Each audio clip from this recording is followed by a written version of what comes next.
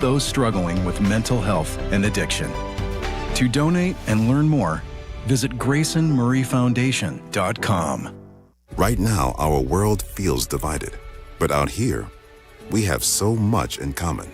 We fish the same waters, roam the same fields, raise families under the same open sky.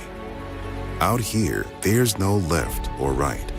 We all share a love of wildlife and wild places. But now, the animals we love and the lands we treasure are threatened, gone, unless we defend them. This isn't about right or wrong. It's about standing together, because up to 1 million species face extinction unless we unite and act to save them. We are their last line of defense. We are defenders of wildlife. Join us as we band together to protect our wildlife and wild places. Because in our love for what we share, we are closer than you think. Be a wildlife defender. Learn more at defenders.org.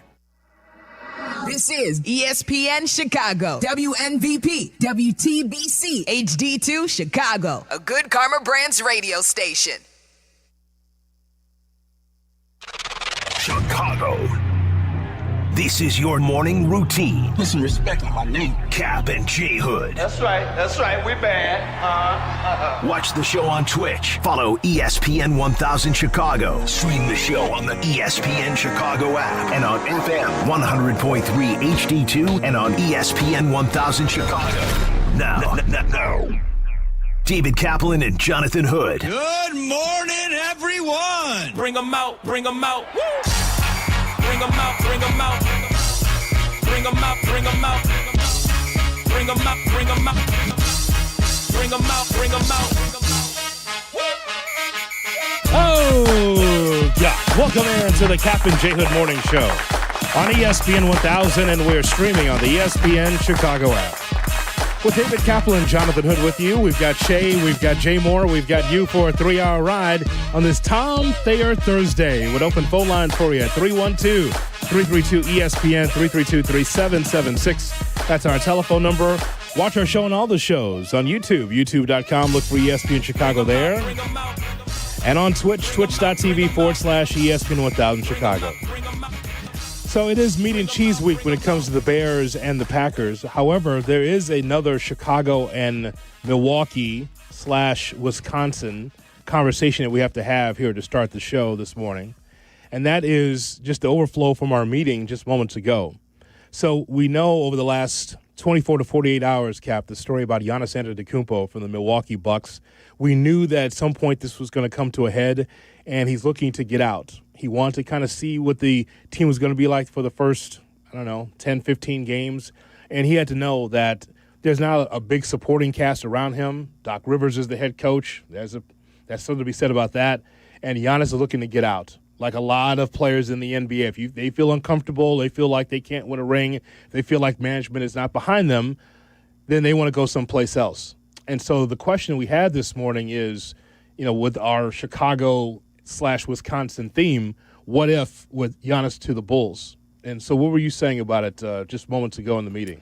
Yeah, I'm tired of the freaking mentality around this city from our owners and our executives that we just want to play big games in September. We just want to be competitive and try and get a window open where we're relevant. Stick all that stuff where the sun don't shine. And then I got to listen to Shay tell me they're not ready to try and go make a move to get a star. They've got to tear it all the way to the ground and then have all these years of losing. F that. There's been enough losing in this town, and there's been enough beige. Sorry, I know you're wearing a beige hoodie today. Beige in this town where they don't ever say the word championship, pride. We are here to freaking win. Man, let me buy the Chicago Bulls today, and I'll tell you exactly how the press conference would go. I'm here today because I'm tired of us settling for mediocrity, play-in tournaments. We are here to win. I am swinging open the doors to the past. There is no reason that in this building we never see Michael Jordan. Whatever bridges have been burned, I am putting new bridges up.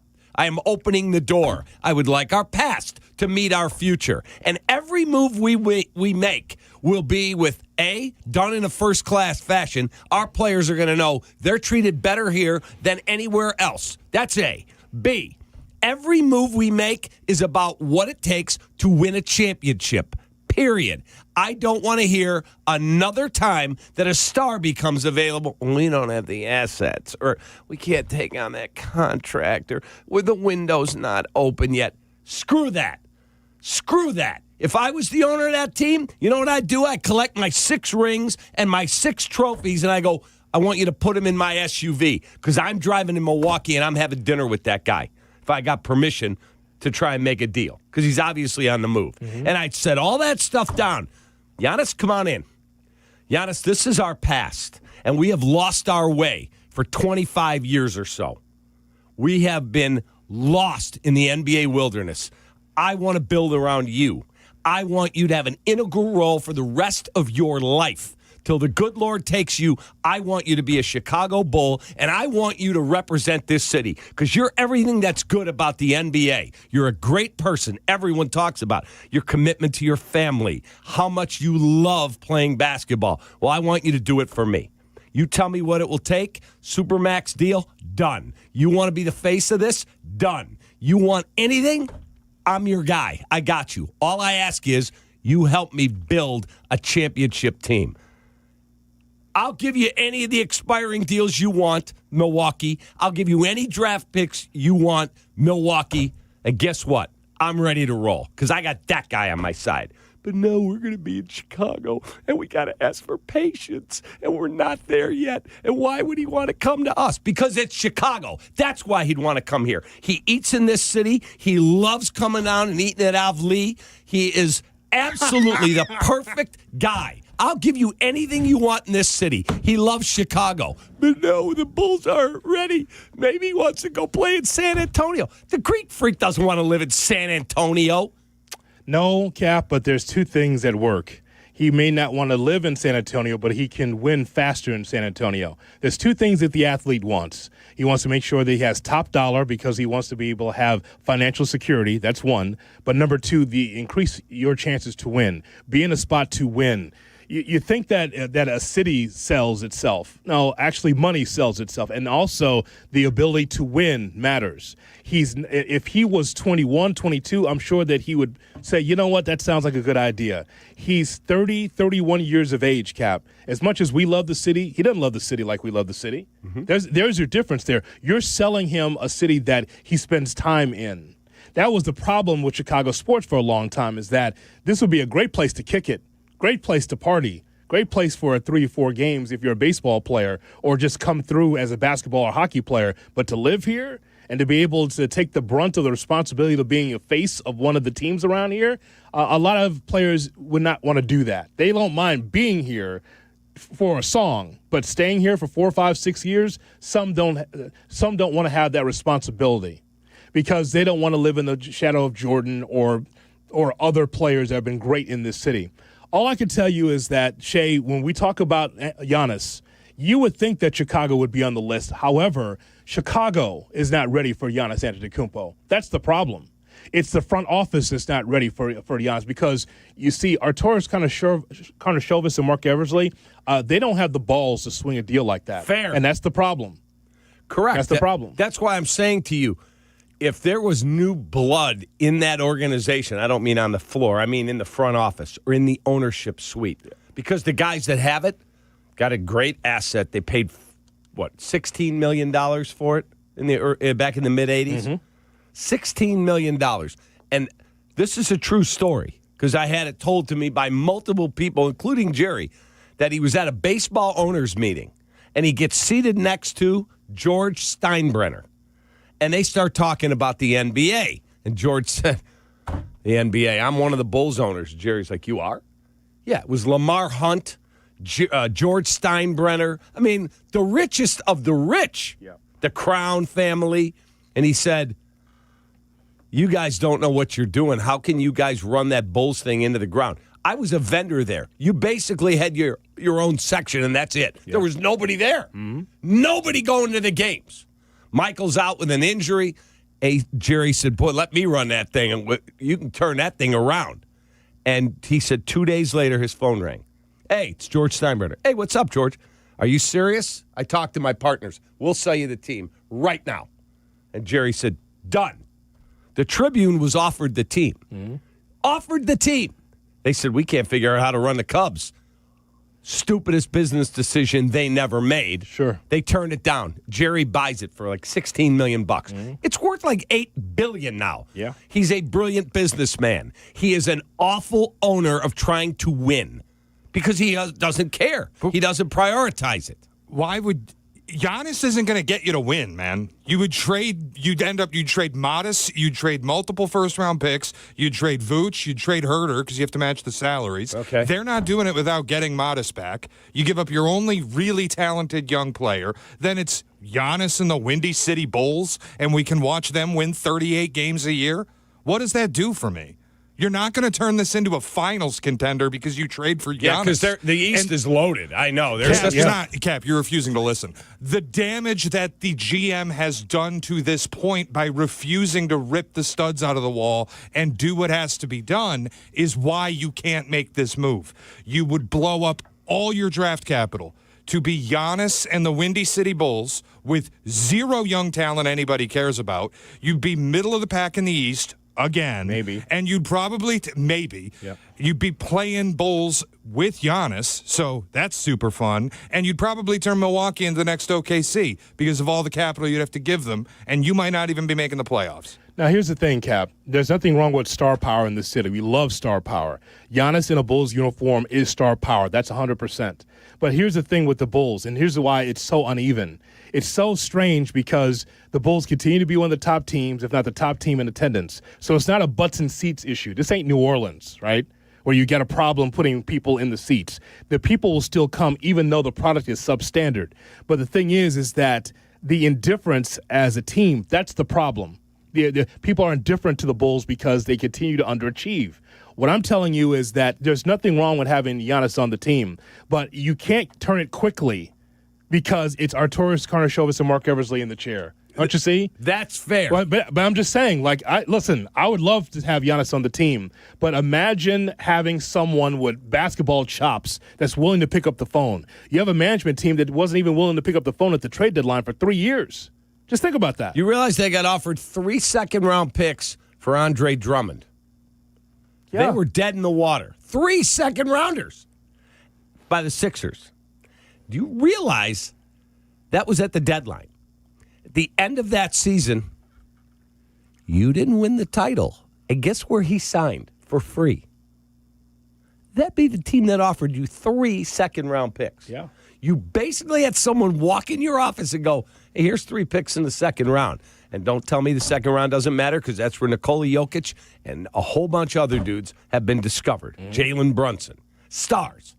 So don't tell me they don't matter. You have the most incompetent front office in the history of Chicago sports. His name is Arturas Karnisovas, and the other guy who you never, ever hear from, his name is Mark Eversley. I think he's an AI creation. I've told you that. I don't know who this guy is or what this dude does, but that front office is a train wreck. Train wreck. And the men above them, Michael and Jerry Reinsdorf, I'm sure they're wonderful family men. They suck as owners. They are an embarrassment to this city because when you own a franchise, it is a public trust. You are representing the city. I heard Justin Ishbia, who's going to eventually get the Sox one day, he spoke so eloquently. I'm like, wow, I've never heard an owner in this town say that. Any of them. He said, I'm not the owner or a future owner. I'm the steward. I will be in charge of the franchise till I'm gone. That's what you are when you're an owner. And it'd be really nice to hear one of these dudes, say, you know what? I'm wealthy beyond my wildest dreams. My kids are set. Their kids are set. I just want to win, man. I understand. Nobody disagrees with you on that point. Right. Okay, so we'll be here 3 years from now, and you'll be telling me the next great star that's available, well, we're not ready to win yet. No, that's not the case. I'm just telling this isn't the hill you want to plant your flag on. If Giannis were on a Jalen Brunson contract where he took a discount to stay with his team and I could trade for him, then I might be more interested. But he's on a 3-year Supermax. This is blowing up your young roster and your draft capital to acquire one player who is currently on a bad team because he can't carry them. You would be no different than Milwaukee, and you'd be sending all of the assets that you could use to eventually get better to Milwaukee. What assets it makes do no I have, sense. Johnny? You just told me in the meeting you have all your picks. Yeah, so I have my picks. Okay, yes. so both things are true in this conversation. On your side, you want to have that star power and a difference maker like Giannis on the basketball team. So would I.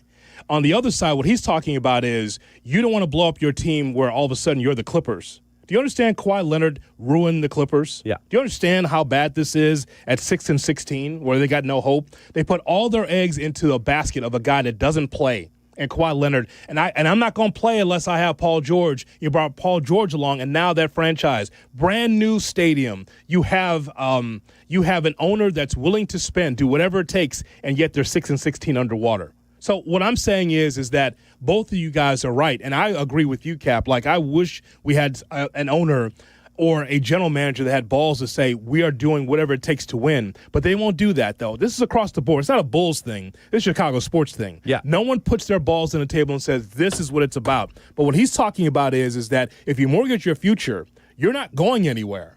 If Giannis came here, you're not going to instantly win. It will take you some time. Those first-round draft picks, you're trading those guys away, those teams away. Okay, so those draft picks will be, in the 20s? Maybe in the 15s or 20s? I'm just saying that you wouldn't have enough assets. And if you're Giannis, you want to be – the reason why you get out of Milwaukee because you want to play with stars or guys that can be difference makers. Look at this team. There are no stars on the Bulls. Zero. And so Giannis doesn't want to come to play with that. That's why the Knicks are in the mix. Believe me, dude, I felt San the way you Antonio. did. I saw the Shams news yesterday that Giannis and his agents are talking to Milwaukee and they want to find a way out. And the first thought I had was, boy, I wish the Bulls could be in play for that.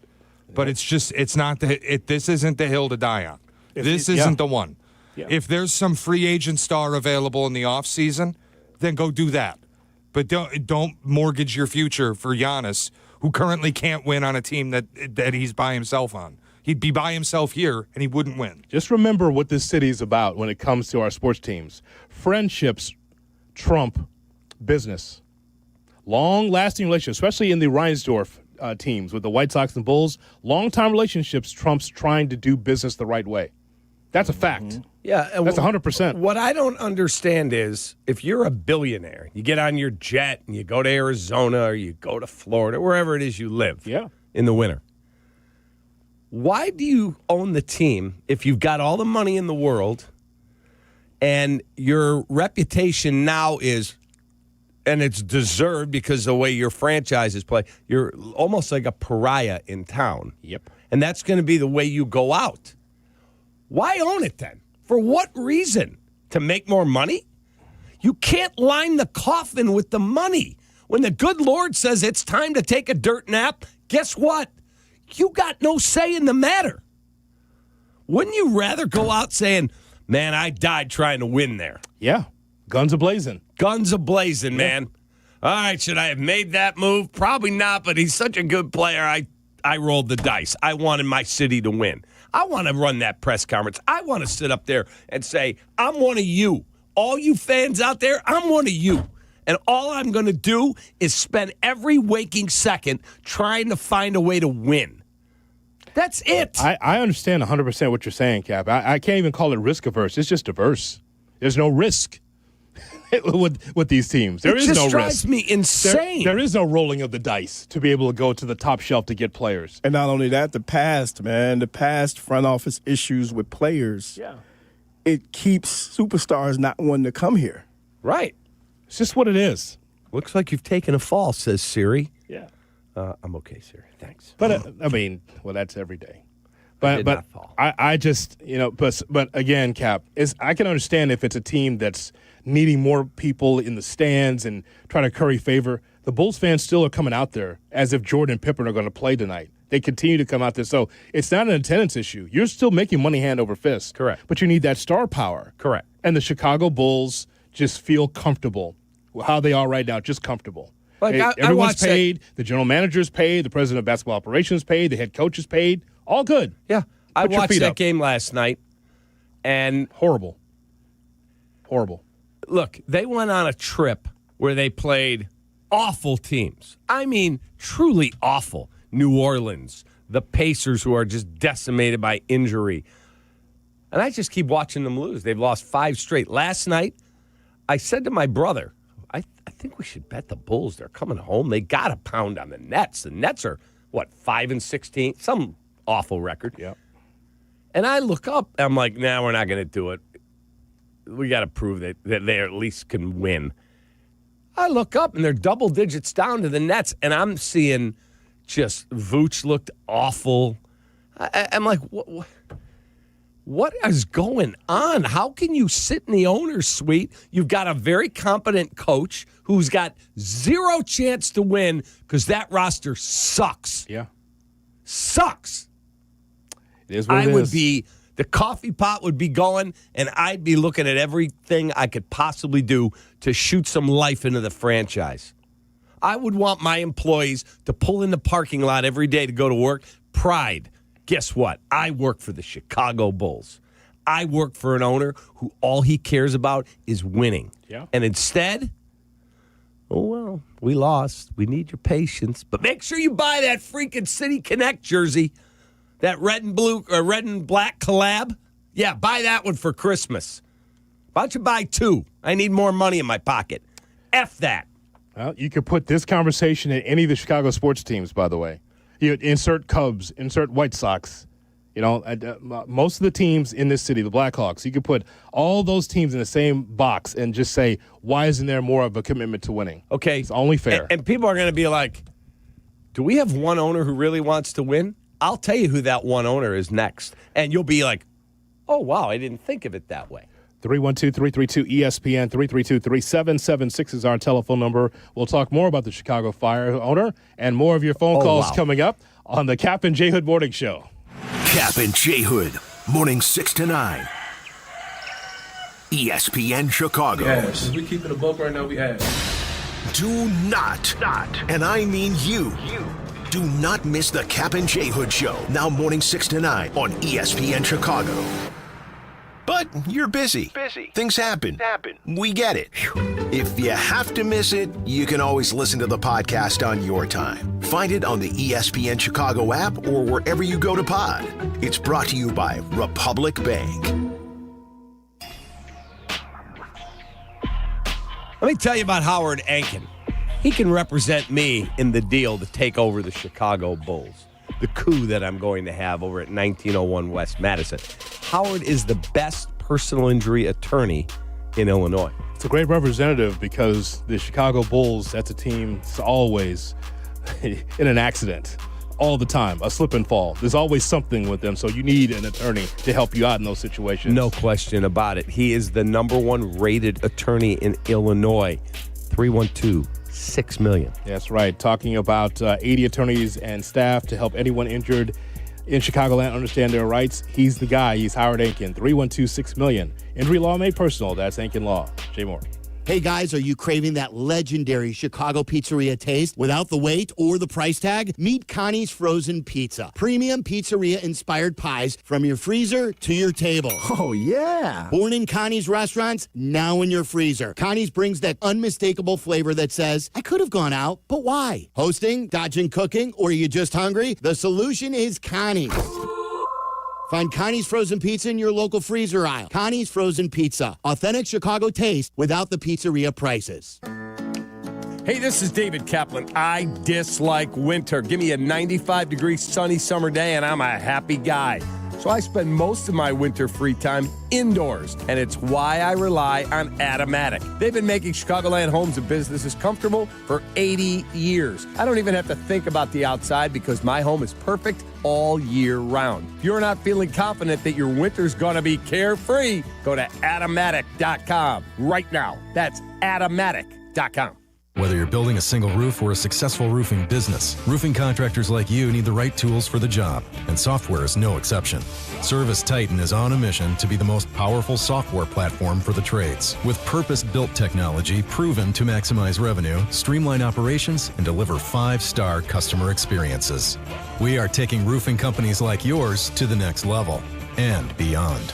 Service Titan, we are built for this. See what we can do for roofers at ServiceTitan.com.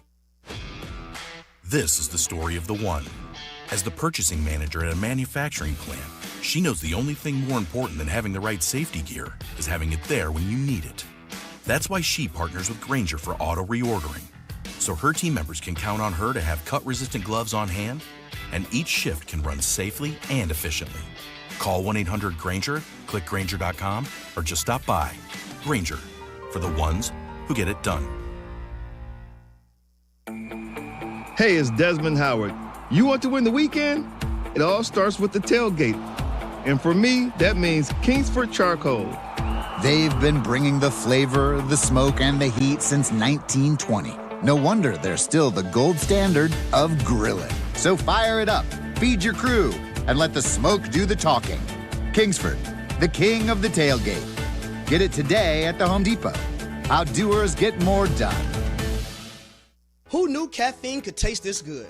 With 5-Hour Energy Shots, caffeine just got a serious flavor upgrade. We're talking big flavor, from watermelon to strawberry banana to sour apple. Packed into a tiny 2-ounce bottle, you'll get as much caffeine as 12-ounce premium coffee with 0 sugar and also 0 crash. And with 17 bold flavors to choose from, there's a shot for every mood. Find your favorite flavor in-store today or grab a variety pack online at 5hourenergy.com or on Amazon and give your caffeine a flavor upgrade. This Saturday is conference championship weekend, and Chicago's College Tailgate will be on the road. Join me and Tyler from 9 to 11 a.m. in Lincoln Park at Beck's Chicago on Clybourne and Webster for college football, great food, and ice-cold flight by Yuengling. We will preview the Big 12, SEC, and Big 10 championships, all while enjoying ice-cold flight by Yuengling. So see you on Saturday again, 9 to 11 a.m., Lincoln Park, Beck's Chicago on Clybourne and Webster, and please enjoy responsibly. Kap and J Hood are back on ESPN Chicago. I would like to kind of say that, 3.5 years ago when I think we try to, put that team together, that came out pretty well, but we skip, steps and, try to accelerate the process. I think right now we have an opportunity here to kind of, play slower and evaluate our young guys. And look, we got young quick, for me mentioning the 9 guys from 20 to 25, but this has to be a right combination of players in order to win game. Yeah, Arturas Karnisovas, fire him in February, talking about patience and all this nonsense. Hope you're going to have a great Thursday. It's a Tom Thayer Thursday here on the Kap and J Hood Morning Show on ESPN 1000 and streaming on the ESPN Chicago app. I was thinking, Jay Moore, as we kind of did that flashback of Arturas Karnisovas talking to the press, I got to think, if I'm Michael Reinsdorf on the other side of the table as he bull-splains his way through that, I've got myself a pillow and a blanket. There's no way that I can sit there on the other side on an oak desk and just like, you know what? You're right, Arturas. That slow, plotting, horrible explanation of the Chicago Bulls team. Could you imagine being on the other side of that? With him trying to explain what's going on and Michael just nodded his head like, you know what, Arturas, you're right. There's just no way around it. When it's more than them being 9-12. We just knew that the Bulls were going to barely clip the 31-32 win mark this season because they don't have enough talent and they have really no real direction for the team. But the point is, though, it's too bad that along with our Bears and Packers conversation, that a strong second topic couldn't be Giannis to the Bulls, or the possibility of Giannis to the Bulls, or the kind of package that the Bulls could put together. It's just a team that's just moribund and comfortable in where they are right now. So that's why the Bulls will never be in that conversation. That's why San Antonio, you say, well, where are they going? They've got a difference maker in Wembanyama. Could you imagine Wembanyama and Giannis on the same team? Oh, my God. Yeah. That's why that would be attractive to him. Not saying that San Antonio is like this big city, but Kap, the athlete today, they care about money like anyone else would, finances, but they also care about winning. They just don't want to just go to some team just to help them out. It's too bad that Chicago, in their 6 championships in 8 years and all the Jordan years, is not attractive enough to be able to lure a Giannis Antetokounmpo. It's just not, especially with this management team that has a disconnect to that era. Yeah, I'm not telling you that if I bought the team today that we'd win the title in June. I'm not saying that. What I'm saying is the mentality around this city has to change. And if anybody who worked for me as the owner of that team said, yeah, we're just not there, and we don't have this, and we're going to blow up. Get out. You're a loser. Get out. Yeah. I don't want to hear you.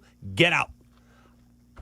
The first thing that Jerry would never do this, the new owner, call me, gets on his plane, and he flies to Florida, and he has a meeting set up with Michael Jordan. And he says, Michael, I want the relationship restarted. Whatever went on with you and Jerry, that's in the past. You're the GOAT. You're the greatest player in the history of team sports in the world. There's nobody bigger than you. Our jerseys still sell worldwide at one of the top 5 clips because of you and your teammates. And I want you back. What will it take? Yeah. Let's structure a deal. I want you in the ownership group, whether that's giving him 1% or letting him buy in at a discount as like Magic got to do. Whatever. Tell me how I have to do it. It's done. I want you back. I'm not asking you to be my GM. I'm asking you to go play golf in Florida, live your beautiful life. But when I need you around and when we're trying to court somebody, I want you with me. I need to know, guess what? Michael Jordan's back with the Chicago Bulls. And it starts from there. The whole mentality. They need an enema in that building and clean it out. Get them a colonoscopy, drink that nasty stuff, and guess what? I'm a little lighter now. I've cleaned it out. Yes. And oh, wow. Michael's at the Bulls game? Yep, we flew him in. He's being honored. Welcome back to the Chicago Bulls, our new owner. Now here, that's not the elixir to win everything, but I think that's a great first step because when you think of Michael Jordan, it shouldn't be him being a NASCAR guy. It shouldn't be him, having these other things that he's interested in. It should be Michael Jordan, Chicago Bulls. That's what it should be. Yes. But it's not that, though, unfortunately. Even with the Mike Tirico interviews, there hasn't been questions about the Bulls yet. It's about everything else, about LeBron and load management and everything else. Michael Jordan and Chicago are synonymous. They are one. It's really unfortunate that Chicago, Illinois, can't find a way to bring Michael Jordan back home. Not necessarily to stay here, but to be part of the organization again. Only Chicago, where you could just nah, Jordan, we don't need you. The Bulls and the logo and the fans are bigger than you. That's crazy. He is more Reggie Theus than he is Michael Jordan in this city. Yeah, and he stated once upon a time that he was totally upset that they didn't get a chance to defend that 98 championship before Krause broke up the team. So that's been fuming with him for years, one of the reasons why the relationship was fractured with the Bulls, and he probably won't come back. Whether they would have won or lost, Jay Moore, you want to go out in a blaze of glory, one way or the other. You should have gave him an opportunity to defend it. And there's some that say the Bulls would have lost. Well, you know what? Let's see it. Would have been okay with me to see it. You know what? Hats off to the Chicago Bulls. They tried to win another championship. It just wasn't working. They were broken down. They weren't going to win. But it would have been nice to have a round of applause for a team that tried. Right. And Jordan's quote was, Jerry Krause said, if Phil Jackson wanted to stay, he's still breaking up the team. Dude, I broke the story. Phil Jackson signs a 1-year extension with the Bulls. Mm-hmm. I call Krause, who I actually scouted for a season before I left and went to the Seattle Sonics. Nice. Hello? Jerry, it's David Kaplan. Yep, he and I were not in a good place. He signs Phil to a 1-year extension. This is true. And I said, any chance I could interview you? Yeah, when? I said, right now. I'll tape it right through the board down at WGN. Okay. I said, Jerry, this is how it started. It's a great day for the Chicago Bulls. You were able to get Phil Jackson re-signed. You're going to go for your 6th championship. You've built this magnificent roster. And he said, it is a great day. We're going to compete for another title.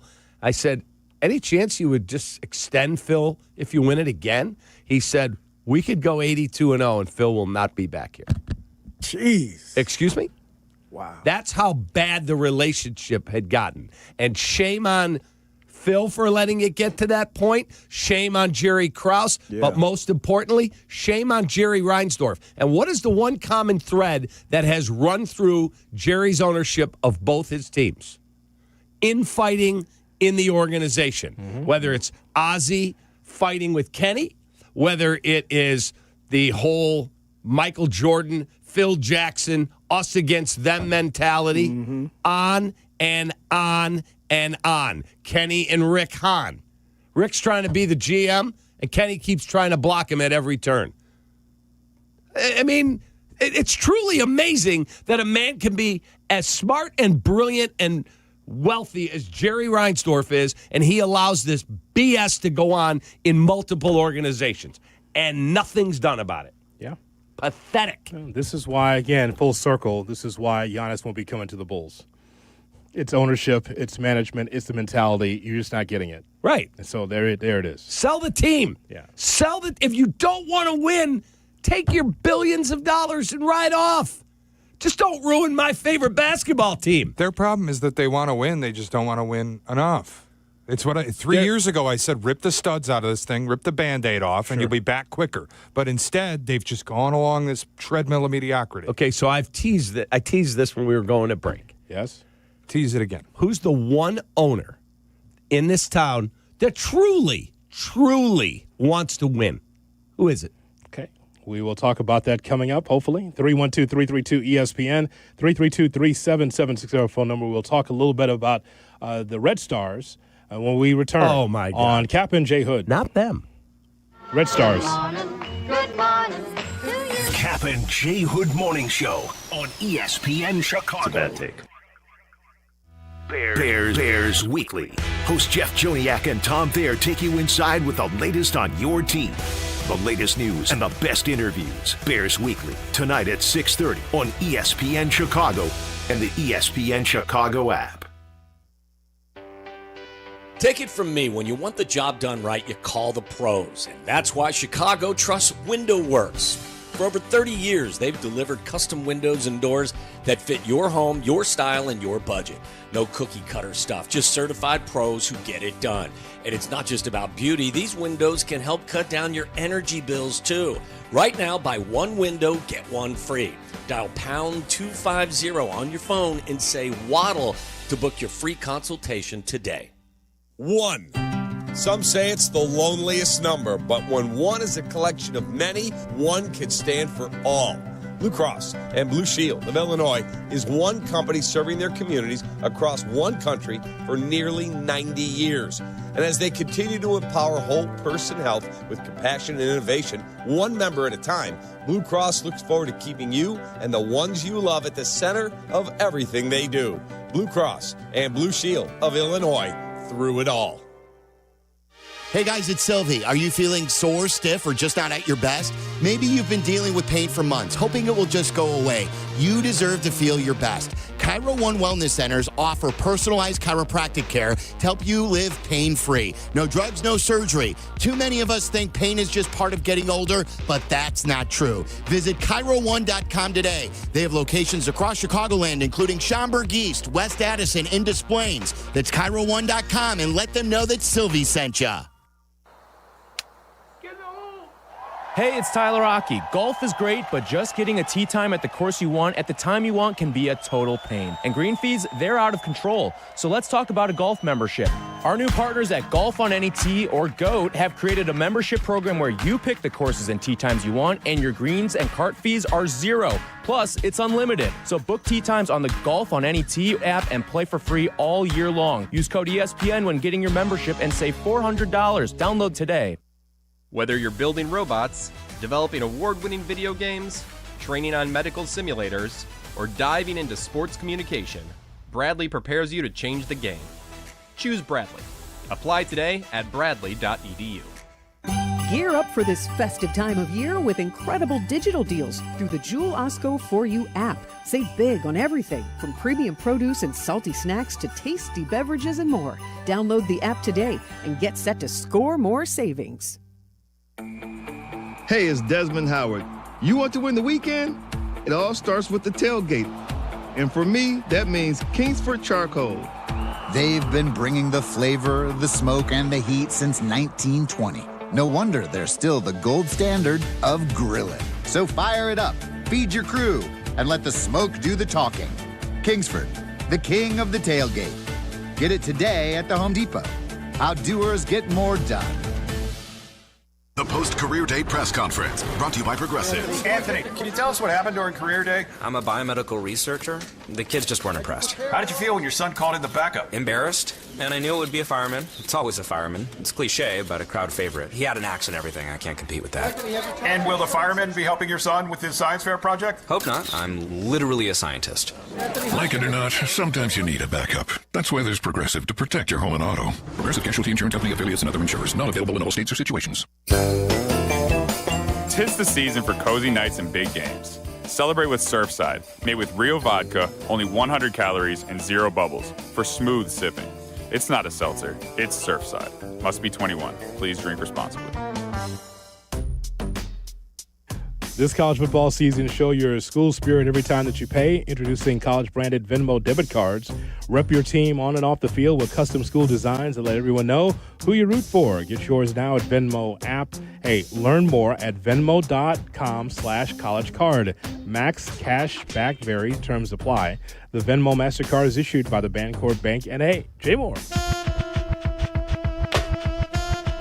Kap and J Hood are back. Appreciate you guys. I listen to you streaming on the ESPN 1000 app. Chicago's home for sports. ESPN Chicago.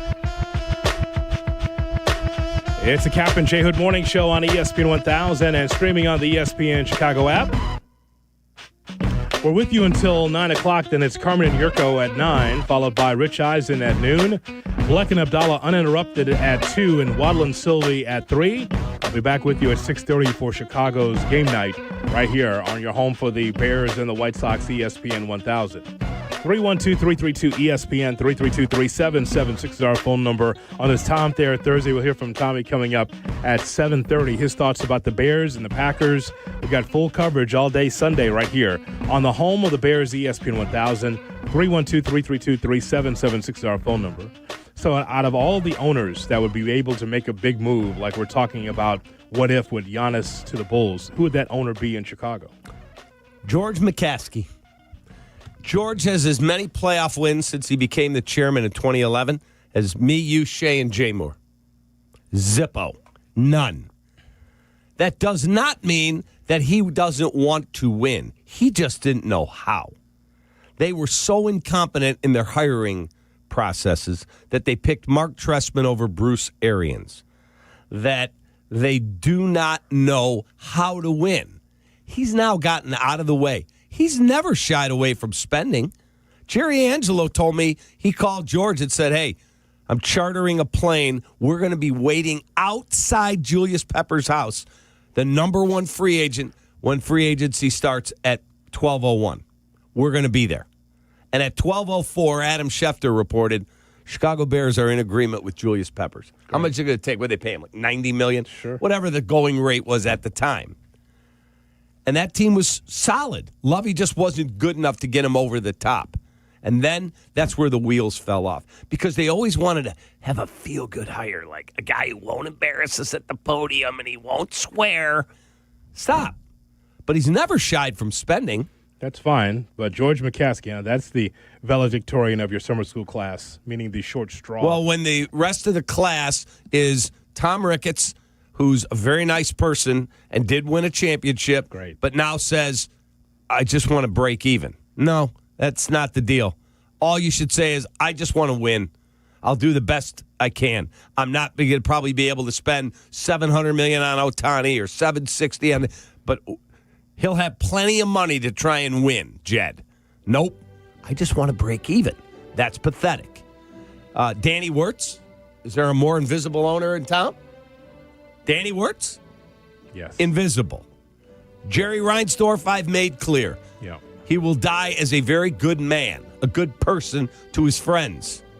Guess what? He's a horrifically bad owner. Horrific. And there's George McCaskey graduating with the cap and gown and has got a T-shirt and shorts underneath it because he was able to graduate in summer school. And that's where we are as far as Chicago sports ownership, is that George is at the top of that list. He is. Congratulations. You graduated in July. Because he'll spend. He just doesn't know how to win. Little League umpire uniform on under the cap and gown. Probably so. He's on his way to a game right after graduation.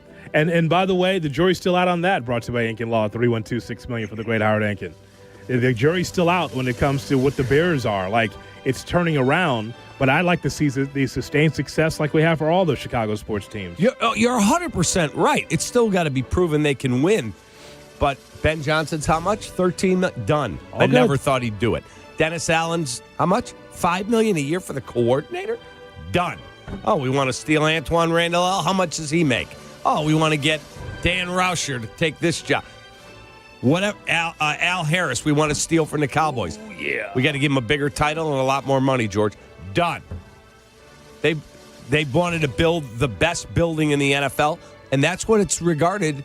And all the players will tell you the best facility in the NFL is the Bears building in Lake Forest. That was $100+ million. Okay, now it's about championships, Cap. Exactly. Yeah, all that you're saying is great. How about the championships? Show me the ring. How I about don't that? disagree, but my point is the one guy willing to spend to get there, he doesn't know how to win. Right. Now I think he has an infrastructure with Ben Johnson there that is in there to try and win big. Will they win it this year? I have no idea. They have it in the right direction. But the other owners I laid out the case for you, none of them talk championship. Yeah. None. Not even the Bears. Maybe soon. Maybe they will start talking about that too. Let's talk about. And by the way, Jay Moore, thank you very much for playing the song. I just knew that as a kid as just the Macho Man Randy Savage theme. That's all I knew of that. I did not know the name until I was an adult. But that was Savage's theme. So is this a college graduation or a high school graduation? Where is George? Well, this is a high school graduation. He hasn't graduated yet to the next level. Until we see championship gold, yeah. He'll still listen. It's great that you spend money, and as you spend money and as you hire better, the hope is that you actually learn how to win. You win and you realize, hey, look how much money I spent. That means that you pay for quality. I give you this all the time, Cap. When Peacock and I are at a store and she wants to go to the middle shelf or something, I go, no, go to the top shelf. Mm-hmm. We'll make up for it. Don't worry, because you want quality. You deserve quality. Get the best, and we'll make up for it later. As the Kap and J Hood podcast is brought to you by Republic Bank, Mike in Beverly, and I'm jealous, on Kap and J Hood. Mike, good morning. Good morning, guys. Last time I came on this show, I was talking about a glorious Sunday. Bears was winning. The Bulls was 5-0, I believe. Blackhawks was doing their thing. I watched that piss poor game last night. So did I. So did we. I was extremely turned off by it. I went to YouTube. I am, as a Bulls fan, and I consider myself a diehard Bulls fan.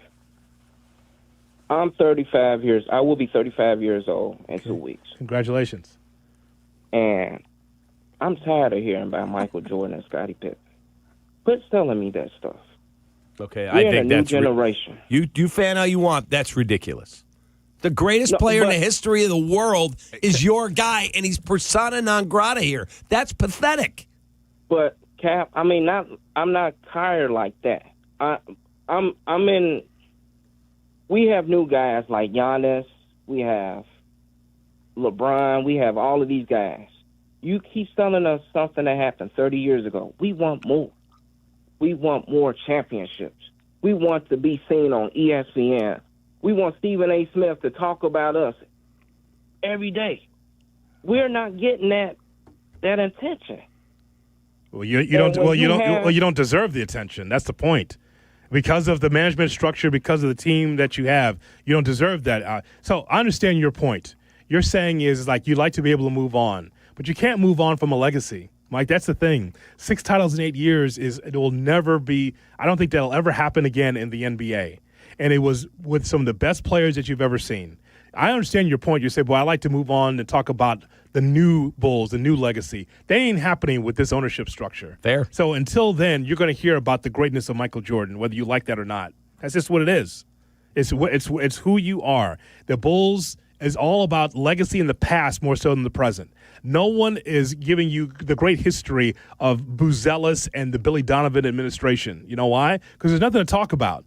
The reason why people continue to celebrate the Bulls is because of what they were. So even though you might be tired of it and it was 30 years ago, too bad. Till the Bulls do something about it, that's what we're going to be talking about. Same thing with the Bears. Till the Bears do something about it, we're still going to be talking about 85. That's just the way it is around here. Because in Chicago sports, there's more conversation about the past than the present, unfortunately, as we get ready for the platform on Kap and J Hood. You're listening to Kap and J Hood on Chicago's home for sports, ESPN Chicago. Hey, everyone. Big news. Exciting news. Carmen and Jurko now, 9 a.m. to noon. The new ESPN Chicago lineup. On the home of the Bears, ESPN Chicago.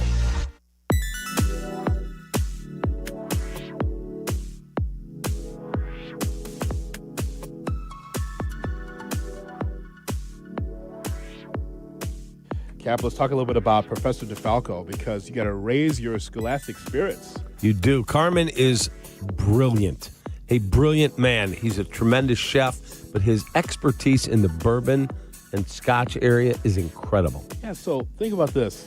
Whiskey University, right? It's the final class of the year. Professor DeFalco will be there to help you with your palate with the bold flavor of Jack Daniel's Bonded. And there's a special extra credit elective as Silvy joins the fray. Oh, wow. For Herradura Tequila. It's going to be at Modern Plate in Elmhurst next Wednesday, the 10th at 7 o'clock. How about that? If you want to learn about the best in booze, that will be a lot of fun. Sip, learn, and maybe get a degree in a smooth taste. Seats are limited at Modern Plate, so don't be tardy. Jack Daniel's Bonded. The Herradura Tequila remind us to please sip responsibly. Jay Moore.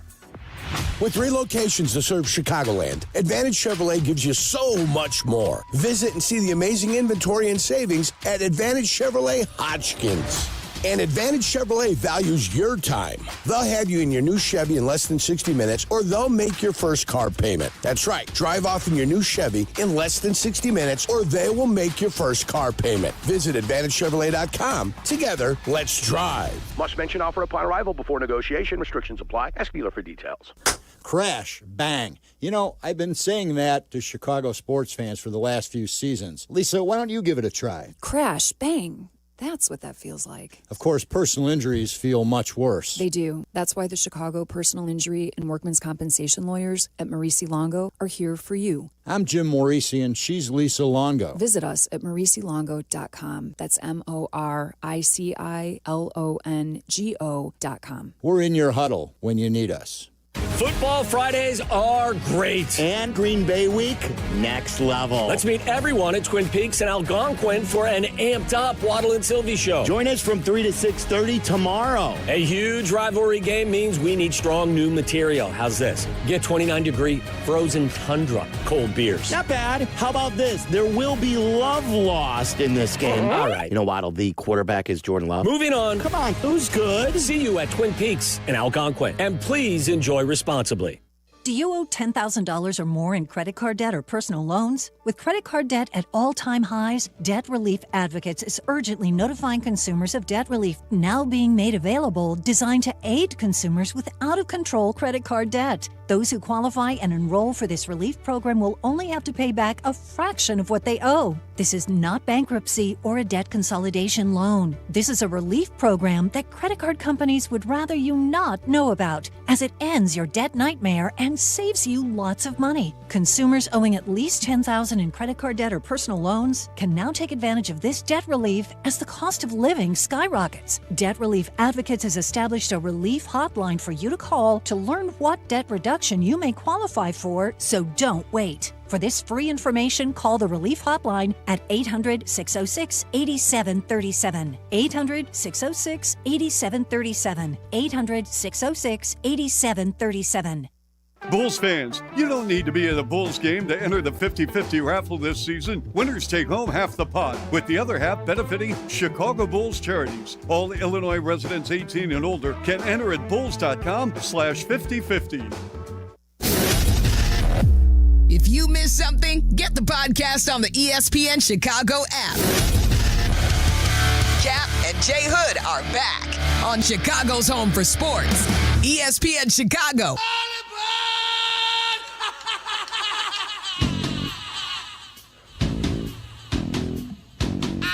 And now it's time for Shay's Platform. Here's Shay Norling.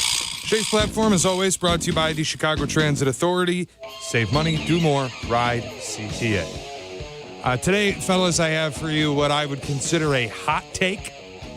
I'm going to offer you the opinion, and then I'm going to sell it to you, and you can tell me if it is still over the top. The opinion is Penn State currently, football head coach, is the least attractive job in modern American sports history. As far as my memory can go back, I can't imagine a less attractive job. It sounds like SMU post-death penalty.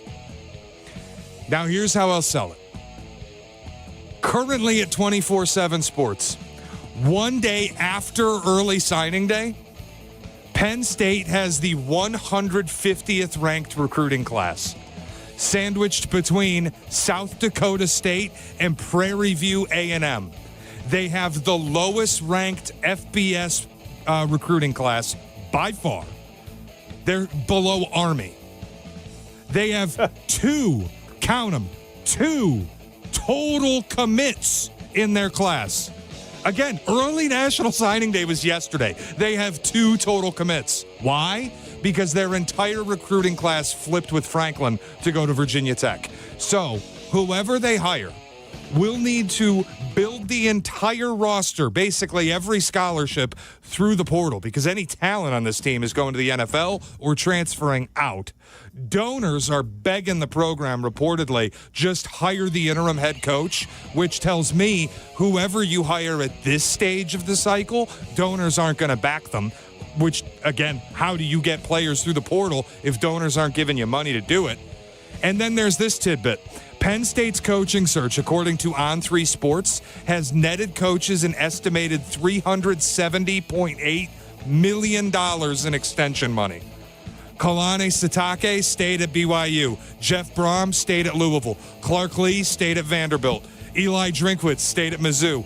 Signetti stayed at Indiana. Matt Rule stayed at Nebraska. Penn State talked to all of them.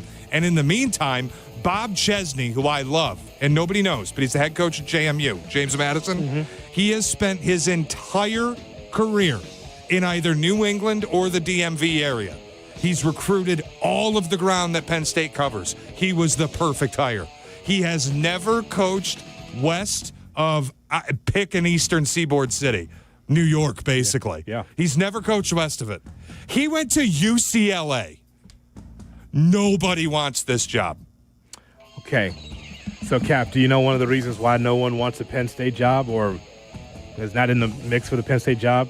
Because the most powerful guy, or one of the most powerful men in college football, is Jimmy Sexton, super owner. Yeah, you mean super agent? Yeah, super agent. I know Jimmy. Just think about this, though. There is talk that Jimmy Sexton has told certain candidates, yeah, you don't want Penn State. You don't want, I'll get you here. I'll get you more money in the place that you're in right now, not Penn State. Jimmy Sexton is one of the reasons I believe that Penn State has not been able to lock in on a head coach. He's getting the coaches that he represents already paid, but he's like, nah, that's all good. Because Sexton, I believe he's a James Franklin guy, is he not? Yeah, there's pettiness there. James Franklin had crumble cookies on his desk at his introductory press conference. And if you don't know the connection, one of the super boosters at BYU is the CEO of Crumble Cookies. Yeah, that's correct. And used the crumble cookie money to make sure Kalani Sitake stayed at BYU. I also just think, Hoodie, if you take the Penn State job, you are signing on the dotted line to be fired. You're going to finish last in the Big Ten next year. And I don't think that's palatable at a historical power. It's just Pat Kraft fired Franklin. He pissed off the wrong guy. He did it without a plan. There was no back channel to Matt Rule. There always should have been. And now you have lit the entire program on fire. I don't know how this thing gets right. Well, if you go to, I don't know who that right guy is, and you say, okay, here's the deal. This thing's a train wreck. I need you. How much? How long? I'll guarantee every freaking dollar of it. Every dollar. There's a guy out there that will take it. It's a quality school. It's a quality opportunity. The question is that guy any good? And are the donors willing to spend that money on said guy? Like, are the donors doing that for Manny Diaz? Because all the good names are gone. The donors doing that for Brian Kelly? Nobody's ever gone. The donors There's always somebody out there that would take it. The donors are pipeline in the interim. That's where, like, you can't. I just went through this. Michigan State hired Jonathan Smith and the donors weren't interested. It's train wreck. If you can't get the donors to back it, then it can't happen. Just Jimmy Sexton rules a lot of college football quietly, Cap. Quietly. When people say Penn State's such a great job, how comes? No, there's a reason why. I mean, we are getting, as Shay just mentioned, early signing for the college players. And like you said they have two, you said, right, Shay? Just they two? Have two total recruits. That's brutal.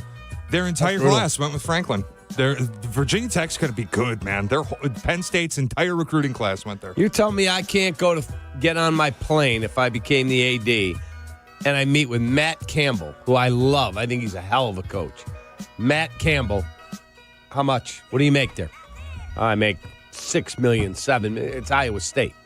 Okay, I'll double it, and I'll guarantee every dollar, and I'll give you a 10-year deal. I'll ask you the question I just did. Are the donors doing that? The answer's no. For Matt Campbell? No shot. Well, then they're stupid, because Matt Campbell's a really good coach in a really tough job. That is not an easy job to sell Ames, Iowa. It got nothing to do with my opinion of Matt Campbell. There is no shot you're getting the Penn State donors on board for that. Okay, good luck. Wake me in a year when you're in dead last and let me know how it works for you. They're going to be in dead last regardless of who they have. In 365 days, I'll wake you. But at least if you did it and you got a guy like that, he starts recruiting for next year immediately. You wait another year and you're like, oh, God, now we got empty seats? Yeah, they're moronic there. The platform is brought to you by the Chicago Transit Authority. It's the most wonderful time of the year. The Allstate CTA Holiday Fleet is spreading cheer across Chicagoland now in its 34th year. The festive fleet can't wait for you to come aboard the decked out and dazzling holiday train and bus. Every CTA train line and 18 bus routes will feature a visit from Santa himself on December 3rd through 5th. That's yesterday through tomorrow. Catch the holiday fleet on the orange and brown lines and make your ride a magical one. Tap to pay is available on all CTA trains and buses, making travel easy and convenient. So gather the family, snap some festive selfies, and celebrate the holidays with CTA. See the full schedule and plan your trip at transchicago.com/holiday. We pause now 10 seconds for stations to identify themselves along the Kap J Hood ESPN Chicago Radio Network. Live from State Street in the heart of Chicago, this is the home of the Chicago Bears, ESPN Chicago. And this is Kap J Hood, WMVP, WTBC, HD2, Chicago, a good Karma Brands radio station. That would work, Barrel. Just like a strong offense keeps moving the ball, Republic Bank of Chicago's business banking solutions can keep your company growing. Business checking, treasury management, commercial loans. Big business, small business. Republic Bank has everything you need for your business. Our team is here to get you back in the game and moving in the right direction. Experience banking beyond expectations. Only at Republic Bank of Chicago. Member FDIC. Visit ourbankchicago.com today. Happy birthday to you.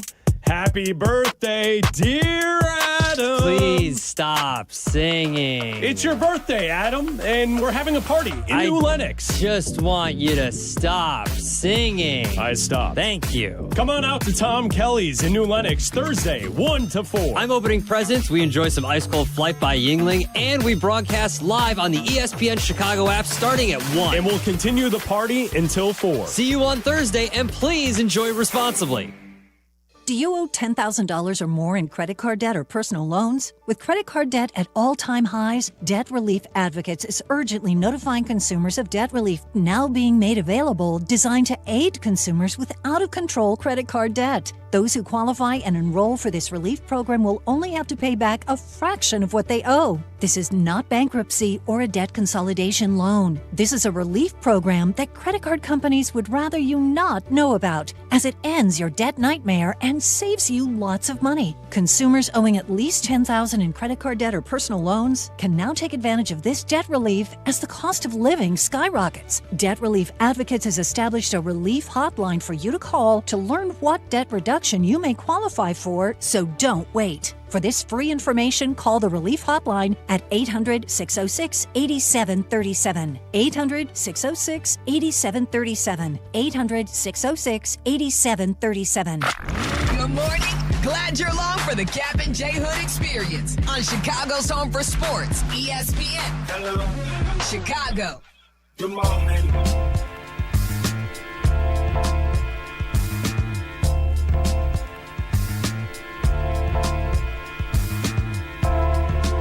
Good morning, Chicago, and welcome into the Kap and J Hood Morning Show on ESPN 1000 and streaming on the ESPN Chicago app. With the Hall of Famer David Kaplan, Jonathan Hood with you. We've got Shay, we've got Jay Moore, and we've got you here on this Tom Thayer Thursday. We'll hear from Tommy coming up at 7:35. 312-332-ESPN, 332-3776 is our phone number. You know, we always talk, Cap, that we're on Twitch, also on YouTube, youtube.com. Look for ESPN Chicago. We want you to like, share, and subscribe. We do on YouTube. And we've got a special partner when it comes to our video streaming. We absolutely do, John. It's brought to you by Chicagoland and Northwest Indiana Chevy dealers. During Chevy Red Tag at 0% APR financing on a 26 Chevy Silverado 1500 pickup. Visit ChevyDriveChicago.com. Chevy Silverado, the official truck partners of the Chicago Bears. Chevy drives Chicago. There has been so much of a spotlight on our city because the Chicago Bears are the number one team in the NFC, the number one team in the NFC North, and they're getting a lot of attention. And I know that there's a number of Bears fans that listen to us every morning and watch the shows on YouTube that care about that national love. Me as a Chicago sports fan, I couldn't care less about what everyone else says about the Chicago Bears nationally or my favorite teams nationally. What I care about is what our city feels because I live here, been broadcasting here over 30 years. So when someone from New York or Los Angeles or from Miami or Phoenix says something about our team, look, they have the right to their opinions, but I'm not just crossing my fingers, my toes, and my corns waiting for someone to say something good about my team. This circle that we have, Kap and J Hood Nation, talking about the Chicago Bears or Chicago sports teams, that's all I need because we have all the opinions right here in Chicago. So I know that a lot of people are concerned about what do they say on First Take and what do they say on Get Up about us and on First Things First. What matters is that what we feel about our Chicago sports team. That's how I feel. I've always felt that way. But, you know, there's a lot of talk also about Ben Johnson, the head coach for the Chicago Bears, and how he's taken on this city. He's taken the city by storm, the positive and the negative, by the way, all of it. He takes off his shirt. That's a big viral thing. He took off his shirt and was celebrating with the team. And also that chant after the Bears win, the big, better, big, better, best? Yeah, good, better, best. Good, better, best. Yep. So people talk about that all the time, that chant. Some think it's cool. Some people think it's not cool. But I'm just here to tell you that Ben Johnson, Cap, because he gets so much acclaim, I'm wondering where he is amongst the biggest, brightest personalities in Chicago sports. He's right near the top if he's not at the top. Like who? Just go through the teams. Go through the White Sox. Is there a personality on that team that you go, oh, wow, I was in the middle of Montana on vacation and somebody said, oh, that's the city where that so-and-so's from. No. Tune in. He better stay out of White Sox business. Yeah. Stick it, Kenny. Well, it's a very popular Cap, if nothing else. There you go. I see it in the streets and on cops very often. There you go. Stay out of White Sox business. Something about that Sox cap that's iconic. So the logo may be, but yeah, the personalities there, no, there's nothing. Let's go to the other baseball team. PCA, he absolutely has countrywide appeal. He plays with a flair. He's really good. He's an all-star. He's a great defender. I don't think he's the face of Chicago sports, but I do think he's a personality people identify with outside of our market. Mm-hmm. There's nobody else on the Cubs where you go, oh, wow. Like Anthony Rizzo, he transcended the organization. Cancer survivor. He wanted to fight the Cincinnati Reds. Yeah. He was acquired by Theo twice in his career and then helped lead us to the World Series championship. And the ball settled in his glove to win it. But we don't have him anymore. The Chicago Bulls don't make me laugh. What about him? Craig? Craig, no. No? He's as vanilla as they come. Solid baseball, man. But when you get up in the morning and you're like, wow, should I put that pink shirt on today? Am I feeling that? What about that stripe? That's got some bold to it. Ooh, that jacket got a little pop. And then he goes, hey, hon, where's the brown or beige T-shirt? Yes. Yeah, that's him. He's a beige guy. I see. So, no, none of it. Okay. And then there's nobody else on the roster where you go, oh, wow, That guy is must watch. Good players. They won 92 games. Nice in the playoffs. Now we go to the Bulls. Don't make me puke. There's nobody on the roster that you go, oh, wow. No, absolutely not. Nope. The Blackhawks, Connor Bedard. He is absolutely a league-wide superstar that everybody wants to watch. We had Taylor Swift and Travis Kelce. We got to watch Connor Bednard. Isn't that what he called him? That's right. He goes, yeah, when we're at home at night, if he's on, we watch Connor Bednard. There you go. Blackhawks. Yes. Yeah. Shea even broke down and, the moths flew out of his pocket, but he bought the hockey package on CHSN. Like, it's super cool. But other than Connor, no. Necessary. And then the Bears. Called you cheap. It's Ben Johnson. It's Caleb Williams. It's a really good team. But it's Ben and Caleb. So what does that say? That a head coach of the Chicago Bears, and by the way, nothing wrong with it. I'm just saying, what does that say that the Bears coach might be the most popular sports attraction in the city? Because even during Ditka's years, Ditka might have been very popular, but yet the Cubs and the Sox and the Bulls and the rest of the Bears were also very popular in his day. Like, Ditka could have been 1 or 1A, but during that time, as you recall, we can name off 10 guys that were popular in this city. Think about it. Think about the time of the Bears winning the championship in '85. The Cubs still had Sandberg. Mm-hmm. The White Sox still had quality players on the team. Well, they had Frank Thomas, who was one of the greatest hitters in the history of the sport. And then Ozzie came along, and that personality transcended the organization. Yeah, and somehow, some way, that relationship got frayed. And I know Ozzie Guillen very, very well, as do you. But I worked with Ozzie for years on TV. Ozzie Guillen is as quality a dude, and as the owner, you got to be a bigger man and fix that. But that's a whole different discussion. But Ben Johnson, this dude is locked in and must watch every time he speaks. What does that say? And he's only been here, hasn't even been here for a full year yet. He's been here for 12 games. Well, just think about that. Just think about what you're saying and what we're saying here on the show. Mm-hmm. That Ben Johnson could be the number one sports attraction or personality in Chicago, more so than any player. It just shows you the power of the Bears, too, by the way. Any kind of winning, we'll take it. Correct. That's what it is.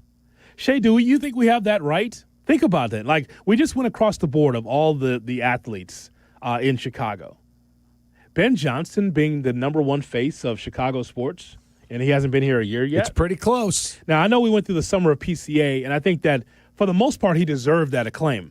When we're doing Caleb versus PCA, we didn't do the man on the street bit. Probably should have. I think you probably would have won the PCA sweepstakes there. Probably should have done that.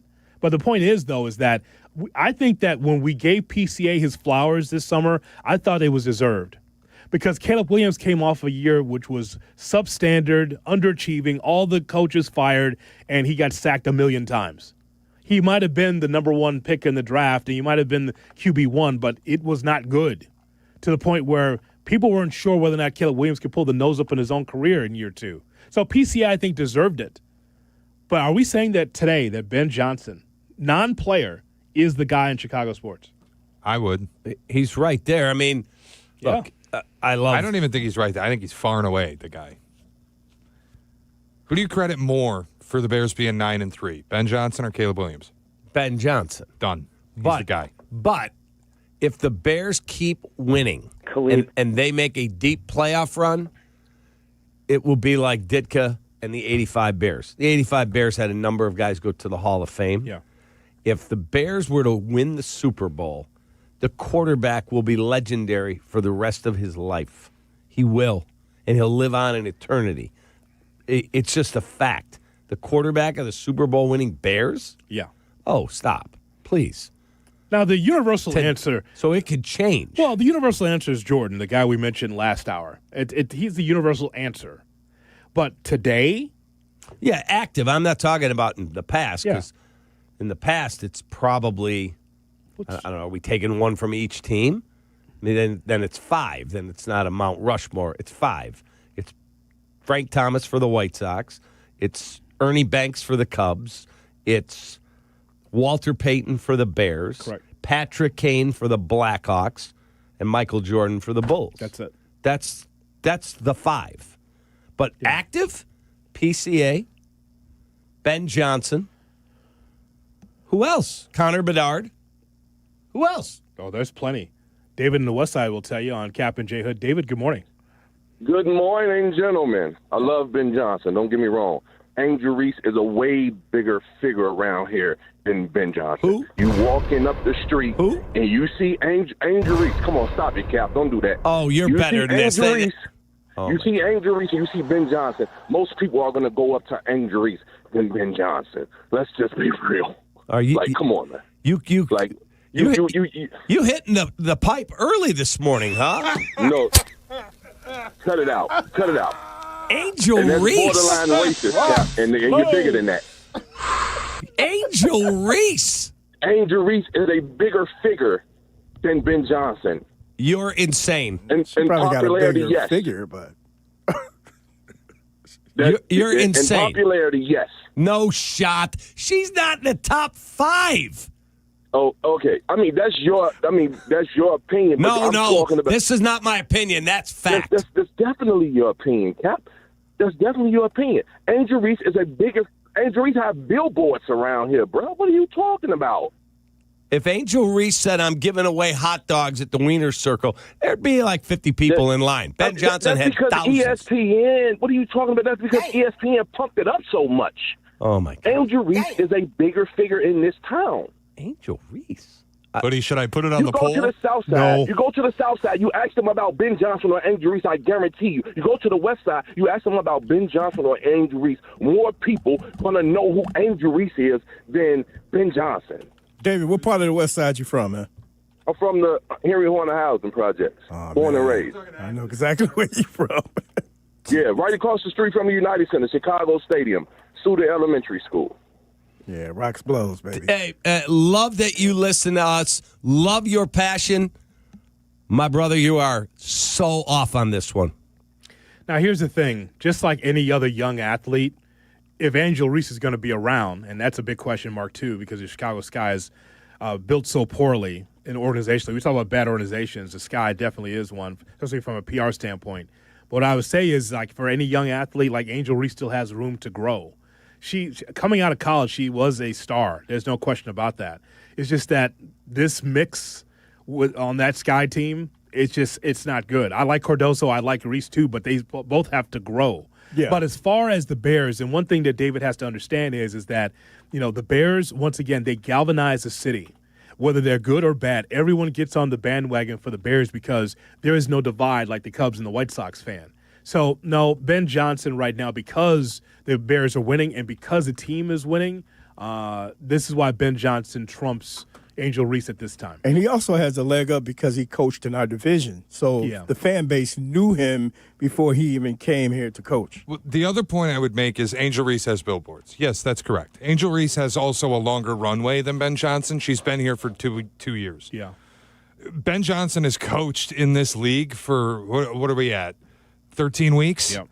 Like, that's a difference materially in the amount of time. I promise you next year, Ben Johnson's going to be in Applebee's commercials the way that Dan Campbell is. He's going to have billboards. He's going to have endorsements. Yeah, he's had 13 weeks.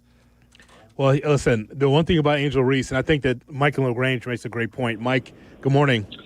Hey, good morning, guys. So it's kind of the guy from the West Side's point. Ben Johnson's probably bigger in Chicago, but Angel Reese might be larger nationally. She was just in a cameo for that Netflix movie, House Full of Dynamite, recommended watch. So I don't know if that guy from the West Side is on the Wake and Bake Club. He might have some traction there.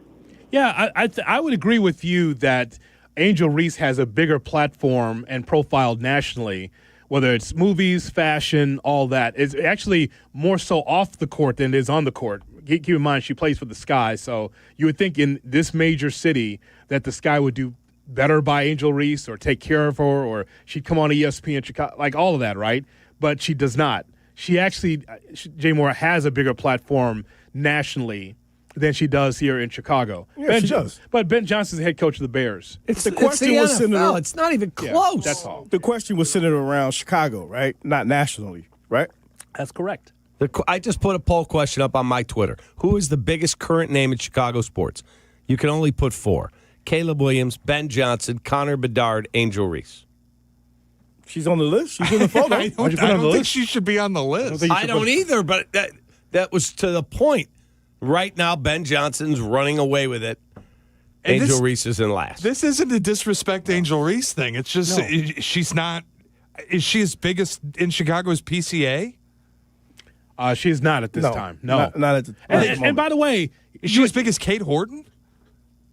Yes, I think as big as Kate Horton. But I just think that her acclaim nationally is bigger. I think Mikey LaGrange is right than it is locally. A lot of it is because of that team. You change the coach out after a year, bad PR. They don't connect with us, And so we have fans and people in the building that go to Sky games because they just love the WNBA. We appreciate Jay Moore, the WNBA. Right. But just that team, she can't get to where she needs to be. I'll put it this way. Candace Parker is in a bigger plane and much bigger name than Angel Reese was. Yes. She already is a Hall of Famer before she came to the Sky. Correct. She just and brought she's a championship. from here. And she brought a championship. Right. And she grew up in Naperville. Yeah. So can we agree that Angel Reese has more national acclaim than Ben Johnson? No, absolutely not. It's the NFL, man. No way. I just think that she's in a lot of different circles, again, from an entertainment standpoint than Ben Johnson is. If it's football, there's no question. But here's the difference between Ben Johnson and, say, Ditka. Ditka had to grow into that to be not just a pitchman locally, but nationally. But you had to win first. Correct. You're correct. So that's all. I love star power here, especially when they're taken care of. Angel Reese has not been taken care of at the Chicago Sky. She has not. 312-332-ESPN, 332-3776 is our phone number. Hey, I'm going to go get an Arkansas Pine Bluff jersey today. How did they roll into town and beat UIC like that? They were 0-8. 0-8. 18.5-point underdog, and he had to call the game. And they kicked their ass. What the hell happened? What happened, honey?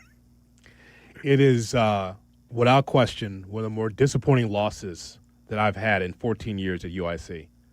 It was disappointing. And the reason why it was disappointing is I was telling Cap yesterday on the phone, you had a really great crowd there for a day game, education game, a lot of students, a lot of kids there.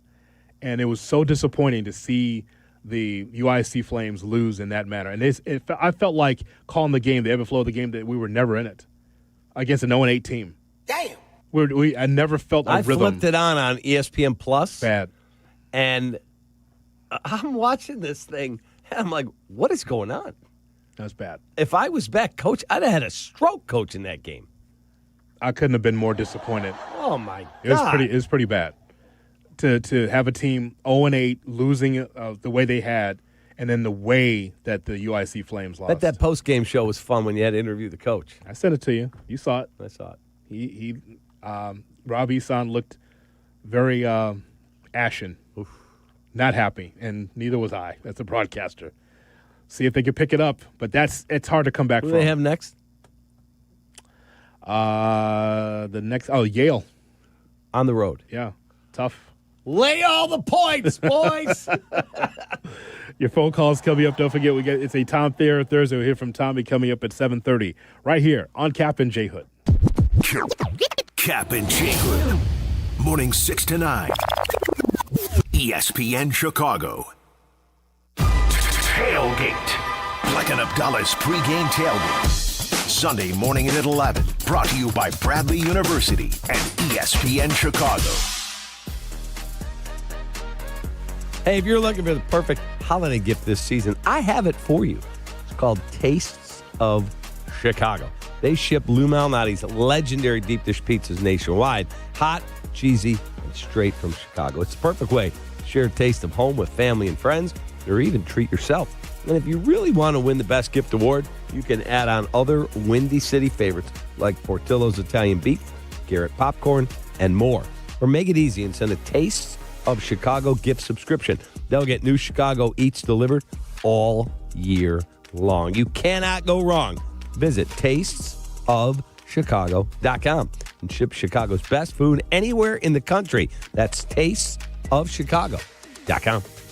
Stay safe this holiday season with Kidde Fire Extinguishers now at Menards. Kidde home safety products keep your family protected in case of emergencies. Ensure that you have the proper equipment for all areas of your home, like smoke and carbon monoxide alarms and fire safety equipment. Pick up a Kidde Fire Extinguisher for just $19.99 through December 7th. And don't forget to check out our flyer on Menards.com for all the great deals happening now.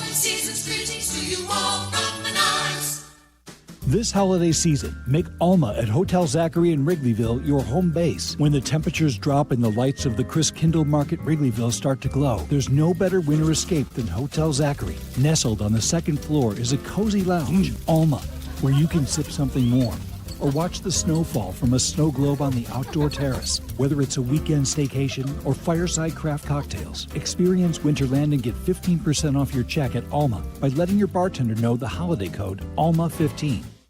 If you're turning 65 or new to Medicare, Humana might just have the health plan you're looking for. Our Medicare Advantage plans offer coverage and care you can count on. You could get a plan with a $0 premium or an all-in-one plan that may include medical and prescription coverage, as well as routine dental, vision, and hearing. Learn more at gethumana.com. Humana, a more human way to healthcare. Humana is a Medicare Advantage HMO and PPO organization with a Medicare contract. Enrollment in any Humana plan depends on contract renewal. Raise your scholastic spirits one last time for 2025. Whiskey University is back for its final class of the year, and there's a special extra credit elective as Silvy will join us to share some of his favorite Herradura tequila. Come to Modern Plate in Elmhurst next Wednesday, December 10th at 7. Let's sip, learn, and maybe get a degree in smooth taste. Seats are limited at Modern Plate, so don't be tardy. Jack Daniel's Bonded and Herradura Tequila remind us to please sip responsibly. The following is a paid advertisement for the Wellness Company. Hey there, it's Michelle Smallman from Unsportsmanlike. I'm thrilled to be joined by Dr. Drew from the Wellness Company. And Dr. Drew, you have something very exciting to talk about today, the medical emergency kit. Tell us a little bit about this. It is exciting. Look, I have been fighting to try to protect the patient-physician relationship my entire career, and we have lost. I finally decided I need to be involved with people that put the power back in the patient directly. These emergency kits give you everything you need so you don't have to spend $1,200 going to an emergency room. We have a significant medical team, the medical board at TWC, and we just sat down and put together what we would want for our family, for our patients. Oh my gosh, so anything that anyone could need is in this and there's kit. a guidebook here to tell you exactly how to use it, and again, telehealth backup. It's remarkable. It's innovative. Everyone needs to get one. UrgentCareKit.com/sports, promo code sports to get $50 off your kit. That's UrgentCareKit.com/sports, promo code sports. Prescription required. Always consult your doctor to determine if this product is right for you. Hit the road in a brand new Chevy in less than 1 hour. At Advantage Chevrolet Hotchkiss, you can sign and drive away in 60 minutes or less. Seriously, or they'll cover your first car payment. Every new Chevy is backed by the Advantage Plus program. Advantage Chevrolet Hotchkiss. Together, let's drive.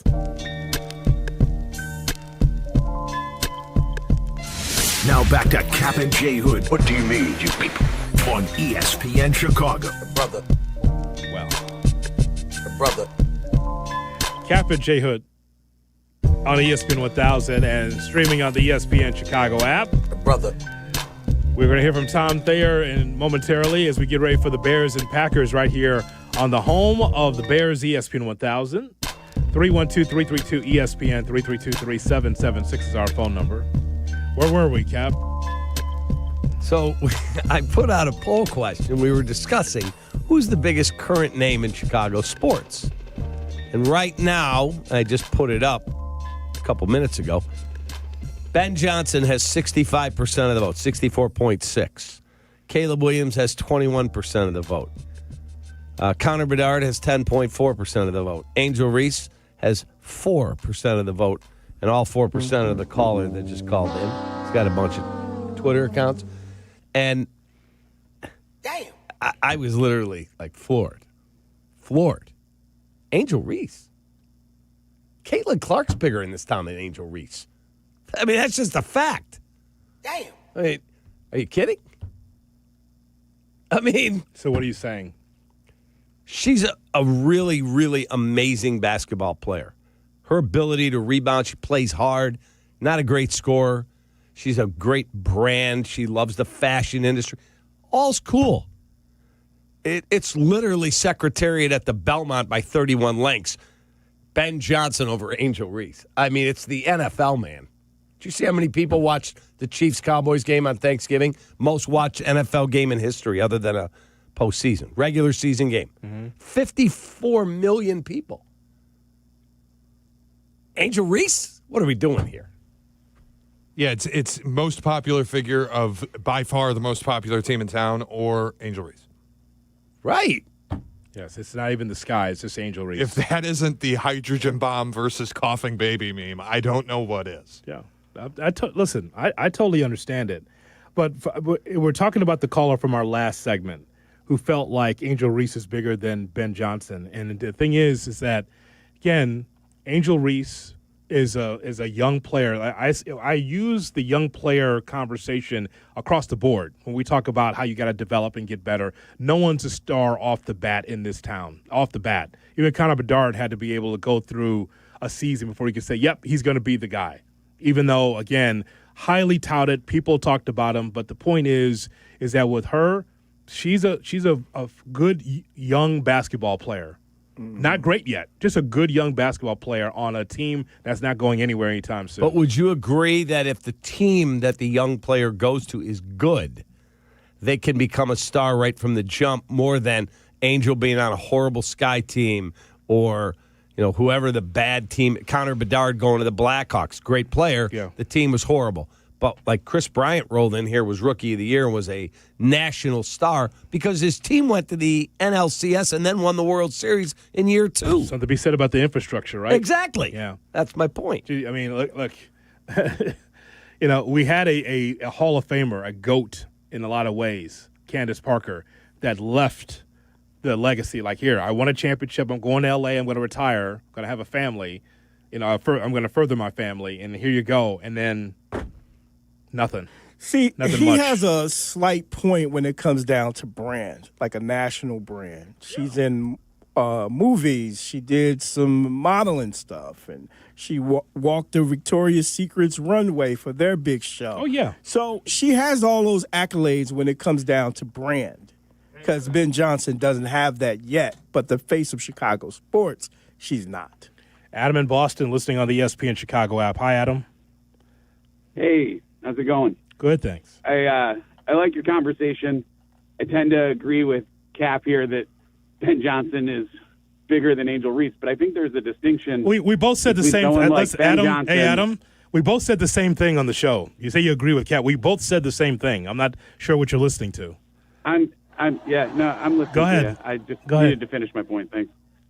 I think there's a difference between a personality type like a Ben Johnson and an Angel Reese. I think you look at like a Michael Jordan or a Caitlin Clark, Ben Johnson. They're obsessed with their craft. They are psychopaths almost. They do everything and anything to be the best at what they do. And because of that, the brand stuff comes to them. Angel Reese can't even make a layup.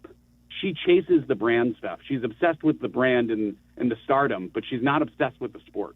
We don't know that. Actually, you could be both. You could be a brand and a better basketball player. She's a young player. Well, it's not how, objectively observing it from the outside looking in, that's not what it looks like. That's all I'm saying. Okay. It could be different, but that's not what it looks like. That's fair. It's two different televisions, clearly, because, again, you don't turn a blind eye to any young player across sports just because you don't like it. She is a brand. There's no question about that, objectively, as I am. She is a young player, but also is into everything else. And if it's given to her, do you turn a blind eye to it? Like, hey, we want you to run the runway here. We want you to be a part of this show here. No, that's okay. I need to work on my layups. You can actually do both. And she got a gym shoe deal with Reebok. Yeah. The Reebok shoes are selling pretty well. Ben Johnson doesn't have a shoe deal yet, but he may have one coming up later. I think so. I think so. Ditka sold everything. Yes, Man. sir. Adam, thanks for finishing your point. 312-332-ESPN, 332-3776 is our phone number. Tom Thayer on the Bears and Packers. Next on Kap and J Hood. Kap and J Hood. I'm proud of you fellas. You all kept your head on a swivel, and that's what you got to do when you find yourself in a vicious cockfight. Mornings on ESPN 1000, Chicago's home for sports. It's time for you to vent. The Waddle Silvy Holiday Parody Contest is on. Compose yourself, compose your song, sing it with holiday joy, and submit it at ESPNChicagoContest.com. These are a few of my least favorite things. The top 5 finalists will perform at the annual Waddle and Silvy Holiday Party at Empire Burgers and Brew in Naperville on December 19th. Presented by Surfside and brought to you by Rogers and Hollins. Also by Steinhoffels, Country Thunder, and Jewel Osco. Contest entries must be submitted before the clock strikes midnight Sunday. This holiday season, don't let aches and injuries keep you on the bench. Illinois Bone and Joint Institute helps you move better so you can live better. From state-of-the-art imaging to convenient rehab locations, and with 14 Ortho Access immediate care facilities, you can get same-day orthopedic treatment close to home. Score the care you deserve. Visit ibji.com for locations and services. And keep moving this season.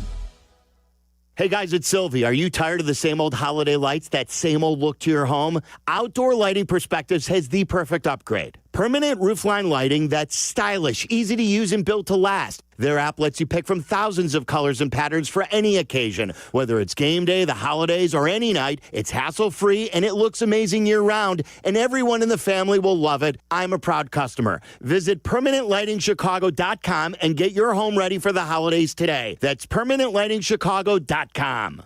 Jurko and I did something rare. Rare and ridiculously good. We picked our very own barrel of rare character whiskey with Joe's Beverage Warehouse in Romeoville. And we're throwing a rare character tasting party Wednesday, December 17th from 6 to 8 p.m. at Joe's Beverage Warehouse. The rarest part? Our barrel bottles are extremely limited. Come hang with us. Reserve your bottle while you can. Sample some rare expressions and score Joe's gift card. We'll see you December 17th at Joe's Beverage Warehouse in Romeoville.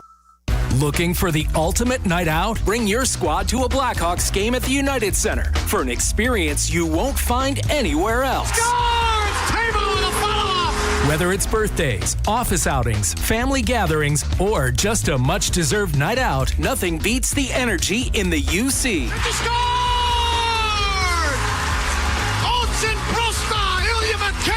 Group ticket packages are available at blackhawks.com/groups. Lunch hour? Fuel up fast with lunch at the Lodge at Twin Peaks. Grab a juicy cheeseburger and fries, a fresh chicken Caesar salad, or the turkey avocado smash with sweet potato fries. Quick, hearty, and made to satisfy. Twin Peaks. Eats, drinks, scenic views. Chicago, when you're hurt in a car crash or on the job, Postman Law delivers. Don't just hope for help, demand results. Others promise. Postman delivers with ease, speed, and results. Call 844-POSTMAN today. That's 844-POSTMAN. This college football season, show your school spirit every time you pay. Introducing college-branded Venmo debit cards. Rep your team on and off the field with custom designs that let everyone know who you're rooting for. Whether you're tailgating, grabbing snacks for the watch party, or celebrating a win, you can unlock 15% cash back at ESPN, 1 free year of Perplexity Pro, and more. This college football season, score more with the Venmo debit card. Get yours now in the Venmo app. Learn more at venmo.com/collegecard. Max cashback varies. Terms apply. The Venmo MasterCard is issued by the Bancorp Bank N.A. The holidays are rolling in, and if men in your life are struggling with their holiday wish list, tell them to add Manscaped to make gift-giving easy, fun, and completely stress-free this year. From the beard hedger to the lawnmower trimmer, Manscaped's precision tools keep you looking sharp, feeling confident, and ready for every event and celebration all season long. These aren't just stocking stuffers, they're upgrades for your daily routine. And right now at Target, you can save 20% on the Lawnmower 4 and 3 kits, Handyman, and the beard hedger. Hurry up, supplies won't last long. Illinois State University's hometown of Bloomington Normal consistently ranks among the top college towns in the country for affordability and safety. Come see why students and parents alike love Illinois State. Schedule a visit today at illinoisstate.edu/visit.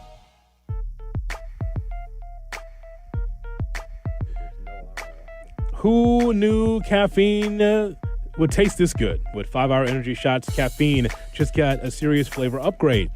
But we're talking about the big flavor, watermelon to strawberry, banana to sour apple, packed into a tiny 2-ounce bottle. Find your favorite flavor in store today or grab a variety pack online at 5hourenergy.com or on Amazon and give your caffeine a flavor upgrade. Jay Moore. Welcome back to Kap and J Hood on Chicago's Home for Sports, ESPN Chicago. What time is it? It's Thayer Thursday. Tom Thayer. 1985 Super Bowl champion and football analyst for the Chicago Bears. Compete to win the division, get into the playoffs. Former offensive lineman. Do they need to get better? Do they need to give up less sacks? Yes, of course. Tom Thayer. It's Thayer Thursday on Kap and J Hood, ESPN Chicago. Tom Thayer Thursday here on the Kap and J Hood Morning Show. He's on the Yuengling hotline. Yuengling, the oldest brewery in America. Good morning, Tommy. How are you? I'm good, J Hood. How you guys doing? We're doing awesome, man. It's Bears and Packers week. Fondest memory of you. Doesn't have to be in-game. It could be in-game, driving up there, being woken up in the middle of the night. What is the fondest memory of that rivalry up there? Oh, man, Cap. One time we were in the locker room. They used to have this makeshift locker room during some of the renovations.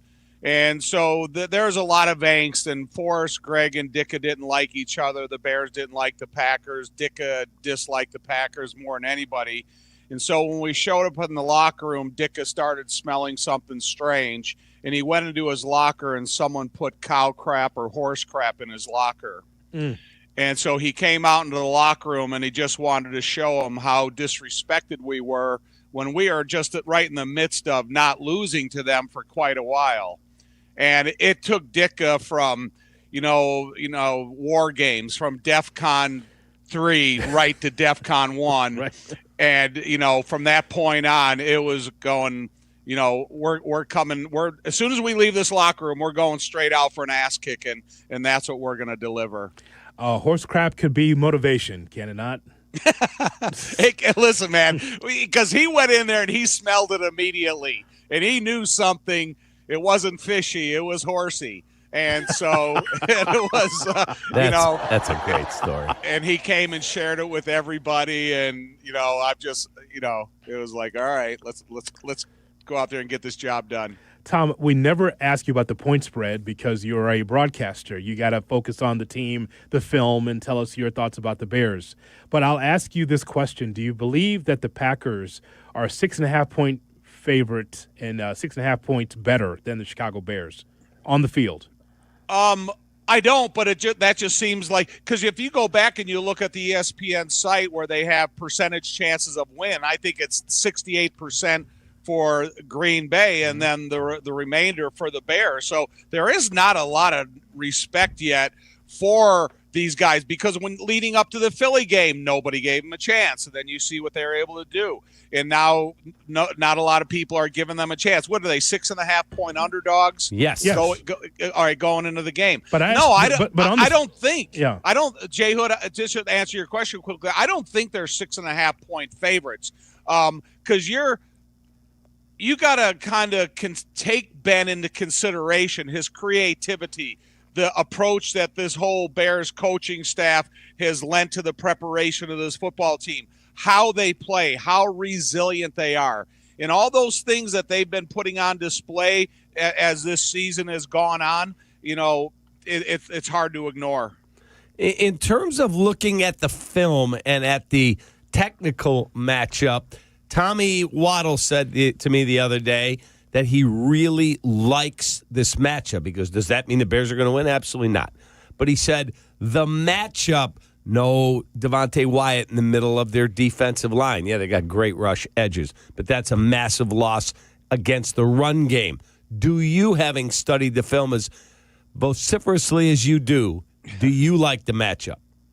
I do. And I like it because, again, going back to my point, it starts with the creativity of Ben Johnson. It goes to the fact that he knows how to eliminate some of the most important components of their defense by not necessarily having to have a sustained block against a guy like Micah Parsons. It's just the distraction of personnel in motion.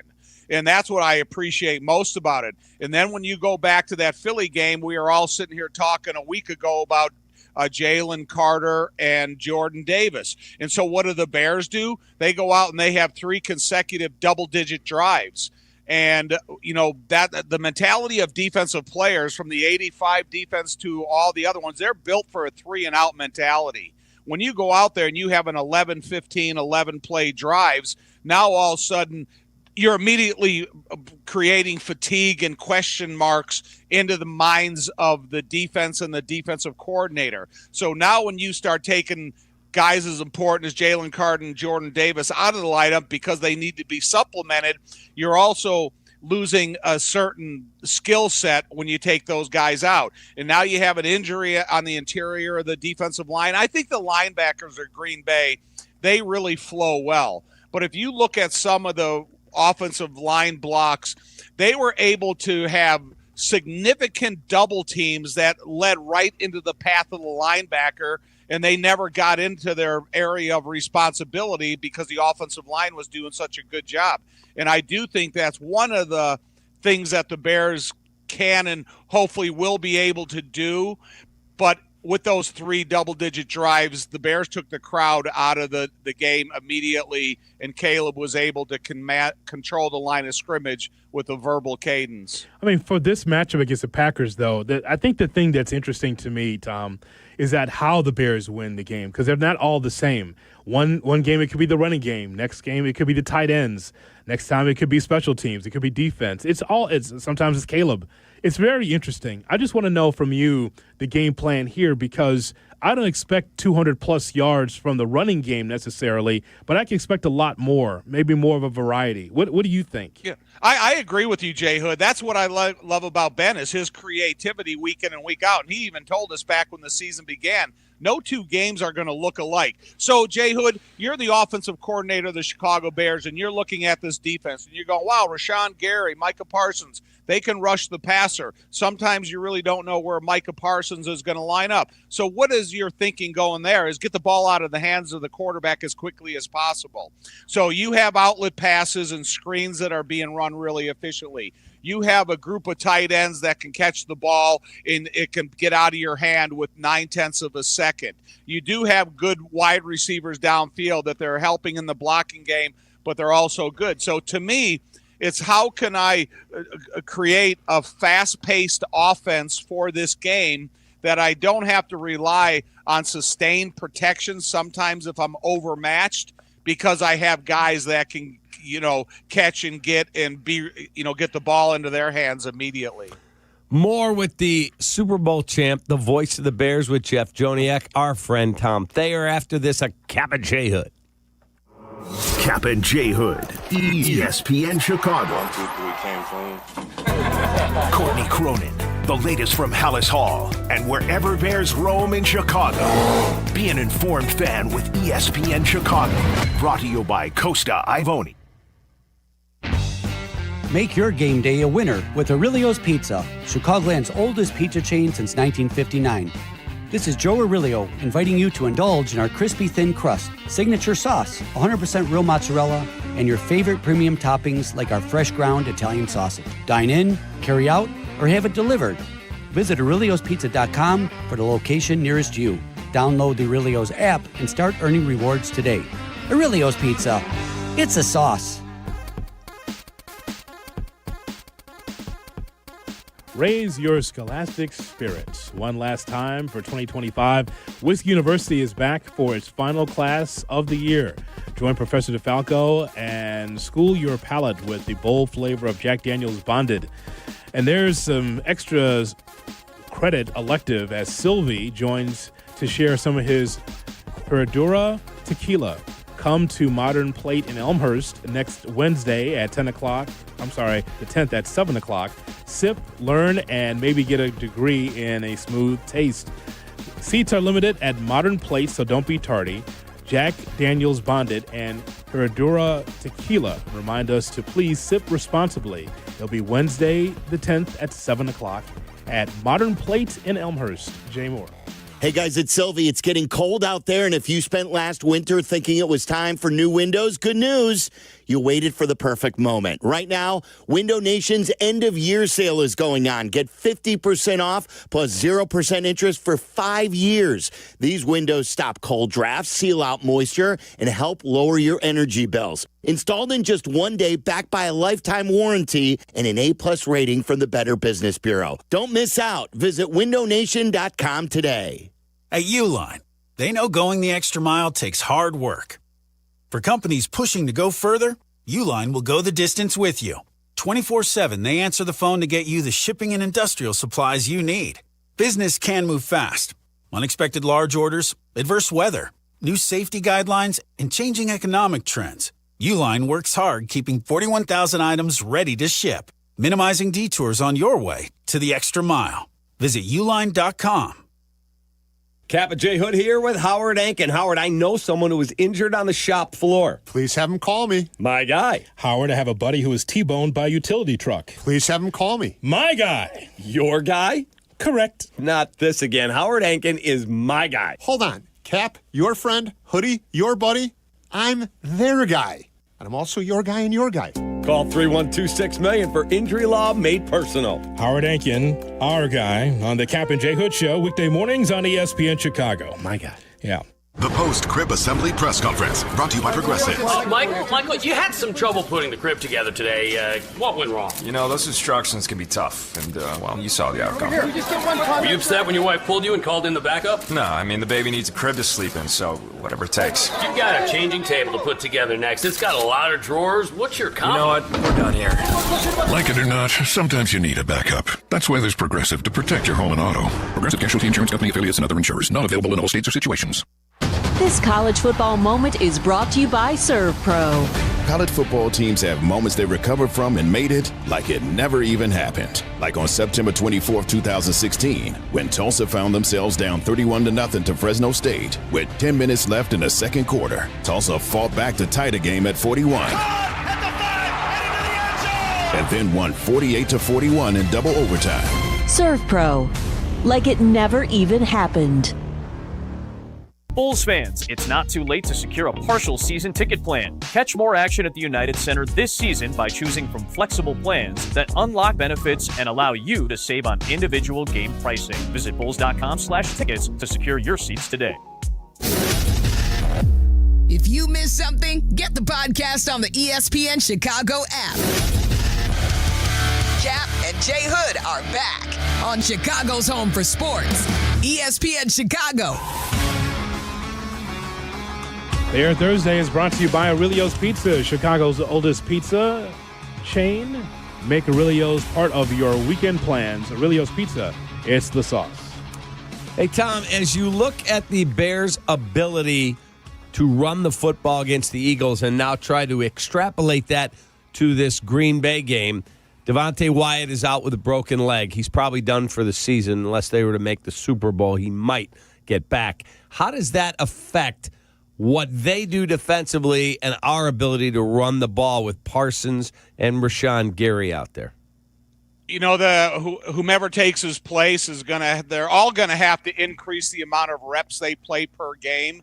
And so I think it's a high for a temperature, and the cold takes as much of a toll on you as the warm weather does. So you're gonna, increase the reps. And then if you feel that and your evaluation of personnel on the inside, if they do present you a vulnerability on pass protection, you may be able to slide to Micah and Rashawn Gary a little more quickly. Or if they have a point that you can attack on the interior of the defensive line, you're probably going to visit that with more regularity. And so they give you a lot of opportunities in pass protection and point of attack running game. So I think it'll be interesting to see, how Ben, gets those first 15 plays if he does have, that ready list, and see what his intentions are. But, it's hard to figure out his intentions, at the beginning of the game, because they could be different in the second half or, as the game winds on. Through 12 games, what's your letter grade for Caleb Williams?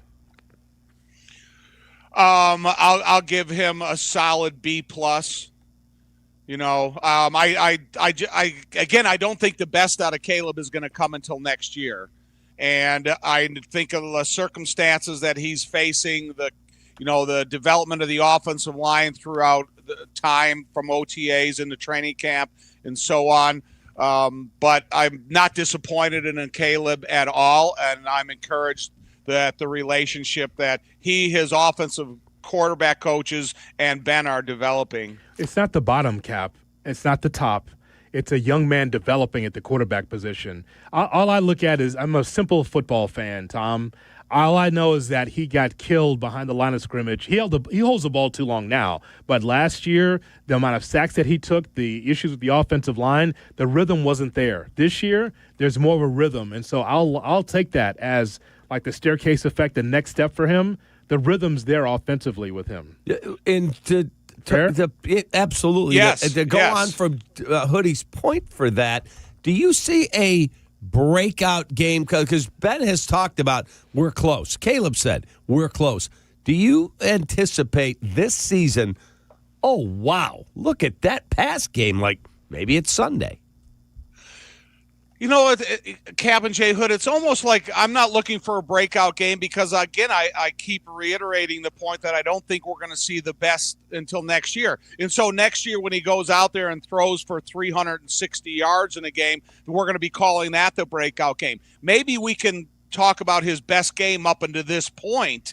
Then, I guess that's the thing. As long as he protects the football, doesn't take sacks, and the running game is still the basis for their success, I still think that's the most important part of this, the consistent rhythm, an improvement, and the development of this football team is continuous development, the offensive line, some new personnel, the way the running game assists, and Caleb doesn't have to be the most important guy in offense in order for this offense to show incremental improvement. Because last week when we were talking, none of us said, okay, the Bears are going to go out and run for 280 yards against the Eagles. Right. We didn't think that. So is that a breakout game for the running back room? Yeah.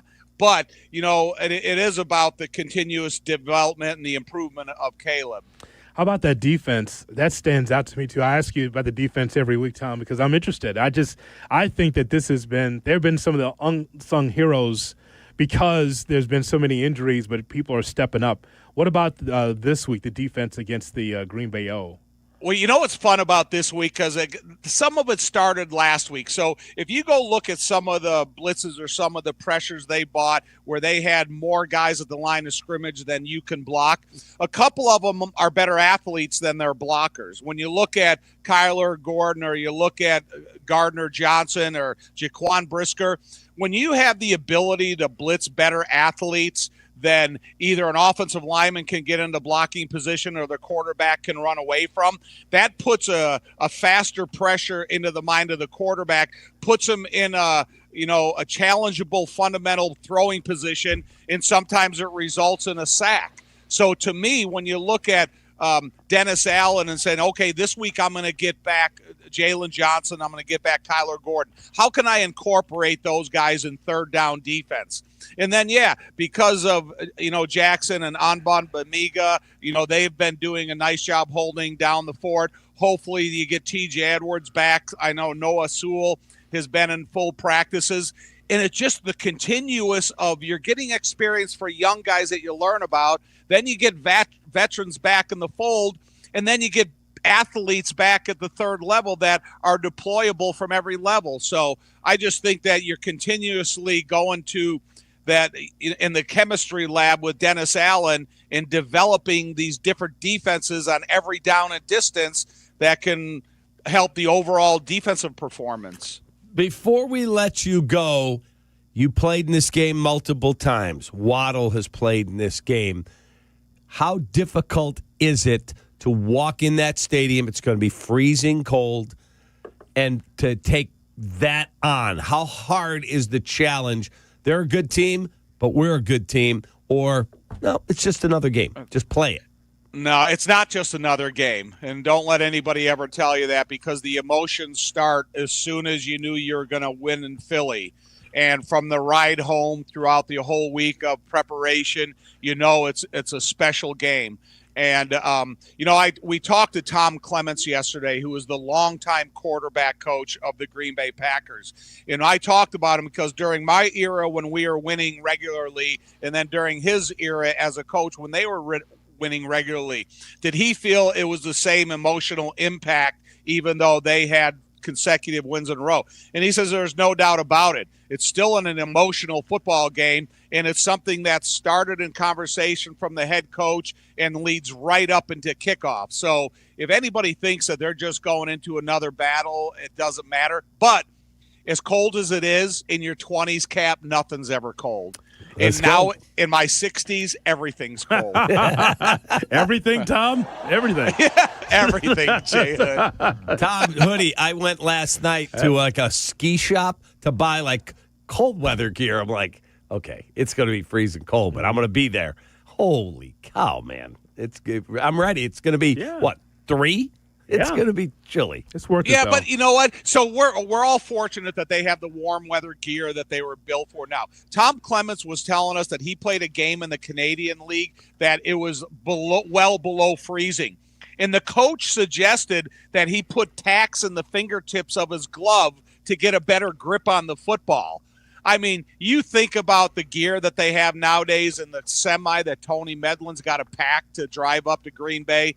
Listen, man, they have all the warm weather gear offered to them. The benches are heated. They stand out there in capes on the sideline until you got to play. And so, heck, let's roll. Tom, as always, we appreciate the time, sir. Yeah, man. You're the best. See you guys. See ya. Let's get it done Sunday. There he is, the great Tom Thayer on the Yuengling Hotline. Yuengling, the oldest brewery in America. Thayer Thursday brought to you by Aurelio's Pizza. It is Chicago's oldest pizza chain. Make Aurelio's part of your weekend plans. Aurelio's Pizza, it's the sauce. Well said. Coming up, we will give you shot or no shot.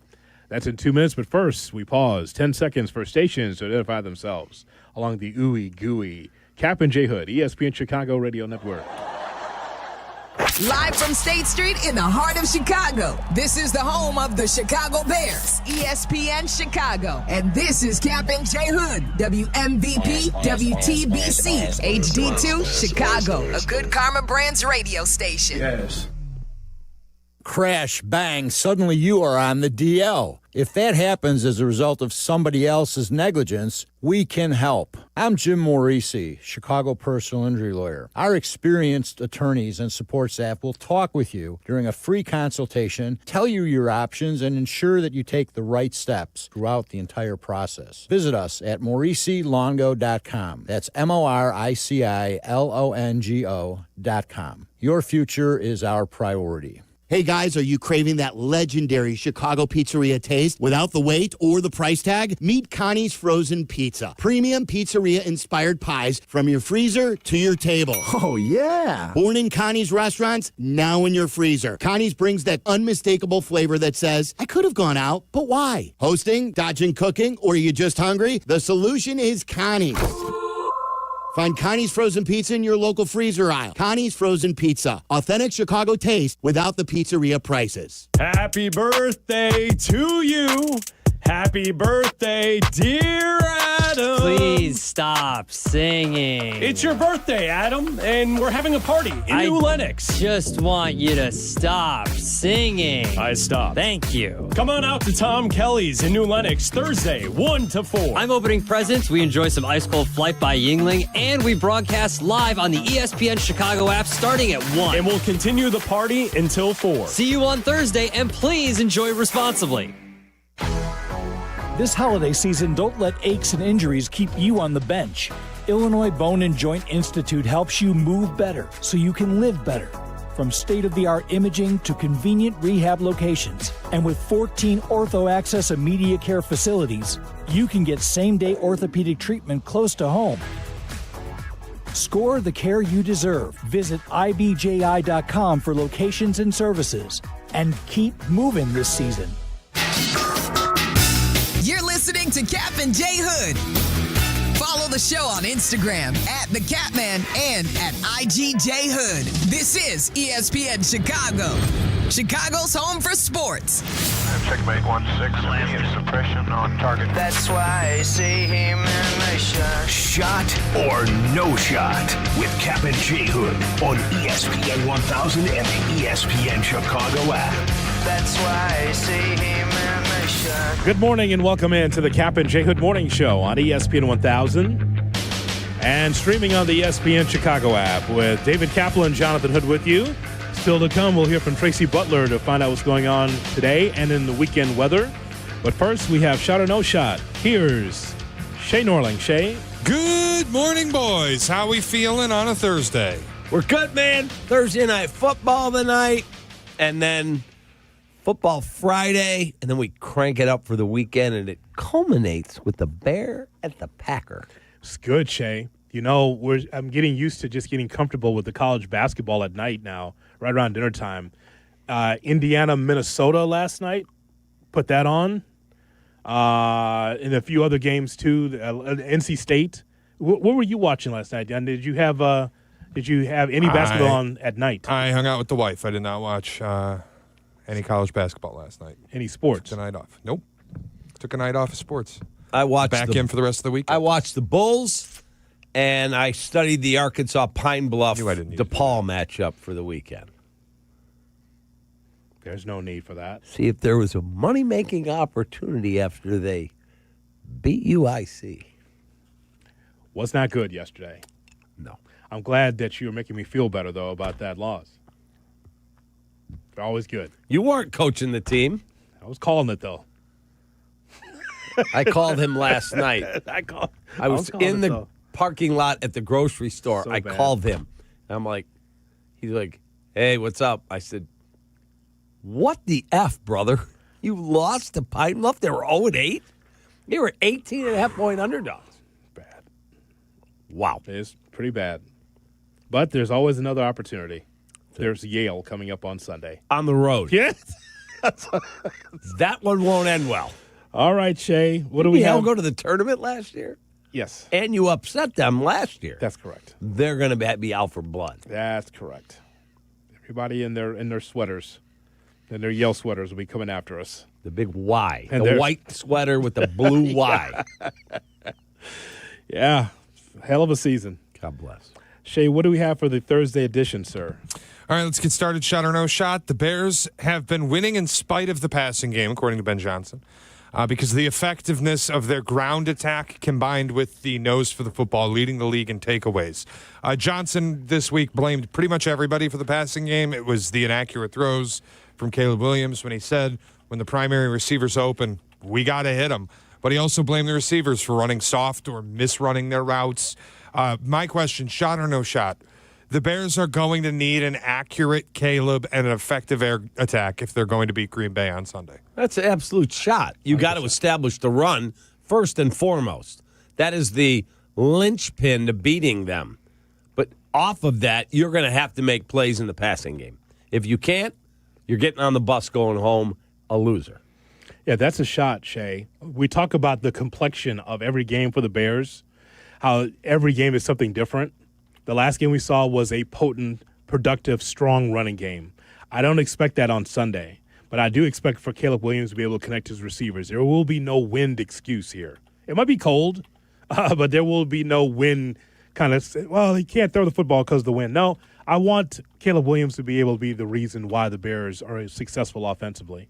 Yeah, it's one thing I think a lot of Bears fans probably watching the Eagles game going, oh, we can run on anybody. But if you really dig into the metrics, the Eagles haven't stopped the run all year, and the Packers have shut it down. So it is like if you're going to... Pre-Devontae Wyatt injury. Now, that's the key because Devontae Wyatt's gone. But I would also add they carried like 7 defensive tackles on their roster this year, knowing they were trading Kenny Clark to get Micah Parsons. So we'll see. But it's just they've been very stingy against the run, and they shut down Jahmyr Gibbs even after they lost Wyatt in the Thanksgiving game against the Lions. So it just that you're going to need Caleb to be effective through the air if you're going to win on Sunday. And just consistent. Look, I as much as I want 7s across the board every time they get the ball, Shay, I know that that's not possible. I understand that, even with this offense. But I want Caleb Williams to get comfortable. Like, I know that he can't hold the ball 4 or 5 seconds against this defense because Micah Parsons is an athlete. He'll chase after him. He thinks he can just dip and dodge from everybody, and he has so far. Micah Parsons is a different animal. All I'm telling you is that he may be able to do that some, but not the entire time. So he's going to have to get the ball out. See, this is, and by the way, we should point this out, Shay, about Caleb Williams and his development. As much as we like the idea that Caleb Williams is better than he was last year, something like holding the ball too long is something that he's got to get better with next year. That's just one thing. Just like, hey, you can't hold it 5 or 6 seconds, bro. I know that you think it's USC sometimes, and you're getting away with it because you see Patrick Mahomes and Josh Allen and others. For you, connecting to those 5 receivers, those 5 those 5 guys that can be able to catch the football, running backs and wide receivers, tight ends, utilize those guys. You don't have to hold the ball so long. Get it to the playmakers. Let them play make. Yeah, there are times, whether it's Josh Allen or Patrick Mahomes, they'll hold the ball longer than, the 2.75 that Tom Brady said should be the limit. And even Brady has acknowledged there are moments you're going to get flushed. You're trying to make a play. But when you stand back there in the pocket and I don't want to pull the trigger there, I don't want to pull the bam! That's where his problem is with it. Yes. So it's most of those in the pocket, get the ball out. All right, Shay, what else do we have? All right, we've seen some traditional sports rivalries get bigger stages in 2025 than in years past. Mm-hmm. Red Sox-Yankees played a wild card series. I think Michigan-Ohio State is in the best state that the rivalry has been in decades. And now we're seeing Bears-Packers taking a national stage, both teams contending for the NFC North. Shot or no shot. When both teams are this good, Bears-Packers is the best rivalry in sports.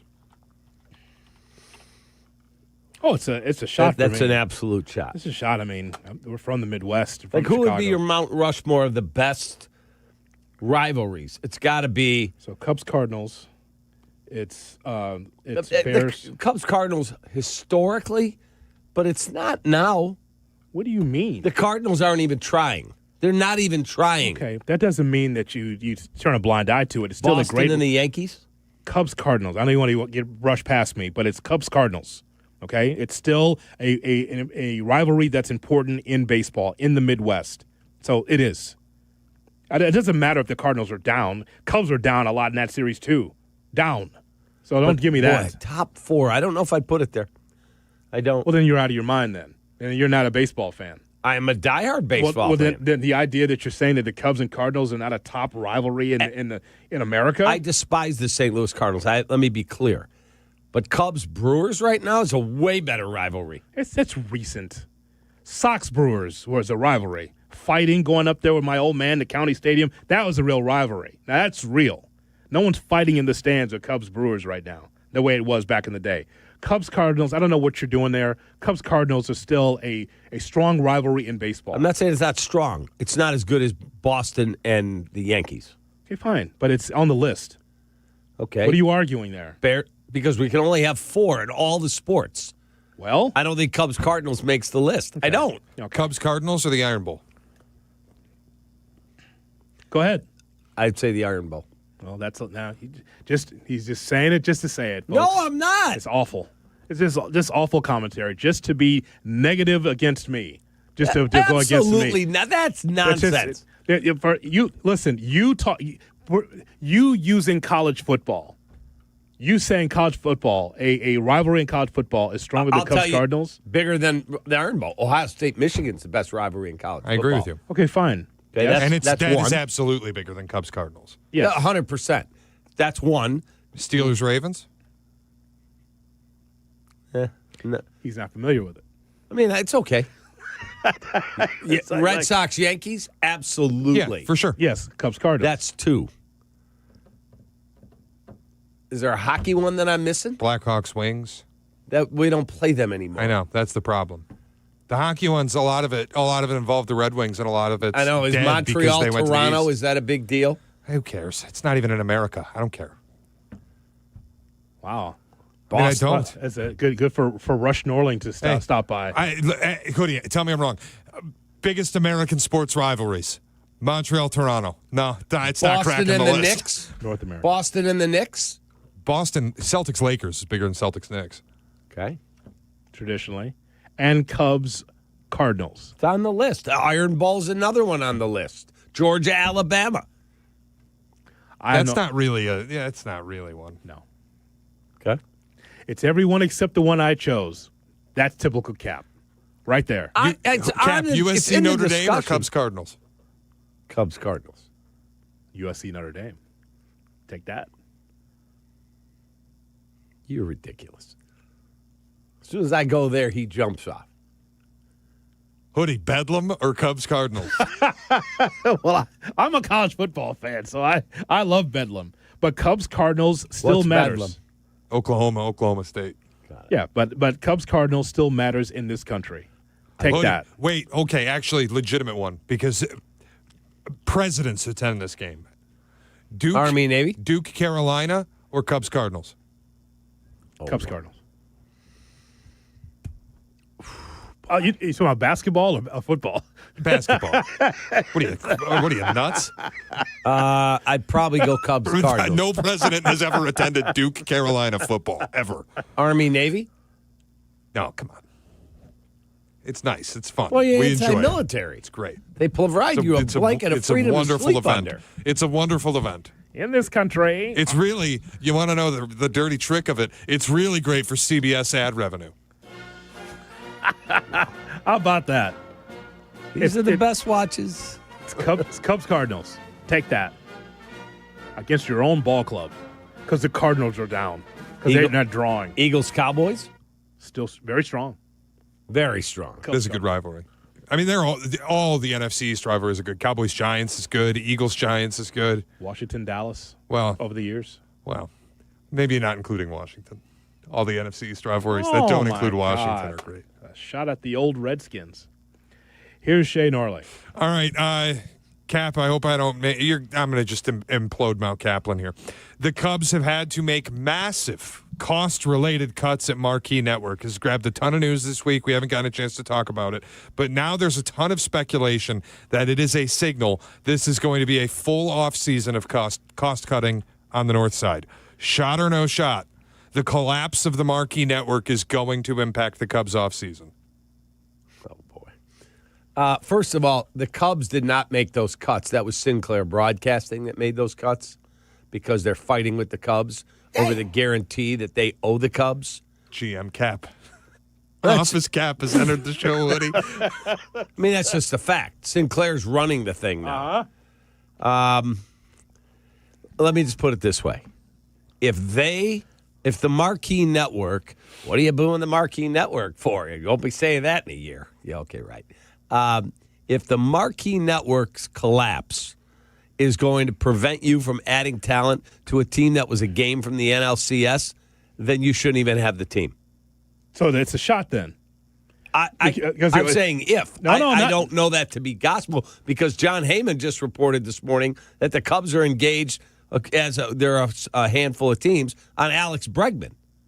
Okay. So you can't have – it's one thing's got to be – if you tell me – yeah, we can't. We're going to bring back this guy that was pitching in Korea, and we got him on a 2-year deal for $11 million, and we're done. Okay, then you're right.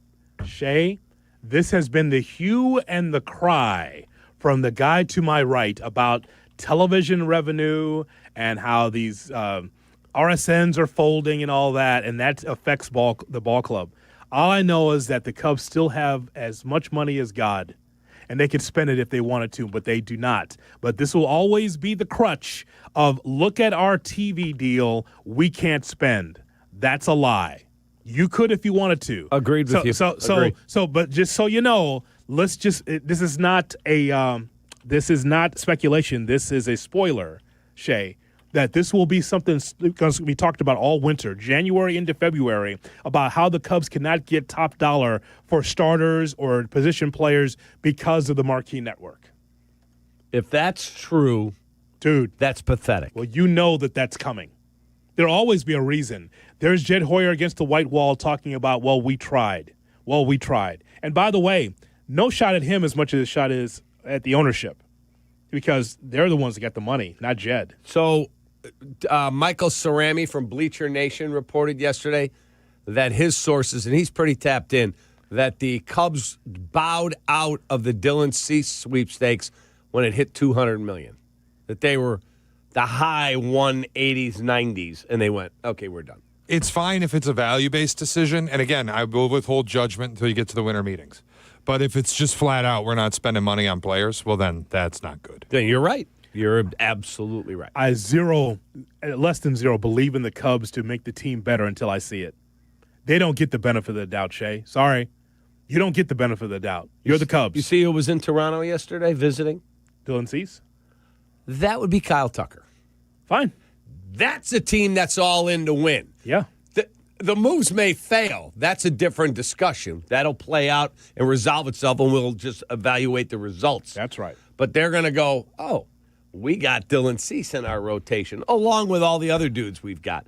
Oh, we got Kyle Tucker in our lineup. Just trying. Yes. Trying. Oh, and we gave $500 million to Vladdy Guerrero. Yeah. Oh, did the Santander $89 million deal that they signed him to, did that hamstring them? How did he do in the World Series? Out. Terrible signing. And you know what they said? Oh, well, price of doing business. Move to the side, Santander. Yep. Not around here. We're still paying Jason Hayward. So Shay, until we see it, they don't get the benefit of the doubt. And by the way, they won't be doing it. They will not be at the top shelf for anybody. They will not. It's the Cubs, after all. We will have the... I hope you're wrong, but I'm afraid you're right. All I have is examples. Right. All I've got is off seasons. That's all. I'm like, is this not me hating on the Cubs? I'm looking at what we've seen in the off seasons here under Tom and Jed. That's all it is. Just examples. I can cite that chapter and verse. They do not have the stomach or the wherewithal to be able to go to the top shelf and try to get this thing right. They'd rather just be mired in mediocrity under Milwaukee. That's embarrassing. I'm agreeing with you. I'm just saying I hope that, oh, wow, the Cubs signed who? And then I could go, you were wrong. I was wrong. I'll be the first to admit it. But right now, why should I believe that they're going to really pony up the money and go, oh, we got who? Yep. Valdez, Framber Valdez is pitching for me now, and Bregman's at third? They don't think that way. We go around the NFL next on Kap and J Hood. Kap and J Hood, morning 6 to 9, ESPN Chicago. Here comes the goal. It's the first of two clashes in 3 weeks. A rivalry game with so much at stake. It's Bears and Packers live from Lambeau Field. Kickoff Sunday at 3:25 with the best play-by-play team in the game. Brought to you in part by Hard Rock Casino, Northern Indiana. Staying right here. We are the home of the Bears. ESPN Chicago. My guy, Steve Stahorek, he's the owner of Automatic Mechanical Services. He does not like the cold.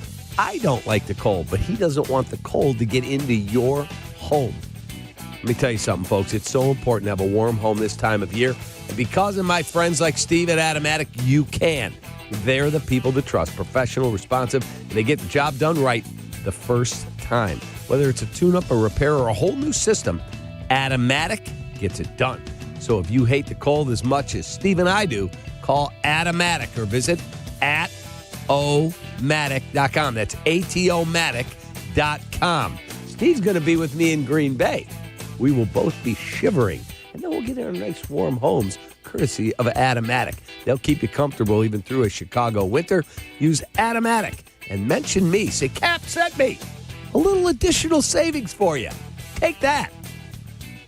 Okay, brats, bags. Hey, Billy, you got the drinks for today? Yeah, you're gonna love it. It's Surfside. Billy, we're at a tailgate, not the beach. Yeah, I know, but Surfside's the perfect combo. Real iced tea, real vodka, zero carbonation. You mean? No bubbles! Just pure iced tea taste, which means... no bloat!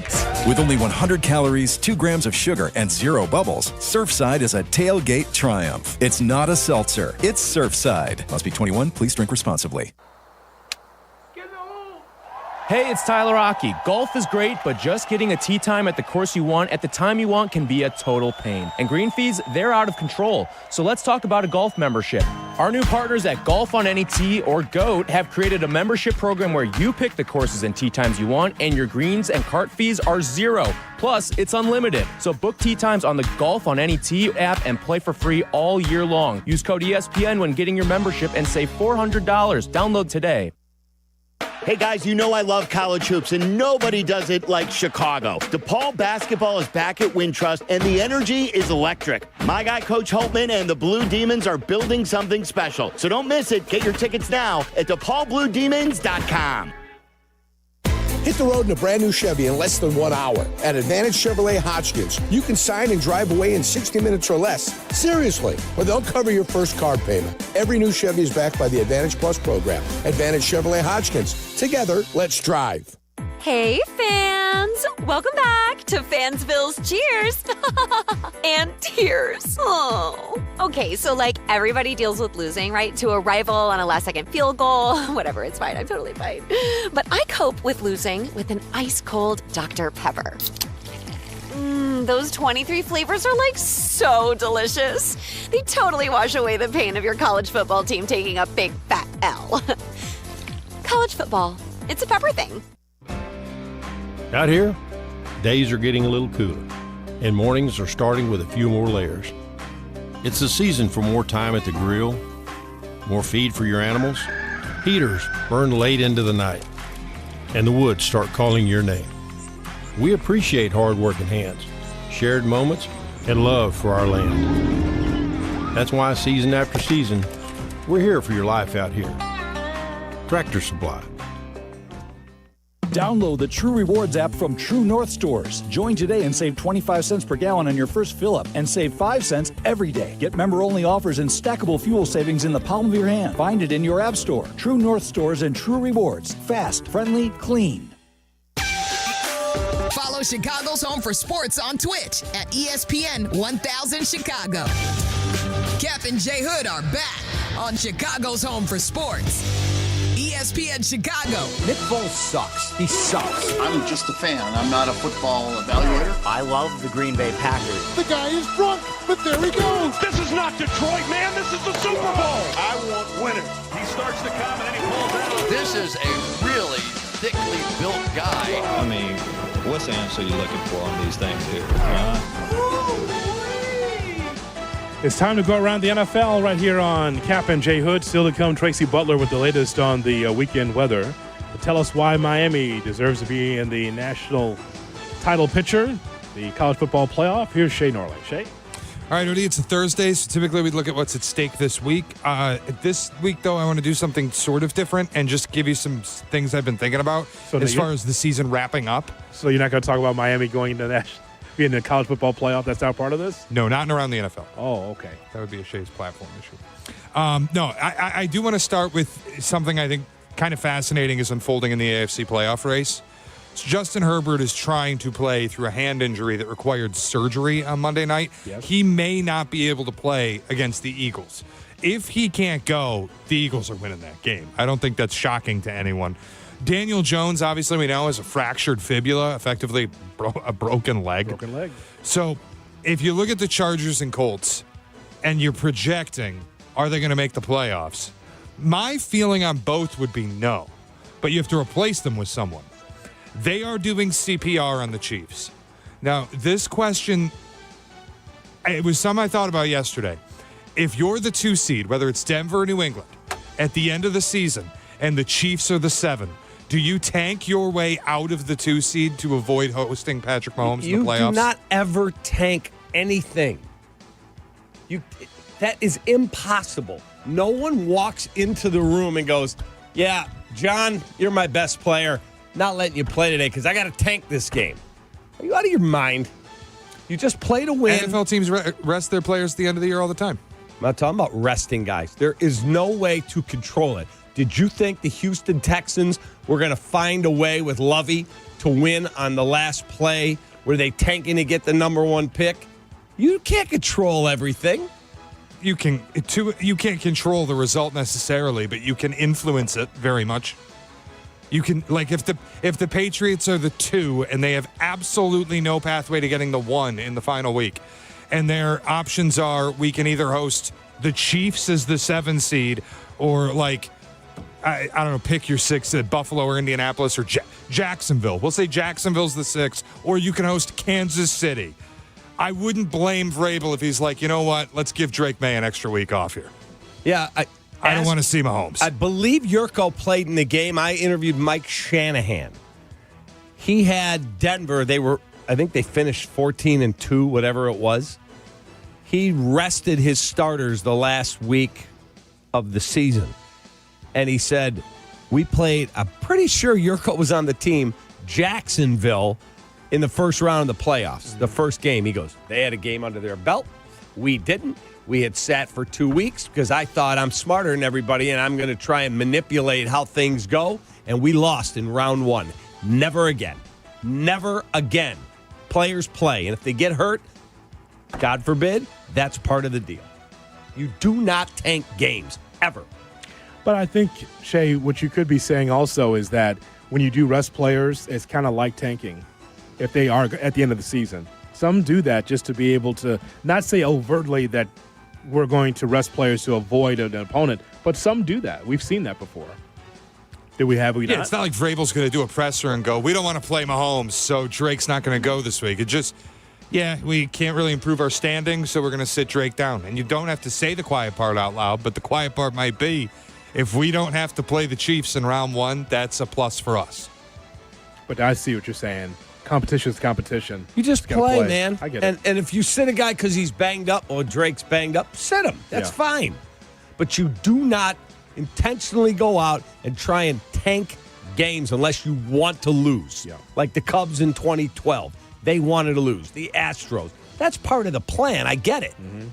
You got a good team, and now you're going to, hey, guys, and you're going to only sit the quarterback? Or are you sitting, you can't sit everybody. So how many are you sitting? Oh, God, I got 3 backups hurt. All right, you got to get in there now. Like, it doesn't work out that way. Just play. Shay? All right, we got the highest stakes matchup maybe of the season so far, and it's coming tonight. Is it unfair for me to say Lions versus Cowboys is a loser leaves town match? Whoever loses tonight, your season, as far as making the playoffs, is over. Yeah, I love the pundits on ESPN trying to prop up the Cowboys as if they've been good all season. So I would say that the Cowboys, if they lose, that's 6-1 for them. That might be all. Yeah, I mean, I get your point in the question. The Cowboys are playing really good football right now. Dak's playing at an MVP level. Doesn't mean he's going to win the MVP, but he's playing at that level. I don't know who's left on their schedule. I looked at the Lions. Their schedule's tough. Really tough. Yeah, the Lions in this, they'll play the Cowboys Rams tonight. after this. They will play the Rams in Los Angeles, taking on the Steelers, at Minnesota, and at the Bears to round out the season. If the Lions lose tonight, is that the nail in the coffin for them for playoffs? Well, that's what I'm asking. The loser of this game, are they out of the playoffs? Yes, I would believe so. I'm not convinced if Dallas loses that they're out. That division, you have Washington's done. Giants are worse. The Eagles have a lot of nonsense going on. You talked about it in your conversation with your friends in Philly that work covering that team. They're still so far back of Philly, though. And Philly might get the Chargers without Justin Herbert on Monday night. It sounds like Herbert's going to play. With the way the NFC West has played out this year, I don't think you can afford a 7th loss and think you're going to make the playoffs. So if the Lions lose, we're looking at 2 teams to make the playoffs, the Bears and the Packers. We kind of thought maybe we'd get 3. Maybe it will be just the Packers and the Bears. What is the Lions' record? 7-5? 7-5. Okay, they're going to beat the Steelers, I would think, and they're going to beat Minnesota. They lost the first matchup. Okay. Okay, so that gets them to 9. Okay. And then they've got tonight the Rams and the Bears. Tough. If they find a way to win one of those, they're at 10. They're getting in the playoffs. 10? I don't think 10 gets you in. You don't think 10 wins gets you in the playoffs? Nope. You're going to have 3 teams in the NFC West that have 10 wins maybe by this weekend. I don't think 10 wins is getting you into the playoffs. Yes, remember the Rams, Seahawks, and 49ers all have 9 wins. 10 wins didn't get you in last year. Seattle had 10 wins. So San Francisco's on a bye. They won't get to 10 this weekend, but the Rams and Seahawks very easily could. Seattle won 10 last year and didn't make it. I don't think 10's enough. And Ben Johnson said this week he thinks it's going to take 11. Yeah, whatever it takes. Fair enough. Then I guess if the team that loses, now if you tell me the Eagles are done and they're going to keep losing, well, then Dallas would still be alive, technically. True. And they've split with them, so the tiebreaker is not an issue in terms of head-to-head. That's why we're going to circle that game, the Chargers-Eagles. That's how we all started with this. It's going to be very compelling. And Harbaugh said yesterday his expectation is Herbert's playing post-surgery. Shay? I'm glad Tracy Butler's standing next to me because her favorite, I assume, quarterback, legendary quarterback of the Steelers, Ben Roethlisberger, spoke this week on a podcast with James Harrison, said it is clean house time in Pittsburgh. Said he loves Mike Tomlin, but this is probably the best thing for him, for Mike Tomlin to go his own way. And he found Mike Tomlin a new home, Penn State. Wow.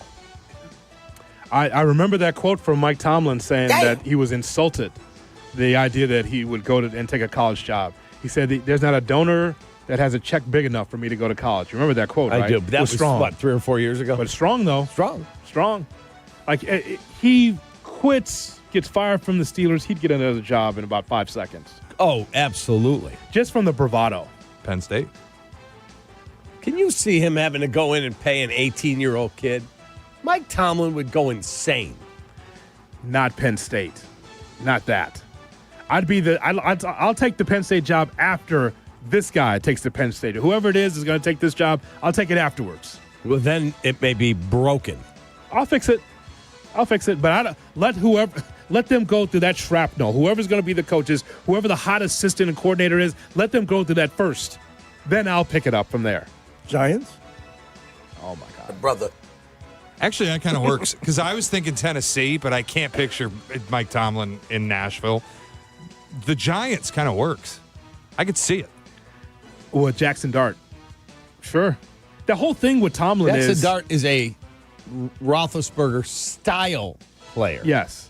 Yeah, stunt double. Who had the cushion to take that punishment, even going back to his days in the MAC. He was a big enough guy to take that punishment. I watched him play. I got the spot. Hoodie. Raiders. Oh, Mike my Tomlin God. with the Raiders. With Mark Davis, no chance. Come on. No chance.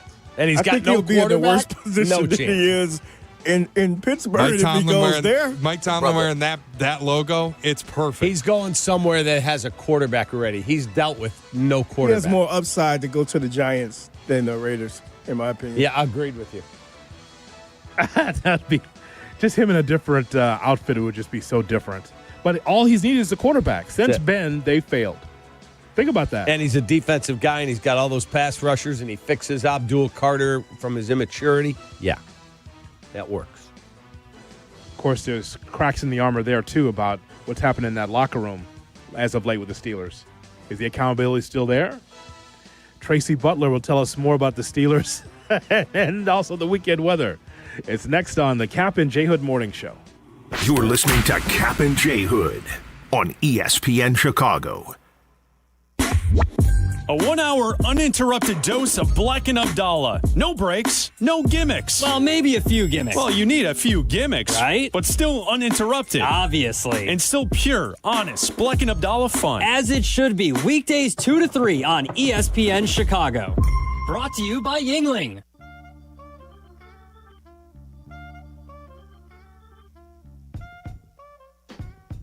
Let me tell you about our friends at Breakthrough Beverage. Thanks, Shay. Appreciate it, buddy. Raise your scholastic spirits one last time for 2025. Whiskey University and Professor DeFalco back for its final class of the year. Join Carmen and school your palate with the bold flavor of Jack Daniel's Bonded. And there's a special extra credit elective as Silvy joins to share some Herradura tequila. Come to Modern Plate in Elmhurst next Wednesday the 10th at 7. Sip, learn, and maybe get a degree in smooth taste. Seats are limited at Modern Plate, so don't be tardy. Jack Daniel's Bonded and Herradura tequila remind us to please sip responsibly. Blackhawks fans, the wait is over. Don't miss a second of the action at the United Center this season. Connor Bedard, high slot. Bedard, right circle, moves and put it on the net. They score! Tyler Bertuzzi! From Centennial celebrations to can't-miss matchups, now is your chance to be part of the energy, the history, and create unforgettable moments. What a save made by Knight! Secure your seats today at Blackhawks.com/tickets. I'm Chicago personal injury lawyer Jim Morisi. Even when we're careful, other people's negligence can threaten our futures. As one of Illinois' most successful injury firms, winning the most complex personal injury and workers' compensation cases is what we do. Consultations are always free. Visit us at MorisiLongo.com. That's MoriciLongo. Morisi Longo and Associates. We're there when you need us. Mitch, you played in the NFL like me. You know how important the red zone is. Absolutely, Yurko. And in retirement, your red zone is the 5 years before and after you stop working. That's where the game's won. That's what I tell people. Don't go at it alone. Mitch Lyons Wealth is the team to trust. We build personalized game plans to help you retire confidently. No guesswork, just strategy. Visit MitchLyonsWealth.com today. That's Mitch Lyons Wealth. Your best game plan to protect, grow, and win retirement. Save big money on new appliances when you shop at Menards. We have an excellent in-stock appliance selection from great brands at the best prices. Ready to take home today. Whether you want new laundry appliances or need upgrades for your kitchen, you'll be sure to find appliances that'll make your life easier. Visit Menards and save big money on appliances today. Plus, check out Menards.com to view all of our great deals happening this week. We all hear the radio ads about the IRS. They tell you to be afraid, to be scared, and they try to frighten you into calling. I'm not here to do that. Tax Relief Advocates is different. TRA is here to tell you that if you owe money to the IRS, whether it's $5,000, $50,000, or $500,000, we have a solution. It doesn't matter if you're sitting in your car, at work, or with your kids. No matter where you are, call now. 800-575-6759. Don't lose hope. TRA can eliminate or reduce what you owe to the IRS. Generous programs are now available that can give you a fresh start. Our passion is taxes and helping individuals fix their IRS problems. We have over 1,000 five-star reviews on Google and an A+ with the Better Business Bureau. You don't need to be afraid of the IRS any longer. End your tax nightmare today by visiting us online at TRA.com or call 800-575-6759. That's 800-575-6759. Tax Relief Advocates. Real solutions for real people. Hit the road in a brand new Acura in less than 1 hour. At Advantage Acura Naperville, you can sign and drive away in 60 minutes or less. Seriously. Or they'll cover your first car payment. Every new Acura is backed by the Advantage Plus program. Advantage Acura Naperville. Restrictions apply. See dealer for details.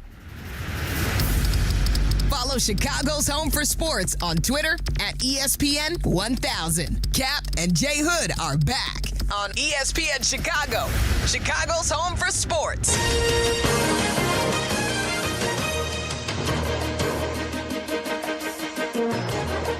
Let's go to the newsroom. ABC 7 Eyewitness News, Tracy Butler, meteorologist with us on the Kap and J Hood Morning Show. Good morning, Tracy. How are you? Good morning, gentlemen. The great Tracy Butler. Wow. I'm a little nervous. I'm just asking if you two could serve as my security. Sure. Because apparently the director of content, I just want to go on record, he's kind of getting a little vicious with me about the weather. Today? Yeah, this morning. The text you or you see him? Oh, no, he's texting. You're on the text, too. So there are witnesses. I haven't checked my phone. There are, because you've been busy with your broadcast. I'm talking to you. But yeah, I'm just feeling a little nervous, feeling like I need a little security here. Well, I'd like to be able to just tell you, we apologize on behalf of Danny Zetterman for going after you. The one thing that you got to know, Tracy, is that he has a very sketchy past. Are you familiar with this? Oh, sketchy. He's a street kid. Is it really? Yeah, so there's a lot of things about Danny that you don't know, and sometimes it comes out. He's peace and love now, but I've known him longer than anyone in the building. Is that right? I am. I do know. I've worked with him longer than anyone else in the building. I know Danny. I remember the hard scrabble streets of Rogers Park where he would go around and do some things. He was the general of a very well-known street gang that roved roam the streets of Rogers Park. So is there a closet here with skeletons in it about him? Oh, no question. Yeah. Not Okay. a closet, a whole boudoir. Yes, yes. Danny does not have issues. He's got he's got subscriptions. So there's a difference there. No question. His text to you, Butler, I love you. Well, you've done a horrible job this last week. Just brutal. So your response, you're a baby. This might be your worst week ever, Butler. Okay. Come say it to my face. I'm frozen solid right now. I need to thaw out thanks to you. Yeah. So tread lightly. He's had a very tough life. Bringing up. Yes. Yeah. He's just lashing out from his past. And sometimes it bubbles to the surface. Clearly. So, yeah, I just want you to know it was very difficult. Okay, I just wanted to go on record in case, I don't show up next Thursday for some reason. Okay. Okay, that's all. By the way, my brother had a message for Danny. Eat a carbohydrate, and maybe you won't be so cold. Oh, my God. Oh, my God. It's National Cookie Day. He should. Well, It what do you is. think? What'd you bake for? I did bake. I baked my grandmother's sugar cookies last weekend, but I didn't bring any. Wow. I See could where we rank. Bring them next. Did you drop them off at the Carmen and Jurko show? Well, no, I'm supposed to. My dad's waiting for them. I'm supposed to drive them to Pittsburgh at some point because it's a family tradition. You won't be in the playoffs, so you can get those probably a few weeks down the road. Won't be in the playoffs. No, and you know what? We shouldn't be in the playoffs. This is despicable. Relax, really? I mean, come on. Big game this weekend. It's a huge game. I don't know how to feel. And I'm not particularly happy about the fire Tomlin chants. I think that's just disgraceful, honestly. I think it's not classy. You don't have a standard? The standard is the standard. But what is his standard right now? Mediocrity. Exactly. So it's time to move on. It's time to move. And I'm sorry, but a lot of his Tomlinisms, they're just getting old and tired. Sounds like you're leading the chance, Fire Tomlin. I'm not leading the chant. You need to stare in the face of adversity. That's what you need to do. That's what you need to do, Tracy Butler. Okay, thank you. That's what you have to do. I'm looking at them right now, right across the way. Oh, that's the adversity. Cap. You're saying Cap is the adversity. I see. There you go. Well, listen, I'm sorry this is happening to you. And by the way, those cookies you're going to drive through Pittsburgh, it's going to stay warm in that old station wagon that you're going to be driving all across there, right? That's right. It stays with warmer. the wood siding. Yes. Yeah. Got to have that. And the old wood kids sit siding. in the back. Yeah, so those cookies at least will stay warm in that old buggy of yours. And by the way, I always know when you're coming to work, that smoke belching out of the back of that station wagon. My God. You ever heard of an emission test? My Yeah. God. It still takes gas that isn't unleaded. It's probably so. Wow. So what do we got for this weekend? Tell us about the weekend forecast. Let me dive into it. It's a little. Guess what? So tomorrow we'll have another cold morning, but tomorrow afternoon we'll get near 30. Problem is our average high is 40, so we're not going to get to that for a while yet. Now, if you are going to Green Bay, I would advise you to pack your layers. Kickoff temperature will be about 15 degrees. Wind chill at that time will be about 5. That's real ball there. That's fantastic. I'll be in the seats, baby. And then Good for you. by the end, as the game is winding down, of course, the sun goes down. Temperatures when folks are exiting probably going to be around 9 degrees. And I could see wind chills by then between about 0 and 5 below. Certainly not the coldest, That's real football. How about that, Jay Moore? but yeah. The best We're is not when, urinating on the fire, man. the best is when you watch the broadcast, you It can all see the sucks. player's breath. It's so great. That's real football. And you do it in like HD, whatever 4K now. Oh, man.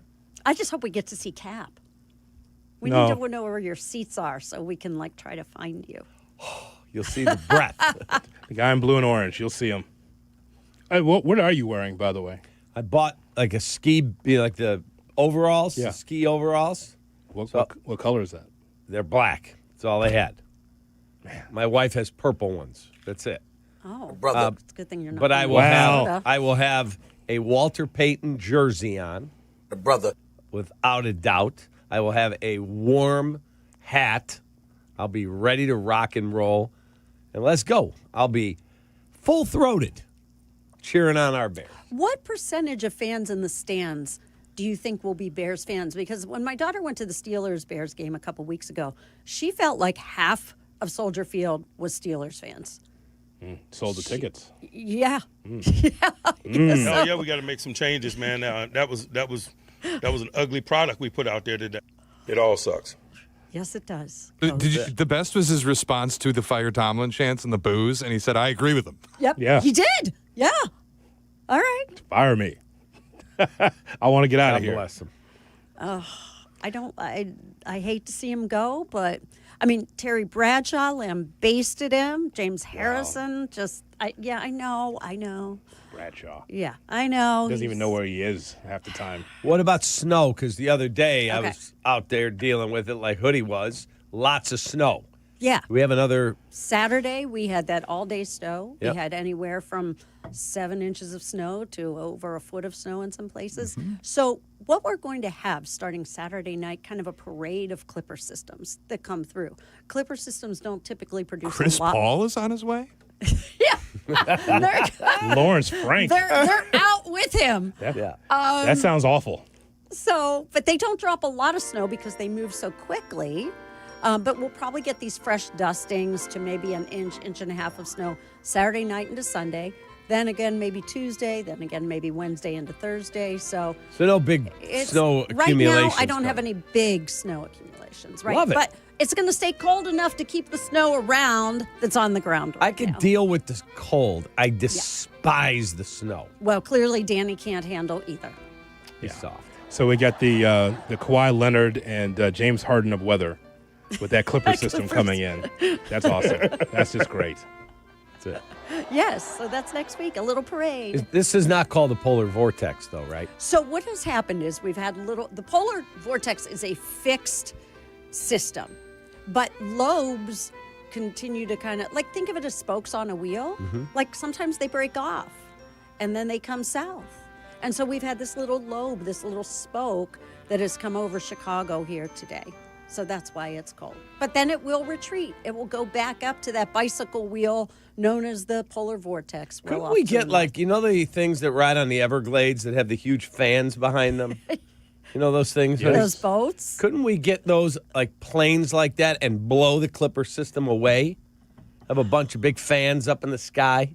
Wow. Look how that mind works, huh? I know. It's I awful. think he belongs in the land of misfit toys or something. You want the definition of addled? You heard that?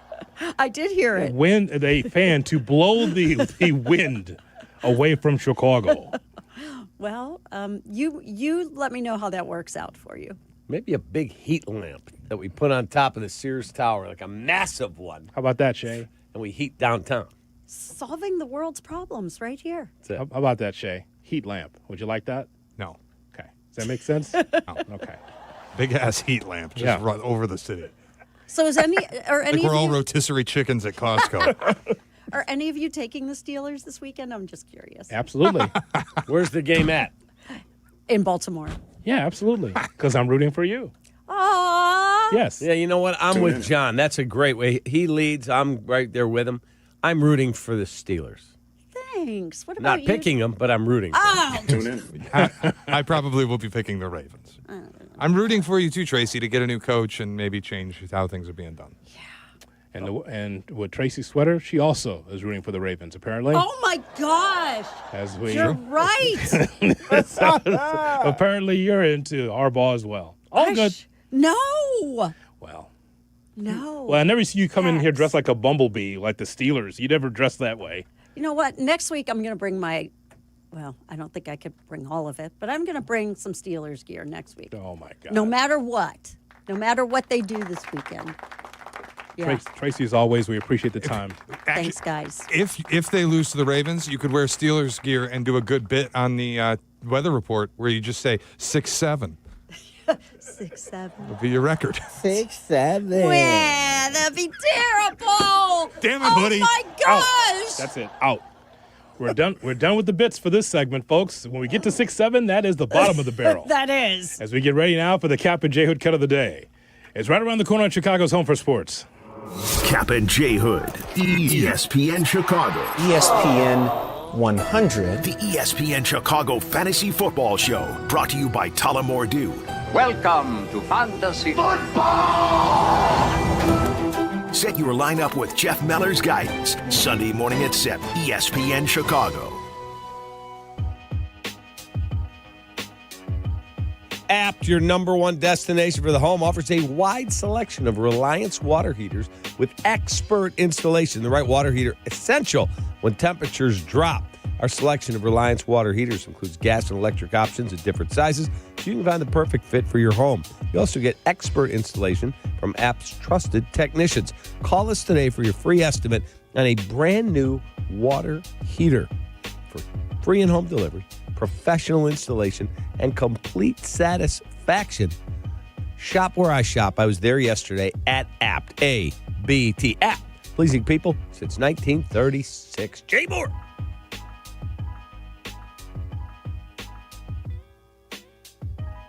Jurko and I did something rare. Rare and ridiculously good. We picked our very own barrel of rare character whiskey with Joe's Beverage Warehouse in Romeoville. And we're throwing a rare character tasting party Wednesday, December 17th from 6 to 8 p.m. at Joe's Beverage Warehouse. The rarest part? Our barrel bottles are extremely limited. Come hang with us. Reserve your bottle while you can. Sample some rare expressions and score Joe's gift card. We'll see you December 17th at Joe's Beverage Warehouse in Romeoville. Hard work beats talent when talent doesn't work hard. That's why when it comes to hard work, nothing works harder than a Chevy Silverado. No wonder J.D. Power awarded Silverado the most dependable, large, light-duty pickup. It's a true workhorse. Right now during Chevy Red Tag, get 0% APR financing on a 26 Silverado 1500 pickup. Go to Chevy Drive Chicago for details. Chevy Silverado, the official truck partner of the Chicago Bears. Work hard, play harder in a new Chevy Silverado. Hey, this is the Fat Jack, and it's championship weekend. Did you miss last weekend's football? 9-4 against the spread. Everybody goes deeper into profit at the props, soccer, and more, and make more money this holiday season. This week, only $49 get you championship football weekend. You get 4 plays on Saturday, 4 on Sunday, and 9 players props. Only $49. Go to FatJackSports.com and win this weekend for as little as $49 to make money at FatJackSports.com.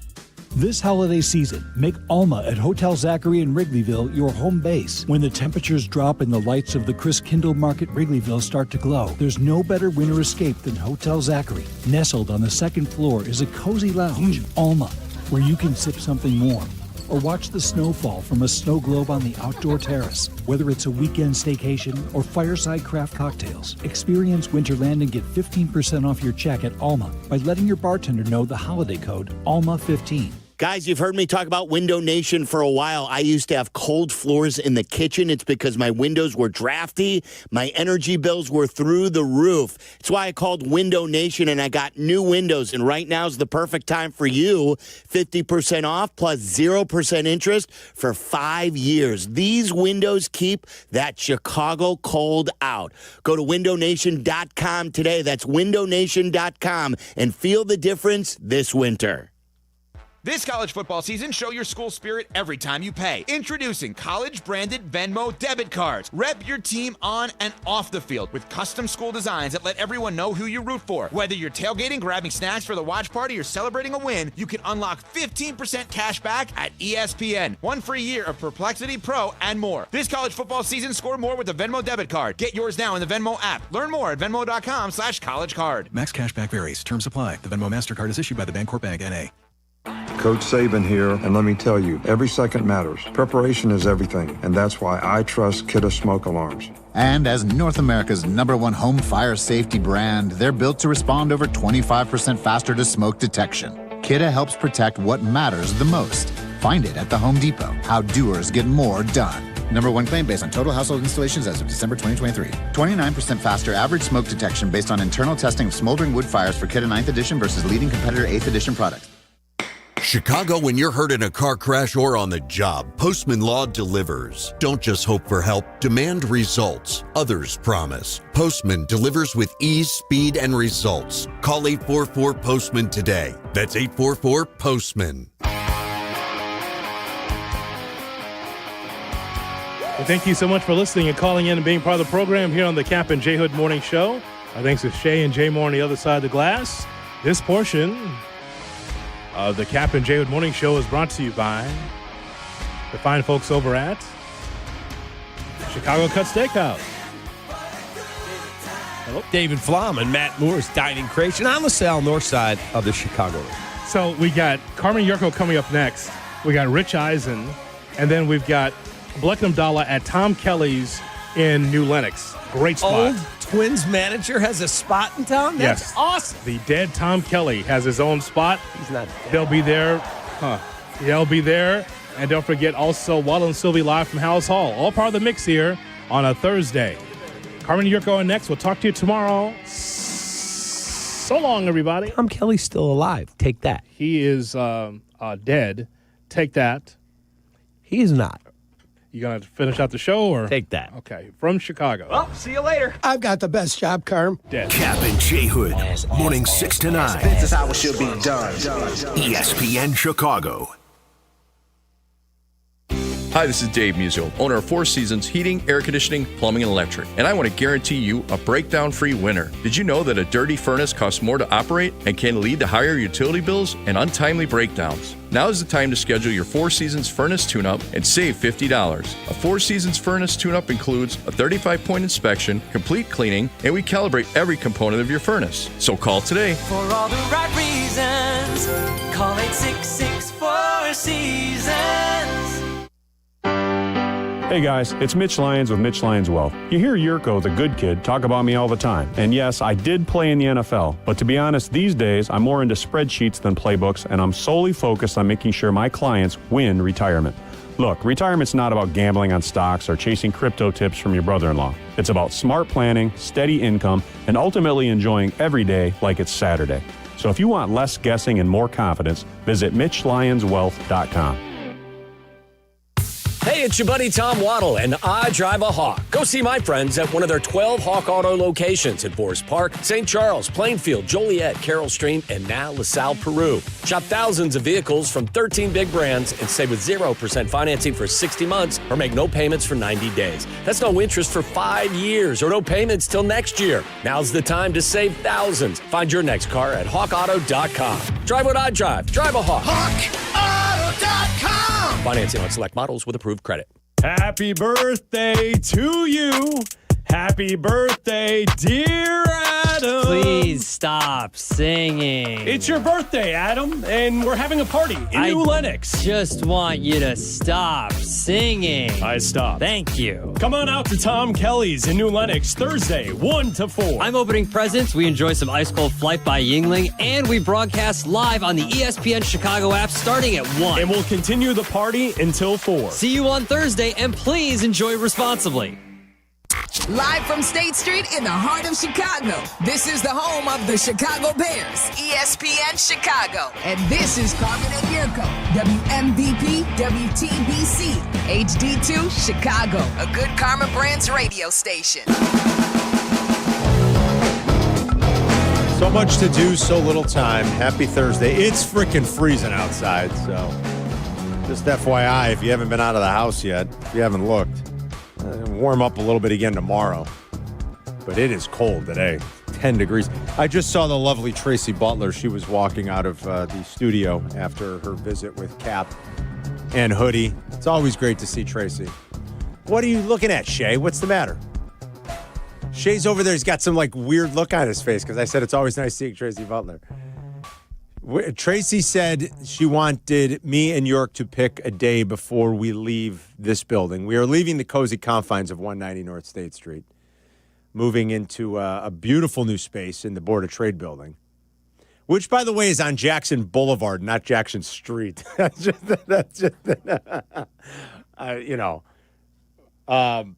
Tracy said, find a day. I'm such a jerk. Tracy said, I don't know where Yurko is either. I know he's here. Oh, here he is. Tracy said, find a day before we leave, good kid. Okay. I just saw her. I talked to Tracy 10 minutes ago. She said, find a day before we leave where we could do another Cooking Up a Storm with Tracy before we vacate the premises in a few months. So we'll figure out a day. Yeah. So and we got to do it before 9 a.m. Well, I don't know how we're going to do that. We'll figure out the logistics of that at a different time, but we need to at least find the day. We can tape something if we have to. That's what I think we might have to do. She wants us to find a day in the new year. What are we going to make? I don't know. That's the other thing we can think about, but something Christmassy. It's not going to be. Well, no. She wants to do it in the new year. This month is pretty much booked up and in the filled new year. up. Yeah. Yeah. So We'll do that. Anyhow, I digress. Welcome in. Yeah, we'll figure something out. Boy, we had an action-packed meeting today. Look at that. Got the Black Hawk Jay. Yeah, it's nice. Set it out. And they play in Vegas. They play in L.A. tonight against the Kings. So late night. It'll be a late night. Sacramento? We had an action-packed meeting today, and I will say, the men in Blazers would have been proud of the conversation going on in our office between Jake Santos, who's with us today, and Yurko. Jake's here, Potsy's here, because Bleck and Abdalla are out, remember, at Tom Kelly's in New Lenox. Yep, they're out and about. 1 to 4, you can go hang with the guys today. So Potsy's here and Jake's here. Jake and Yurko are big soccer fans. Tomorrow, I understand, is the World Cup draw for next summer, and that's going to be happening during our show. So yeah, it's 11 a.m. Central Time. Yeah, I have a feeling we'll keep an eye on that tomorrow. Right. You got the Unidos Estados, Mexico, and Canada in pot 1 because they're the host country. Right. So they get preferred status, if you will. So we had interesting conversation going on about soccer and the draw tomorrow, and then we briefly touched on Giannis and should the Bulls be going after Giannis. I can't imagine a trade like that happening. I can't imagine the Bucks wanting to trade him to the Chicago Bulls. I can't imagine the Bulls having the assets that would even begin to entice the Milwaukee Bucks. And now Giannis got hurt again last night, but that was the big news of the day yesterday from Shams Charania. He's got a calf, Carm. Well, and you know what those calf strains are like. Calves, the minute guys have they go into the non-contact calf strains, yeah, it's a problem. It never ceases to be a problem for these NBA guys anymore. For whatever reason, all the running, the high intensity, the high pace, they don't wear high tops anymore either. They all wear low shoes. Yeah. I don't know what it is. Quality of the shoe may have gone down. I don't know, but it seems to be an epidemic across basketball, so who knows? But so between all that and Giannis and the Bulls losing another game, Giannis, we remember that it is Packer week. It's Bears-Packers. We remember we got NFL football tonight. We have a very significant game tonight. What do we have tonight? I know it's a hell of a game. We got a hell of a game tonight. What do you got?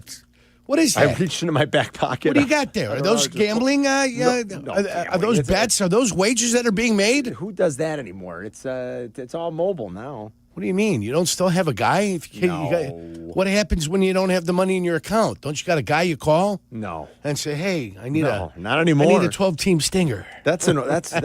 That's long gone. Still exists, kid. Carm. Well, no, I know for a lot of people, but not for most young people. Exists. Yeah. No, I don't use a guy anymore. I do not use my old bookie. He has since retired to Arizona. True story. And he welcomes you.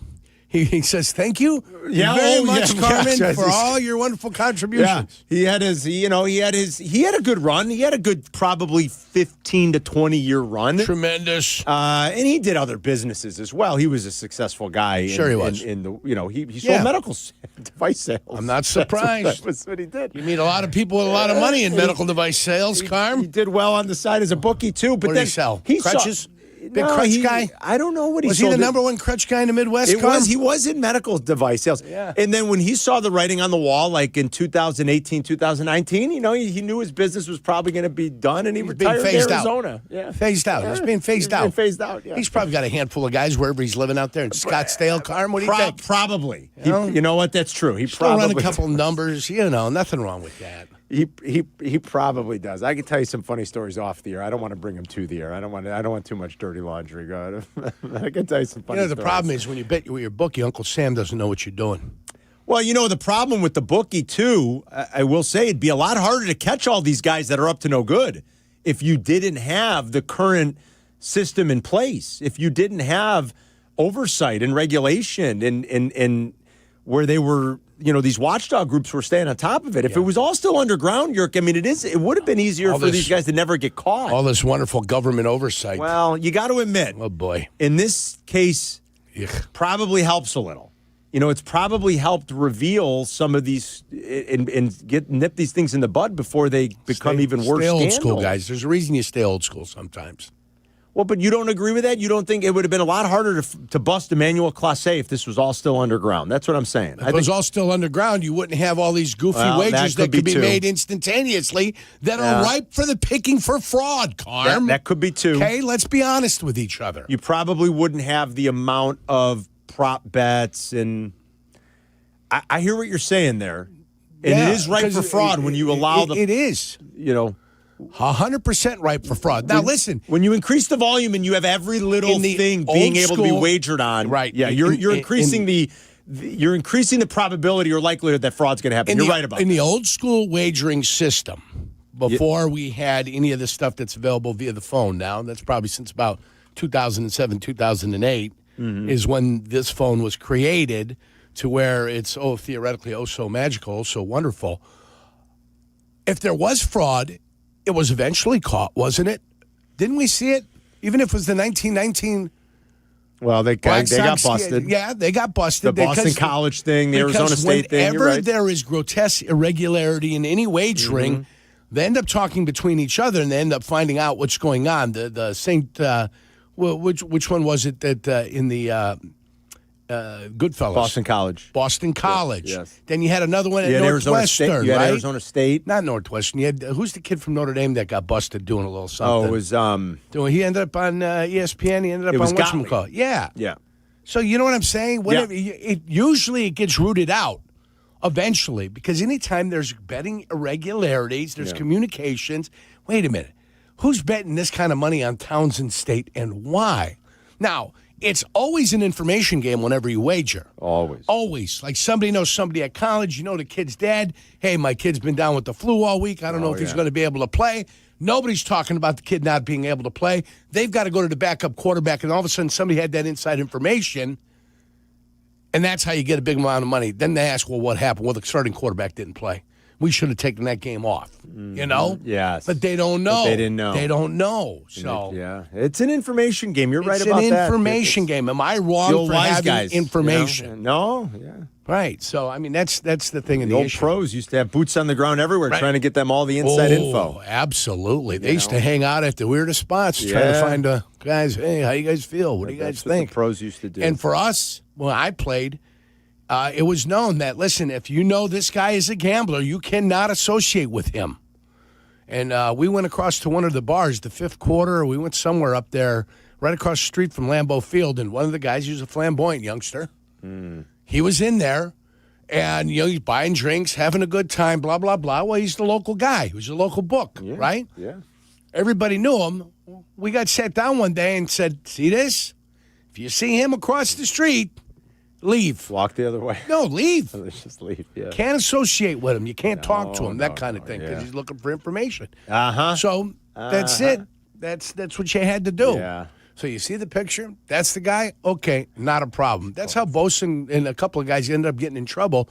In Miami, they ended up taking a picture with a guy that was a bookie. Go figure. Well, they're at the gym working out, pumping iron. Somebody says, hey, can we get a picture? What, do I got to vet the guy before I take a picture?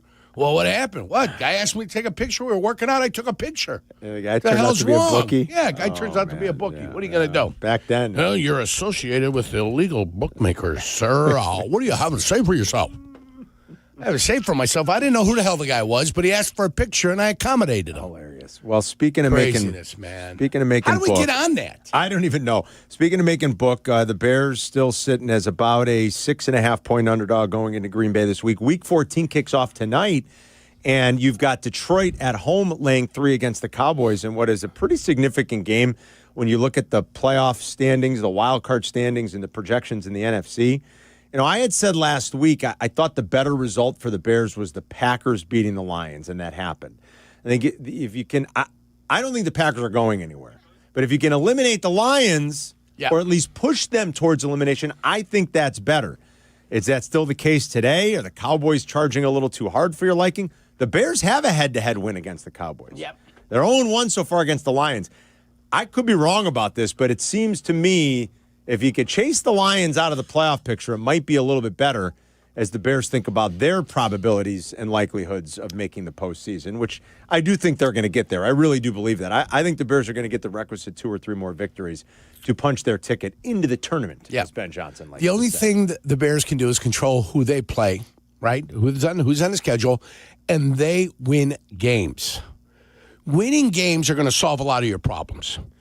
Well, it'll solve it all. When you're in first and you kind of control your destiny, you're right. It'll solve it all. You don't have to worry about what other teams are doing if you take care of your business. The sooner you can get to 12, the better off you are going to be. Amen. So you get to 12 when you're making it. Get to 12. I'm sorry. I find it impossible to believe that 12 wins won't get you into the playoffs. I will come to find out it will. Yeah. I think 12 might be the number that actually solidifies the number 1 pick, too.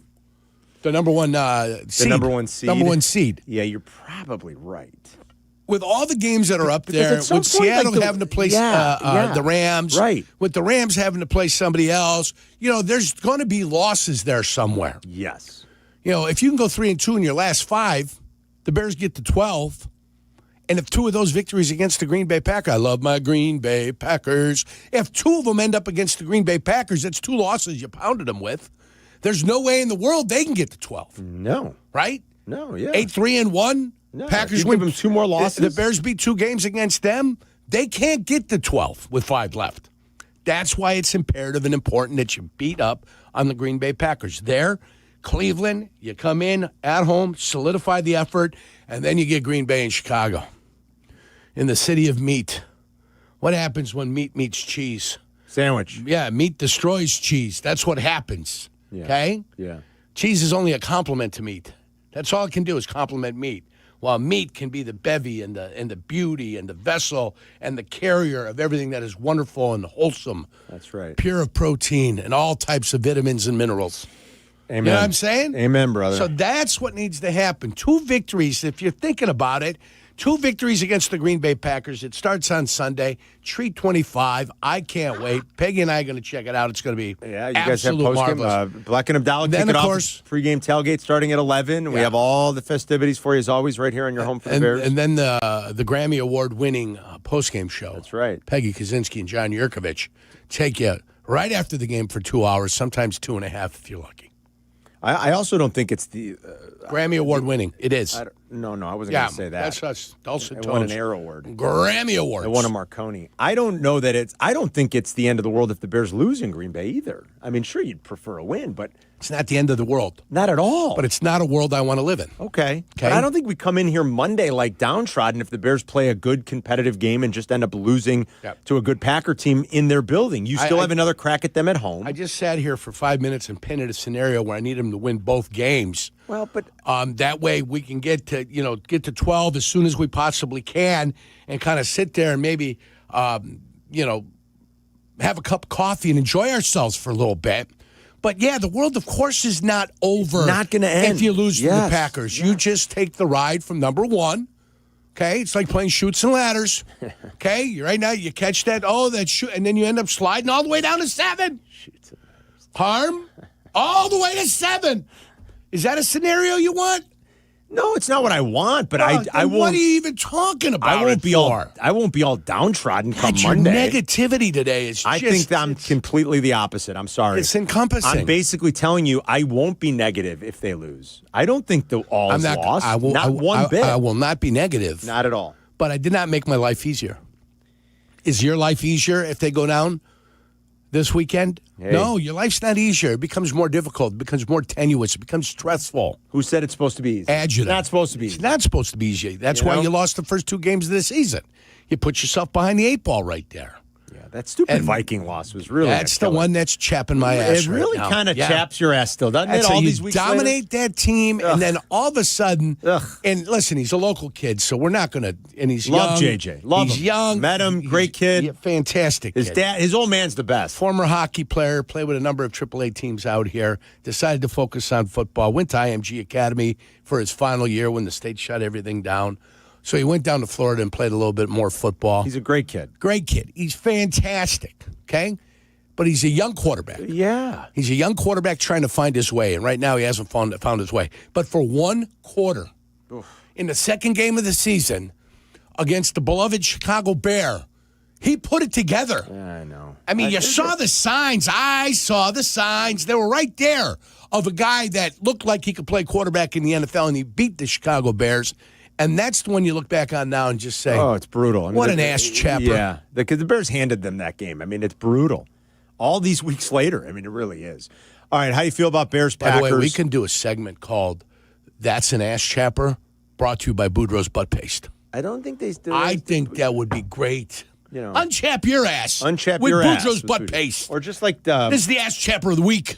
I like it. What's the stuff? More we used ideas to, being sent down the hallway just now. What's the stuff we used to use when the kids were little? Desitin. Remember? Desitin, sure. For diaper rash and stuff like that. You used to use the Desitin. Yeah, when you're a The bad ass parent. chapper When you're a bad parent. Why is that a bad parent? Well, if your kid's getting, all types of stuff, and rashed up. I mean, what's going on? You That's never bad had to parenting. use Desitin? Oh, yeah, I Come on, did. stop it. That's not being a bad parent. I was being a bad parent. It's a necessity. Nor the kid all day the getting matter with all you? hammered up on the golden juice they call beer. It's ridiculous. The Ass Chapper of the Week on the Carmen and Jurko Show, brought to you by Desitin. We just gave him another idea. It's what we do. I like Boudreaux's butt paste a little bit better. I don't think they make Boudreaux's butt paste. Oh, what are you trying? That's like they don't make Red Gold ketchup either, right? Yeah, that's true. I only know of Heinz. I just know Heinz. Boudreaux's butt paste. Yeah, why don't you look at a couple more aisles? Move past the Heinz ketchup and get to Red Gold, by the way, an Indiana company. Yeah, that's what you were saying. That's right. Love that. You know what? I think they still do make Boudreaux's Of course butt they paste. do, Carm. There you go. Okay, so we just gave them another idea. More ideas. Sharfie, get on it. Let's go. Yeah. Geritol brings you 21. Feed mayonnaise to tuna. Geritol, America's #1 tonic. Feed mayonnaise to tuna. Call Starkist. That's a great idea. Boudreaux's butt paste brings you the Ass Chapper of the Week on the Carmen and Jurko Show. What's chapping your ass? Just more ideas coming out of you and me. Let me tell you about Boudreaux's butt paste. Did I tell you I bumped into Sylvia yesterday in the parking garage? You did? I did. Sylvia was parking. He was getting out of his car. I saw him. I said, hey, what's going on? How you doing? Because I was here at like 107 still. Oh, because you did with Pat. I did Pat the Impregnator. I was with him. And we did the show. It was wonderful. Ran a little bit long. Yeah, naturally, him and I get to talking about the Bears. Things have a tendency to run a little long. Yeah. They did. And I saluted Sylvie with a quick urination right next to the car, as is my want sometimes. Is disgusting. Well, it needed to happen because that's an hour ride I got home. So why didn't you go in the bathroom before you left the building? Forgot. Okay. I forgot. I was socializing. I was networking. I was slapping backs, having a good time, kissing babies. And I got there, and then the more I walked, the more it started to flow. You could feel it like, oh, boy, here we go. Bladder's full. You're unbelievable. Got to do something with it. I thought Sylvie was going to take a video and put it out on what you call it. Stop. Come on. Sylvie is, As long as you can't see the little guy, you're fine, right? No, that's gross. All right, coming up, more Bears Packers. We don't need any pictures of the kazoo on the internet. No, we do right? not need any pictures of the kazoo on the internet. We can all do without that. A question that was brought up during our meeting, we want to bring it to the listeners as well, as we enter a huge game for the Bears this weekend going into Green Bay. And a big Week 14 tilt in the NFC tonight in Detroit between the Cowboys and the Lions. The total in that game, by the way, is up to 54.5. 54. 312-332-ESPN for Carmen and Jurko. We'll be right back. Carmen and Jurko. They'll be right back. ESPN Chicago. Tailgate. Bleck Abdalla's pregame tailgate. Sunday morning at 11. Brought to you by Bradley University and ESPN Chicago. All right, attention. Listen to this, guys. Jurko and I did something rare. We picked a barrel of rare character whiskey. It's delicious. And we did it with our friends over at Joe's Beverage Warehouse in Romeoville. We're going to host a rare character tasting event Wednesday, December 17th. So just a couple of weeks. It's going to be a fun little holiday get-together that we're going to have over at Joe's in Romeoville from 6 until 8. You can hang with Jurko and me that night. Joe's Beverage Warehouse in Romeoville. You can reserve your bottle, sample some rare expressions, score some Joe's gift cards, do a little holiday shopping. These barrel bottles are limited. Remember, this is just a single barrel, so they're going to go fast. Don't wait. Come grab yours while we're hanging. Again, it is Wednesday night, December 17th. Me and Jurk together, 6 until 8 with Rare Character at Joe's Beverage Warehouse in Romeoville. You wouldn't hire an electrician to read a radio ad. Service Construction of Illinois. I think this wire's bad. You wouldn't hire the deck pro either. Service Construction of Illinois. Now, I would layer that with a few coats to make it smooth. You see, I, a professional announcer, can barely change a light bulb, but I can tell you with a soothing voice that Service Construction of Illinois has the craftsmen, contractors, and specialists to do it all. Whether it's a small job or complete renovation, start at serviceconstruction.net. Hey, it's Kap. Looking for the perfect gift this holiday season? I've got it. Taste of Chicago. They ship Lou Malnati's legendary deep dish pizzas nationwide. Hot, cheesy, and straight from Chicago. Perfect for family, friends, or anyone who loves great food. Want to take it up a notch? Add on Portillo's Italian beef, Garrett popcorn, or other Windy City favorites. Or send a Taste of Chicago gift subscription and keep the good vibes going all year long. Visit tastesofchicago.com and ship Chicago's best. This holiday season, lock in something that lasts. Astound Wi-Fi, starting at just $19.95 a month, forever. Not a temporary rate, no hidden fees, just your price forever. Check off one more thing off your to-do list this season and stop stressing about your internet. Fast, reliable Wi-Fi for every device, every holiday, every year. All for $19.95 a month. But don't wait. Visit astound.com today to sign up. Restrictions apply. See astound.com for details. Hey guys, it's Silvy. The end of the year is coming fast, and so are your insurance benefits. So use those dollars to actually take care of yourself. Go visit my friends at Cairo One Wellness Centers. I've been going to Cairo One for a couple of months now, and I'm telling you, I feel better. Cairo One offers personalized chiropractic care that gets you pain-free with no drug and no surgery. If you've already hit your deductible or have health benefits remaining, check out CairoOne.com. 50 locations across Chicagoland. That's CairoOne.com. This college football moment is brought to you by ServPro. College football teams have moments they recovered from and made it like it never even happened. Like on October 2nd, 1993, when the University of California faced a 30-0 halftime deficit to Oregon. Cal went on a remarkable 42-11 run in the second half to capture a 42-41 victory, one of the largest comebacks in college football history. ServPro, like it never even happened. This holiday season, let Navy Federal Credit Union make moments feel extra special. With the Cash Rewards and Cash Rewards Plus cards, you can earn a $250 cash bonus when you spend $2,500 in the first 90 days. Offer ends January 1st, 2026. And you could earn up to 2% unlimited cash back while you shop. Join now at NavyFederal.org. Navy Federal Credit Union. Our members are the mission. Navy Federal is insured by NCUA. Cashback terms and conditions apply. Visit NavyFederal.org/cash rewards for more information. Whether you're building robots, developing award-winning video games, training on medical simulators, or diving into sports communication, Bradley prepares you to change the game. Choose Bradley. Apply today at bradley.edu. You're listening to Carmen and Jurko. Listen to us now, live on the ESPN Chicago app. Chicago's home for sports. ESPN Chicago.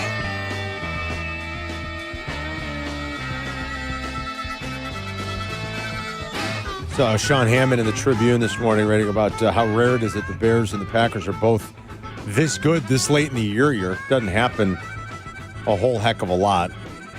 It's largely been a one-sided rivalry, really for about 40 years. When I was a kid, the Packers stunk.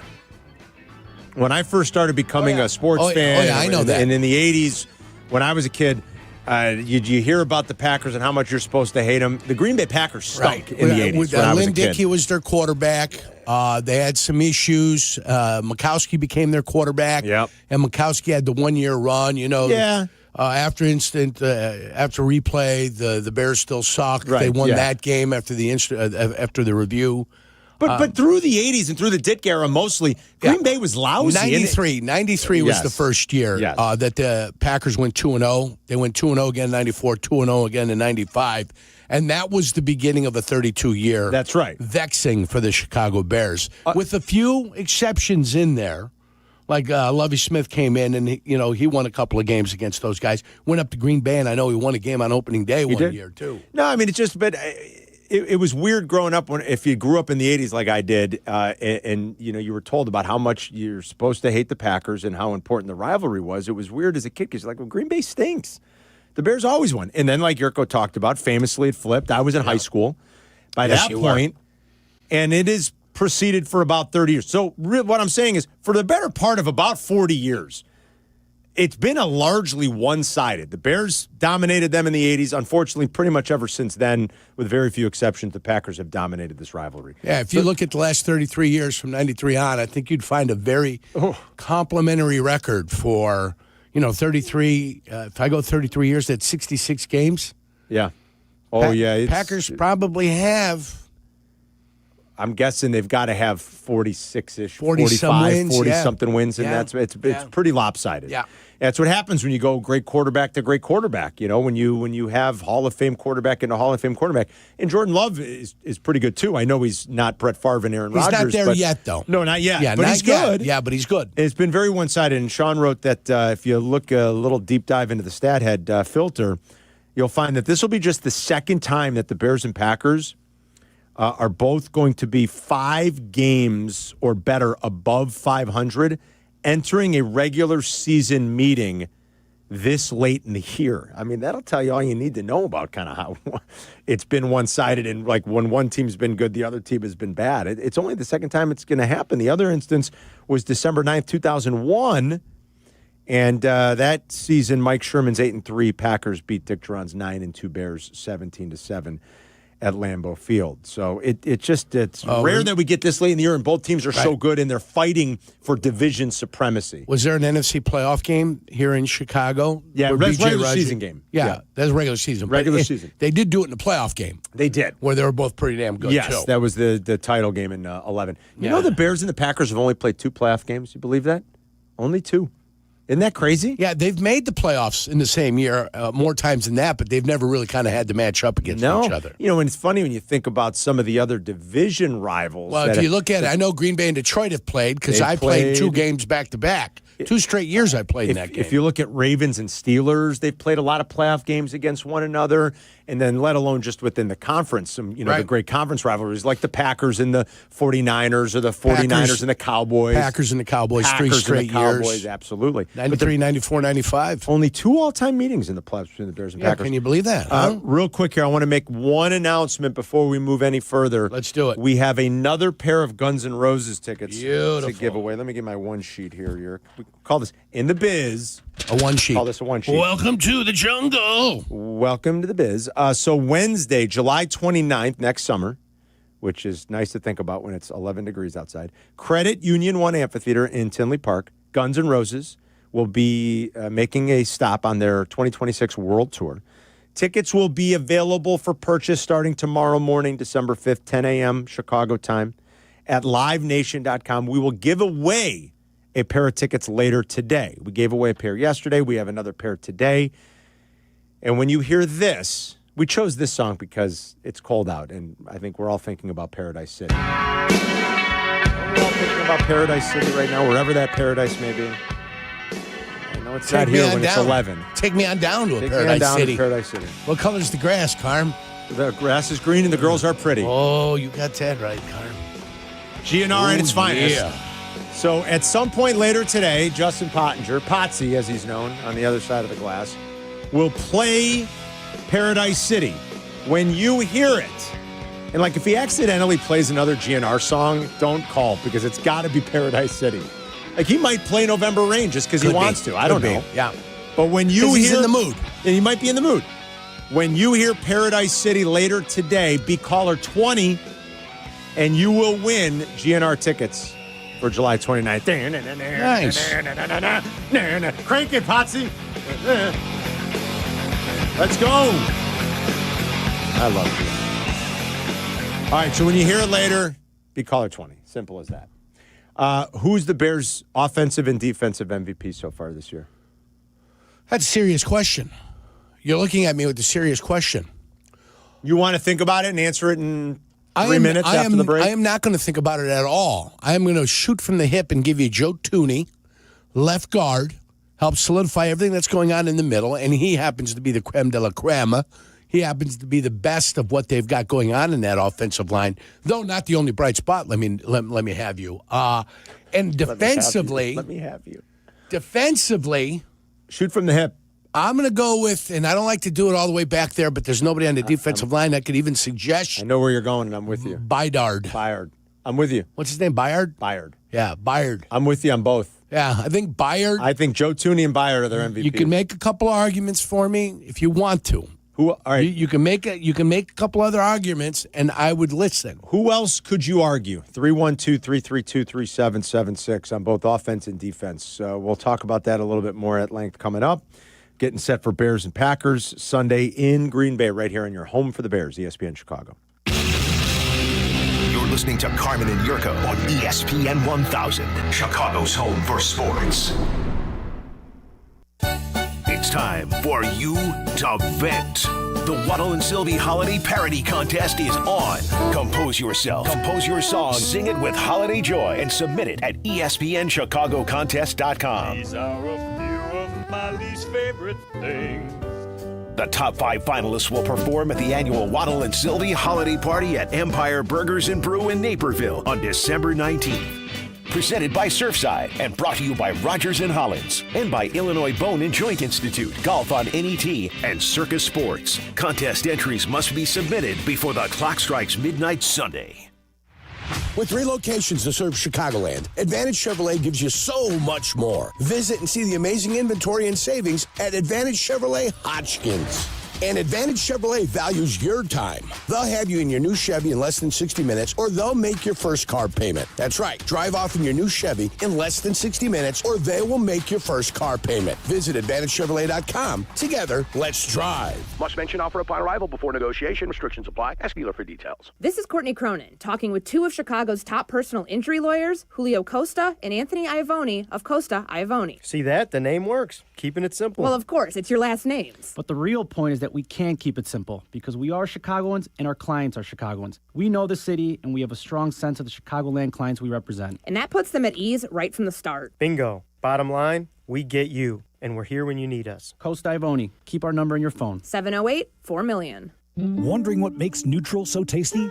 It's simple. Real vodka, real juice, nothing fake. Because when good ingredients go in, great taste comes out. December is Customer Appreciation Month at the Lantern in Naperville. Stop in for your free raffle ticket for the 12 Bags of Christmas giveaway. Join them tonight from 7 to 9 p.m. for the Neutral Tasting event. And enjoy Neutral specials all day long. Neutral, real vodka, real juice, real tasty.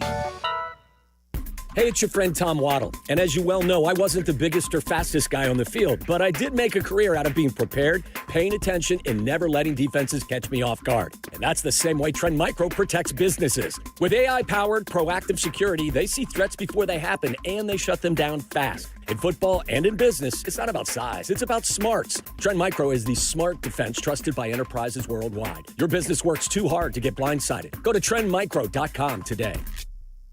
Hey guys, it's Silvy. You ready to take your sports action to the next level? You need Circa Sports Illinois, the world's largest sportsbook now right at your fingertips. Circa does it the right way. High app limits, low holds, incredible customer service, and no bet fees, ever. Other books might charge you to get you in the game, but not Circa. With Circa, every play is your play. Download your new bookie today at circasports.com. It's the only place I play. Got to be 21 years or older. Gambling problem? Call 1-800-GAMBLER. Coach Saban here. On the field or on your walls, coverage matters. That's why I go with Behr Marquee Interior Paint and Primer from the Home Depot. Exceptional hide, advanced stain blocking, and over 1,000 colors to choose from. Behr Marquee delivers one-coat coverage that stands up to real life. One-coat coverage, no overtime. Behr Marquee, only at the Home Depot. How doers get more done. Valid only when tinted to colors from the Behr Marquee Interior One-Coat Hide Collection.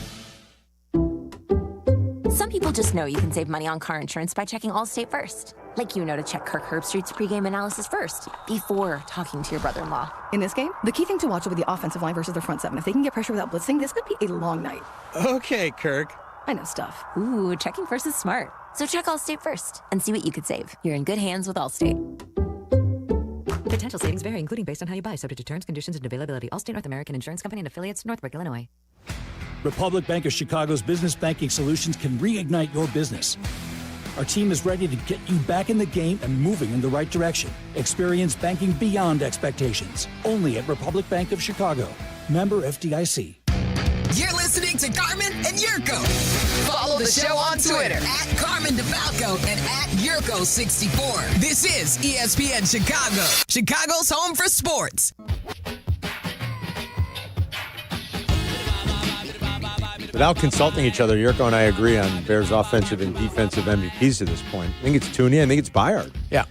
It'd be interesting to know who other people might suggest. I think on offense, it's tough. I mean, none of the receivers have really emerged as Rome showed some flashes early, but I don't think you could say Rome's the MVP of this offense. Yeah, he's had one touchdown in the last 6 weeks. I mean, and I'm not blaming Rome for that. Don't get me wrong, but I don't think you could say he's the MVP. I don't think you could say it's Loveland yet. Right. I think you go to the offensive line. Yeah, I think that's the most improved position group on the football team.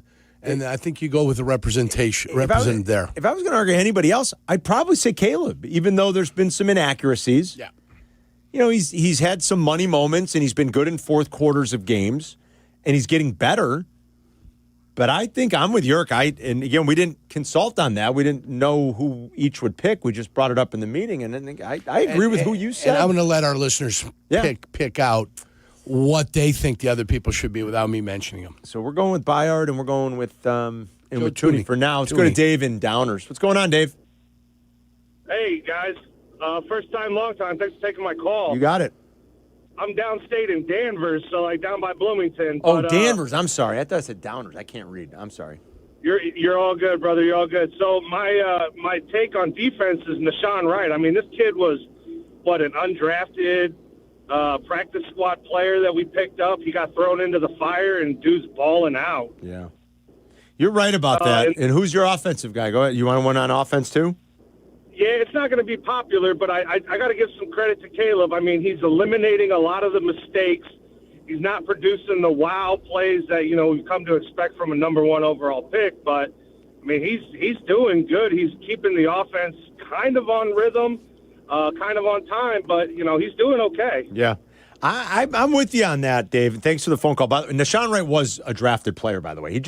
He's kind of bounced around the league a little bit and never really found a permanent home. He was on Minnesota's practice squad, right? I think all of last year. And it's the best $1.1 million the Bears have spent in a while. Kids made the most of the opportunity, without 100%, a doubt. 100%. Without a doubt. He was a drafted player, though. But Nashawn Wright's a very good submission for this. Because if it's not Bayard, I think it's probably right. Let's go to Brian in Indianapolis. What's going on, Brian? Hey, how you guys doing? We're good. Is it okay if I start this out to my uncle? He listens to your show all the time. Yeah, sure. Absolutely. All right. Hi, Randy from Seattle. Okay. That's your uncle? Get out of here. No, that is my uncle, yeah. That's funny. Love it. What I called in for, you guys are talking about how many wins it's going to take to, guarantee playoffs. It is 12. ESPN's, playoff machine, don't know if you ever played with it. It's a fun thing. Yep. There's a scenario where the Bears could just win 2 games the rest of the year, both against the Packers. And miss. That's what you want. Yeah. And miss. But in that scenario, Detroit also misses with 11-6 records. Yeah. I think 12's which is kind of unbelievable, but that seems to be the magic number, Brian. I think you're right. I think it's the magic number. I think they'll get there. I was probably out over my skis a little bit earlier in the week when I was kind of giddy with the Friday win. And I was probably out over my skis a little, being like, they're in, they're going to make it. I think they will. Yeah. But there's work to do. There's still work to do. There's work to do. I think I just have a lot of confidence in the coach, and we're not used to that around these parts. So maybe I'm getting a little too giddy. Maybe I'm doing the Tommy Boy thing here, and that could be a problem. I admit, Yerk, it could be a problem. I got a little Tommy Boy excitement going but there's right now. nothing wrong with being excited. I was maybe out over my skis a little bit on Monday. I was so excited from the win. But I think they're going to get there. I think they'll get 3 of the last 5. And if you do that, seems impossible to think that you'd get to 12 wins and not make the playoffs. 11 might still be. And you never know. I mean, 11 could, but you might be hanging by a thread. That's how competitive the NFC is right now. With what's going on out west, what's happening with the Bears and the Packers. Who knows if these Cowboys keep charging? All of a sudden it looks like a very competitive conference. Well, let's play these things one at a time, but that San Francisco game looms large, too. Yes. Let's play what we're playing. And that Frisco game late after the massacre last season in the Bay Area. There's no doubt about it. Yeah, it's going to be a big one. Looms large is the best way to put it. Looming large. Lewis is in Lyle. What's up, Lewis? Hey, good morning, guys.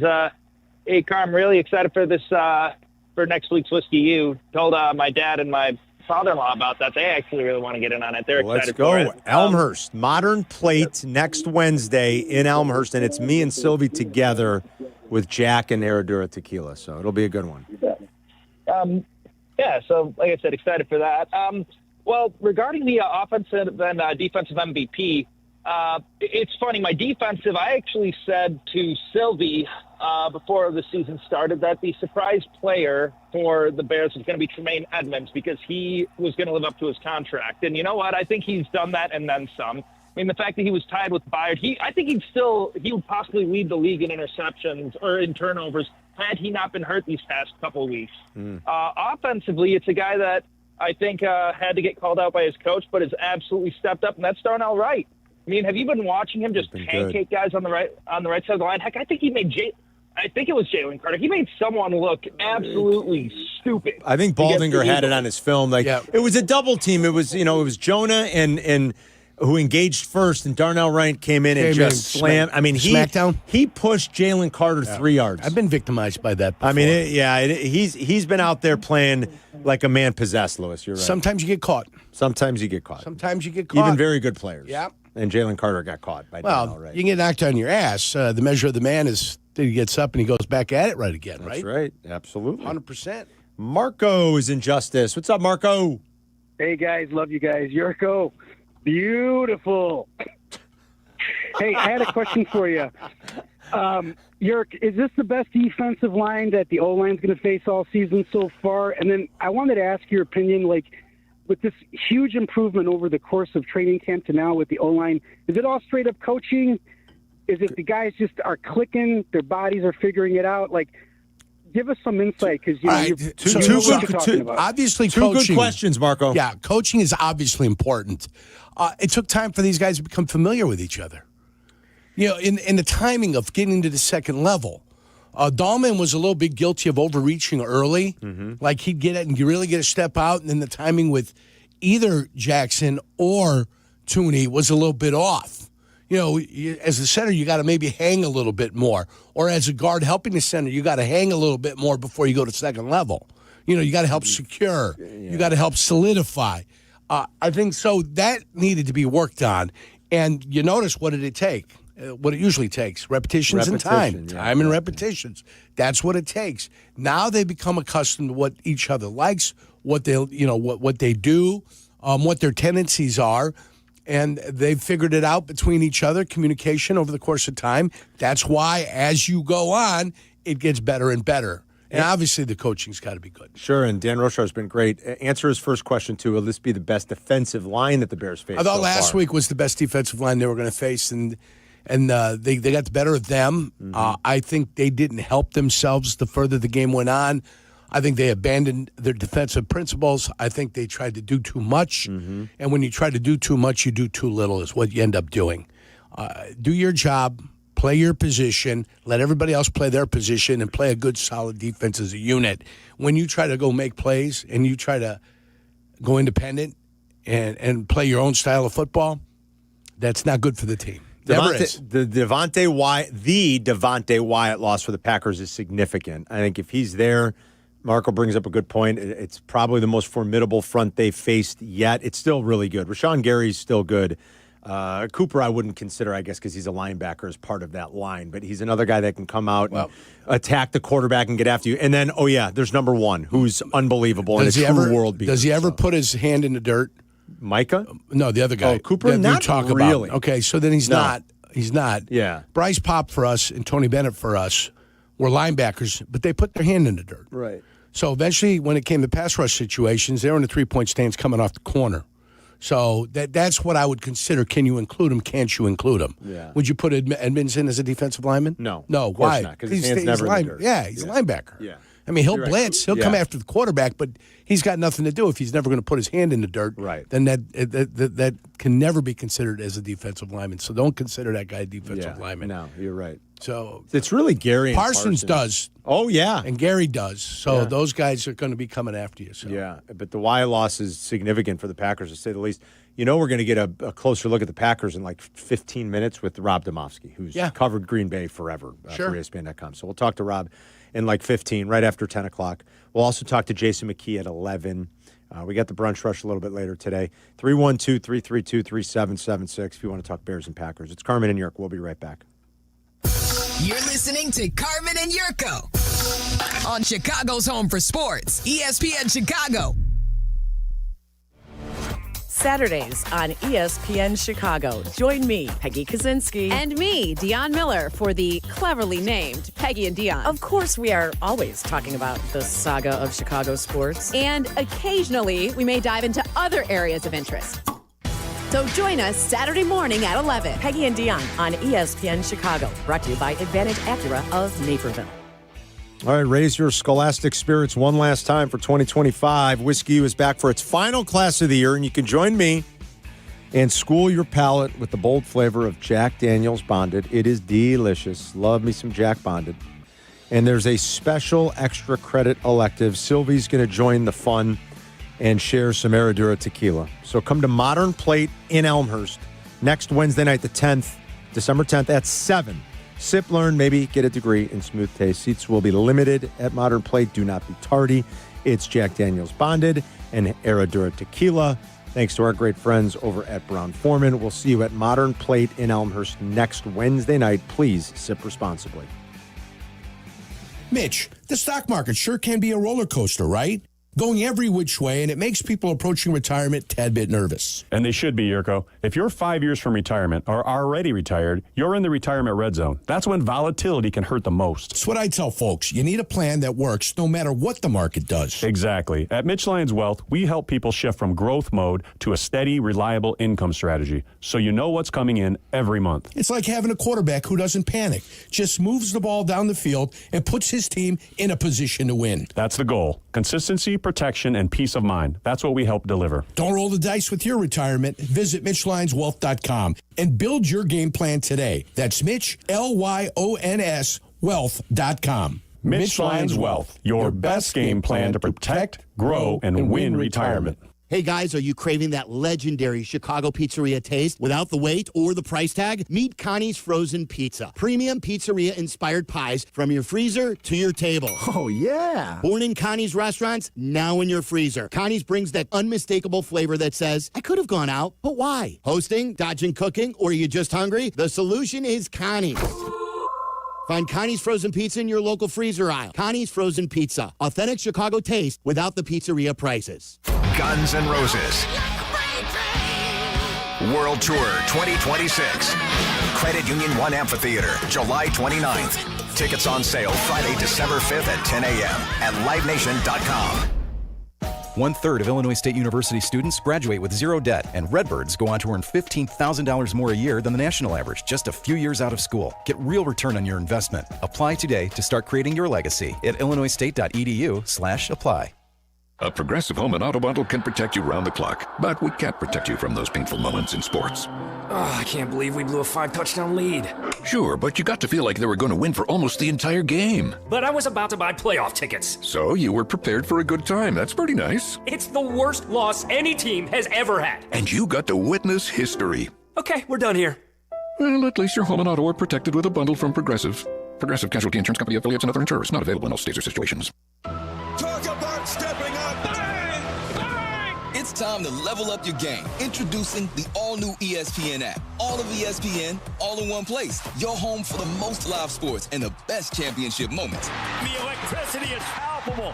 Step up your game with no annual contract required. It's the ultimate fan experience. Level up for more on the ESPN app or at stream.espn.com. Sign up now. It's Blackhawks and Bulls season on Chicago Sports Network. Visit chsn.com/radio to sign up for your 7-day free trial of their all-access plan. Over 300 live games per year. Chicago Sports Network, your home stream advantage. Working from home? We're back in the office? Don't miss a minute of Carmen and Jurko. Just ask your smart speaker to play ESPN 1000.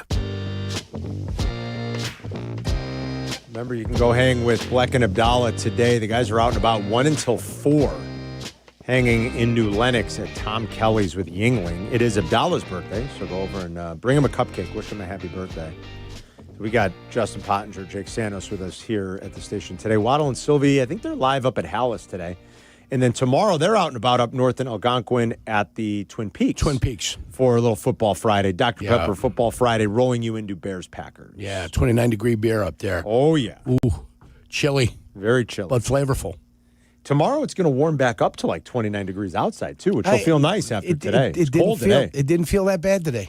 Oh, boy, I thought today was cold. Yeah. I walked outside this morning. I was like, woof. Yeah. It's chilly. Well, I mean, there's a short walk. The wind, if it's wind with the cold, that's when it really feels cold. The wind was at my back. I'm sure walking to the garage today, wind in your face. You're going to feel it. You're going to feel it, man. Yeah. It's going to sting you, Carm. It'll be back up a little bit warmer, closer to freezing tomorrow. But, yeah, go hang with the guys tomorrow to wrap the week. And we'll do the same back at the shop tomorrow. I'll get you all set for the rest of the action in Week 14 after it kicks off in Detroit tonight. Big Bears-Packers game, World Cup draw happens at 11 tomorrow, I can promise you we'll be keeping an eye on Yeah, that. we'll see where the U.S. of A. Who's going to end up playing them. Hopefully it's an easier path where they could get into the knockout stage, right? This is who the U.S. doesn't want in Group 2. You don't want Morocco. No? You do not want Senegal. And you certainly don't want Croatia. You don't want those teams. Yeah, you do not want those teams. You don't want them in Group 2. You want some of the other teams that are in Group 2. Okay. They call it Pot 2. Pot 2? Pot 2. And you definitely don't want Norway, which is the number one team. Pot 2? They're Pot 3. Oh. You do not want Norway. You don't want Norway. Wherever Norway goes becomes the group of death. Does it really? Yeah. If Norway doesn't get in with, I'll tell you, if they don't get in with either Mexico, Canada, or the United States, if Norway's in somebody else as the Group 3, it's the instantaneous group of death. Is that right? Yes. I love the group. You're so giddy about this. Yeah. Well, I mean, listen. Your passion for soccer is amazing. You've got to understand. You've got to understand Do what you you're want looking an at. updated list on the pots? What's up? What does that mean, updated list? Well, it's not updated, but like I can read you who's in pot 1, 2, 3, and 4. Well, you're Well, that's a lot of teams. I feel like That's a lot of teams. It's a lot of teams. We don't need to do that. Lot of We'll teams. wait for tomorrow. We'll He's see. more giddy I'm than excited. I am. Oh, you guys are anxious. Força Portugal. Yeah. You guys are so into it. See, if you go Portugal, Croatia, Norway, Italy. That's a dead. That's a nightmare scenario right now. That's a nightmare. That's a nightmare scenario. First of all, slow your roll on Italy. They got to get there. Yeah, those I'll play knuckleheads. Italy I any mean, day.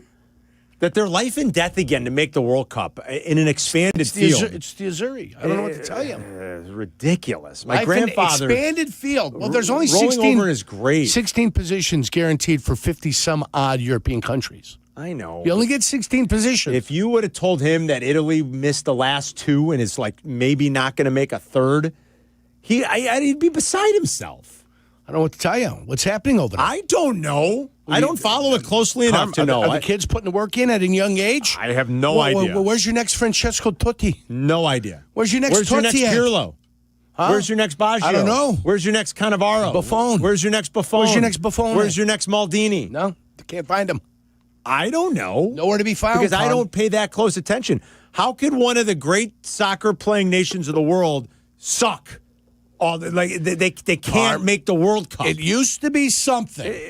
If you finished on top of the Scudetta, if you won the Italian league, it used to be something. They consider it the Big Five, right? Yeah, right? I'm telling you now, the Italian soccer is dropping off. That's what I don't get. What are their It's athletes dropping off. They're not like how many Danilo Gallinaris are coming over? They're not playing. I mean, I know that basketball's huge there. Don't What get about me wrong. tennis?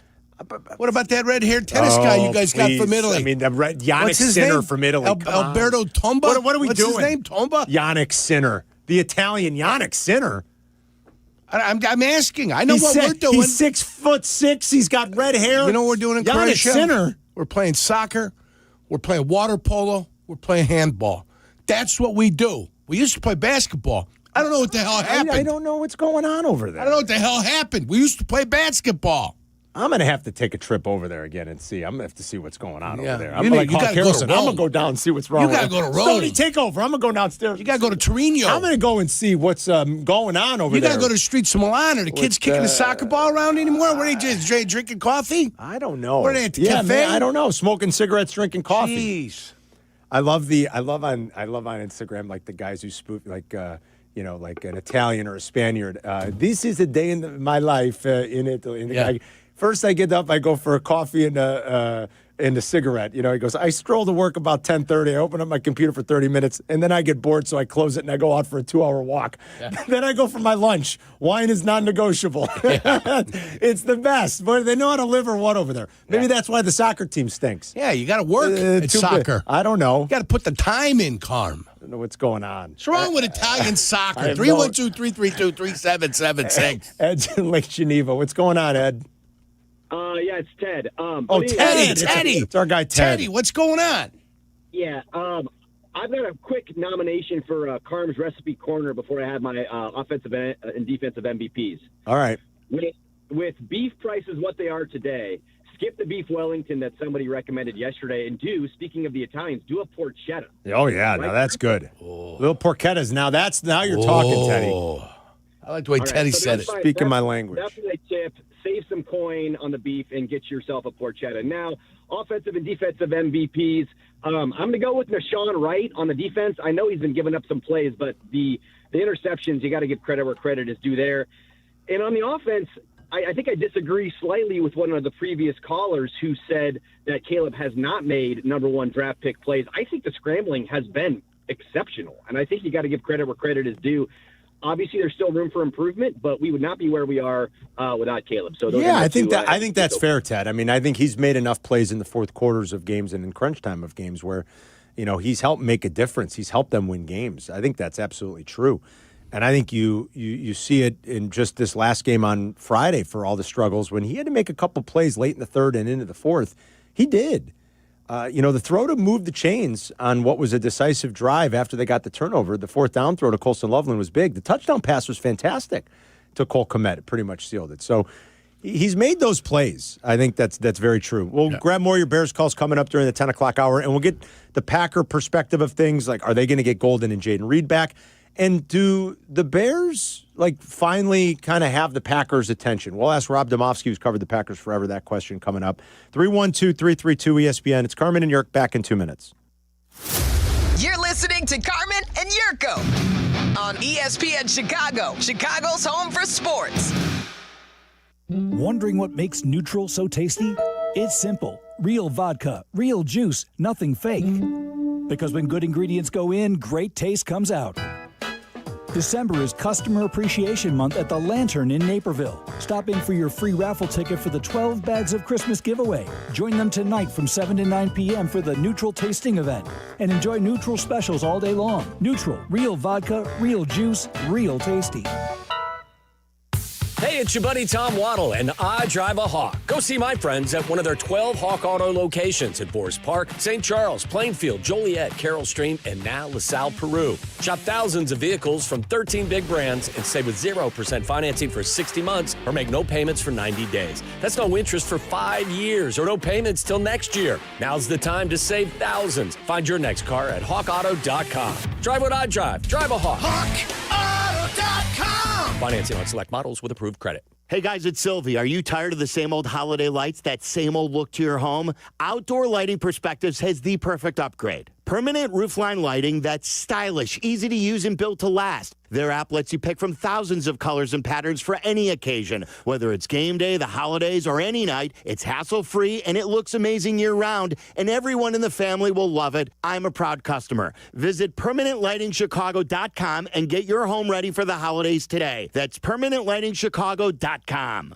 Football Fridays are great. And Green Bay Week, next level. Let's meet everyone at Twin Peaks and Algonquin for an amped-up Waddle Silvy show. Join us from 3 to 6:30 tomorrow. A huge rivalry game means we need strong new material. How's this? Get 29-degree frozen tundra cold beers. Not bad. How about this? There will be love lost in this game. All right. You know, Waddle, the quarterback is Jordan Love. Moving on. Come on, who's good? See you at Twin Peaks and Algonquin. And please enjoy responsibly. Live from State Street in the heart of Chicago. This is the home for every Bears game. ESPN Chicago. And this is Carmen and Yurko. WMVP, WTBC, HD2, Chicago. A good Karma Brands radio station.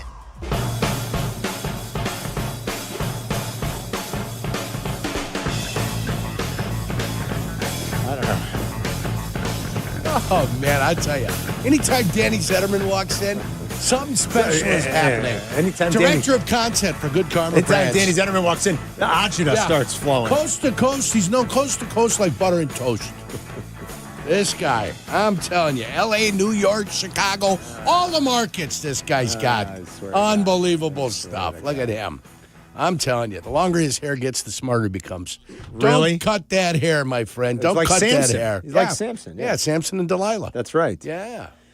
That's right, boy. You all right? I'm fine. I can see the agita starting over there. My heavens. Nothing but agita. We just got done talking about beef Wellington and porchetta, and then boom, agita comes right down the pipeline. The boss comes in. You get agita. Oh, yeah. my God. It's Carmen and York. Hope everyone's having a great morning, great day so far. It's freezing. We'll warm up a little bit this weekend. What do you wait? If you mention it's freezing, I walked in today. It's fine. No, it's cold. What's going on? It's already It started. It's December. God, you guys got to let it go. It is not bad at all. It's going to be cold in Green Bay Sunday. Go up to Thunder Sunday. Bay. Go up to Thunder Bay. You want it No, bad? forget about Let's go to Thunder Bay. Thunder Bay. It's a little chilly in Thunder Bay. It's going to be cold in Green Bay on Sunday. Let's go inside the Arctic Circle, you and me. No. Come on, let's go up there and have Forget some it. fun. I'll you go and in me. June. Paint each other up. Come on. Call me in June. Come on. We'll have some fun. 20 hours of sunrise. That's it. I'm not going Again, now. I mean, I didn't weigh a hot dog yesterday. No. But I'm weighing a hot dog. This is considering of the bet that we have. I'm going to weigh a hot dog.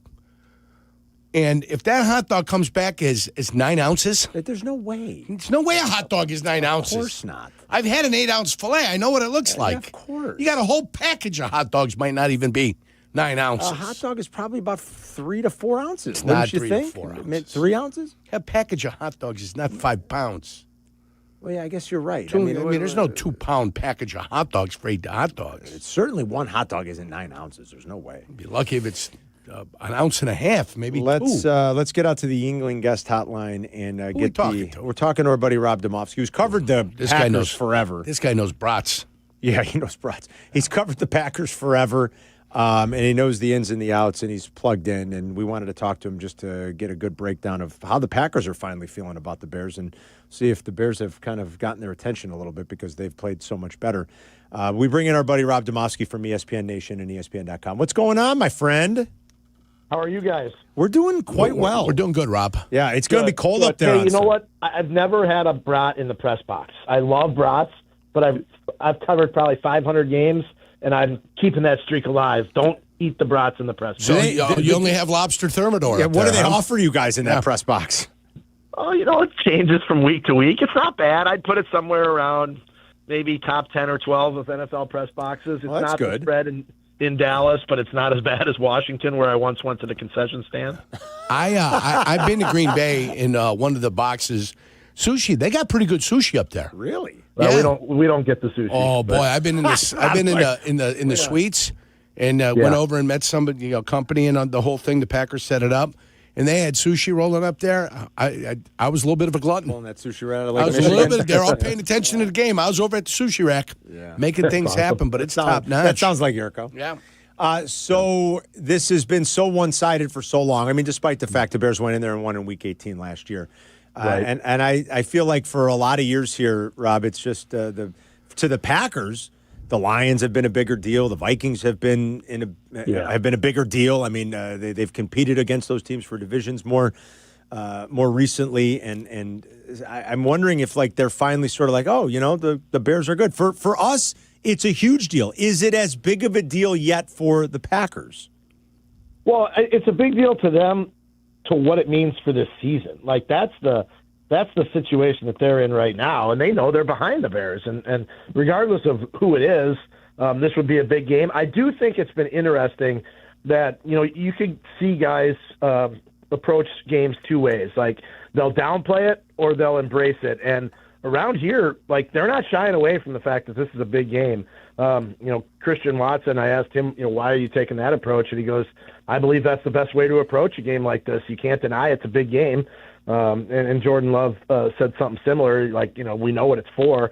You talk about, the last time, it's been a game like this. I mean, you can't compare playoff games to regular season games, but that NFC Championship game in 2010, I'm not saying that was the last time it was big, because there was the 2013 regular season finale that was for the division title down there, and Rodgers hit Randall Cobb for that last second touchdown. There have been big games, late in the year between these teams in recent years, but this is crazy. The last time, this is from ESPN Stats and Info, maybe you guys saw this. The last time the Packers and Bears met in Week 14, which we are in right now, or later, when both teams had a winning percentage of 700 or better, was 1932. That's nuts. Yep. 1932. What a year. You can't even I mean, come on.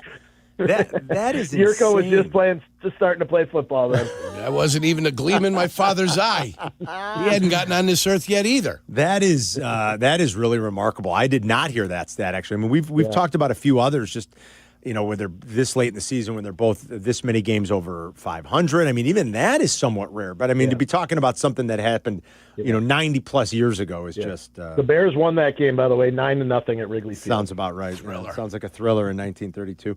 The offense, the Packer offense had kind of struggled there for a little while. And then they seemingly found a little something on Thanksgiving Day. What kind of clicked, and what kind of confidence did they get from that win in Detroit last Thursday?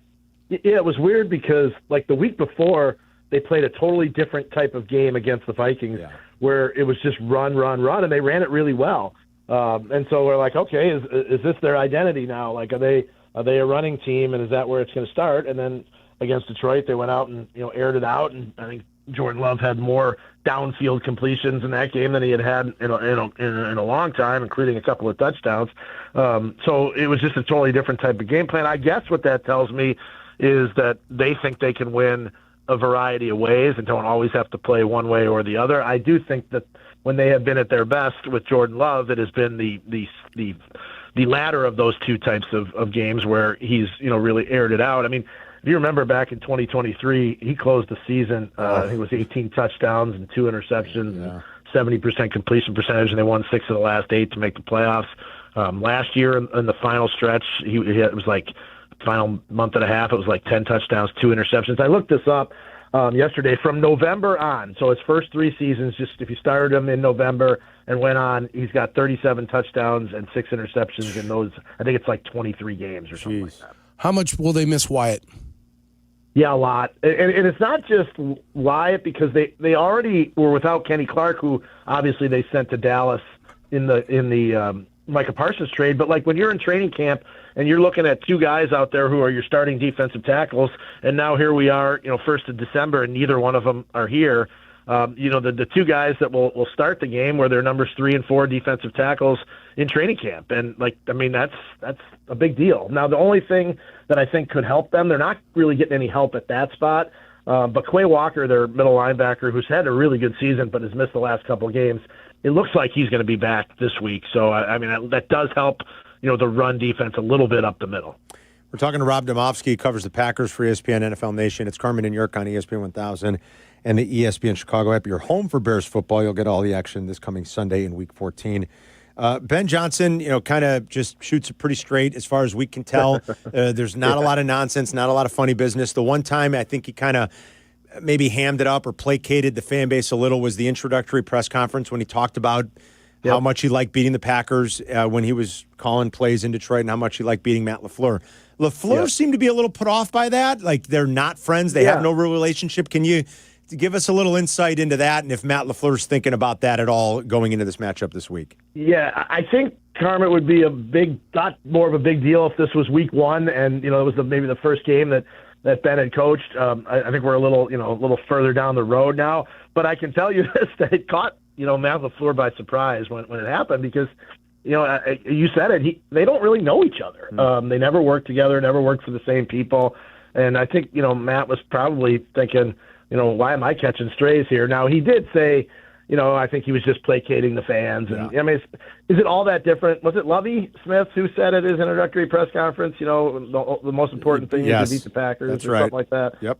So, I mean, it's a little bit of trying to win the press conference. But look, Matt LaFleur, he can hold a grudge just like anybody can. And I'm sure that if the Packers win this game, he will take some sort of shot. He actually already did. I think it was on the McAfee show during the draft. When the draft was here, they asked him about it, and he said something like, "Oh yeah, Ben's a really good coach. Just ask him," or something like that. I'm not paraphrasing, but it was something like that. So he won't forget it. So it'll be interesting, to see what happens post game. Maybe the handshake or comments or whatever the case may be. We know how fickle fan bases can be, and it felt like after the back-to-back losses to the Panthers and Eagles, and you can set us straight. I mean, we're getting some of this from a distance, obviously, but it was like, all of a sudden in Green Bay, they're fed up with Matt LaFleur, which is, if you ask me, hilarious. I think he's won like 2/3 of his games. Comical. They've been in the playoffs every year but one. They're probably going back this year. How true was that? I mean, is there a quiet or maybe a vocal part of the fan base that was like, that's enough with this guy? I mean, it kind of seems absurd, but where are they, I guess, just generally with Matt LaFleur right now? Yeah, it's a great question, because this summer, and, people that don't know how the Packers are organized, they don't have an owner, right? It's a bunch of shareholders who have no power, so there's a board of directors that elects the president. And for forever, Mark Murphy was the president, and before that, Bob Harlan.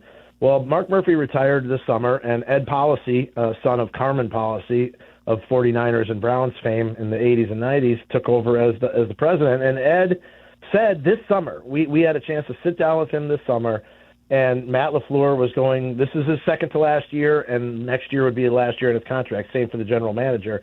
And we asked him about, what he's going to do with those guys, and he said, well, I'm not giving anybody extensions right now, but I also don't believe in lame duck head coaches and GMs. So what does that tell you? That tells you that this season is what he's going to, in part, evaluate Matt LaFleur and the general manager Brian Gutekunst on it. At that time, it looked pretty ugly. They were, I think they were still 5-3-1, but those losses were not pretty.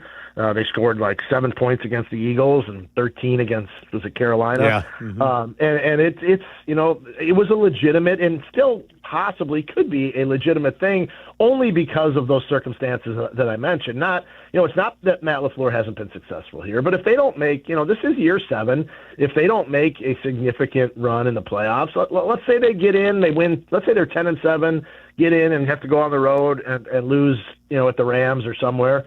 I don't know that it's a 100% lock that they do a new deal with him. Now he may say, you know what, you're not going to give me a new contract, let me go. I saw a thing that the Giants said they were possibly willing to trade for an NFL head coach. That happens so rarely. Right. But look, Matt LaFleur would get a job in a heartbeat. If he was on the market. There's no question about it. But I do, there are times that things can get a little stale, and I don't know if that's happened here. I don't think it has, but you can't discount it. I still think it's a really small chance that there's a coaching change here, very small. But yeah, I don't think in this league. I didn't think they were going to trade for Micah Parsons either, and they did. So you never know. Speaking of that, you talk about a guy that's come in and delivered, right? 12.5 sacks. Yeah. The advanced metrics are eye popping as always. He's just he's something else, Rob. He really is, and he's truly one of the probably handful of guys that you could say will wreck a game and is just going to be someone that coordinators worry about and think about all week when they go into the prep for a team, for a player like that.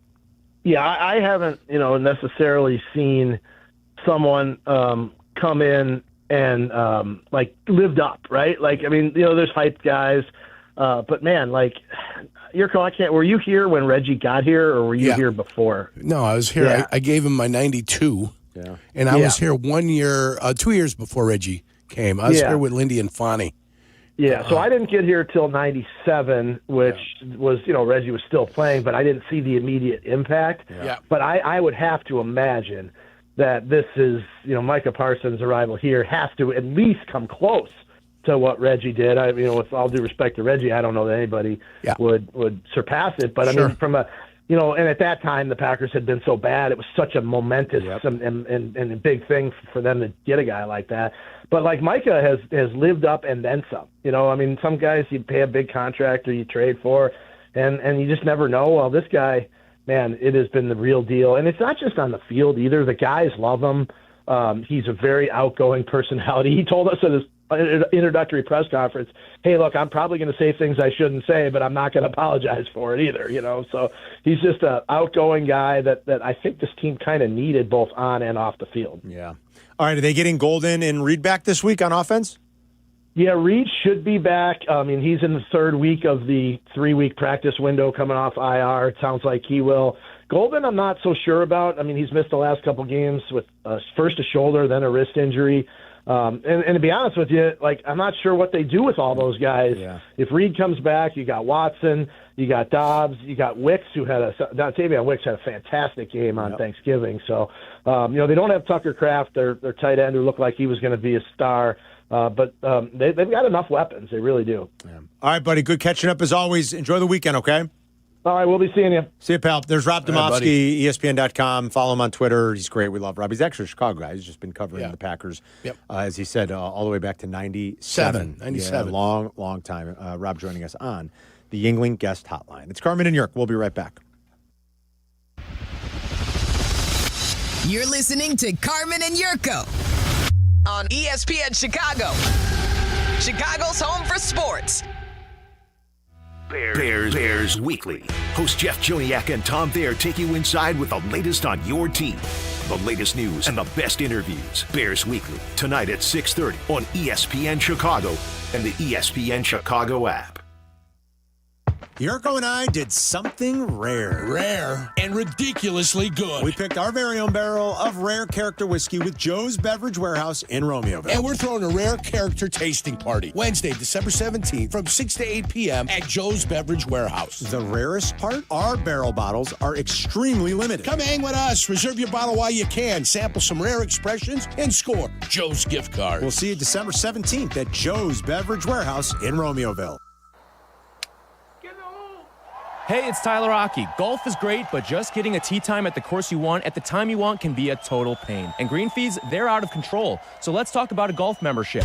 Our new partners at Golf on Any Tee or GOAT have created a membership program where you pick the courses and tee times you want, and your greens and cart fees are zero. Plus, it's unlimited. So book tee times on the Golf on Any Tee app and play for free all year long. Use code ESPN when getting your membership and save $400. Download today.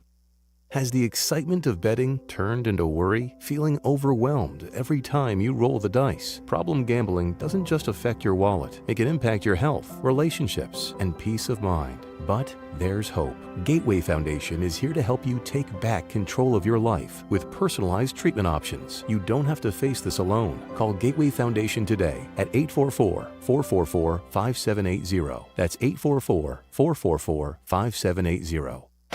Attention basketball fans, the DePaul basketball season is here, and tickets are on sale now. Don't miss your chance to see the Blue Demons live as they take on some of the top teams in the country.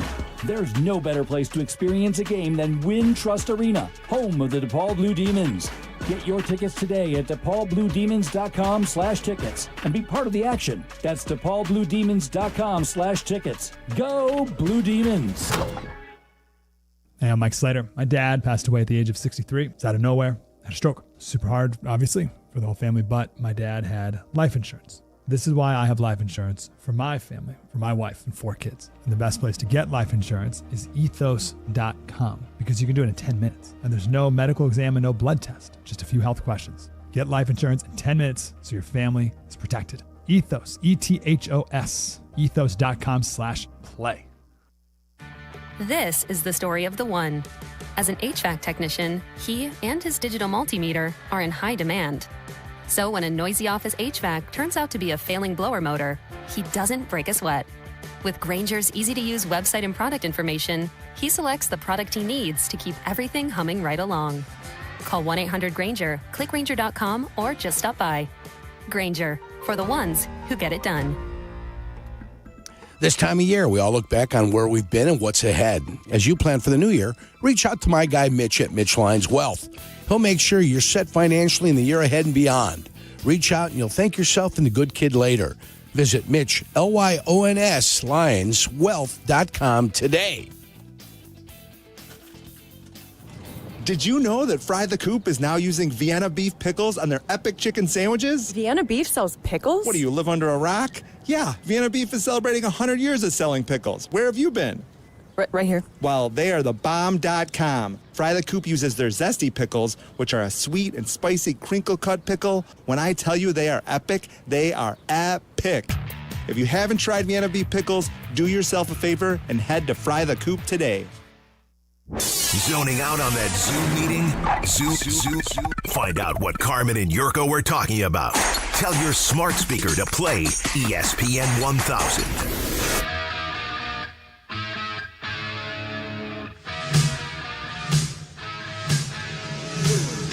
Carmen and Yurko until noon. Rich Eisen is up at noon. And then remember, starting at 1 on the stream, you can check out Bleck Abdalla and you can go hang with the guys live at Tom Kelly's in New Lenox with Yuengling, and then their show's back over the air 2 until 3. Waddle and Silvy will get you home today, 3 until 6:30, live at House Hall. Our video streaming this week, and make sure you're liking and subscribing on our YouTube channel, please. YouTube.com/@Carmen and Yurko. Like and subscribe for us. We thank you. Appreciate it. And if you're watching on Twitch and YouTube this week, it's brought to you by your Chicagoland and Northwest Indiana Chevy dealers. During the Chevy Red Tag event, get 0% APR financing on 26 Chevy Silverado 1500 pickups. Visit ChevyDriveChicago.com. That's ChevyDriveChicago.com. Chevy Silverado, the official truck of the first place Chicago Bears. Chicago Bears. Bears. Our buddy, since Bleck Abdalla are out, Jake is with us today. Potsy's with us. Jake had a good idea. Jake played college football, too, so he loves college football. I said yesterday, I don't know what's more confusing, figuring out how they slot the teams in college football or how the NHL does it for their playoffs. I never know what the hell's going on. And I was educating myself a little because Jake had said, and a few listeners have said, no, Carmen, Duke won't get in. They have to be ranked to get in. I was like, wait, the ACC doesn't get one of those spots? They don't guarantee spots. They just guarantee the teams that are in the rankings, but you sort of come to figure that they will be from the Power 4 conferences. But it's weird that the ACC, which is Power 4, could get shut out. They could. Because, Miami, there's debate between this whole Miami Notre Dame thing. And let's say Duke pulls the upset. Yep. Well, then Virginia's not going to be ranked. And they could get shut out. Well, they wouldn't be a champion. Virginia also wouldn't be a champion. Duke would be the champion, but they still probably wouldn't be. Well, that's ranked. what I'm saying, because but Duke not being ranked above like a Group North of Five, Texas, American, or James. Let's say James Madison wins, which you figure James Madison would win, right? James Madison's ahead of them in the rankings. They could do, Duke's not going to climb above them, right? No, they wouldn't. They shouldn't climb, especially if JMU wins. That's what I mean. If JMU wins, let's say Tulane wins, or North Texas, I don't think it'll matter. It doesn't matter. They'd be higher than Duke. They're going to be higher than Duke, and the ACC could be shut out, which I think would be kind of hilarious. Suck for Miami, but it'd be kind of hilarious. But then Jake had a good idea about what they should do for this weekend, because what do these conference championships really mean anymore? Hey, Yurko nailed it. He goes, what, are you going to penalize Indiana? Yeah. Are you? They lose by a field goal to Ohio State. What are you going to penalize Indiana? No, They should still be 1-2. Exactly. So what are we doing with the championship weekends? If it's not, they're moneymakers. That's all they they're are. Moneymakers. Now that's a good point. But I like Jake's idea. Pitch your idea, Jake. So my thought was that instead of considering this weekend a conference championship weekend, that you would consider it a play-in weekend. So most conferences already have an outright winner, right? So for regular season, your ACC winner is actually Virginia. They're 7-1 in conference. Right. SMU's next. The problem is that Virginia is ranked 17th and Miami is 12th. Well, if the whole point of this weekend, if the whole point of the whole CFP is to try and get as many of your teams from your conference in, then my pitch would be that the conferences or committee, but mainly the conferences, should choose who will be in their playing games. So treat this weekend instead of conference championships as a playing game. So, for example, this weekend's slate would look more like in the Big Ten, or let's just start with the ACC. You can have number 12 Miami versus Georgia Tech at 22, because you're trying to get Miami that extra data point to get in.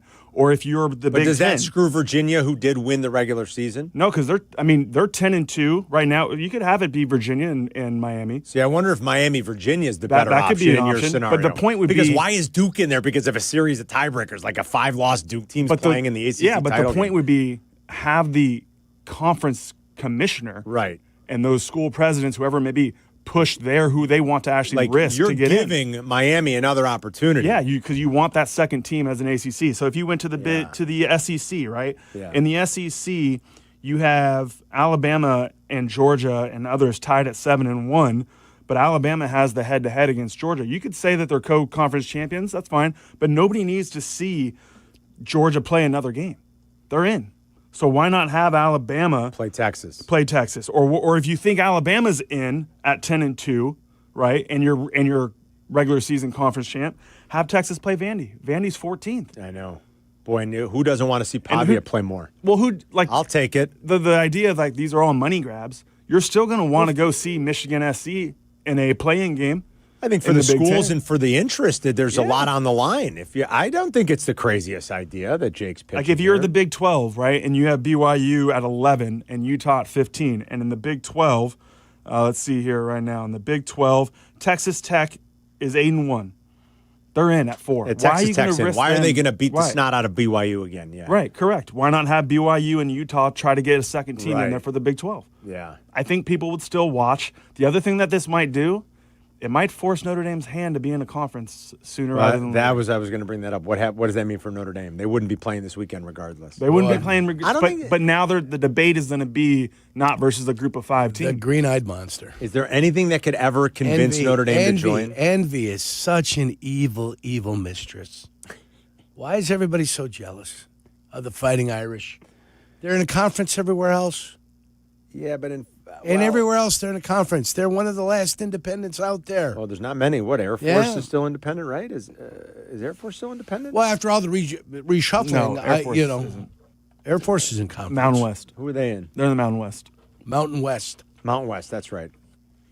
The Air Force was independent for a while, weren't they? I feel like they were. Even the Navy's in a conference. Navy's It's UConn. UConn's the other. UConn's a not. Yeah, UConn. Poor UConn. Navy's been in the AAC right for a while now. UConn. I thought Air Force was for a while. Maybe I'm wrong. UConn has been set adrift. Yeah, UConn. That's what happened to UConn. Set adrift. Is that it amongst the major college Their football programs? It's programs. Notre Dame and UConn. Notre Dame and UConn.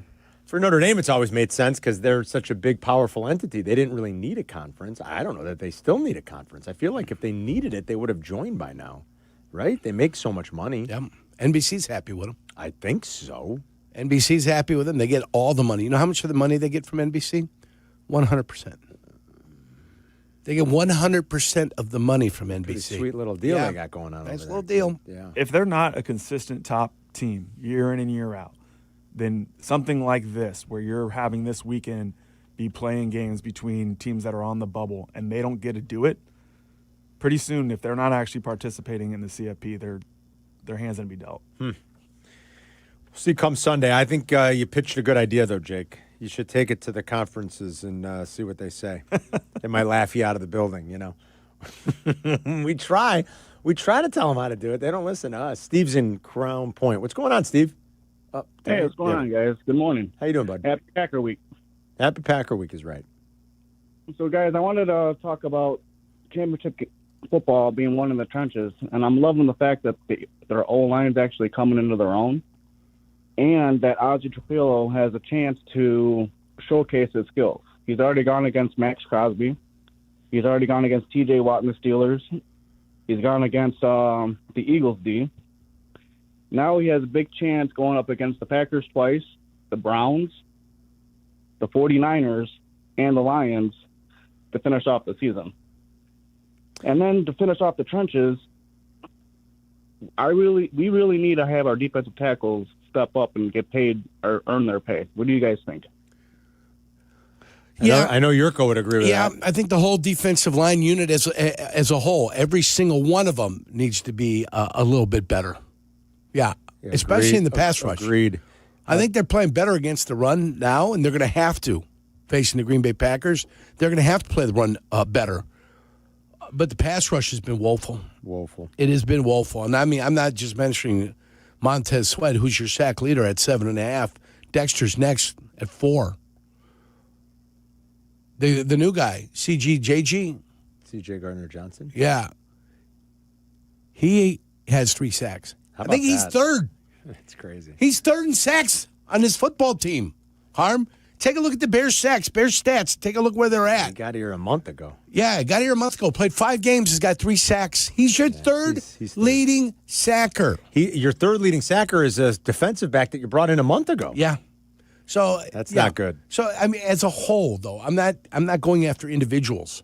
After a whole, since we're talking about the defensive line, as a whole, they need to be better at getting after the quarterback. Not a lot of sacks, 23 sacks. The Bears, on the other, conversely, will face a pretty formidable group of pass rushers down the stretch.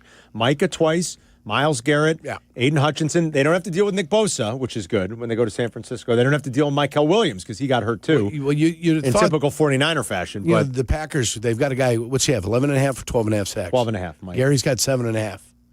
And then the rest of them are just piecemealed around the rest of the team. Yeah. They've got 14 other guys that have a piece of a sack. A sack and a half sack. You know what I'm saying? But they got that one stud, Yerk, and Gary's but still pretty good 11th, too. though. They're still 11th as a team, though. Mm-hmm. Yeah, I know what you're It's saying. not like they're blowing you out of the water. Not like Denver. not 51 sacks. They don't have 43 sacks. They're in the 30s. 30. What do they got? 34? They have 35? 32. 32 sacks. 32 sacks. Not blowing anybody out of the water there. It's better than 23, though. 312-332-3776 for Carmen and Jurko. We'll brunch rush it coming up next. Carmen and Jurko, making your lunch break extra delicious. Hey, Ma! Can we get some meatloaf? On Chicago's Home for Sports, ESPN Chicago. A 1-hour uninterrupted dose of Bleck Abdalla. No breaks, no gimmicks. Well, maybe a few gimmicks. Well, you need a few gimmicks, right? But still uninterrupted. Obviously. And still pure, honest Bleck Abdalla fun. As it should be. Weekdays 2 to 3 on ESPN Chicago. Brought to you by Yuengling. Okay, raise your scholastic spirits one last time for 2025. It's Whiskey U back for its final class of the year, holiday style. Join me, Professor DeFalco, and school your palate with the bold flavors of Jack Daniel's Bonded, the rye, the whiskey, the Tennessee whiskey. It's going to be great. And then special extra credit elective. Sylvie's going to join us to share in some wonderful Herradura tequila. So thanks to our friends from Brown-Forman for stepping up for the final Whiskey U of 2025. Come to Modern Plate in Elmhurst next Wednesday night, the 10th. At 7 to 9, sip, learn, maybe get a degree in smooth taste. Seats will be limited at Modern Plate. Did I say Modern Palate? Modern Plate. I'm thinking of palettes. Modern Plate in Elmhurst. Do not be tardy. Wednesday, December 10th, starting at 7, hang with Sylvie and me with Jack Daniel's Bonded and Herradura Tequila. Please drink responsibly. $2.5 million. The Veroliak Law Group wins again for their clients. That's right. The Veroliak Law Group recovered $2.5 million for a client who experienced medical malpractice. If you're a victim of medical malpractice, make sure to call the Veroliak Law Group. Hey, this is Jurko. You all know I played professional football and I've been on the radio for many years. I've had the chance to endorse a lot of products and companies, but I've always believed in only backing the ones I truly trust. And now I get to endorse a company owned by close friends, the Veroliak Law Group. They've been helping people for over 60 years, even some of my friends and neighbors. Just like choosing an experienced doctor, you want skilled lawyers by your side. With $9 billion recovered and 40,000 clients served, they're proven experts in personal injury, accidents, wrongful death, and more. Call my friends at 8444-VLG-LAW. The Veroliak Law Group will do great for you, too. Call 844-4VLG-LAW. Hey, it's Kap. My wife, Mindy, said, "Hon, your snoring is shaking the whole house. Thanks to Sinus and Snoring MD, I can actually breathe, and she can finally sleep. Don't tough it out through another winter stuffed up or exhausted. And remember, your insurance deductible resets in January, so use it before you lose it." Sinus and Snoring MD offers same-day appointments. Call 847-545-0147 or visit sinusandsnoringmd.com today. And give yourself and your loved ones the gift of better sleep and a healthy holiday season. It's Blackhawks and Bulls season on Chicago Sports Network. Visit chsn.com/radio to sign up for your 7-day free trial of their all-access plan. Over 300 live games per year. Chicago Sports Network, your home stream advantage. Gear up for this festive time of year with incredible digital deals through the Jewel Osco For You app. Save big on everything from premium produce and salty snacks to tasty beverages and more. Download the app today and get set to score more savings. This is the story of the one. As the purchasing manager at a manufacturing plant, she knows the only thing more important than having the right safety gear is having it there when you need it. That's why she partners with Grainger for auto reordering, so her team members can count on her to have cut-resistant gloves on hand, and each shift can run safely and efficiently. Call 1-800-GRAINGER, click Grainger.com, or just stop by. Grainger, for the ones who get it done. With Progressive Customer Service, there are lots of ways to connect with us, so you never have to miss a second of your favorite sport. Because you'd much rather watch a ball go through a net 124 times in 48 minutes when you don't really have to pay attention until the last two, and then somehow those 2 minutes will take an hour. You don't want to miss all of that. Luckily, you can chat with Progressive on our app, online, or over the phone without missing a single one of those times the ball goes through the metal circle. Progressive Casualty Insurance Company, affiliates and other insurers, not available in all states or situations. Hit the road in a brand new Chevy in less than 1 hour. At Advantage Chevrolet Hotchkiss, you can sign and drive away in 60 minutes or less. Seriously, but they'll cover your first car payment. Every new Chevy is backed by the Advantage Plus program. Advantage Chevrolet Hotchkiss. Together, let's drive. Working from home? We're back in the office? Don't miss a minute of Carmen and Jurko. Just ask your smart speaker to play ESPN 1000.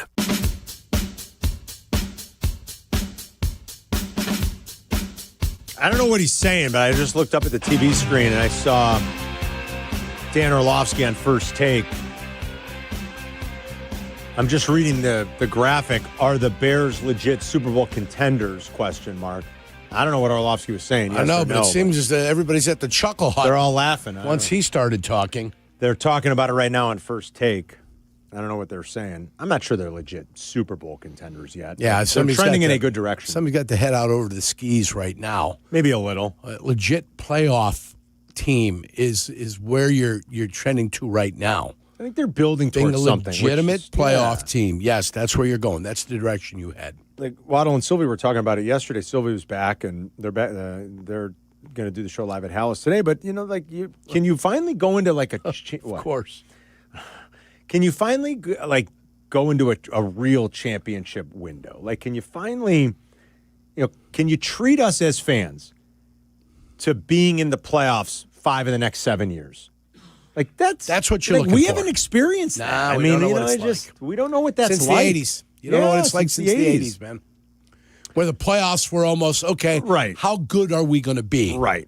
We haven't experienced that since the 80s. There's, how many of our listeners weren't even alive for that? A lot of listeners not alive. These guys across the glass weren't alive. No. Boys, 1980? 85. 85. Is that when you were born? 85? Yeah. The last time. Born 2000. Ooh. Born in 2000. The last time the Bears went to the playoffs 5 straight years was 84 to 88. Like Jurko said, that was the golden era. And they went to 3 conference title games. They went to a Super Bowl and they won one. Yes, it would have been nice if they won another. But they were in 3 conference title games. Yep. They lost, I think, 2 of them to the Niners, if I'm not mistaken. I think they lost both 2 to the Niners, and then, of course, they beat the Rams to go to the Super Bowl. That's right. 5 straight years in the playoffs, 3 conference title games, and a Super Bowl. That's a window. That's a window. They haven't sniffed that since. Not remotely close. They've never even been to the playoffs 3 straight years since, let alone 5. I'm shocked. So, is Ben Johnson finally the guy? Do they finally have the right people up there to get us as fans to a place where we feel so good and hey, they're going to win 11 or 12 games every year, and 5 of the next 7, 6 of the next 8 years with Ben Johnson and with Caleb, they're going to be a playoff team. Man, get us there.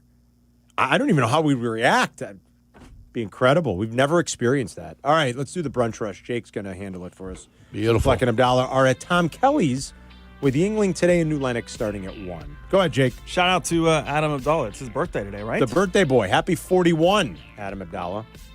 Very good. Big 4-1. All right. Yesterday, there was an article on NFL Network, NFL.com, 10 unanswered quarterback questions looming for the 2025 NFL playoff race. There were 2 that caught my eye. The obvious one, obviously, with our quarterback.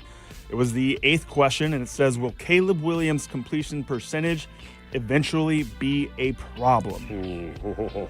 I think we already kind of know what our takes are on this, but I would love to hear yours. Yeah, you can't in this day and age anymore complete 58% of your passes. You've got to be 65% or above. So, that's where you're at. That's where you need to be. 65, 66% right there is probably your ideal fit. If you do better than that, good for you. There is some precedent for very talented quarterbacks struggling with accuracy and then getting better. The most relevant, current, up-to-date one, I think, is Josh Allen.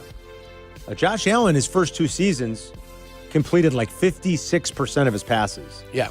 And Josh Allen has turned into Josh Allen. He's turned into a better player. There is a little precedent for it, and I'm hoping that Caleb can figure it out, because I do think at a certain point it becomes a problem.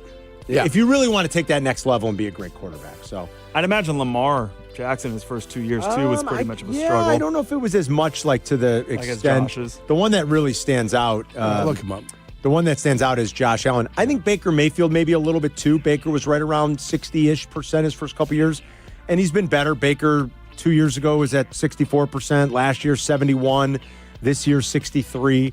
So a little bit down where he's been the last few, but Baker's kind of figured it out a little bit. So what was Lamar's first couple years? You ready for Lamar Jackson? Yeah. 53. Oh, God. 56. Whoa. 56. Whoa. To MVP. 58.6 to 78.3%. So there you go, He Lamar. increased Good call, 20 Jake. percentage points.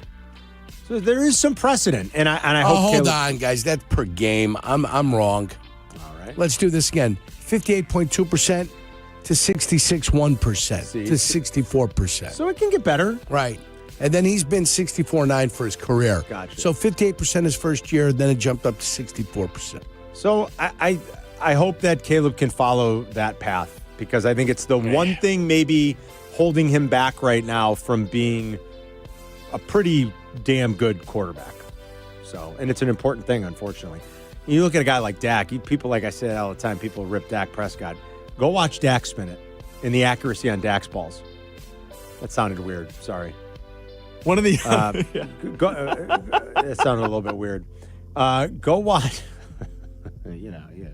It was long. It was a big long No, one. it's balls. Can't wait to check them out. Go watch the accuracy. Go watch the ball placement. Go watch prime Aaron Rodgers. Mm-hmm. Put the ball wherever he wanted. Yeah, absolutely. Watch Drew Brees. Put the ball wherever he wanted. That's great quarterback play. That's high-level quarterback play. And Caleb is just not there yet. Not there yet. With the completion, with Right. the inaccuracy.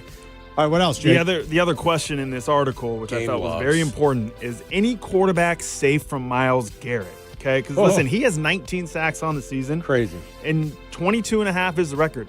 That guy's going to be on a beeline straight to Caleb that game for that record. So who shares the record? It's Strahan and Watt, TJ. Did TJ do it in 16 or 17 games? I don't have that. TJ Watt. Because Strahan certainly did it in a 16-game season. Are you sure? Of course. When Strahan did it, they weren't playing 17. The I don't 17 re- I- games is only within the last couple of Strahan. years. That's a Yeah, that's recent correct. deal. I just don't know if TJ Watt did it in a 16 or 17-game season. I'd have to check. The extra game helps. It's still amazing. What Myles Garrett continues to do is he's destined for the Hall of Fame. You can forget it. He could never take another snap. He's just been that good, that productive since the moment he came in. And he's a marvel. But I asked this, really, like the Bears, how are they going to protect Caleb and address these upcoming pass rushers? They got Micah twice, they got Aiden Hutchinson and Myles Garrett. I'm wondering, after these next 5 games, if we might be questioning if we should have gotten some more security at the left tackle position at the trade deadline. Who are you going to get? I mean, how are you going to go out in the market in the middle of the season and be like, hey, here's a great left tackle or a suitable left tackle that's available? I think that's hard. I think you be prepared for it. You scheme. This is where coaching matters in the NFL. By the way, And I think Ben is capable of doing that. Yurko gave you the blueprint. Here's how you handle him. Now go execute. Go do it. Go do it. Yeah. Go execute him. He played 15 games the year he got 22 and a half sacks. TJ? Yeah, I can't tell. It was 2021. So that would have been a 17-game season, but you're saying he only played 15 He only games. played 15 games. There you and got go. 22 and Pretty a half. impressive. Yeah. That's a lot of sacks in 15 games. It's awesome. 2021. ESPN came out with ranking the top rookies at this point in the season, and Colston Loveland came in at number 9. But there was a question that I thought was pretty important here. Which rookie could make the biggest impact in the playoffs? Colston Loveland was listed for the Chicago Bears. Yeah, I love that. Okay. I'm Good. We love the kid. It's a possibility. Whether you agree with spending that high of a draft pick on a tight end or not, like different conversation, nuanced, we could have it, we've had it, whatever. But like the player himself, going all the way back to that chilly night in Green Bay, I think we all liked it. I know Waddle did because of the matchup nightmare that he could potentially be. And you're seeing it. It was a slow start for whatever reason. And I don't think that was much on Colston. I think we were scratching our head at how little they were getting him involved. That didn't make sense to us. But you're seeing it. You're seeing why they liked him so much and what he's potentially going to be in this league. I think you're looking at a real impactful star player here in the years to come. Yeah. And maybe even as soon as this year in January. Yeah, I like him. I like him. Very, very impressive. All right, what else, Jake? And then yesterday, former Pittsburgh Steeler Ben Roethlisberger and James Harrison called for Mike Tomlin and the Steelers for a split. Take a listen here to Ben Roethlisberger on his thoughts on Mike Tomlin and the Steelers. Maybe it's time. Maybe it's a clean house time. Maybe it is. Maybe it's time. And I like Coach Tomlin. I have a lot of respect for Coach Tomlin. But maybe it's best for him too. Sure. Maybe a fresh start for him is what's best. Whether that's in the pros, whether maybe go be Penn State's head coach. You know what he would do in Penn State? He'd probably go win national championships. I heard this yesterday, and I thought immediately, trying to compare it to another NFL franchise or sports franchise, when somebody publicly comes out. This guy won a Super Bowl with Mike Tomlin, and he's calling for, a little bit of a reset. How about that? To me, it would be like if Aikman came out publicly, said Jerry Jones needs to step away. And it's just, to me, I think it's a pretty big deal. I want to know your guys' thoughts on that. Good for Ben, I guess, for giving his thoughts, and if that's how he truly feels and not being afraid, because I'm sure he has a closeness with Mike Tomlin, and he's an all-time great Steeler, for not being afraid to say that. And maybe Ben Roethlisberger is right. I really like Mike Tomlin. I've always liked him. I get why Steelers fans are frustrated. They haven't won a playoff game since 2016, Yerk. His first 10 seasons, obviously won a Super Bowl in his second, and he got the Steelers to 3 conference championship games in his first 10 years. But they haven't won a playoff game since that 2016 season. And I think he's gobbled up in about 2 seconds. I think he's very good. I don't think he's perfect. And I think we see most coaches in this league sometimes struggle with the basics. Clock management sometimes is a real head scratcher. Maybe a little bit too conservative sometimes, but I really like Mike Tomlin. And I think what I like is the attitude, the demeanor. I think most times, and I've been in a room with Mike Tomlin, so I feel like I can say this. I feel like 9 times out of 10, Mike Tomlin's the coolest guy in the room, even at this point of his life. I just believe that. I think there's a swag and a confidence, not arrogance, but I think there's a confidence and a demeanor about Mike Tomlin that is unmistakable. And again, I've been in a room with him, and you're like, man, he's just an impressive dude. So I really like him, and maybe a fresh start, maybe at a college program, it is where he could thrive the most. So I see both sides of this, and I think we both very much like Mike Tomlin from afar. I think we've always said that. But I also see why Steeler fans are frustrated. And again, when Tracy Butler turns on you, something's wrong. You know that the fans have had it. I mean, she's just the nicest, sweetest. Yeah. And even Tracy's like, ugh, they stink and Tomlin's got to go. I mean, they've had it. And I understand why. They've had enough, Carm. When you see the lack of playoff success for a franchise that they don't care about going to the playoffs. We'd love that as Bears fans. They don't care about going to the playoffs. Yeah. They deem their seasons on conference title games or Super Bowls. That's it. Sure. And if you can't win a playoff game in a decade, it's rough. Okay, that's the Brunch Rush. We'll be right back. You're listening to Carmen and Jurko on ESPN Chicago, Chicago's home for sports. Jurko and I did something rare. Rare and ridiculously good. We picked our very own barrel of rare character whiskey with Joe's Beverage Warehouse in Romeoville. And we're throwing a rare character tasting party Wednesday, December 17th from 6 to 8 p.m. at Joe's Beverage Warehouse. The rarest part? Our barrel bottles are extremely limited. Come hang with us. Reserve your bottle while you can. Sample some rare expressions and score Joe's gift card. We'll see you December 17th at Joe's Beverage Warehouse in Romeoville. Hey guys, it's Silvy. The end of the year is coming fast, and so are your insurance benefits. So use those dollars to actually take care of yourself. Go visit my friends at Cairo One Wellness Centers. I've been going to Cairo One for a couple of months now, and I'm telling you, I feel better. Cairo One offers personalized chiropractic care that gets you pain-free with no drug and no surgery. If you've already hit your deductible or have health benefits remaining, check out CairoOne.com. 50 locations across Chicagoland. That's CairoOne.com. At Postman Law, they're used to winning. And after an injury, you could use a win. With more than $3 billion won for their clients, they know how to deliver. Fast. Car crash, work injury, serious accident. Postman Law makes it simple. Speed, ease, results. Because when the game's on the line, you need a team that knows how to finish strong. Call 844-POSTMAN or visit postmanlaw.com to get started. Others promise. Postman delivers. This is attorney advertising.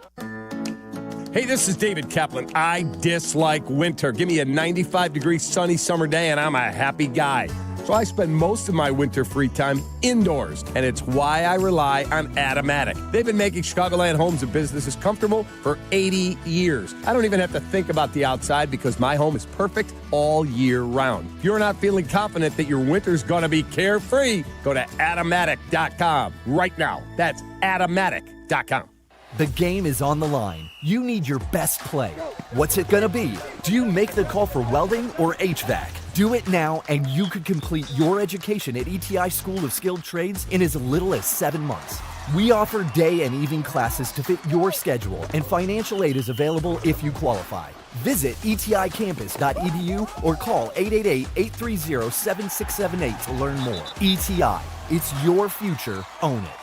Actual price will depend on product and subscription plan. Featured products are compounded drug products, which the FDA does not approve or verify for safety, effectiveness, or quality. Prescription products require an online consultation with a healthcare provider who will determine if appropriate. See website for details, restrictions, and important safety information. Want a boost in and out of the bedroom? Hims has you covered. Introducing a new 2-in-1 approach to level up your game. Tadalafil for better bedroom performance and zinc for testosterone support. Put it all together and you've got what you need to turn things all the way up. Getting started is simple. Just go to hims.com/joy to start your free online visit. Through Hims, you can access ED treatments including pills, chews, and more. 100% online. No office visits, no pharmacy lines. Just fill out a simple intake form and a licensed medical provider will determine if treatment's right for you. If prescribed, it ships free and discreetly to your door. Find affordable treatment options at up to 95% less than brand names at hims.com/joy. That's hims.com/joy, hims.com/joy. Nancy's Pizza's Game Day Bundle is everything you need for kickoff, guys. We're into the holiday season. You're having friends and family over, watching some games, doing a little partying. Make it easy. Make it Nancy's. And make it delicious. Check out this bundle right now. Extra large pizza of your choice and customizable wings. And their wings are fantastic. My guys at Nancy's made this special offer just for Chicagoland football fans. So upgrade your spread. Dive into deliciousness this holiday season as football enters the home stretch. Make it Nancy's Pizza. Order today at nancyspizza.com and make sure you visit the flagship restaurant in the West Loop. Zoning out on that Zoom meeting? Zoom. Find out what Carmen and Jurko were talking about. Tell your smart speaker to play ESPN 1000.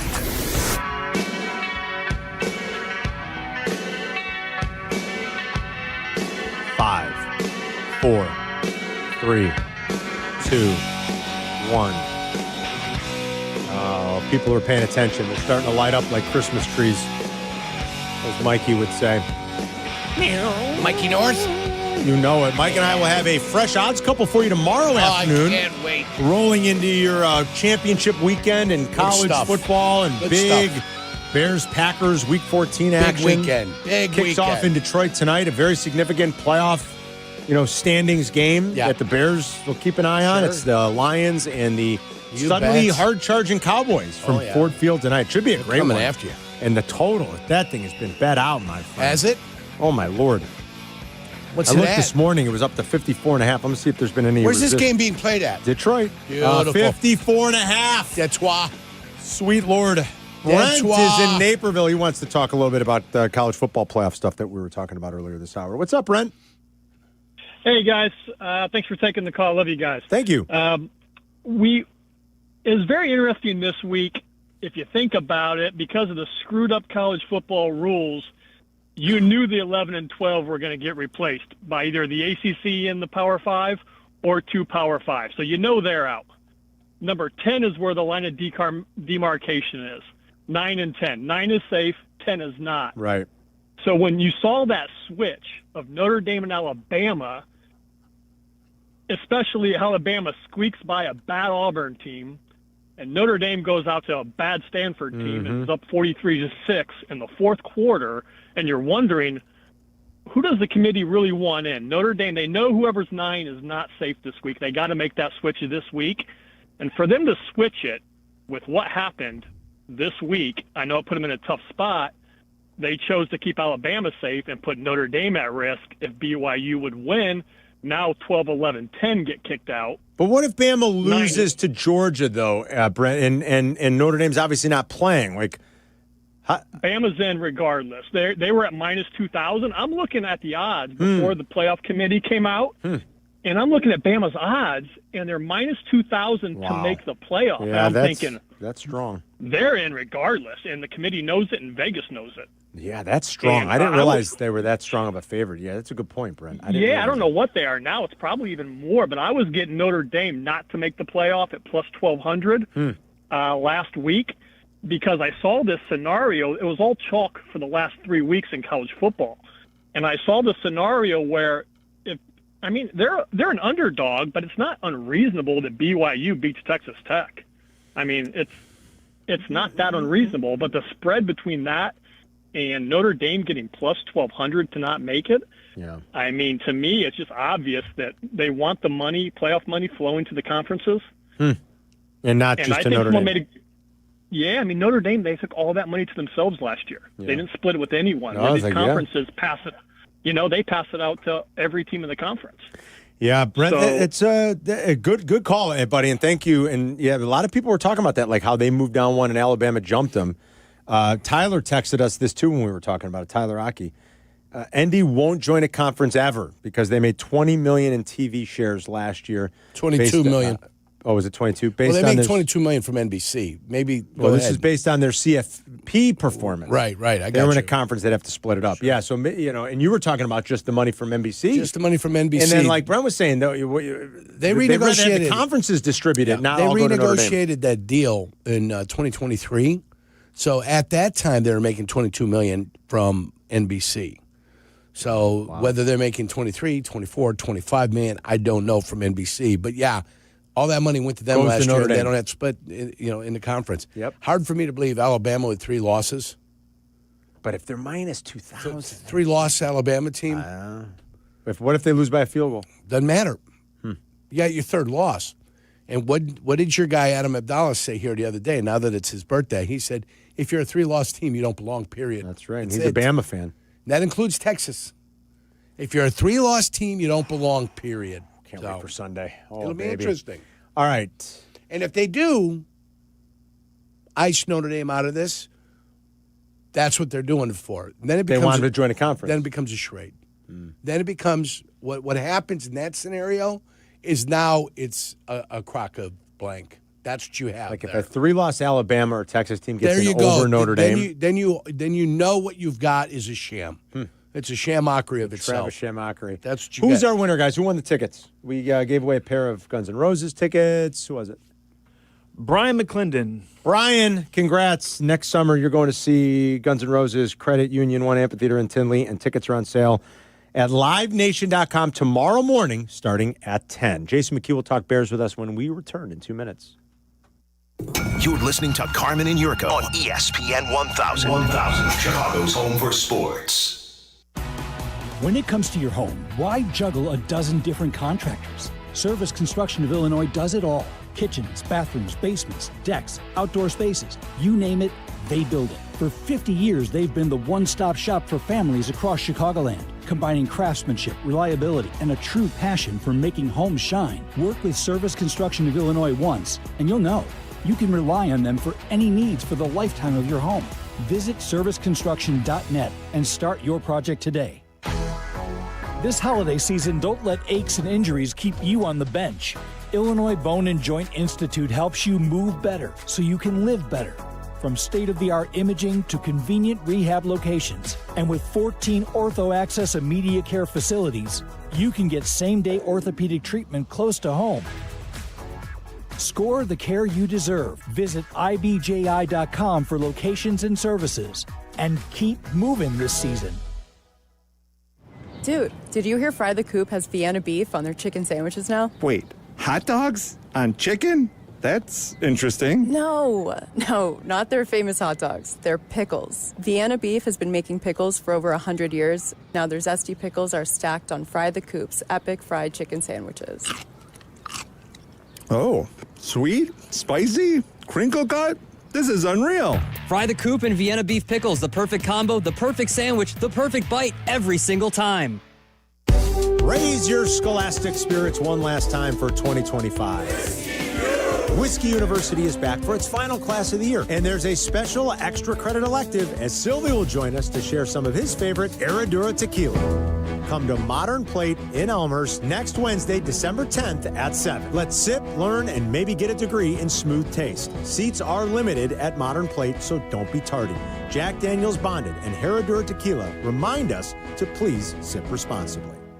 Live from State Street in the heart of Chicago, this is the home of the Chicago Bears, ESPN Chicago. And this is Carmen and Jurko, WMVP, WTBC, HD2, Chicago, a good Karma Brands radio station.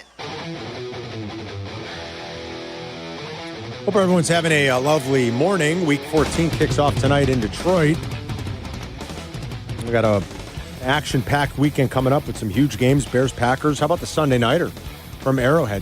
Kansas City and the Texans, Yerk. I mean, you could probably close the book on the Chiefs with another loss here.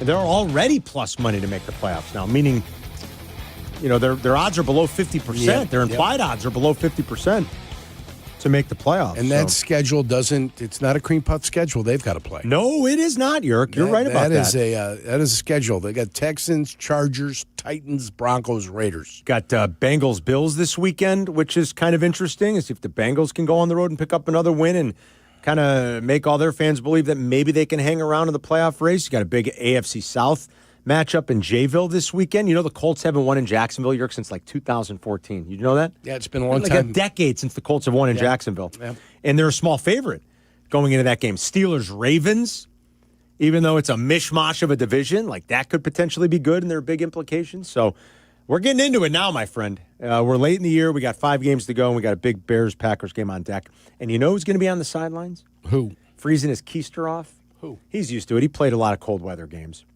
He'll be on the sidelines up in Lambeau Field. Part of our network broadcast team here in your home for the Bears, Jason McKeon. He joins us this time each and every Thursday to talk Bears. Jason's with us now on the Yuengling guest hotline. 2 pairs of gloves. 2 pairs of gloves, Jason. That's you right. better get ready, my friend.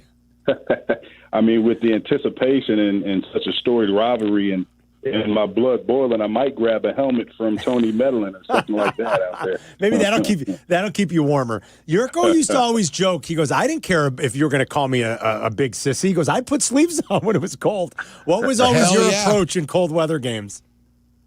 Yeah, we didn't wear sleeves. We weren't allowed to. That was our team thing. You know, if you came out there, you can get away with it in warm-ups, but during game time, you know, you weren't allowed to wear sleeves. That was what we did. I love it. The offensive, it's like an offensive line mentality, too. Speaking of which, I mean, it was a performance for the ages. I mean, to do that on a short week, to go on the road, I mean, maybe they just kind of simplified it on a short week and said, hey, we're going to maul guys. That's it. And boy, did they ever execute the hell out of it, though. To go on the road against the defending champs and do that. And I feel like we've asked you this a lot over the years as a former fullback. I mean, when you see a run game just churning out yards and overpowering teams the way the Bears have since their bye, it's about 180 yards a game. That's how impressive it is. I mean, like it's simple football that's just dominating right now, Jason. Yeah, I think when you look at the scheme in terms of the run game and the different things that they do in the scheme, and then you add that with the physicality that you have of the guys up front, along with the experience, especially in the interior with those 3 free agents you brought in. And then you have backs in which you're just, you know, they're just downhill, one cut, get downhill, or you have an explosive run game. And that's you know, really, you know, Ben talked about it this week too. He said, we've been winning, you know, in spite of our pass game, meaning basically calling out the passing game because it's been so inconsistent this year. But when you have, you know, a team offensively that can get off the bus running, that you can lean on your run game, just like they've been doing, I mean, it's a sight to see. And I think, you know, continuing to have a successful run game, it'll definitely set up the passing game. You know, they just got to get that going, whether it's, you know, we've seen it's Caleb, it's the receivers, it's the timing, it's all those things that are key components of a successful passing game that's not clicking right now. But thank goodness you have the run game clicking. How do they make sure that continues against a pretty talented front, although a key loss across that front with Devontae Wyatt being out for the rest of the year with an injury? But how do the Bears kind of replicate that against another pretty talented front this weekend? Yeah, I just say just continue to, you know, be elite in executing on a high level in terms of your fundamentals. And that's what we've seen repeatedly. And then, you know, Coach Johnson's going to have, you know, this defense schemed up. He's going to have motions and shifts that gives his guys, especially those guys up front, you know, either a numbers advantage or a leverage advantage in terms of what type of block they're making, whether it's a zone scheme or a gap scheme, or if he's implementing some type of counter run. He's going to make sure that he has an advantage. And we've seen that time and time again. And that's why when you have an elite game plan or an elite play caller, making sure his guys are in position to execute at a high level where you get the results. And he's going to need that this week, not just from the run game. Like I've been saying, he's going to need it from the passing game for sure. Last week we had a few wide receivers that had trouble with their footing. Yeah. Footing not getting any better. What suggestions can you make for the receiving crew to make sure their footing is correct this week? Yeah, they better go see T-Med and make sure they got the proper cleats. All those fancy cleats, Jurko, like the paint and all the all the different things, the style cleats that they've been wearing. Yeah, that's cool. But if you're out there slipping and you're not executing, well, I don't think you're going to have success in this game. So you better make sure, whatever type of cleat you need, screw in motor, you better make sure you have the right type of footing because, with this passing game being inconsistent the way it has been, I don't think we're going to be able to get away with a lot of things that we've been getting away with the past few weeks in terms of the passing game if they expect to come out of Lambeau with a victory. How do you handle a player as good as Micah Parsons? Man, he's all over the place. They do a really good job. I mean, I've seen him line up off the ball. He lines up, in a wide 5 technique, which, he's outside of that tackle, but he's wide, giving him a lot more space to generate a pass rush. You just got to ID him, but you can't just ID him because you got another guy on the other side of that formation in Rashawn Gary who's playing at an elite level as well. So this is a defense in which we look at all 3 levels of this defense. The D-line, the linebackers are playing well, and the secondary. I really don't see too much of a weakness. I think if there was, it would be the secondary, but they got some elite players on the back end as well. If I were going to give you some tiers for quarterbacks, like elite, great, good, where would you put Jordan Love? That's a great question. I would say good because he's, you see flashes of him being really good, potentially elite. Last week he threw for 4 touchdowns. He had an elite performance, but then you see there's other performances in which he doesn't, necessarily play up to his ability or play up to the standard that they're hoping to play up there in Green Bay. So I would put him in that good category right now. I'm with you. Like it's at times he flashes and you go, wow. And then there's other games where you're not so sure. Maybe that's just still I don't want to call him a young quarterback. I mean, you can't do that. But I guess he's played enough where we have kind of an idea. I just wonder if he'll ever string it all together. He seems to really rise up late in seasons. I mean, we were talking about it a couple of times this week, and we talked about it with Rob Domofsky an hour ago. You look at the November, December stats, for whatever reason, he's been very comfortable, I think, in the elements, in that building, and he's put up some very impressive games when they've been meaningful late in the season for the Packers the last couple of years. Yeah, and I think, I don't want it to continue this Sunday, but he's getting some guys back. I mean, Christian Watson had a day, last week as well. They got him back. He was the most targeted receiver in that game against Detroit. And then obviously lost Tucker Kraft, a guy who we went to early on in the season, but then you got Luke Musgrave filling that void. And you got they got a good collection of young receivers that just make plays for him. So, you give that guy confidence, and when you see him play with confidence, he plays at an elite level. But if you're able to take away that confidence early, find a way to generate some type of pressure if you're this Bears defense, well, then you can really, put him into that average category in terms of quarterback play. The defensive line looked like they played better last week. They didn't have any sacks. They had some pressure every once in a while. Whatever blitz they brought didn't get to the quarterback. How am I supposed to feel about that offensive line?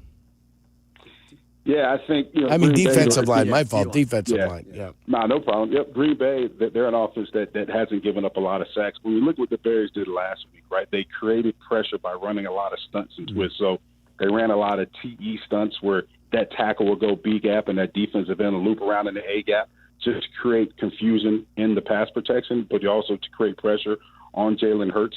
We saw them bringing second level pressure in which they're bringing a linebacker to create some type of pressure. And I think you're going to have to do that this week as well because, we've seen, Jurko, this defensive line, you're rushing 4. We haven't been consistent. Right. But when they create confusion by running stunts and twists with that front 4, along with bringing, second-level pressure, we've seen them have success bringing third-level pressure and bringing C.J. Gardner-Johnson on blitzes as well. They've had success. So I think you're going to have to do a lot of those things and hope that you get home and hope that, the protection isn't sound in terms of Green Bay. And you're also going to have to hope that Jordan Love doesn't ID the blitz and be able to pick you apart that way because you cannot let him sit in that pocket because if you do, he's going to push that ball downfield. Yeah.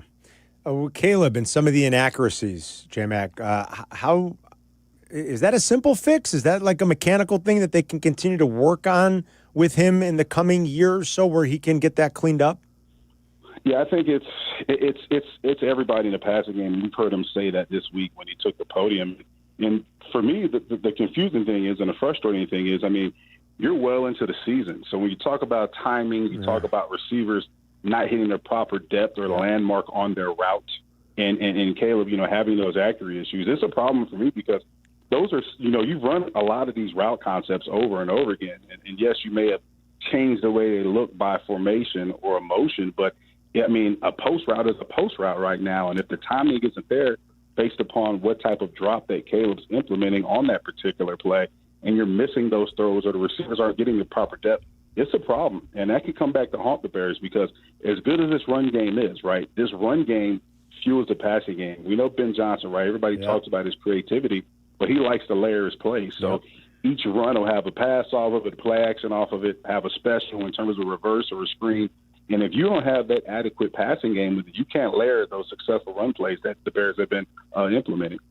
Yeah, I mean, at some point you wonder, with all that they've put on tape and with how dominant they've run the ball and then some of the struggles of the passing offense, you're going to run into a team, and maybe it's this week, that says, I think you're seeing it in Indy a little bit right now. And granted, Daniel Jones is maybe playing on one leg too, and that doesn't help. But I think you see the way teams have decided to shift their focus and how they want to try to slow Indy's offense down, and it's worked. It's like, the hell with it. We'll make Daniel Jones beat us. And it's been a little bit of a struggle. And you wonder if at some point somebody's just going to look at this Bears, put 9 in the box and say, go. And say, we're gonna do everything we can to make sure your O-line doesn't maul us and that we slow down the running game. And then to your point, they're going to have to be able to beat some teams over the top after that. Yeah, I think, like you talked about Indy, they're going to stack the box and take away the run. And, they may stack the box and say, hey, you know what?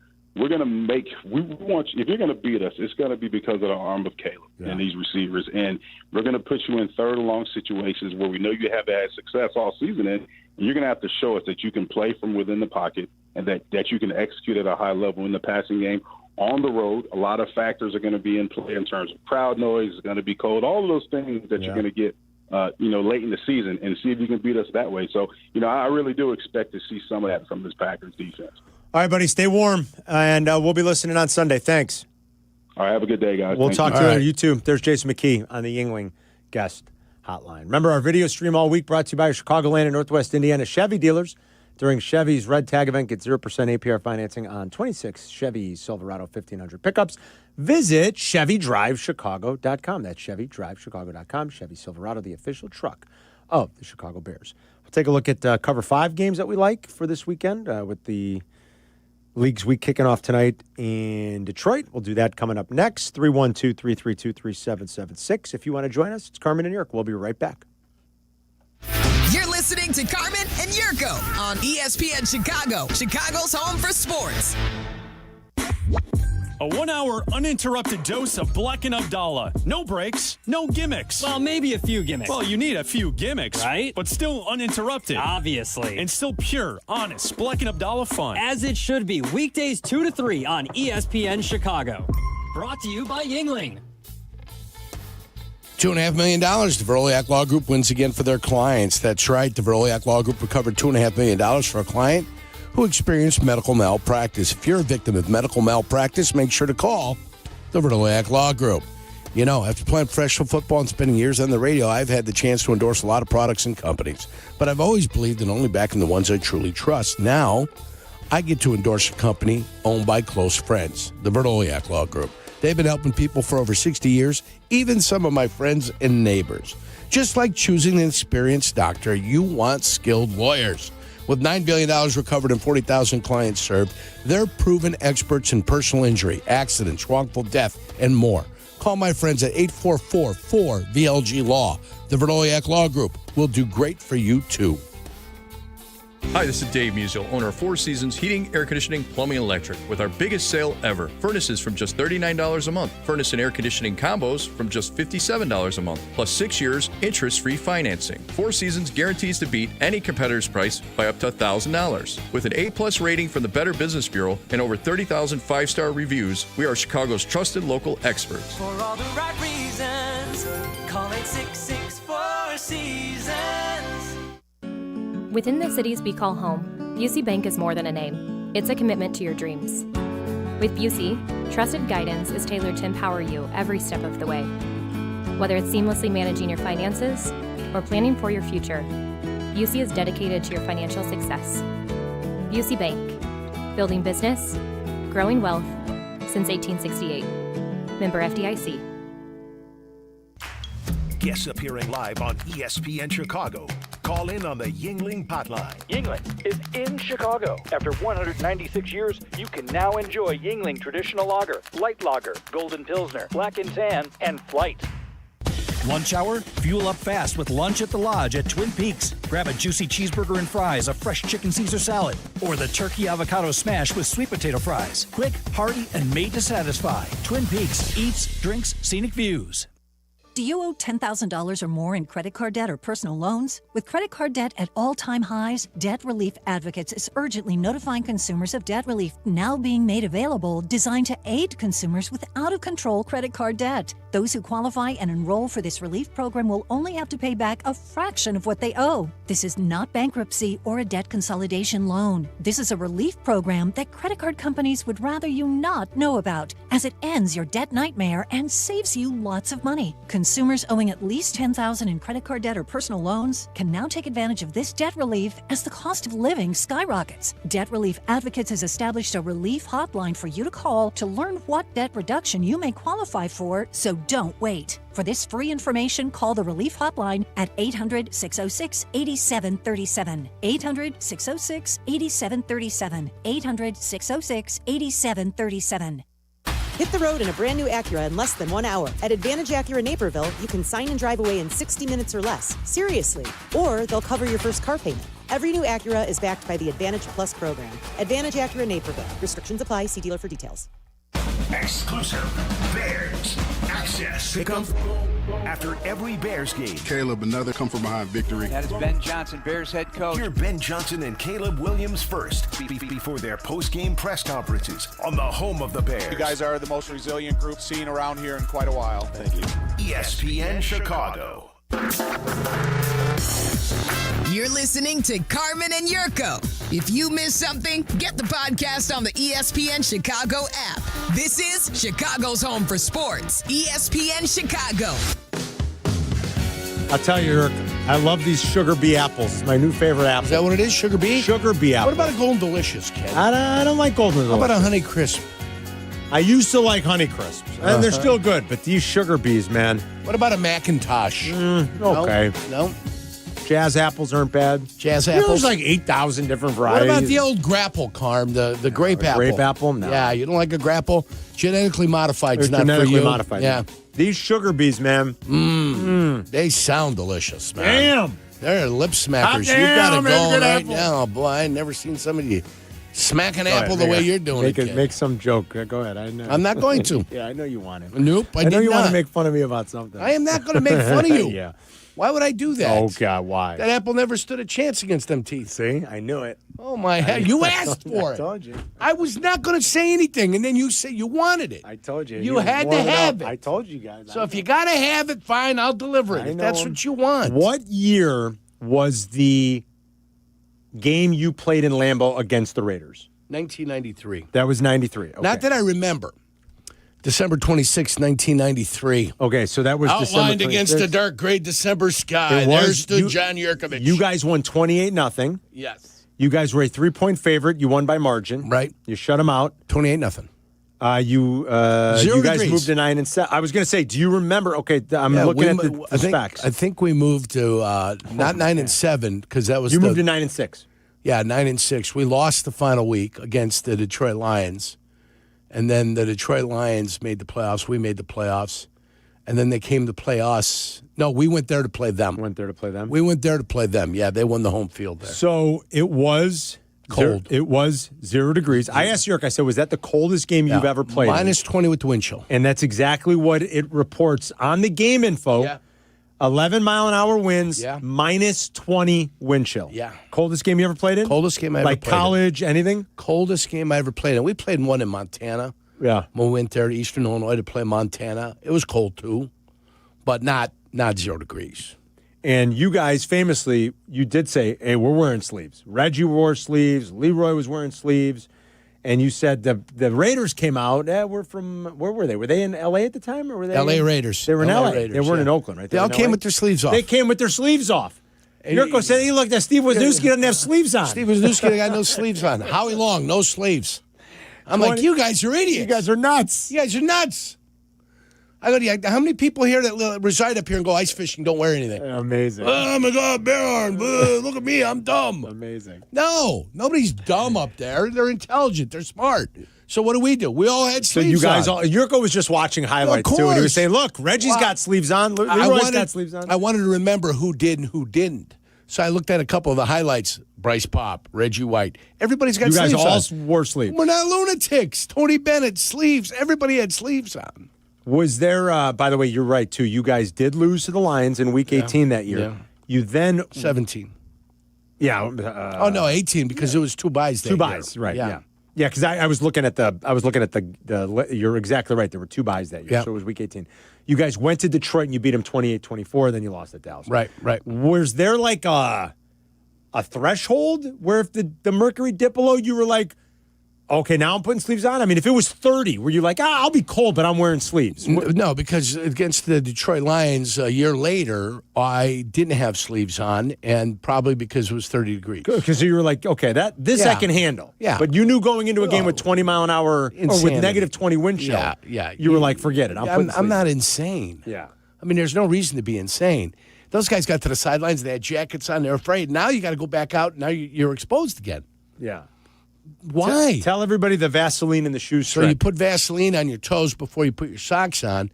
That way, when you get off the field, you go back and they got the heaters burning like that. You know, they're firing in the bench. Yeah. You put your feet in the bench, it heats the Vaseline up. That's awesome. That way, when you get back on the field, your feet are nice and toasty and warm. It sounds like the smart one is right here on my right. I'm not El Stupido, you know? And even like if you rub some Vaseline up on your before you put the sleeves on and everything, and you get that in the heat a little bit, it warmed that little juice up there, right? Yes. Now you're feeling all cozy and warm. It's the best. But I felt great. That's the day that Billy Moss urinated in his pants. Oh, is that right? Yeah. I come to the sideline. He opens his jacket. I go, "Did you urinate yourself?" He goes, "Yeah." He goes, "Felt so good. It was so warm." He goes, "Now it's like slushies down there, though." He goes, "Now it's like slushies." Because it started getting cold. It started to freeze up on him. Animals. I love it. I love Billy it. was a great teammate. Yeah? Man. Only 1 year with Billy, but he was fantastic. Do you, I mean, as a Chicago kid playing for the other team in the rivalry. Yeah, easy. Yeah. You bleed the money. You bleed the color of the team that signs the checks. But it had to be kind of special for you in a sense. Well, it was because the first chance I got and the opportunity to play in Soldier Field as a Packer playing the Bears, it was fun. Yeah. And it was Thayer. It was Hilgenberg. Right. You know. So you were like, holy cow. Yeah, it's kind of sweet, you know. Hey, I'm playing against the guys I cheered for forever, you know. Yeah. That's fun. You know, Walter wasn't a part of it, but Walter was coming on the sideline. Was he? You know, in his civilian clothes. Right. That's what he was doing. But it was still, you know, it was great. Bortz, I played against Bortz a ton. Yeah. Van Horn a little bit. And then Big Cat took over for Van Horn. Yep. Never got a chance to play against Jimbo. You never got to play Jimbo. I never got a chance to play against Jimbo. because by 90 or so, right? Jimbo was the back was went out. I was in Miami that first year. Yeah. I did play my first game ever though. Was at Soldier Field, August 11th, 1990. with Miami. The right? Miami Dolphins took on the Chicago Bears, and Sakanovich, my defensive line coach, said, "Hey, I'm going to make sure I get you in." So he got me in 16 plays in the fourth quarter. Love that. 16 plays in the fourth quarter. So that was fun. And then the next game we played, I didn't play a play. And he goes, "Listen," he goes, "I gave you a lot of that." He goes, I got to look at some other guys." I said, "I get it." That was a nice touch by him. I'm not going to argue with you, you know, thank you. And then the next week against Denver in Miami, I'm out there and I twist my ankle, and my NFL career at the moment is over. Because I sprained the ankle. They've got to waive me injured. Right. They give me a nice check, and they say goodbye. Yeah. That's the way that rolls. That's the way it goes. Me and Justin are back here watching some highlights of that Green Bay Raiders game. Watching the good kid. A few clicks in, land on a third down, second quarter. Who Jeff do you see? Hostetler drops back to pass.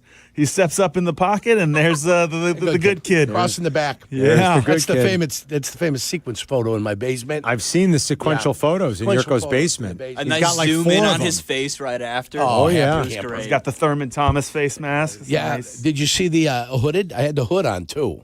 Yeah, the white you sleeve. did? The white sleeved hood. Are you kidding me? I'm not a lunatic, Carm. This guy was ahead of his time. All the kids are wearing hoods these days. I had 9 tackles. That Yurko game. had 2.5 sacks that game. Yeah, 9 tackles that game.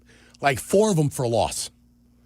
I wore the right shoes. Nobody had the right shoes on. You had a forced fumble in that game too, Yurk. That's you what I remember that? do. Yurko had 2.5 sacks and a forced fumble. That's Was all that I your did. thing? That was your thing? I'm a Was that your fumbler. best game?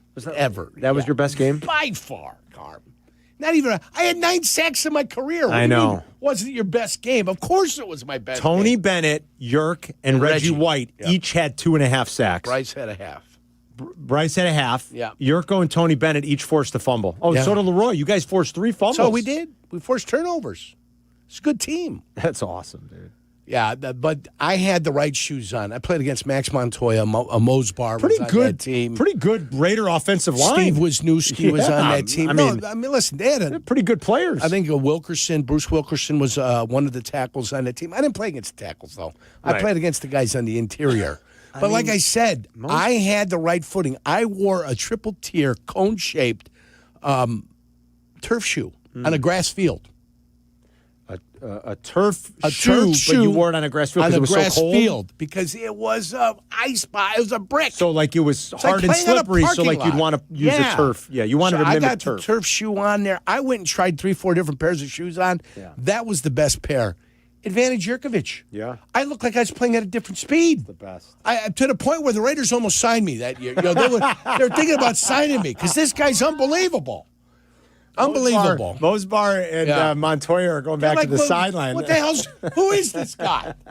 Who is this guy? That's This kid's awesome. unbelievable. That's and so Mosbar good. and Montoya both played with Van Horn At USC. At USC, Absolutely. You Yeah. know? Where'd this kid play at? That's- Eastern Illinois. Absolutely. Their punter was from Eastern Illinois too, Jeff Gossett. Their punter? Their punter Is that for right? the Raiders was Jeff Gossett.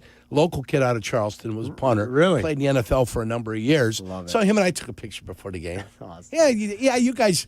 Yeah, I got to you go gotta to stick somebody and together. say hi afterwards. Hey, good to see you. Yeah, you. Yeah. It didn't happen a lot. I love it when Yurko reminisces and takes Yeah.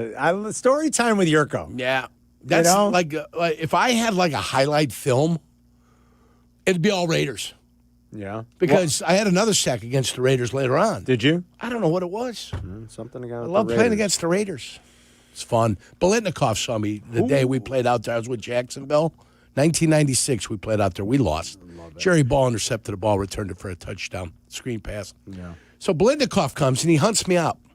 I'm standing in the end zone. He comes over to say hi. The Fred Bolitnikov? Freddie Bolitnikov, Hall of Famer. Hall of Famer. Number 25 alongside Cliff Branch, number 21. Bolitnikov goes, John, he goes, I got to tell you, he goes, I love you. Wow. He goes, I love you. Were you blown away? Like, Yeah. I'm like, Fred well, I Bolitnikov. appreciate it. He goes, we watch you on film, man. I am telling you, some of the crap that you do, 'cause I didn't care. I threw legs in their bodies. I couldn't get off a guy one time because he had me, the death grip on me. good. It's so I went and good. fired my head into the hole and made a tackle with my melon. So good. You know, the guy hit me, I hit him, I went back a little bit, and the guy fell down because I put my head in the hole.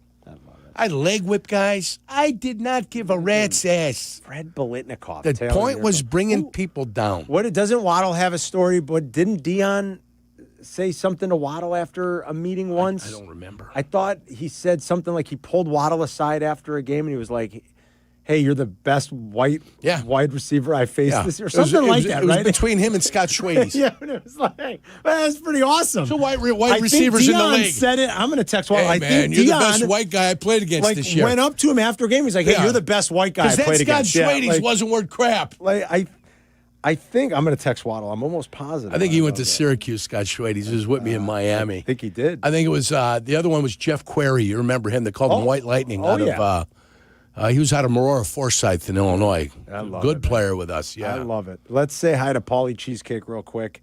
2-1 last week again, Paulie. Yeah. You're picking them up and you're putting them As down. we talk, as we speak, too. What happened? having lunch. You're having lunch. Oh, How what are you come you having, a always call pastrami sandwich? You're always calling us during your lunch break, huh?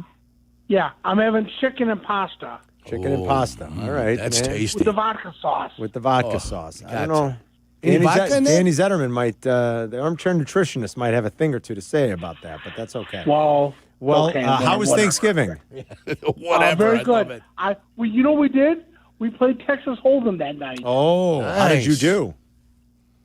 That's all right. Not so good. Yeah, it's okay. Yeah. We won't talk about Okay. it. Your ass, it happens. That's true. Whoa, I got a question. Use it now. Use this question tomorrow during Bears Friday. Okay. Paulie's programming What the show now. celebrity? What celebrity? What celebrity would you have narrate your life? Oh, boy, that's Morgan Freeman. Which celebrity would you have narrate? So, like the story of your life. Yeah. Yes. Morgan Freeman. I would take Daniel Craig, the current Bond. Daniel Craig, the current Bond. Okay, he's got a good voice. Yeah, he's got the English accent. Sure. Yeah. All right. That's not bad. Now, I'll contemplate if it's from the past, if it's from the past, give me Sinatra. What, really? Old Blue Eyes? All right. Yeah, or maybe Rod Roddy or Johnny Olsen. I'm thinking Don Rickles. No, the guy I'd want was John Facenda, if I can go into the past. Oh, yeah. The voice of There you God. go. John There you Facenda. go. Yeah. Yeah, incredible. But Morgan Freeman. A lot of people said Morgan Freeman or James Earl Jones. I think I go with Don Rickles. But all right, what are the plays for this week? Give me my team. You want your Dolphins? Over the Jets, yeah, definitely. All right, Dolphins -2.5. Give me Denver over Vegas. Ooh, Denver over Denver, Vegas. you're That's a laying big number. 7.5. It's a big number. Okay, all right. on the road. Couple And of road give me- favorites. Let me think. Oh, I remember. New Orleans Tampa will cover against New Orleans. Oh, so you're another number here. You're laying 8.5. You're laying the wood. I didn't even look at the spreads because they didn't have them on my phone. Well, on how the you app, picking? on the I don't app. understand how you're picking games if you're not even looking at the He doesn't spreads, care. Paulie. He's got a feeling. Well, I didn't. No, I looked all week and it wasn't on there. It's like, so I'm just picking blind. But you know what? Even that works sometimes. All right, I It guess does so. work. Every once in a while. A blind squirrel finds a nut nut. every once in a while. All right, That's good right, luck. That's right. Okay, guys. Hey, talk to you guys next We'll week. talk to you next week, buddy. All right, there Paulie, he thanks. is, the one and only Paulie Thanksgiving. Cheesecake. Okay. Play Texas Hold'em. How'd you do? Don't want to talk. Don't want to talk about Then what'd you bring it up for? it. Well, at least he's honest. What'd you bring it up for? I love how he's giving out games. He doesn't Paulie? know what the number is. He's like, yeah, Tampa will cover. They're You know, I laying brought 8.5. that up, so we didn't ask him about his girl, Svetlana. Well, we'll ask him next week. What's her name? Do you remember? It's not Svetlana. No, it's Some Ukrainian, Russian name, one of the two. no. It starts with an A, I thought. And Andorra. No, Great small country. not the small country. No, not next Andorra? to Spain. It's like an Aisa, maybe. Oh, could be. Something like that. I can't remember now. I don't know. We'll ask him next week. How He that does that to throw us off. You know that, right? I know. Hey, I was playing volleyball the other day, guys. He doesn't want. How'd you do? I don't want to talk about it. He doesn't want to ask. Yeah. He doesn't want us asking about the I know. the love life. It's Carmen and York. We'll be right back. Carmen, Jurko. Don't worry, they'll be right back before you know it. Right here on Chicago's home for sports and the new home of the Chicago Bears, ESPN Chicago. It's time for you to vent. The Waddle and Silvy Holiday Parody Contest is on. Compose yourself, compose your song, sing it with holiday joy, and submit it at ESPNChicagoContest.com. These are a few of my least favorite things. The top 5 finalists will perform at the annual Waddle and Silvy Holiday Party at Empire Burgers and Brew in Naperville on December 19th. Presented by Surfside and brought to you by Rogers and Hollins. Also by Steinhoffels, Country Thunder, and Jewel Osco. Contest entries must be submitted before the clock strikes midnight Sunday. Take it from me, when you want the job done right, you call the pros. And that's why Chicago trusts Window Works. For over 30 years, they've delivered custom windows and doors that fit your home, your style, and your budget. No cookie cutter stuff, just certified pros who get it done. And it's not just about beauty. These windows can help cut down your energy bills, too. Right now, buy one window, get one free. Dial pound 250 on your phone and say Waddle to book your free consultation today. Hey, it's Kap. Looking for the perfect gift this holiday season? I've got it. Taste of Chicago. They ship Lou Malnati's legendary deep dish pizzas nationwide. Hot, cheesy, and straight from Chicago. Perfect for family, friends, or anyone who loves great food. Want to take it up a notch? Add on Portillo's Italian beef, Garrett popcorn, or other Windy City favorites. Or send a Taste of Chicago gift subscription and keep the good vibes going all year long. Visit tastesofchicago.com and ship Chicago's best. If you're turning 65 or new to Medicare, Humana might just have the health plan you're looking for. Our Medicare Advantage plans offer coverage and care you can count on. You could get a plan with a $0 premium or an all-in-one plan that may include medical and prescription coverage, as well as routine dental, vision, and hearing. Learn more at gethumana.com. Humana, a more human way to healthcare. Humana is a Medicare Advantage HMO and PPO organization with a Medicare contract. Enrollment in any Humana plan depends on contract renewal. The game is on the line. You need your best play. What's it gonna be? Do you make the call for welding or HVAC? Do it now and you could complete your education at ETI School of Skilled Trades in as little as 7 months. We offer day and evening classes to fit your schedule, and financial aid is available if you qualify. Visit eticampus.edu or call 888-830-7678 to learn more. ETI, it's your future. Own it. Kap and J Hood here with Howard Ankin. Howard, it's really nice to work with a law firm who's there for you and has your back when you're injured. That's right, Hoodie. With Howard, it's personal. Thanks, guys. And well, after all, Ankin Law is injury law made personal. Auto, truck, rideshare, work injuries, and medical mistakes. If you've been injured, call Howard. I'm here to help. Call 312-6-million. Injury law made personal is Howard Ankin, our attorney on the Kap and J Hood Show, weekday mornings on ESPN Chicago. Hey, fans! Welcome back to Fansville's Cheers and Tears. Oh. Okay, so like everybody deals with losing, right? To a rival on a last-second field goal. Whatever, it's fine. I'm totally fine. But I cope with losing with an ice-cold Dr. Pepper. Those 23 flavors are like so delicious. They totally wash away the pain of your college football team taking a big fat L. College football, it's a pepper thing. Some people just know you can save money on car insurance by checking Allstate first. Like you know to check if they're going for it on 4th down, before going to the concession stand. Yeah, give me 3 hot dogs, 2 jumbo touchdown, baby! What? Hey, buddy, you want cheese with those? Yeah, checking first is smart. No. So check Allstate first and see what you could save. You're in good hands with Allstate. Potential savings vary, including based on how you buy, subject to terms, conditions, and availability. Allstate North American Insurance Company and affiliates, Northbrook, Illinois. 'Tis the season for cozy nights and big games. Celebrate with Surfside, made with Rio vodka, only 100 calories and 0 bubbles for smooth sipping. It's not a seltzer, it's Surfside. Must be 21. Please drink responsibly. Follow Chicago's Home for Sports on Instagram at ESPN_Chicago. Carmen and Jurko are back. This is ESPN Chicago, Chicago's Home for Sports. I was texting with Waddle. I am remembering the story correctly. I think maybe early Deion's career, it might have been when Deion was in Atlanta. And he walked up to Waddle after a game. He said, hey, almost like, I don't know who you are, but you're the best white guy I've ever played against. And Waddle said he went and told John Mangum, and Mangum said, well, there's you, McCaffrey, and Ricky Prohl, and he hasn't played the other two. That's fantastic. Well, Mangum forgot Scott Schwade's. And Scott Schwade's and Jeff Query from Millikan University. From Millikan. University, yeah. That's absolutely hilarious. Yeah. I love you and Waddle telling those old war stories. Yeah. I can't get enough of it. I'm trying to remember white guy I'm trying to remember anybody else in the league. I'm shooting around the league mentally in my mind, trying to find another one. Well, white receiver. The best was Steve Largent, right? Right. Yeah, but that's pre-Waddle. Pre-Deion, pre-John Yurkovich.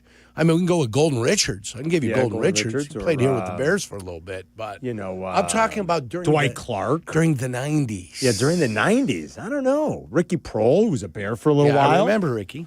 Love me some Ricky Prohl. Yeah. Funny stories. All right, let's do Cover 5. You want to talk about some Cover 5 games you like? I had a nice week last week in the Cover 5. Did you? Congratulations go out to you. Every week you could win a $25 gift card just by entering. And it's not a cumulative season-long thing, so just jump in for the week. Cover5.com or download the app and then just search Carmen and Jurko 2025 and you can get in for week 14. I've got Detroit winning by 20. Well, I don't have them winning by 20, but I did bet Detroit -3 tonight. So I'm with you. I think Detroit covers. I would have Detroit on my number. I have them the way in there I too, see it and the way I look at it. I think Jacksonville beats Indianapolis. I have Jayville in mind too, Yerk. Again, they've won like 10 in a row at home against the Colts. I have that happening, and I'm trying to find. There it is. I think Denver handles Vegas, and I think Denver's defense might score once or twice. Oh, that's interesting. So I just think that they haven't stretched their legs out in a long time. The Raiders, Yurko, are officially dead last in my power rankings through week 13. As well they should be. They are dead worse than last. Tennessee is what you're telling me. Yes, Tennessee is 31st. New Orleans is 30th.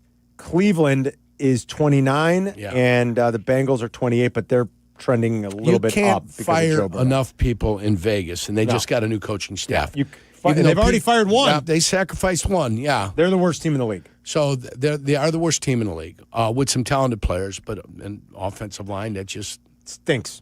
Can't get it done. Yeah. So I'm going to take Denver. Well, I think that's one of these 31-0 games. Yeah. And that's what you're looking for. You might be right. You're looking for one of those, a 31-0 game. After that, teams that were angry because they lost last week. So I'd look toward Philadelphia, who's looking to make a statement against the Chargers. Is Herbert going to play? Herbert is supposed to play. He had the surgery, he's got the cast, and he's supposed to play. He's got a cast on his left hand? Yes. Rodgers did last week, too. That's the bottom hand. Yes. Yeah. Bottom hand. Yeah. He's not under center a lot. They're under center. I mean, they are under center. I'm just trying to understand it, I can get you their splits real quick. Yeah, that's what I'm looking like at. the teams that are never under center are Washington. Cincinnati's hardly ever under center. Pittsburgh hasn't been a lot with Rodgers, especially since he got hurt, but I can get you their splits. Baltimore got embarrassed last week. Baltimore did get embarrassed. Yeah. And they've had extra time to prepare. Right. Teams that get embarrassed, I think, have a tendency to want to bounce back with anger. It's why I like Minnesota this weekend, actually, even though Brosmer's got to start Who's again. playing? Brosmer's playing. Brosmer? Yeah, I know. It's not Who the ideal. hell is he? Well, but where did he play his college ball at this Brosmer? It was,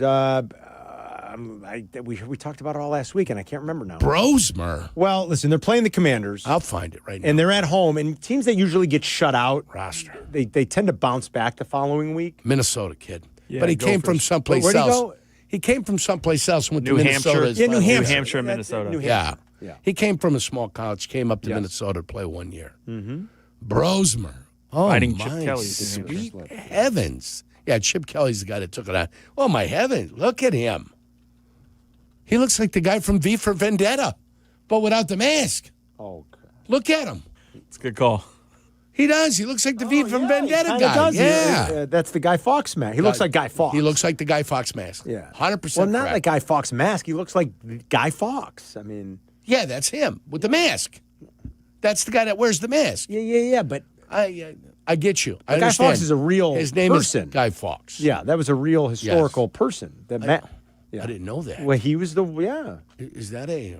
Guy Fawkes was the one who tried to blow up the English Parliament, if I'm not mistaken. That really happened? Yes. But in the movie, it got blown up. Well, no, the movie took some liberties. I mean, at the end of the movie, they blew it up. Yeah, but, they blew it up. But Guy Fawkes was a real historical person. They caught. He was somebody probably turned him in beforehand, and he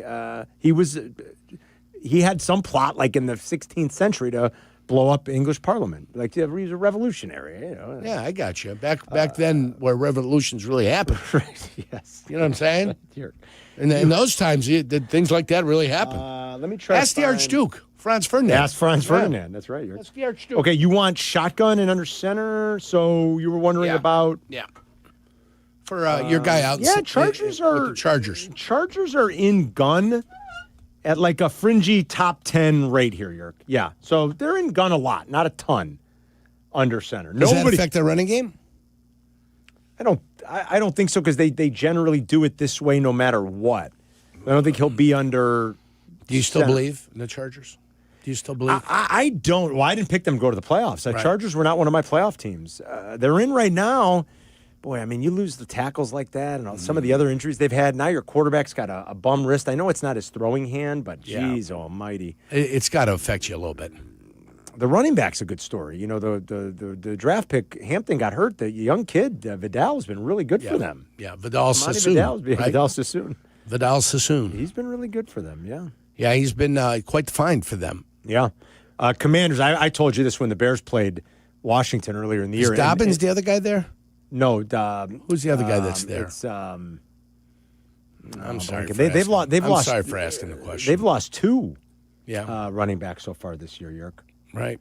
Oh, I'm trying to think of who else. Najee Harris. Who was it? Najee Harris. Najee Harris. Thank you. Yeah, it was not from Najee. Pittsburgh. The guy from Pittsburgh. And they lost both. They lost Najee early. And then they drafted Hampton, obviously. They lost Hampton, and Vidal's been a nice story. Omario? Yeah. Omarion. Omarion. Omarion. And Omario and... But I was telling you, remember when the Bears, before Jaden Daniels got hurt, I was telling you going into that Commander game, Jaden Daniels is never under center. And I mean never. That team lives in gun like 95% of the time. Falcons do a lot of it. I told you the Bengals did as well. The Chiefs are way up there. And then the Saints, and then you got the Chargers, like I said, kind of like a fringy top 10. The Bears do not live in gun, obviously. The Bears are under center a whole heck of a lot. The Bears have the 4th lowest rate of gun this season, Yerk. And these offenses are sort of similar. I don't think this would surprise you. Here are the teams that are in gun the least. You ready? Yeah. This is not going to surprise you at all. Yeah. McVay and the Rams. Dead last. Under center all the time. Seahawks. Lions, Bears, Bills. And then the Patriots are the 6th team. Those teams and those offenses that, the different principles do kind of align, obviously, within those offenses. And those teams are not in gun and are under center a whole heck of a lot. It's Carmen and Jurko. We'll be right back. You're listening to Carmen and Jurko on ESPN 1000, Chicago's home for sports. Bears Weekly. Host Jeff Joniak and Tom Thayer take you inside with the latest on your team. The latest news and the best interviews. Bears Weekly, tonight at 6:30 on ESPN Chicago and the ESPN Chicago app. Okay, Chicagoland, get your crew together because Bub City is turning New Year's Eve into a full-blown party. Talking smoky, mouth-watering cue, cocktails flowing, live music to carry you straight into the new year. Whether you're hitting Rosemont or River North, reserve your table and purchase your tickets now at bub-city.com. It's less than a month away. Stop waiting. Stop putting it off. Stop dilly-dallying. These are the only New Year's Eve plans you need. That's bub-city.com. When your cat's a me, then your dog is too. And it's hard to know what's fake or true. Just raise a glass with a friend or two. You tell them more, tell them more, tell them more, do. Where the online trends keep getting worse. And you lost your keys in the metaverse. Now your right swipe just went left on you. You tell them more, tell them more, tell them more, do. It's a crazy world, so what do? You tell them more, tell them more, tell them more. Hey, it's your friend Tom Waddle. Any coach will tell you, games are won in the preparation phase. If you're not ready before kickoff, it's too late. The same's true in cybersecurity. That's why companies choose my friends at Trend Micro. With AI-powered proactive security, they don't just respond to attacks, they stop them before they begin. For over 35 years, enterprises worldwide have trusted Trend Micro to prepare, protect, and perform. Don't wait for the whistle. Get secure now at trendmicro.com. That's trendmicro.com. Hey, this is the Fat Jack, and it's championship weekend. Did you miss last weekend's football? 9-4 against the spread. Everybody goes deeper into profit at the props, soccer, and more, and make more money this holiday season. This week, only $49 get you championship football weekend. You get 4 plays on Saturday, 4 on Sunday, and 9 players props. Only $49. Go to fatjacksports.com and win this weekend for as little as $49 to make money at fatjacksports.com. Illinois-born, nation strong. That's Blue Cross and Blue Shield of Illinois, sharing the same communities with their members for nearly 90 years. And while they'll always be your one local and trusted healthcare partner, their national network of products and innovations continues to ensure access to the highest quality, affordable care. Because wherever your journey leads, Blue Cross will make sure you always feel right at home. Blue Cross and Blue Shield of Illinois, through it all. Most people in radio commercials talk really fast. But we made this one for RV owners. Progressive knows they like the slower pace of RV life, like this commercial. And they know Progressive will protect their RV at a fair price with discounts. Now here comes the fast part. Progressive Casualty Insurance Company and affiliates. Discounts not available in all states or situations. Individuals and businesses with tax problems. Listen carefully. If you owe over $10,000 in back taxes or have unfiled tax returns, U.S. Tax Shield can help you take back control. The IRS can seize your bank accounts, garnish your paycheck, close your business, and file criminal charges. Our team of tax attorneys can stop collections and get you protected. U.S. Tax Shield offers a price protection guaranteed quote to get you protected today. U.S. Tax Shield is A+ rated with the BBB, so call 800-494-6139. U.S. Tax Shield, 800-494-6139. It's another big week when our beloved cross the cheddar curtain for a massive rival matchup. We go big. Presented by Chevy Drive Chicago's, the official truck of the Chicago Bears. Follow Chicago's Home for Sports on Twitch at ESPN 1000 Chicago. Carmen and Jurko are back. This is Chicago's Home for Sports. ESPN Chicago. We're coming up on the 1-year anniversary, Eric, of one of my favorite trips we've ever taken as a crew. We've done a lot of trips together over the years, me and Eric. I mean, a lot of trips. A lot of listener trips. We've been around the block. We've been around the block, and one of my all-time favorite trips, I mean, I'm talking right near the top of the list, was a year ago, me, you, Shay Norling, Travis Wacker, and Promotions, out to San Francisco for Bears-Niners. We left a year ago tomorrow. Yeah. And, we've been on the road with the Bears, and there are Chicago Bear fans everywhere. We always say that. We get nice crowds. I have to admit, I was a little curious going in, like, man, we're a long way from home out in San Francisco, Mm-hmm. And I'm thinking, it's not like going to Dallas or Phoenix, where there's a ton of Bears transplants, or Florida, where we know there's going to be Bear fans. I'm like, man, what's this? Oh, yeah, I hope we don't disappoint the bar. And, like, how many of our fans actually live in California? Right. And sure enough, we got to that bar right across the street from whatever they call the stadium now. Pac Bell Park? It's not Pac Bell anymore, but right across from the baseball stadium. Safeco? No. And the guy was from Chicago, was from Cal City. Yeah, Calumet City kid. He had the coolest little bar. Tacos were unbelievable. The fish tacos were incredible. Fish tacos were incredible. And wouldn't you know it, we absolutely jammed the place with Bears fans. We did. I couldn't believe it. I was blown away. Yeah. And then we met our guy, Eric. The guy that took us to French Laundry. Who does like tour guide. He does a little tour guide. He's a driver and he does tours. Yeah. And I'll give him a shout out because the Bears are going there in a few weeks. That's right. Eric's VIP Tours.com. And you can book our guy Eric. He is a Bear fan. If I'm remembering correctly, he was born in Poland, but he grew up here. He came here as a baby. Yes, he did. Grew up in Chicago. Right. Met a girl from California, so now he lives in San Fran. That's the story. And so he listens a lot. Right. And he came by the broadcast. Yep. And he gave us a ride to Napa Valley. He gave us, he was a great tour guide, Took us on the tour. Yeah. He was texting me about something else. That's why I thought of it, too. But he was a good dude. And took us past San Quentin, gave us the history. He did, actually. The Spanish bells. Remember the Spanish bells? Yes. Give us a little history on the Spanish bells. Yeah. So if you're looking... I remember it like it was yesterday. Talk to us about the Russian Valley. Yes, right? Yes. Where a lot of the good vino comes from that Russian Valley, too. Yeah, the Russian River Valley. We drove told us why it was the Russian River Valley. Yeah. Which was kind of, nice because I wouldn't know. Yeah, he does tours all around Central and Northern California. And if you're looking for a driver... You didn't know it, but we went by Sonoma Raceway. They have a NASCAR event out there just before we got to Yountville. Yeah. So we went by that, too. Yeah. It's kind of nice. If you're going, EricsVIPTours.com. We'll give him a little love and a little shout out. I remember he was a good it all. dude and a big Bears fan. I was an absolute pain, but I remember it all. Yeah, the trip getting from San Francisco to Napa for dinner, that's the other thing that made it such a special trip. We got to wine and dine at the French Laundry. French Laundry. One of the, probably 20 greatest restaurants that's ever existed in the history of the world. Yes. The drive there, we left about 2:30 in California time. It was about 2:30 in the afternoon on a Friday. Yeah. And it took 2 hours and 10 minutes in the car probably to get to Napa. Coming home at night, 30 minutes. Well, more than that, 50 minutes. It's an easy ride. It's when there's no traffic, it's 45, 50 minutes, San Fran to Napa, boom.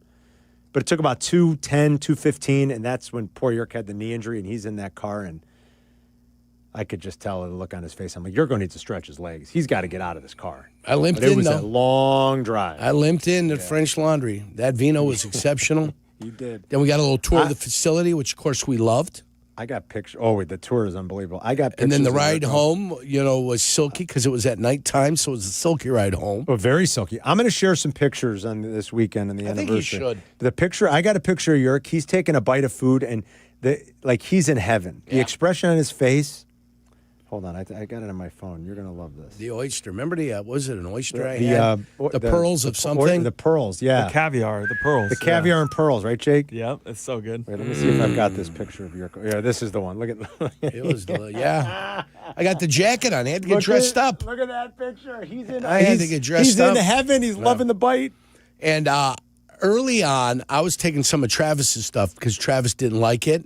Yeah. And then Travis is a little picky. By about 16, like when they gave us the 16th portion, the good kid was ready to tap out. Yeah. But as I was getting ready to tap out because there's too much food, because I had some of Travis's, Travis got a second win. Yeah, he did. He's like, can I have your Kobe beef? Yeah, he could have the Kobe beef. I did not.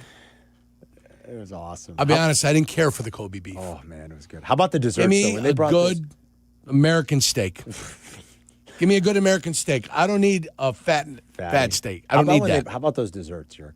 Oh, but that's when I started giving it. That's when I started giving some of that away. I said, Travis, would you want this?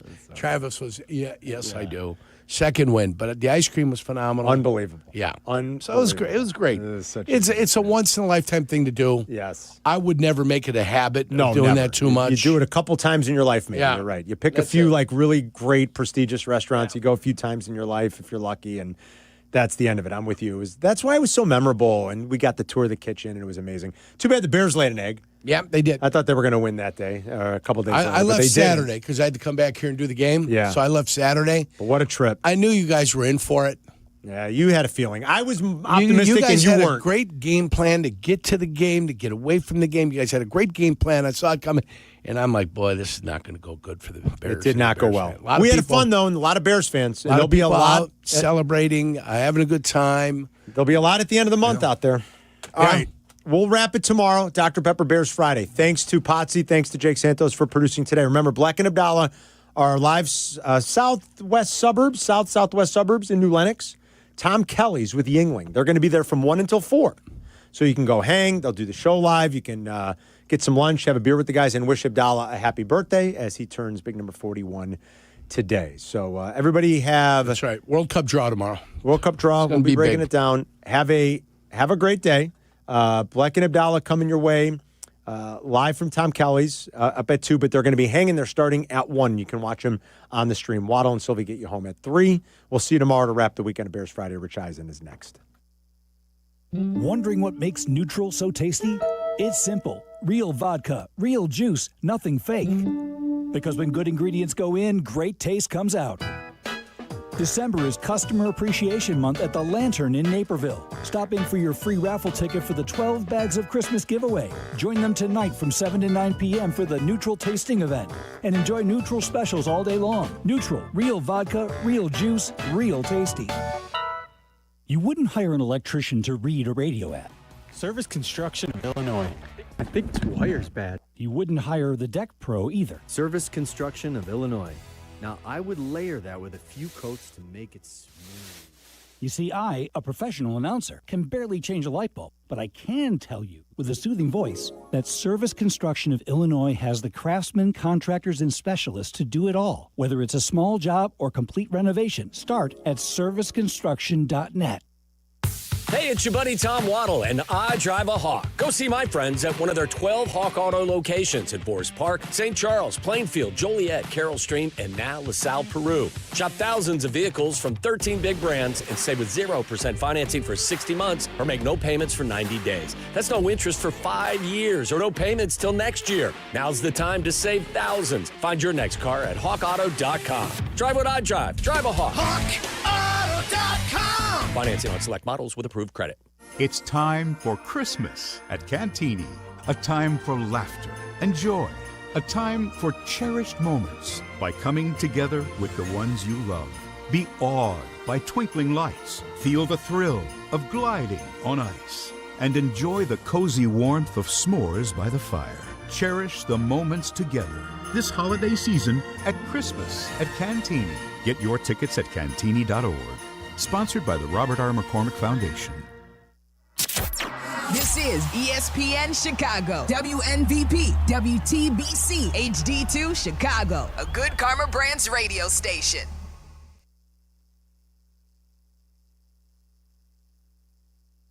This is the Rich Eisen Show. Hey, everybody. Can't get enough of the Rich Eisen Show? You're in luck. You can find us everywhere. Watch us weekdays on Disney Plus from noon to 3 Eastern. Miss the show? We've got a podcast so you can listen anytime. But here's the best part. Our YouTube channel. Subscribe at youtube.com/Rich Eisen Show and you'll never miss a moment. Now, on with the show. Ladies and gentlemen, Get ready. Check this out. Put your hands up. This is the Rich Eisen Show. Chris Paul, is this the worst retirement tour in the history of retirement tours? From the Rich Eisen Show studio in Los Angeles. Earlier on the show, Andrew Santino. Still to come, senior NBA reporter Brian Windhorst. NFL Executive Vice President of Media Distributions, Hans Schroeder. And now, it's Rich Eisen.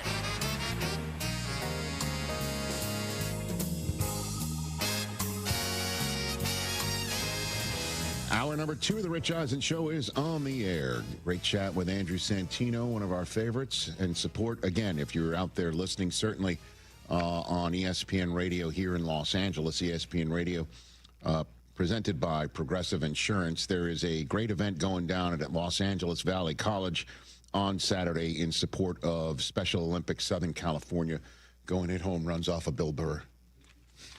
That would be pretty. Actually, sounds pretty fun. Right. Give it to him after. Oh, do you? You know, I got an ability to hit home runs, Bill. Oh, do you?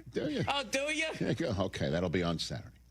One of our favorites, Brian Windhorst from ESPN, joining us here on the Rich Eisen Show. How are you, Brian? Good to see you, man. I'm just laughing at that micro impression. I liked it. It's all good, man. It's great to see you, man. How are you? Good to see you. I'm good, thanks. Awesome. Where have we found you? What backdrop is that? No, it's a. Where we going? I just threw a screen. I know. Look, yeah, I'm in Denver today. No, I'm in my house, but I just threw I've got like 40 backdrops, and I just threw a cityscape. I like it. Very Would you like me to change? Would you like something else? No. I mean, I didn't know you take requests. I have no idea. Yeah. Where can I go for you, Rich? This long distance dedication. Let's go to Oklahoma City, Rich. Okay. Let's go to Milwaukee. Or put up the background where you think Giannis wants to go. Yes, How about that? You know, what is going on with Giannis? Yeah, Brian? I can understand why it's frustrating. You know, you heard Doc Rivers' comments last night, and I can understand why he's frustrated. Because, you know, we've seen over the last decade, we've seen a number of star players say, okay, I'd like to no longer be here.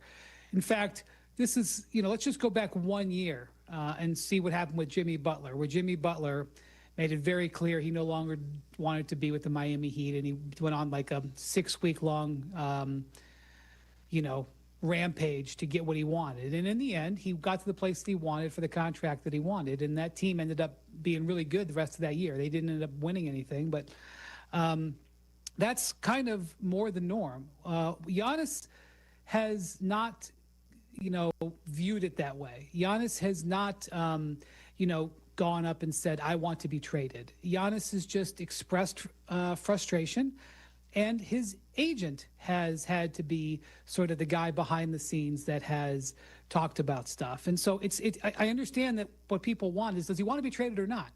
It's a simple yes or no question that doesn't have a simple answer, because he's elected to sort of try to go through the process without having a firm decision. He's just not thrilled with where they are, but he doesn't know if he wants to go forward. So in the last 24 hours, as I've talked to people from across the league, the question that they're all asking me is, do you think Giannis will actually ask for a trade? Because he's rattled the saber before. As my colleague Shams Charania, he reported a few months ago, over the summer, Giannis was really open and in the mindset of becoming a New York Knick, to the point where the Bucks and the Knicks had trade conversations. It was not the Bucks' idea, I promise you, Rich. And it was not, the Knicks weren't expecting it. It kind of came out of the blue for them. it was started by the Giannis side. Now, did Giannis come and look anybody in the eye and say, trade me to the Knicks? No, he didn't. But those talks took place because that was on the table.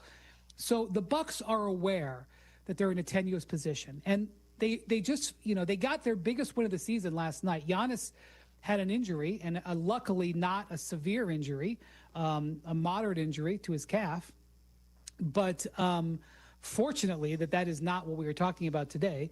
But when they lost to the Wizards on Monday, they fell to 9-13. They were in 10th place in a very sort of, not overly impressive Eastern Conference. The Bucks know that they're in trouble with Giannis. They know that they're pushing it. And so the question really is now, will Giannis cross the Rubicon in the line and say, trade me?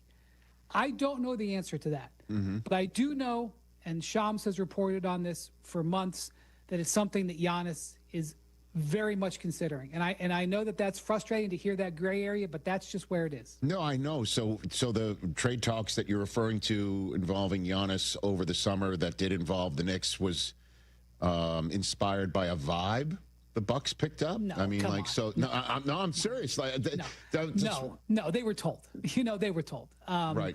So, like, hey, I'm a big actions over words guy. Yes, okay. Sir. Yes, sir.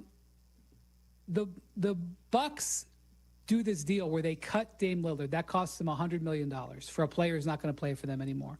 Then they sign Miles Turner. They took a $100 million issue, which was a player that had torn his Achilles in his mid-30s and was owed $100 million, and they doubled down and made it a $200 million investment. The $100 million they're going to pay Dame to no longer be on their roster, and the $100 million they paid to Miles Turner. So they make a really expensive, gutsy move, okay?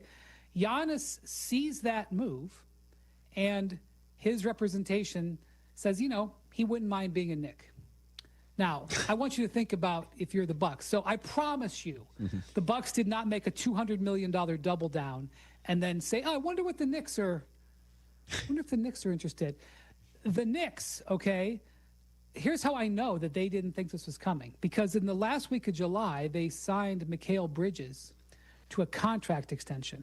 And once they did that, he was untradeable for 6 months. And I want to just go through the nuance here. I know that when this gets chopped up in aggregation, the nuance will be exploded. But just for this audience and this time, we'll do some nuance. Thank you, sir. It's not necessarily that they were like, we're going to trade Bridges for Giannis. But if you're about to enter into a negotiation for a top 5 player in the league, you don't make a deal with a player that takes him off the table to be traded, okay? So we get to the end of July, and the Knicks do this deal with Mikal Bridges. They feel good about it. They feel good about their team. So I promise you the Bucks were not looking to this negotiation. And I promise you the Knicks weren't preparing for this negotiation. And I promise you the negotiation took place. What are we left with, Rich? Okay, did he ask to be traded? I mean, Doc Rivers can look you in the eye and say, no, he didn't ask to be traded. But clearly, this was an action that Giannis had some interest in. And look, because he didn't demand to be traded, he wasn't traded. They talked, the two sides talked, no deal came through.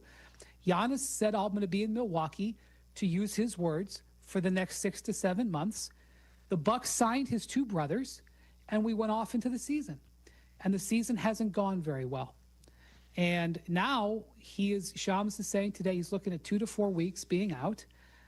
The Bucks are 1-5 when he doesn't play. Like, I hope that they're able to rally and hold the fort, but where are they going to be at in 2 to 4 weeks? They're in 10th right now. They did have a great win against the Pistons last night, and I mean that is a very impressive victory. They needed it. The Pistons were 17-4. Cade Cunningham played in the game. Jalen Duren played in the game. It was not any sort of asterisk on this. It was a bona fide, real win. They beat them down the stretch. They've been one of the best clutch teams. The Bucks outperformed them down the stretch. But, this is just what's happened. And so I know that there's this real need and desire.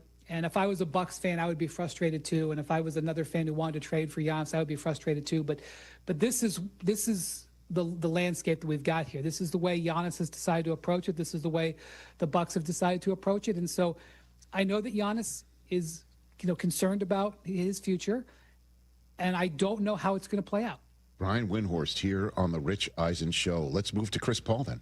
What is your reporting on the breakup, why, and how it was communicated, Brian? Well, that's two different things. How it was communicated. I think we can all agree that that was an F. If you want to take Lawrence Frank at his word, the Clippers president, which I will, they decided that he was going to be sent home on Sunday, which makes me wonder why he was in Miami on Monday and why he was still in Miami all day while they had plane problems on Tuesday and while they decided to have a meeting at 11 p.m. Like, it's not the way to handle a two-way guy, quite frankly, much less handling a first ballot Hall of Famer who, I think their intention was to raise his number to the rafters. And, when you go into the Hall of Fame in basketball, it's not like baseball. You don't wear a hat. But, I mean, he could have gone into the Hall of Fame essentially as a Clipper. And so you just don't treat somebody that way. And so the execution of the message delivery was an absolute fail. I don't think there's anybody who could argue any differently. Did somebody knock on his hotel room door in after hours essentially and say, this is official, Brian? The story as Lawrence Frank told it, and I'm not in position to, was that they made the decision on Sunday. They played in Miami on Monday. It was an embarrassing performance for a number of reasons. Then, as you often see, teams will stay over in Miami after a game. And they were going to fly in the mid-afternoon Monday, which is normal. Teams typically travel on travel days in the mid-afternoon. And then they had plane trouble. I think they actually ended up having to replace the plane. But whatever, instead of leaving at 3, they left not until after 8. And they flew up to Atlanta, and instead of landing at 4:35, they landed at almost 10. Right. And so the meeting that they had planned to have in the mid-evening or early evening ended up happening at 11 p.m. And so the meeting lasts 3 hours, and at 2 a.m. they're done with it. And Chris Paul at that point announces to the world he's being sent home.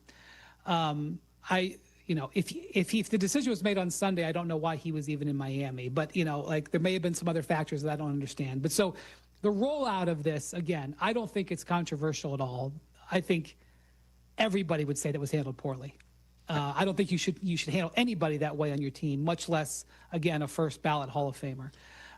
The decision itself, and I know everyone's, Ty Lue was like, it wasn't my call. And players have been like, it was news to us. And Lawrence Frank has come out and said, I'm the bad guy, blame me. But of course, it's more complicated than that. But I think essentially is that Chris Paul is a guy who is very vocal. And he is, for 20 years, been described as a leader by his teammates and his coaches. But just go look up the video from any Chris Paul game from the last 20 years, and you will find him giving his opinion to the official, giving his opinion to the opposing coach, giving his opinion to his coach, giving his opinion to his star teammates, giving his opinion to the role player teammates, giving his opinion to the trainers, giving his opinion to the ball boys.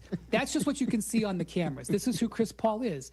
And when you are a star point guard who almost always has made your team better, that's part of the package that you wanted with Chris Paul. You want your point guard to be like your quarterback, to direct guys, to do this. I mean, it was Chris Paul being proactive and like walking in the Hollywood Hills with Bob Iger, taking the bull by the horns, that got the NBA bubble put together, okay? That's who Chris Paul is. Chris Paul sees a situation that needs addressing. He addresses it. And for 20 years, his teams always succeeded. I think he made the playoffs like 14 or 15 straight years. His teams were always striving to be better. They were not underachieving teams. Maybe there was 1 or 2 years where they didn't go farther in the playoffs, or maybe that you thought they should have been the 2 seed and they were the 4 or whatever. But for the most part, he was on achieving teams, and he was the starter. He was the 82-game starter last year in San Antonio. So this year, he's in a position where he's the same guy, and now he's playing a bit role where he's, the second or in some cases the third string point guard. And the team, instead of being achieving, where he's one of the stars, was woefully underachieving. And so I think it hits differently in the locker room when you're a bit playing role player, still being the guy who was the starting point guard and first ballot Hall of Famer. Now, You can say that why didn't the Clippers understand that when they signed him? And I would just say they thought they did. And there was a lot of things about this roster in this season that the Clippers thought. For example, the Clippers thought that they could replace Norman Powell with Bradley Beal and they'd be fine. That's obviously been a dramatic miscalculation and is one of the main reasons why they are 6-16 and woefully underachieving. Having Chris Paul's personality not fit on a losing team is a miscalculation, but not the most egregious miscalculation. The fact that they handled it this way, which is, like I said, the F- apart this all, exacerbated this and made it look really worse, and is just part of another miscalculation that has basically defined the season. Well, wow. Number one. Number two, Chris Paul doesn't want to go out this way at all. So what happens now? Where does he wind up?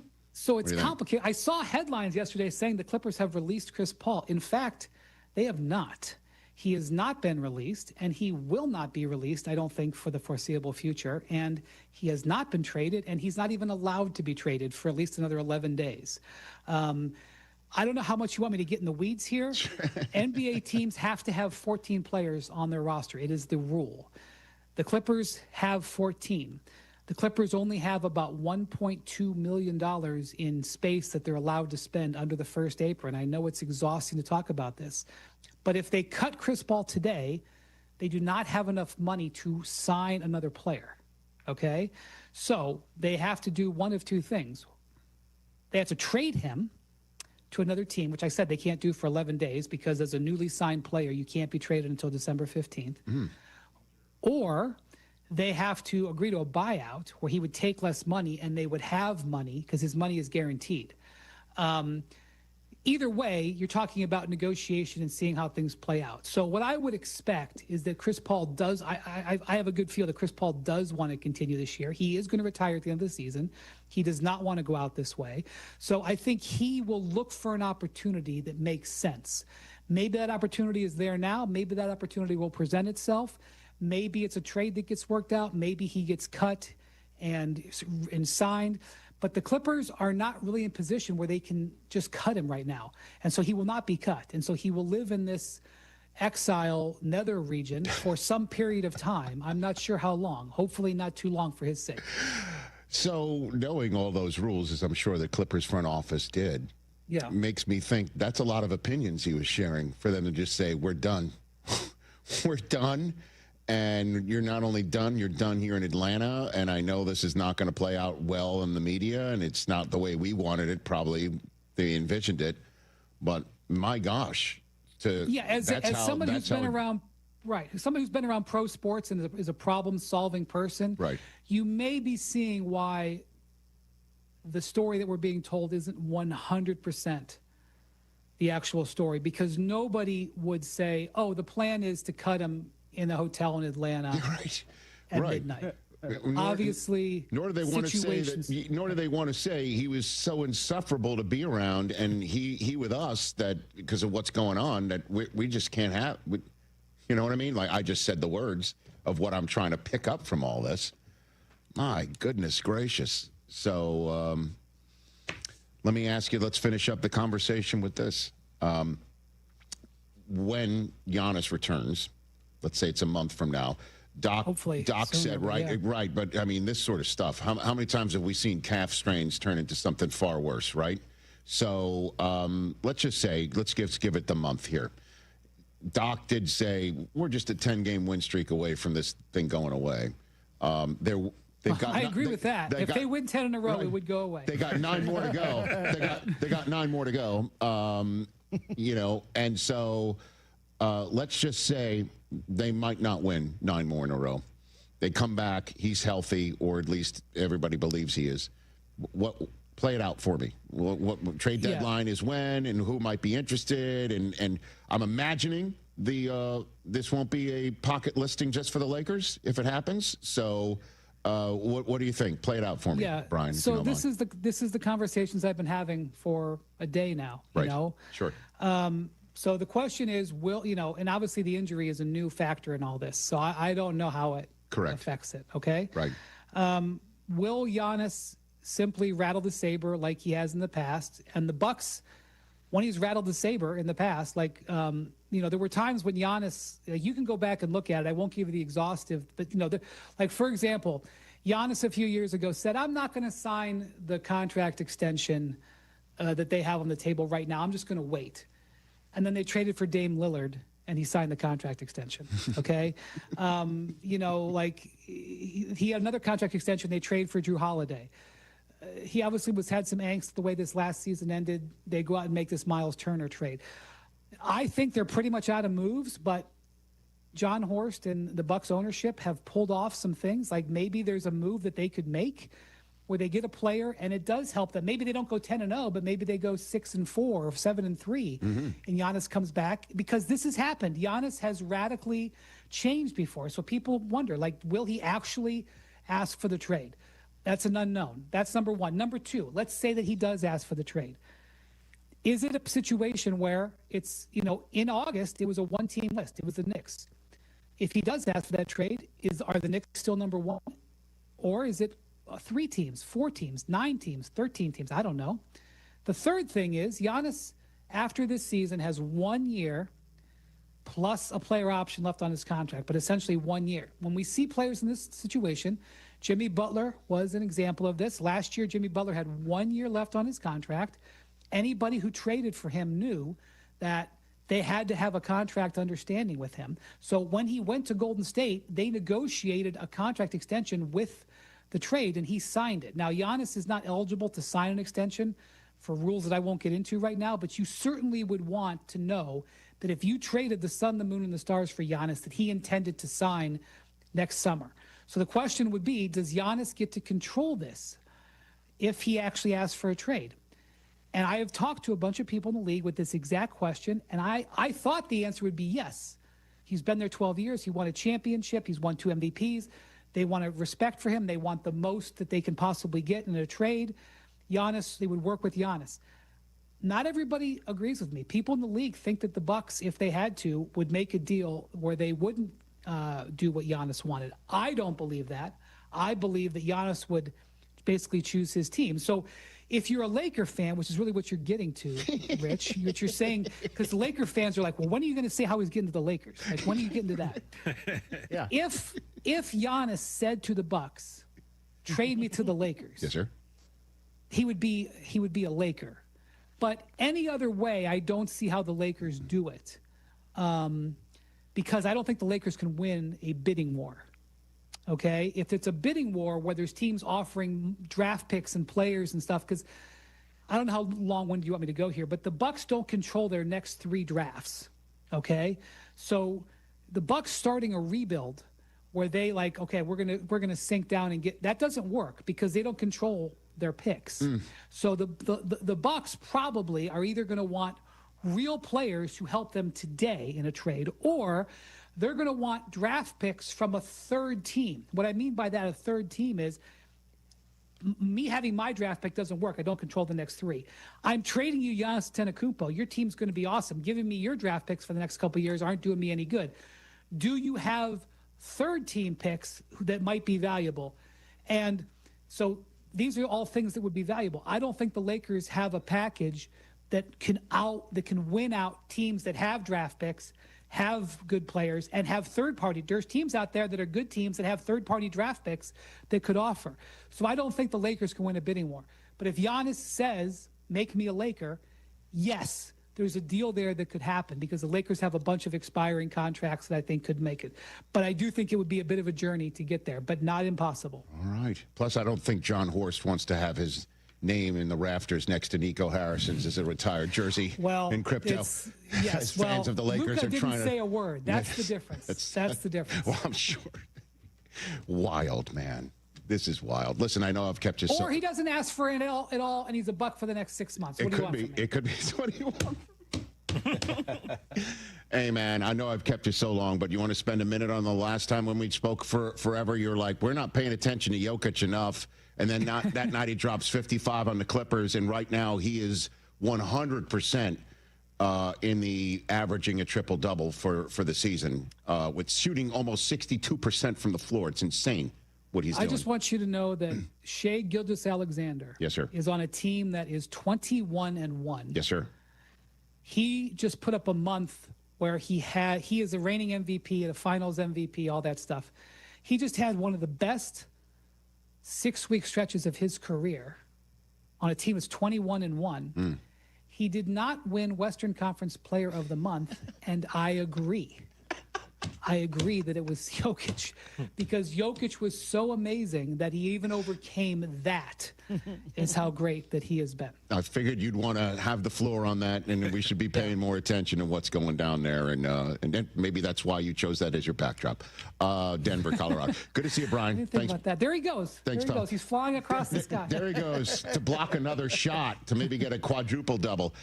Thanks, as always. You're the best. Have a great day, Thanks, pal. Right back at you. Brian Windhorst, nobody better. Right here on the Rich Eisen Show. All right, let's take a break. We got to go. 844-204-RICH, number to dial right here. Awesome. Every 40 seconds, a child is reported missing. That's 2,000 children every single day. It's a heart-wrenching reality that we can no longer ignore.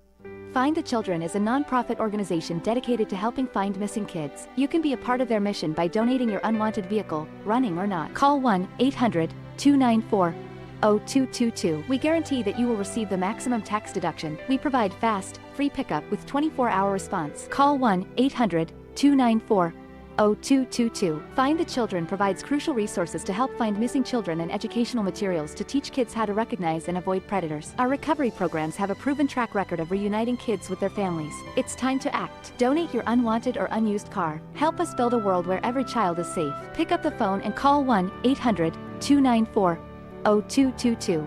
Together, we can bring these kids home safely. This advertisement was paid for in partnership with Cars R Us and Find the Children. Hey, bro. Weirdest thing is happening at the game. This guy sitting next to me says, "You're our good luck charm. Every time I crack a Bud Light, we score a touchdown. Now his entire family wants to buy me Bud Lights. I think I'm some kind of a football prophet. Talk soon. The team needs me." Anything for Bud Light, the official beer sponsor of the NFL. Stock up today. Enjoy responsibly. Copyright 2025 Anheuser-Busch Bud Light Beer, St. Louis, Missouri. Hey, this is the Fat Jack, and it's championship weekend. Did you miss last weekend's football? 9-4 against the spread. Everybody goes deeper into profit at the props, soccer, and more, and make more money this holiday season. This week, only $49 get you championship football weekend. You get 4 plays on Saturday, 4 on Sunday, and 9 players props. Only $49. Go to FatJackSports.com and win this weekend for as little as $49 to make money at FatJackSports.com. Hard work beats talent when talent doesn't work hard. That's why when it comes to hard work, nothing works harder than a Chevy Silverado. No wonder J.D. Power awarded Silverado the most dependable, large, light-duty pickup. It's a true workhorse. Right now during Chevy Red Tag, it's 0% APR financing on a 26 Silverado 1500 pickup. Go to Chevy Drive Chicago for details. Chevy Silverado, the official truck partner of the Chicago Bears. Work hard, play harder in a new Chevy Silverado. Since the Verdoliak Law Group opened its doors in 1963, we knew we wanted to be a firm that fights for the injured while putting our own money to work for our clients. Over the last several years, over 95% of the money we made has been contingent on our clients recovering money. We only win if our client wins. If not, we don't collect the fee and we lose our own money that we fronted on the case. Over the past 55 years, we've also learned what we are not. We're not a law firm that operates by billing you by the hour, nor do we cherry pick only multi-million-dollar cases. We won't turn away an injured client because his injuries are not catastrophic enough. We won't say, come back next time when someone dies or is paralyzed. Whether your case is worth $10,000 or $10 million, if we think we can help, we will help. We at the Verdoliak Law Group know exactly who we are. Without firms like us that put their own money on the line, injured people would consistently get less than they deserve. We are the Verdoliak Law Group. Call us at 844-4VLG-LAW. Hey, it's Kap. Looking for the perfect gift this holiday season? I've got it. Taste of Chicago. They ship Blue Malnati's legendary deep dish pizzas nationwide. Hot, cheesy, and straight from Chicago. Perfect for family, friends, or anyone who loves great food. Want to take it up a notch? Add on Portillo's Italian beef, Garrett popcorn, or other Windy City favorites. Or send a Taste of Chicago gift subscription and keep the good vibes going all year long. Visit tastesofchicago.com and ship Chicago's best. Save big money in your next painting project at Menards. Pristine interior paint and primer in one is Dutch Boy's best hiding and most durable paint. It delivers a smooth, elegant finish while providing maximum scuff, stain, and mark resistance. Save big money on Dutch Boy paints and get your painting project started today. Plus, check out our weekly flyer on Menards.com for more great deals happening this week. Hey, it's Kap. My wife Mindy said, "Hun, your snoring is shaking the whole house." Thanks to Sinus and Snoring MD, I can actually breathe, and she can finally sleep. Don't tough it out through another winter stuffed up or exhausted. And remember, your insurance deductible resets in January, so use it before you lose it. Sinus and Snoring MD offers same-day appointments. Call 847-545-0147 or visit sinusandsnoringmd.com today. And give yourself and your loved ones the gift of better sleep and a healthy holiday season. Hey, fans! Welcome back to Fansville's Cheers and Tears. Oh. Okay, so like everybody deals with losing, right? To a rival on a last-second field goal. Whatever, it's fine. I'm totally fine. But I cope with losing with an ice-cold Dr. Pepper. Those 23 flavors are like so delicious. They totally wash away the pain of your college football team taking a big fat L. College football, it's a pepper thing. Getting more as a MyLowe's Pro Rewards member is easier than ever with the Lowe's app. Download it today and earn 500 points the first time you log in. Plus, your digital wallet helps you scan, save, earn, and access what you need to manage it all in one place. Download the Lowe's app and take advantage of your Pro benefits today. Lowe's, we help, you save. Valid 12/1/25 through 1/7/26. Offer valid for first login per organization only. Loyalty program subject to terms and conditions. Additional restrictions apply. Visit Lowe's.com/terms for more details. Subject to change. A 1-hour uninterrupted dose of Bleck Abdalla. Weekdays 2 to 3 on ESPN Chicago. So don't wait. For this free information, call the Relief Hotline at 800-606-8737. 800-606-8737. 800-606-8737.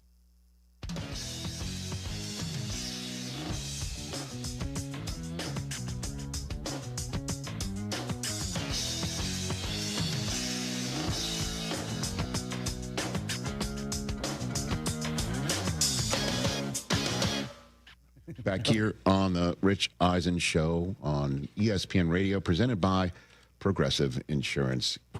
Colby in Georgia wants to chime back in again. What's up, Colby? How you been? What's up, Rich? How you doing? I am doing well. As always, you know, what's my first question for you, Colby? What's my first question for you? What do you think? Guess what I want to ask you first up. How's the coach doing? No, why aren't you in school? That's my first question. Because I'm homeschooled. Ah, that's right. So he is at school.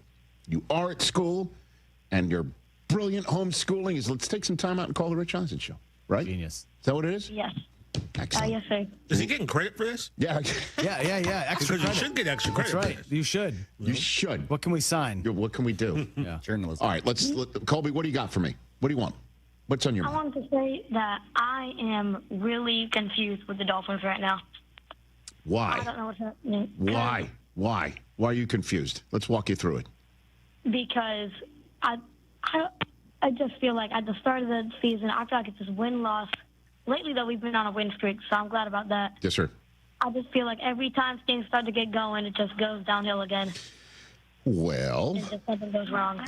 Colby, your Miami Dolphins this week are visiting the New York Jets and then have a chance to get back to 500 on Monday night in front of the whole country at the Pittsburgh Steelers. And then from there, it's all on. Who knows what's going to happen after that? So let's take it one day at a time, right? Like one game at a time.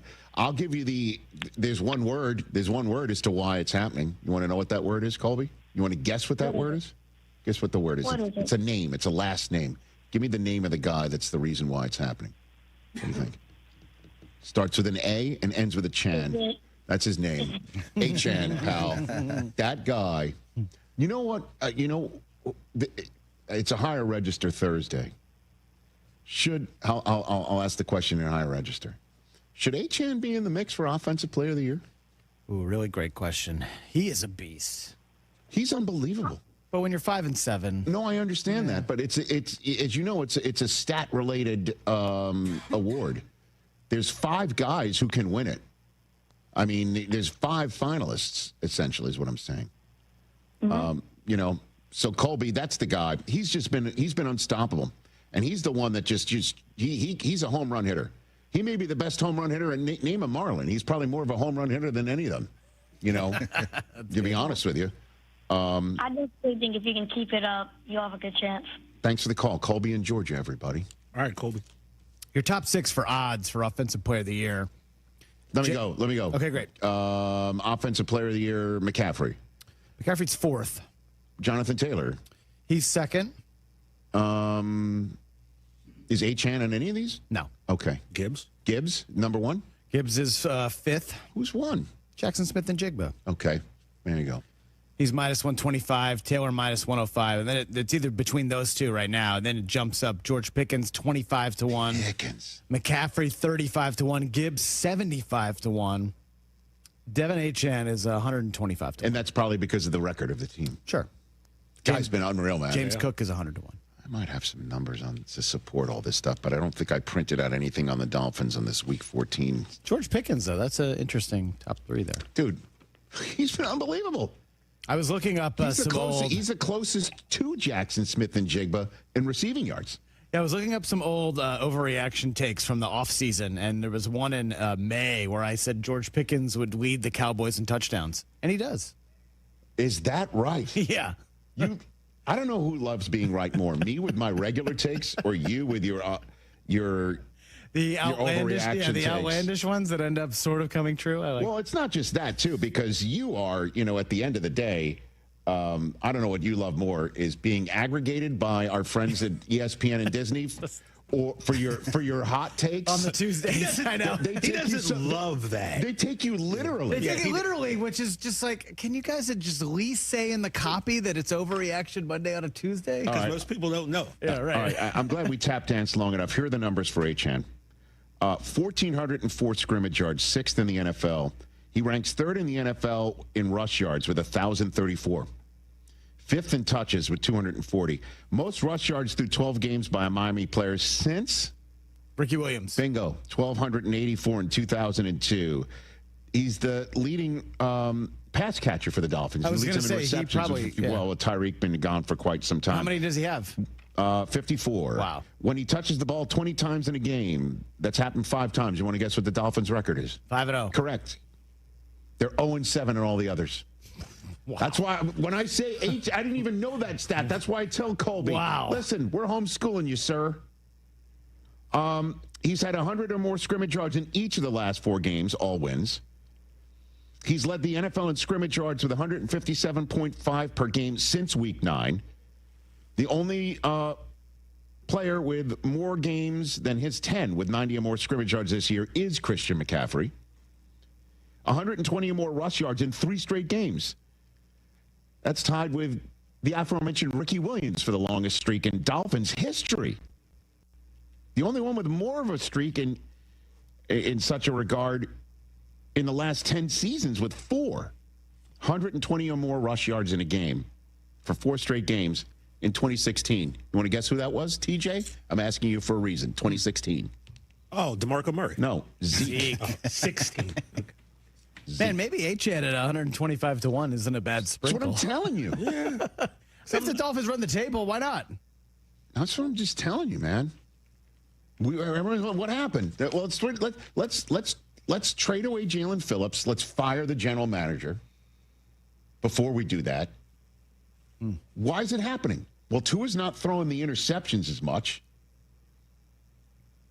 He's, which Mike McDaniel told us. Hey, we don't throw 10 picks. I think we'll be all right. And they're running the hell out of the football. 160 or more rushing yards in each of their last 3 games. Yeah. All wins. Achane.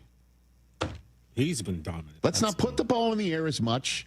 Let's get this guy dominating and play enough defense. And obviously the schedule softened up too, helped. For sure. While we're back. 844-204-RICH, number to dial. When we come back, let's take a break. I've got a top 5 list. Hey. Top 5 teams that should finish well. Should. I'm not going to sit here and say they're definitely finishing well. They should, looking at how they've played and how the schedule's breaking. So with your chest, you will not say it. Well, it's called nuance, sir. Yoda. That's what happens on this program. Let's take a break. More of your phone calls as well here on The Rich Eisen Show.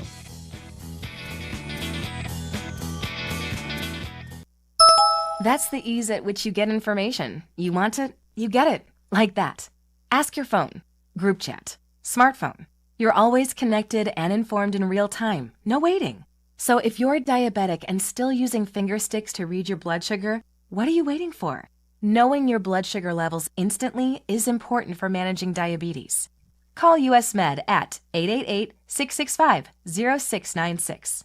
To learn more about continuous glucose monitors, a real-time instant method to track your blood glucose, US Med is an approved provider for Medicare and over 1,000 private insurers. And the best part? Call 888-665-0696 and we'll give you a free insurance benefits check today. So call 888-665-0696 today. That's 888-665-0696 and manage your diabetes as easy as...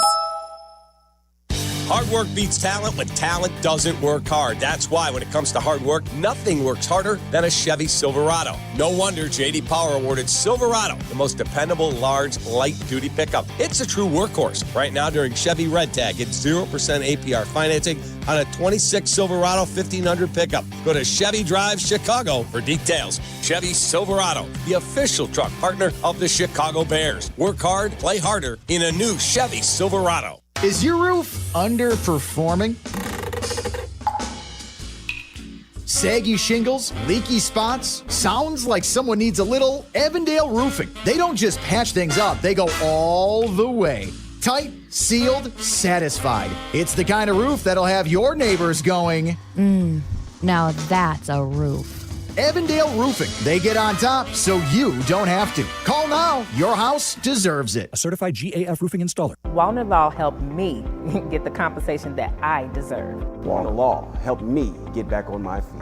Thanks to Wallner Law, I'm at a better place today. Wallner Law cares for you. We're compassionate. We're empathetic to your situation. And I promise you, I will get you more money than any other law firm in the city of Chicago. That is my promise to you. Hire us, win with us, be successful with us. Call us at Wallner Law, 312-8-million. Winter is here. Snowball fights, sledding, and more good times with your kids. What a great family you've created. You want things to stay just as they are. It's time to start thinking about the next step for your future, a vasectomy. Take that step with Vasectomy Clinics of Chicago, because experience really does matter, especially with this procedure. Vasectomy Clinics of Chicago makes it so easy with their 30-minute, no-needle, no-scalpel, in-office vasectomy. Log on to vasectomychicago.com, read their testimonials, and learn more about their procedure at Vasectomy Clinics of Chicago. 5 locations to serve you: downtown Chicago at Lake Point Tower, by Navy Pier, and with free valet parking. Also in Naperville, Tinley Park, Arlington Heights, and Barrington. Most insurance accepted. Visit vasectomychicago.com or call toll-free 877-877-4VAS. That's 877-877-4827. Jurko and I did something rare. Rare and ridiculously good. We picked our very own barrel of rare character whiskey with Joe's Beverage Warehouse in Romeoville. And we're throwing a rare character tasting party Wednesday, December 17th from 6 to 8 p.m. at Joe's Beverage Warehouse. The rarest part? Our barrel bottles are extremely limited. Come hang with us. Reserve your bottle while you can. Sample some rare expressions and score Joe's gift card. We'll see you December 17th at Joe's Beverage Warehouse in Romeoville. I'm Sammy Luback, Chicagoland's real estate agent, here to help you make your next move. With Baird & Warner, a Chicago institution for 170 years, my team has helped our clients buy and sell homes from Lakeview to Lake Forest, Bucktown to Barrington, Hinsdale to Highland Park, and 80 towns in between. Get exclusive access to private listings and smart strategies to win in today's market. No surprises, just results. Let's get started at www.sammy.homes. Once again, I'm Sammy Luback, and I am Chicagoland's real estate agent. Hey guys, it's Courtney Cronin. Picture this. She opens the box. The light catches the shine inside, but what you really see is her smile. That's the winning moment. That's what Rogers & Hollins delivers. Not just a ring or a necklace or a watch, a moment. A story she'll share every time someone compliments her. For 115 years, Rogers & Hollins has been the jeweler Chicagoland trusts. Because while the world changes, the power of giving jewelry never does. Visit your local Rogers & Hollins or go to fornowandforever.com. There's an app for that. Download, listen live, podcasts on demand. The ESPN Chicago app. Begins tomorrow at 6:30 Eastern with tip-off at 7 Eastern on ESPN Radio and on the ESPN app.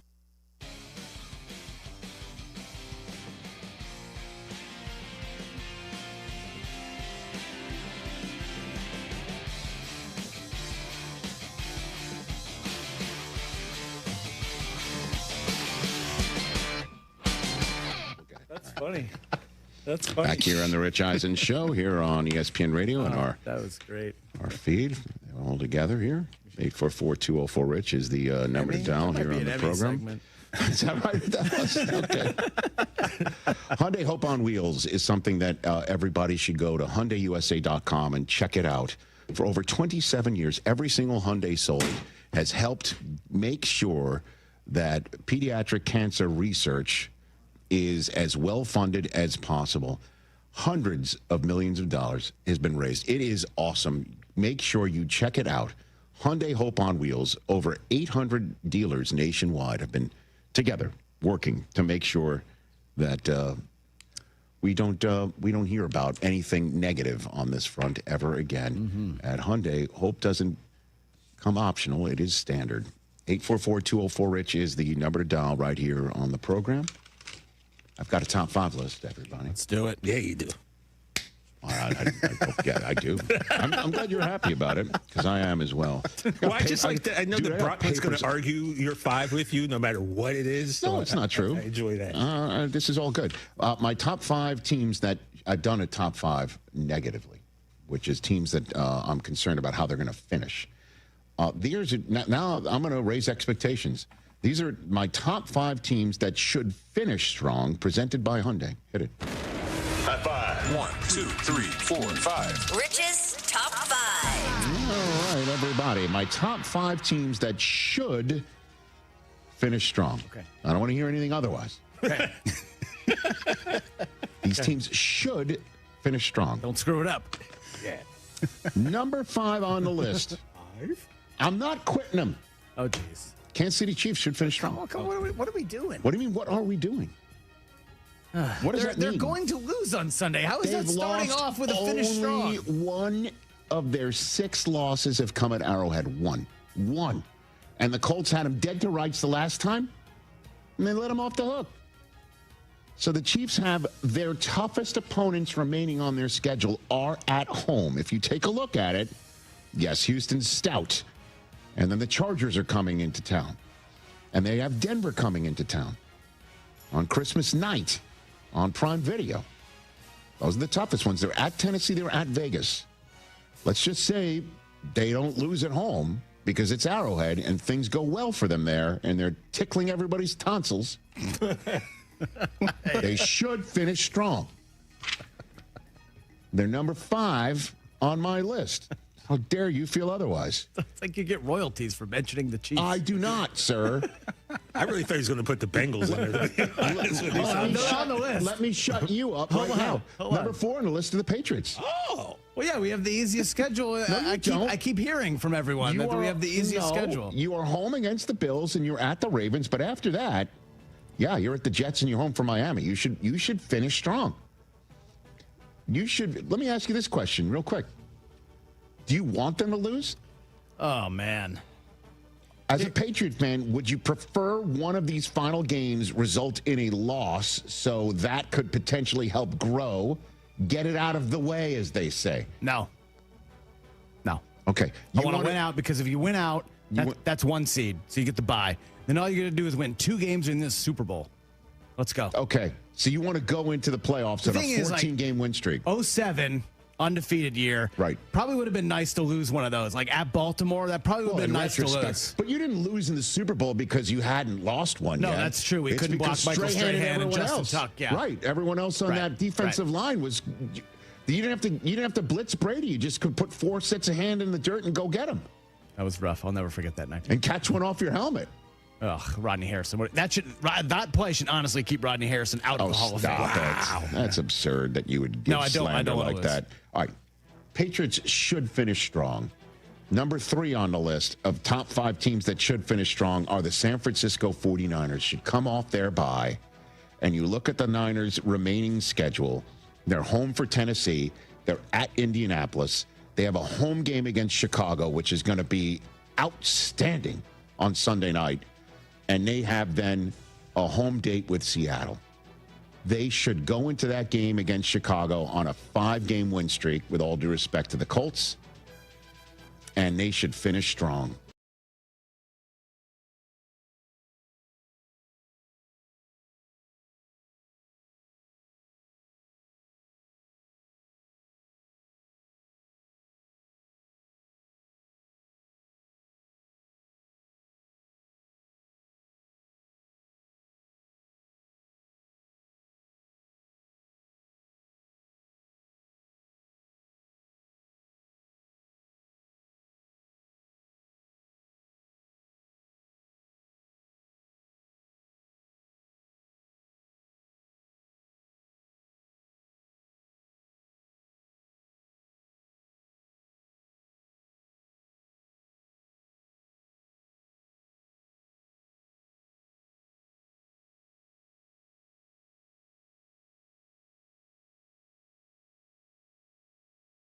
Into, this game tonight, the chances for making the playoffs are 17%, and if they beat the Lions, it's up to 31%. That 3-5-1 start is like a cinder block right now.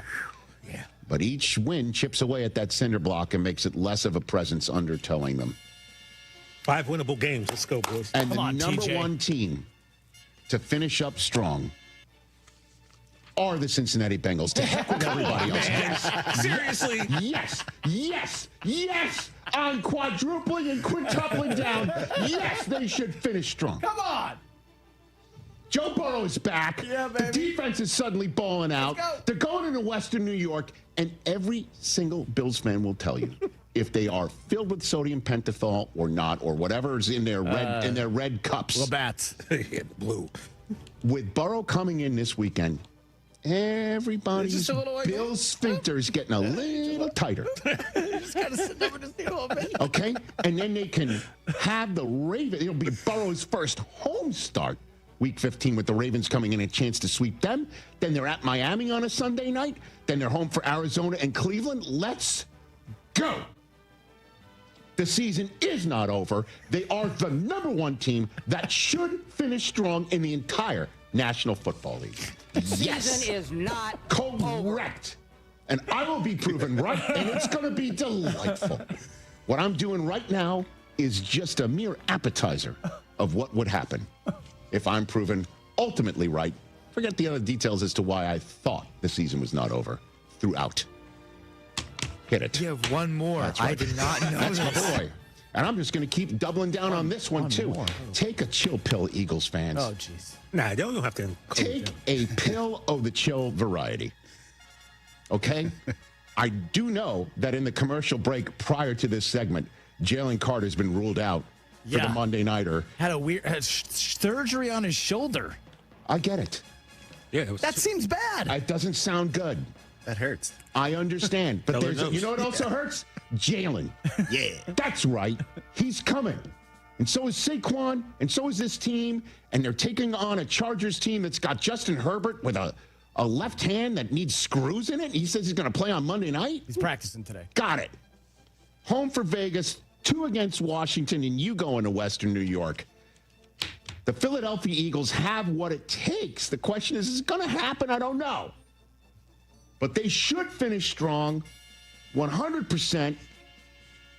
And let's go. Take a chill pill, Philly. Stop egging the OC's house. Yeah, what are we doing? Get a sense of yourselves. Get a grip, man. And then also, you know what the Eagles need is a home game on the road. Every Eagle fan that comes into SoFi Stadium on Monday night, and there's going to be a lot of them, every single one of them will be in a better mood than anybody else the day. Like, what was in their turkey? on Friday.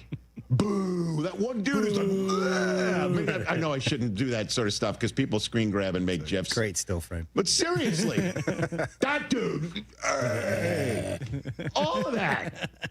Like last year didn't happen. What is going on? Everybody, though, on Monday night, they're going to be like, this is so you're going to have a happy home crowd on the road. Isn't that amazing? They got to go on the road to have a better home crowd supporting the team. That's my top 5 list, everybody. Presented by Hyundai. This college football season, show your school spirit every time you pay. Introducing college-branded Venmo debit cards. Rep your team on and off the field with custom school designs that let everyone know who you root for. Whether you're tailgating, grabbing snacks for the watch party, or celebrating a win, you can unlock 15% cash back at ESPN. 1 free year of Perplexity Pro and more. This college football season, score more with the Venmo debit card. Get yours now in the Venmo app. Learn more at venmo.com/collegecard. Max cashback varies. Terms apply. The Venmo MasterCard is issued by the Bancorp Bank N.A. This college football moment is brought to you by ServPro. College football teams have moments they recover from and made it like it never even happened. Like on September 24th, 2016, when Tulsa found themselves down 31-0 to Fresno State with 10 minutes left in the second quarter. Tulsa fought back to tie the game at 41. And then won 48-41 in double overtime. ServPro. Like it never even happened. Hey, bro. Weirdest thing is happening at the game.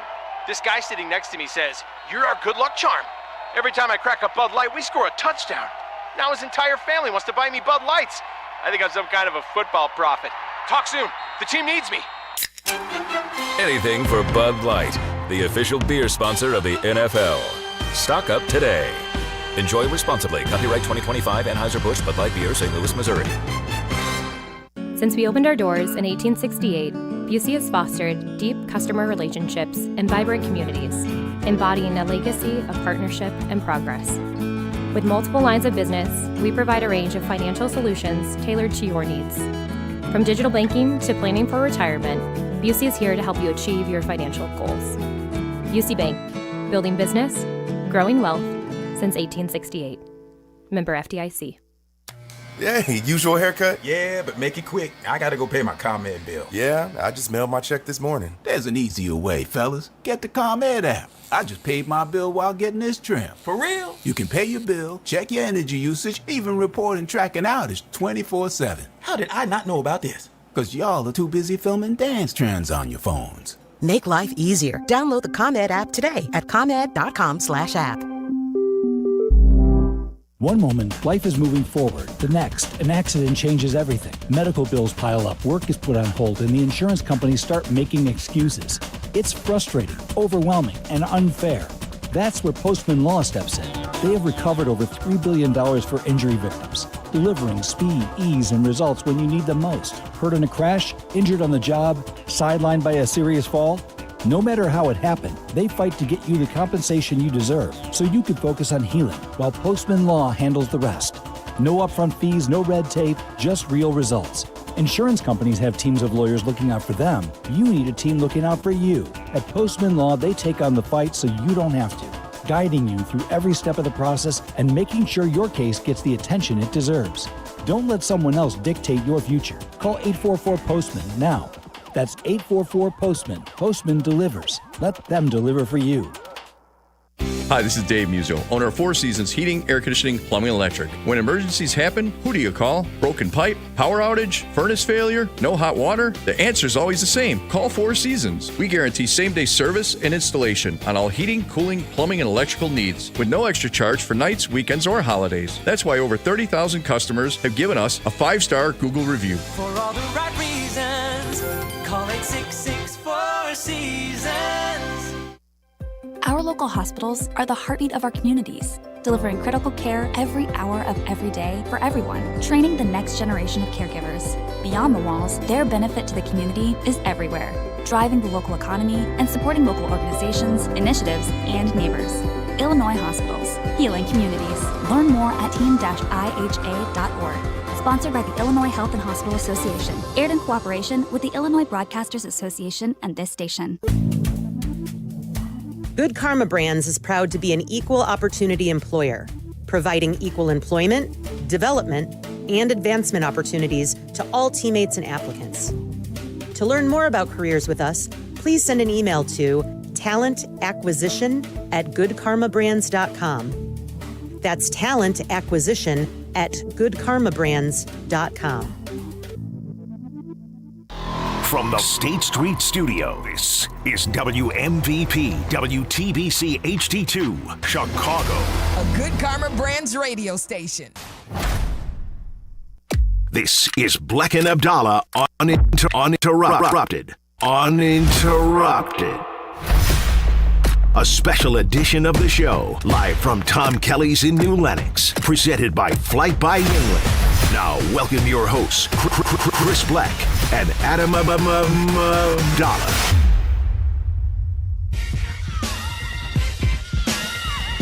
Welcome into Tom Kelly's in New Lenox. It's Bleck and Abdalla, brought to you today by Flight by Yuengling, and we are having a great time. Tom Kelly's is packed already, Abdalla. We're hanging out for the next 2 hours right here on ESPN 1000, the ESPN app, and also on Twitch and on YouTube. We're hanging out today. We'll take your phone calls at 312-332-3776. Important announcement to start.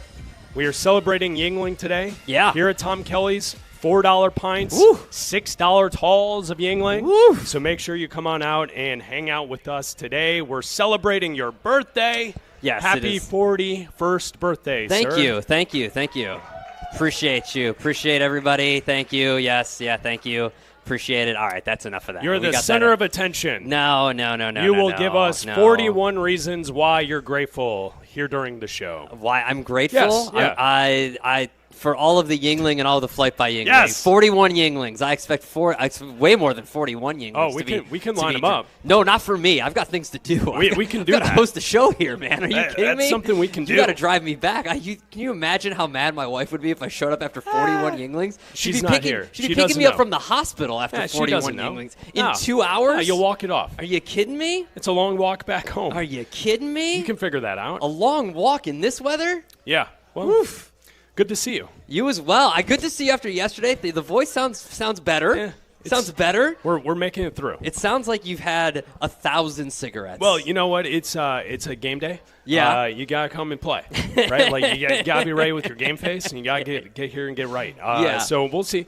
We'll see if we can make it through. But yeah, we're pumped to be here at Tom Kelly's, and shout out to Yuengling just for the support they've given to this show the entire year. Yeah, the whole year. It's been a great year. Yeah. We did a lot of stuff with Yuengling. It was great going out to Philly this year. It was awesome. It was awesome. All the appearances we did, all the events we did, it was great. We had a great year with Yuengling. Here's to a great year next year with Yuengling. It's going to be awesome. I can't wait. Yeah, last year, so it was in June. We were in Philly. Yeah.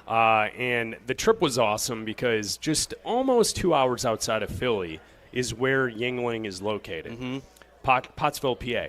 Right, so we went up there. It was you, me, Dave Scharf, Buzz was with us, and we took the full tour of the Yuengling Brewery. And the Yuengling Brewery is amazing. People go on these brewery tours, the whiskey tours. You go to the vineyards out in California, and you see how the wine is made. And after a certain point, all of those tours are the same. Yeah, they're kind of cool. But then most of it is kind of boring. Yeah. The Yuengling tour that we went on was amazing. Yeah. Because what's special about it is that it was history and it was how the company has survived through decades and making the beer, storing the beer, and everything that goes into it. And that's why, to me, it was so fascinating because it was like taking a history tour more so than just a normal brewery tour. Every pocket of the brewery had a different aspect of it, whether it was the caves where they stored the beer, because like you said, we went in the middle of summer and it was hot. And then you get into the caves, you step 10 feet into the caves, and it's ice cold. You can see your breath, so you know how they stored the beer there. And then you get into the brewery, you go upstairs where they had the bar where people were drinking during the day. Yeah. And then you get into how they were making the beer in the original, casing area where they would package the beer. And then where there are just, the area where the next to the brewery is the church right there, and the space that separated the church from the brewery is less than a foot in between, and how they would house some of the stuff, maybe across that way a little bit. You help each other out throughout the years. Yeah, you find a way. I think, you find a way. Do you remember the tour guide's name? Because that guy was awesome too. With the best great. Philadelphia accent. Oh yeah, possible. yeah. You guys need a beer? Yeah. You guys need anything? Guys? And then we go into the quote ice cream area. The ice cream parlor. Yeah. Where they used during Prohibition to manufacture ice cream, which is where now they have the tasting room after the tour, and that was great because you have to survive something to do during Prohibition. Of course. And you can't shut everything down. You can't just make some shutter. Ice cream. You can't shutter the business. You can't put a ban on ice cream. No, you can't do that. So they made ice cream there, and then that's where we had tasted all the different variations and everything.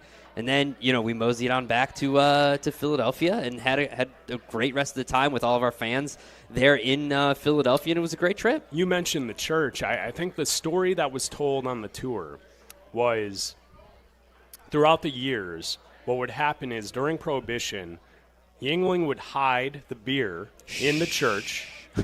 And statute of limitations, right? And then years later, the church was going through some rough times. And so Yuengling, because the buildings were so close, they would pump heat and heat the church in the winter. Yeah. Because they helped them. We're going to help you. We're all in this together. And it was pretty cool because Abdalla's right. The buildings are right next to each other. Oh, yeah. And so, it's cool that during Prohibition, they were hiding the beer over there in the church. And then years later, because they were helped out by the church, they were the ones helping heat the church go through some rough patches. So yeah, you could get I believe you could, even during Prohibition, they were still making some beer because you could get a prescription for that was the other thing they were for saying. beer. It's kind of like before weed was fully legal. You could get a prescription. You could walk in and be like, "Oh, my back," and they would give you a prescription and be like, "Yeah, you need that."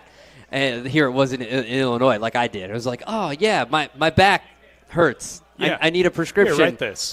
for my back. I need a backiotomy. Wait, wasn't there also something in the tour about, the doctor notes and then also with pregnancy? Yes. You got, a case? Yeah, you could get a case if you were going through pregnancy, it was like you a could case go a get month a or a case a week or something like that. Yeah, because that worked out well. Yeah, well, Science. Back in the day, it was different times, Abdalla.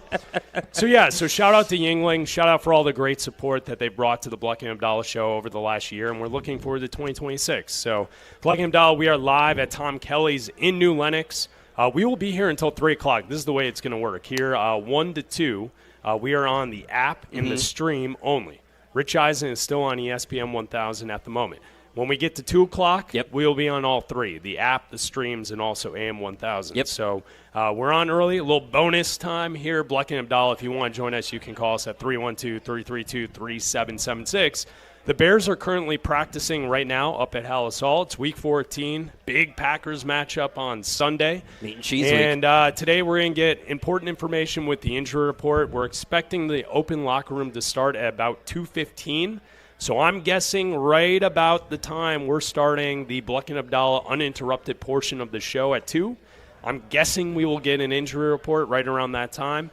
Tyreek Stevenson was on the report yesterday as someone who would have not practiced if they had practiced yesterday. So that to me is the major name to keep your eye on because there were 2 offensive names on the list, Kyle Monungai and DJ Moore, and we've seen at different points this season where the Bears have not practiced offensive skill position players, and that's early in the week, but then by the time we get to the weekend and game time, the offensive skill position players have been A-OK, ready to go. Yeah. So to me, the major one to kind of keep your eye on for today would be Tyreek Stevenson, because he would not have practiced yesterday if they had practice. And then TJ Edwards would have been limited, so to see the progress of TJ Edwards throughout the week will be important too. Yeah, it seems like TJ Edwards having, presumably being limited. They did have a practice on Tuesday. They didn't put out an injury report on Tuesday, but reports were that he was out there. He was participating to some degree during the open portion that reporters did get to see, so we did hear that he was out there, and there were pictures of him out there. So it looks like he's trending in the direction to be out there. Now, having said that, we've seen from this team so far this year and the way this coaching staff have handled injuries. We've seen Jalen Johnson come back and be ready to go, or from what we assume, he's been a full participant in practice for a week and then not go, right? We've seen it with other injured players throughout the year with this coaching staff. So just because TJ Edwards is limited yesterday, and he might be limited today when we get the injury report in an hour or so from now, doesn't mean we're going to see TJ Edwards out there. I think we're going to have to wait until game time to see, or maybe we get it tomorrow. Maybe he'll be, even if the injury designation's off, we might have to wait right up until game time to see if TJ Edwards is going to be good to go on Sunday, because we know how this coaching staff works with injuries. Also, Kyle Monangai was on the injury report. He didn't practice yesterday, or would not have practiced yesterday. Same with Rome Odunze, wouldn't have practiced. But we've seen, again, with this team, that the first day, the Wednesday injury report, some guys just kind of get some rest, and then the Thursday is really the day. So if they're limited today, or maybe they're a full go today, then everything is fine. I wouldn't really be worried about Rome Odunze or Kyle Monangai about them going today. Also yesterday, if they would have practiced, Jalen Johnson was a full go. Dominique Robinson was a full go with a concussion. Billings was a full go with a concussion. Noah Sewell also coming back from from his injury from an elbow was also a full go. So TJ Edwards, Noah Sewell, guys that they will need to go up against Jordan Love and this Packers offense that has really found their stride the last couple weeks. 2 weeks ago they ran the ball really well. A week ago against the Lions on Thanksgiving, they threw the ball really well. So they've got a multitude of ways that they can beat you. I think it's going to be really up to this defense and this pass rush to get to Jordan Love. They were not able to get to Jalen Hurts on Friday. Now, it didn't really matter. The offense did their job. They kept the ball out of the hands of the Eagles. They dominated the time of possession. It was almost like a 2-to-1 ratio of time of possession. It didn't really matter. The offense did their job. They kept the defense on their heels. They really did what they needed to do to limit what the Eagles offense was able to do. Even when they had the ball, the Bears defense did their job in limiting what they could do. Now, I don't necessarily expect the Packers offense to be as frustrated by what the Bears defense can do. If you can't get to Jordan Love, he's going to pick you apart in a way that Jalen Hurts couldn't do. You have to find ways to get to Jordan Love to make him uncomfortable. He found something against the Lions, and he turns it on in November and December. I've heard Tyler talk about the Toyotathon stats. There's just something. I heard Rob Domofsky on today with Carmen and Jurko. There's something about November and December with Jordan Love. He turns it on. He's got a great touchdown to interception ratio in November and December. This Bears defense struggles to get to the quarterback. They have to find ways. Dennis Allen has to find ways to make Jordan Love uncomfortable and get to him. And this pass rush has to get going this week somehow. Yeah, the Packers offense really struggled early in November. They lost back-to-back games against Carolina and Philly at home, both games at Lambeau Field. And Jordan Love in both of those games, he had 0 touchdowns, 1 interception. In the game against Carolina, he threw for a 70% completion percentage. Against the Eagles, it was 55%. And you're right. The thing about Jordan Love is I think people have a hard time pinpointing on what type of player he is because he's so up and down.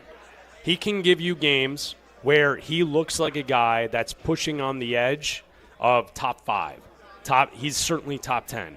And then he has games also mixed in there where you look at him and you say, oh, this guy, is he barely better than Michael Penix Jr.? Is he barely better than J.J. McCarthy? Because some of those games, and like specifically Carolina, there was so much dink and dunk. All he did was throw the football away immediately.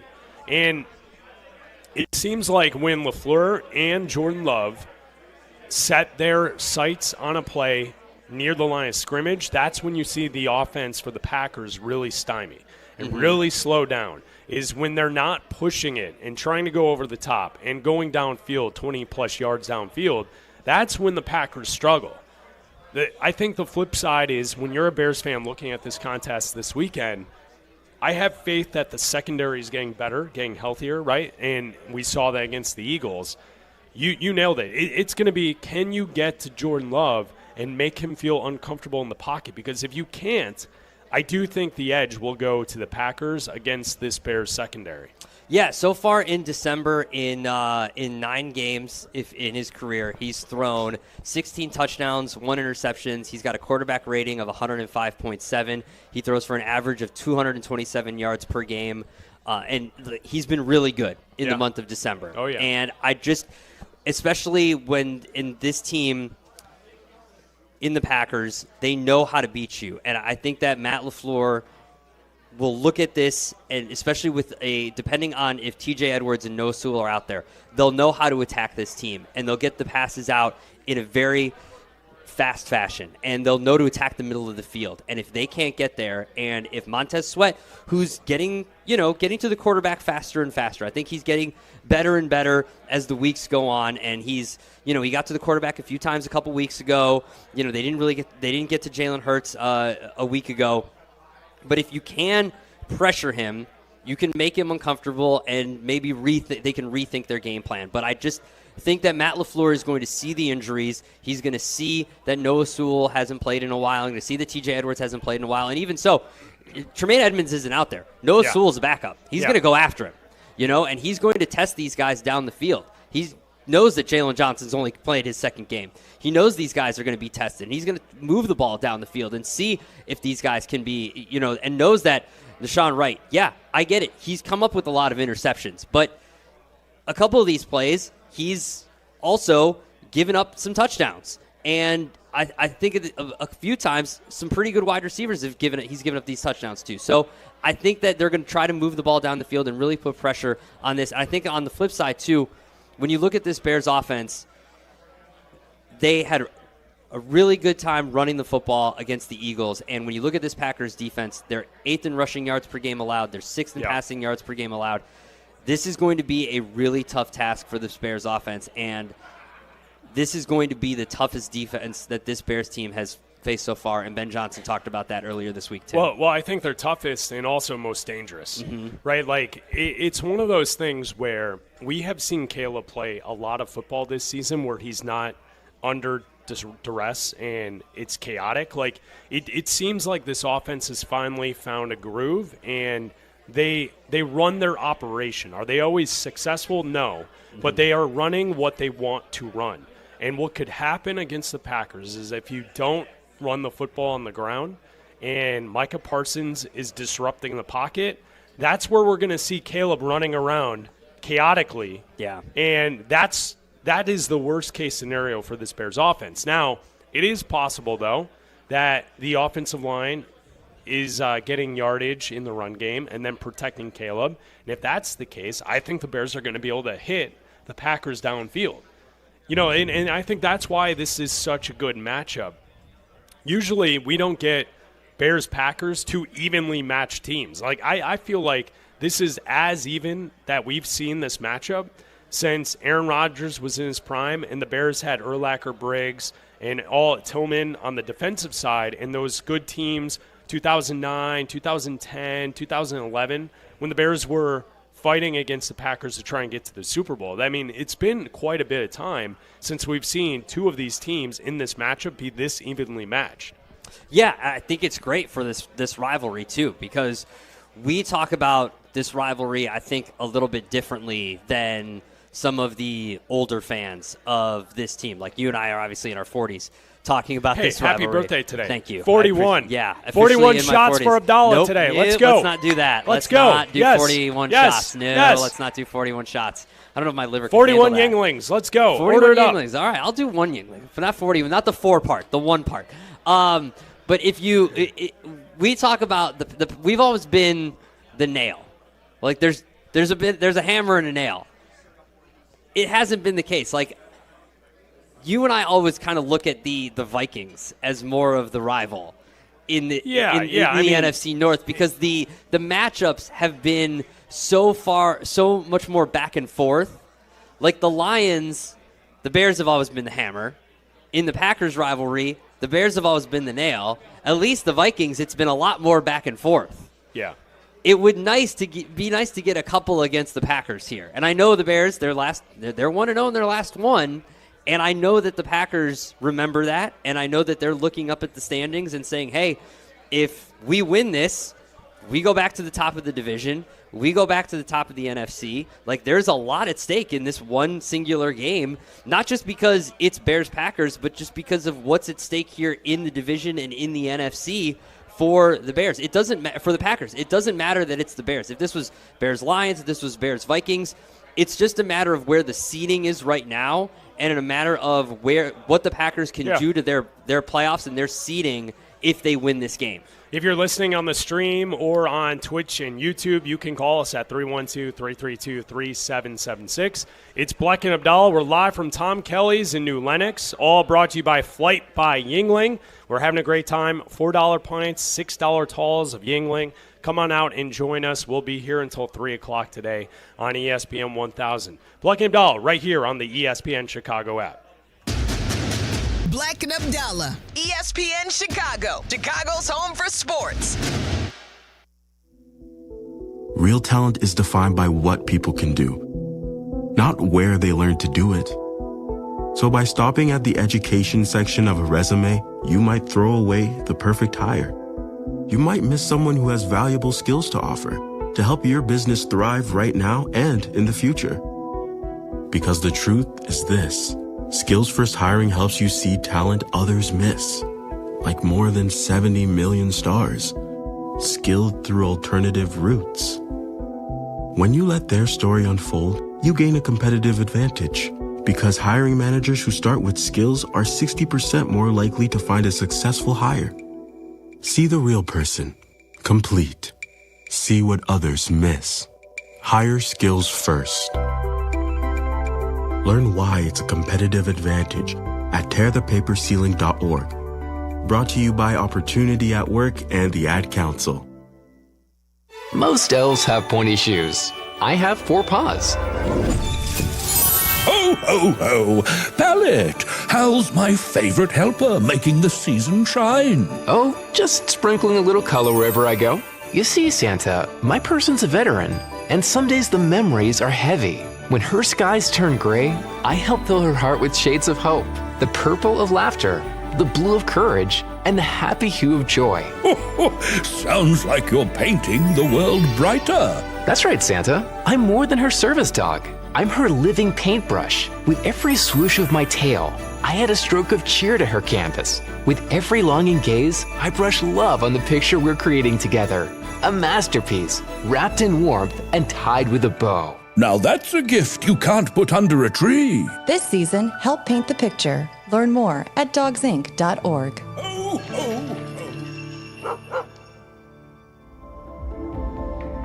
What does it mean to give 100%? It means giving everything you've got, every single day. That's why the V Foundation is 100% committed to supporting groundbreaking cancer research. We give 100% for life-saving research victories, 100% to making new discoveries that lead to innovative treatments, 100% to groundbreaking cancer research that could one day save someone you love. We know cancer research is working. Over the last 30 years, an estimated 4.5 million lives have been saved thanks to game-changing research breakthroughs. But there is more work to do. That's why the V Foundation continues to fund the best of the best in cancer research. We will always give 100% to accelerate victory over cancer. Don't give up. Don't ever give up. Learn more at v.org. Hey there, Jane Lynch here. You want to hear something funny? Too bad. You want to hear something uplifting that will inspire you? Good. Because today, I want to talk to you about Direct Relief, a humanitarian organization that does seriously good work when it counts. Fires, hurricanes, earthquakes. When disaster strikes, Direct Relief immediately shows up with medicines, medical supplies, and everything doctors and nurses need to save lives. Let's ship her out! Every day across the United States and around the world, they're making an enormous difference. If someone needs help, Direct Relief helps. No politics, no red tape. Hey, what you doing over there? Oh, I'm packing insulin for kids with diabetes. See, every box here is literally a lifeline for someone in critical need. So check them out at directrelief.org and donate if you can. You might just bring a smile to someone's face. Live from Tom Kelly's in New Lenox, this is the Bleck Abdalla Show on ESPN Chicago, presented by Flight by Yuengling. That's right, we're live from Tom Kelly's in New Lenox, brought to you by Yuengling. Drink a flight today. We've got the flights, we got the lagers out. $4 pints, $6 tall boys today here at Tom Kelly's. Come on out, hang out with us. We are on the air until 3 o'clock. First hour, we're on the app and on YouTube and Twitch, so thanks for hanging out with us. You can join the conversation. We're talking Bears-Packers Week 14 in the NFL, and you can call us at 312-332-3776. We go to Matt in Streamwood. You're on ESPN 1000. What's up, Matt? Yes. What's up, Matt? How are you? Good. We're good, man. Go ahead. My question is, guys, you guys know with, possibly the Bears being in the playoffs, how confident are you guys with Caleb going into the playoffs, respectively with his accuracy? I mean, I equate it to basically when Rex Grossman went to the Super Bowl that year. Yeah. He was either bad Rex or good Rex. There was just I feel Caleb's way better than Mitch Trubisky. I'm not even putting on that level because I just knew Mitch, had cut the field. But just you guys in your thing, like if this team goes to the playoffs, there's no guarantee that that they may be back because they've been relatively healthy on the offense. But for you guys, how confident are you, Caleb, with his accuracy to go deep in the playoffs this year if they do make the playoffs? Yeah, go ahead. So this is what Thanks, I talked to Tyler about yesterday. There was a CBS Sports article about this Tyler yesterday. Aki. Yes, Tyler Aki. Yes, of the Thayer. It's college basketball season after all.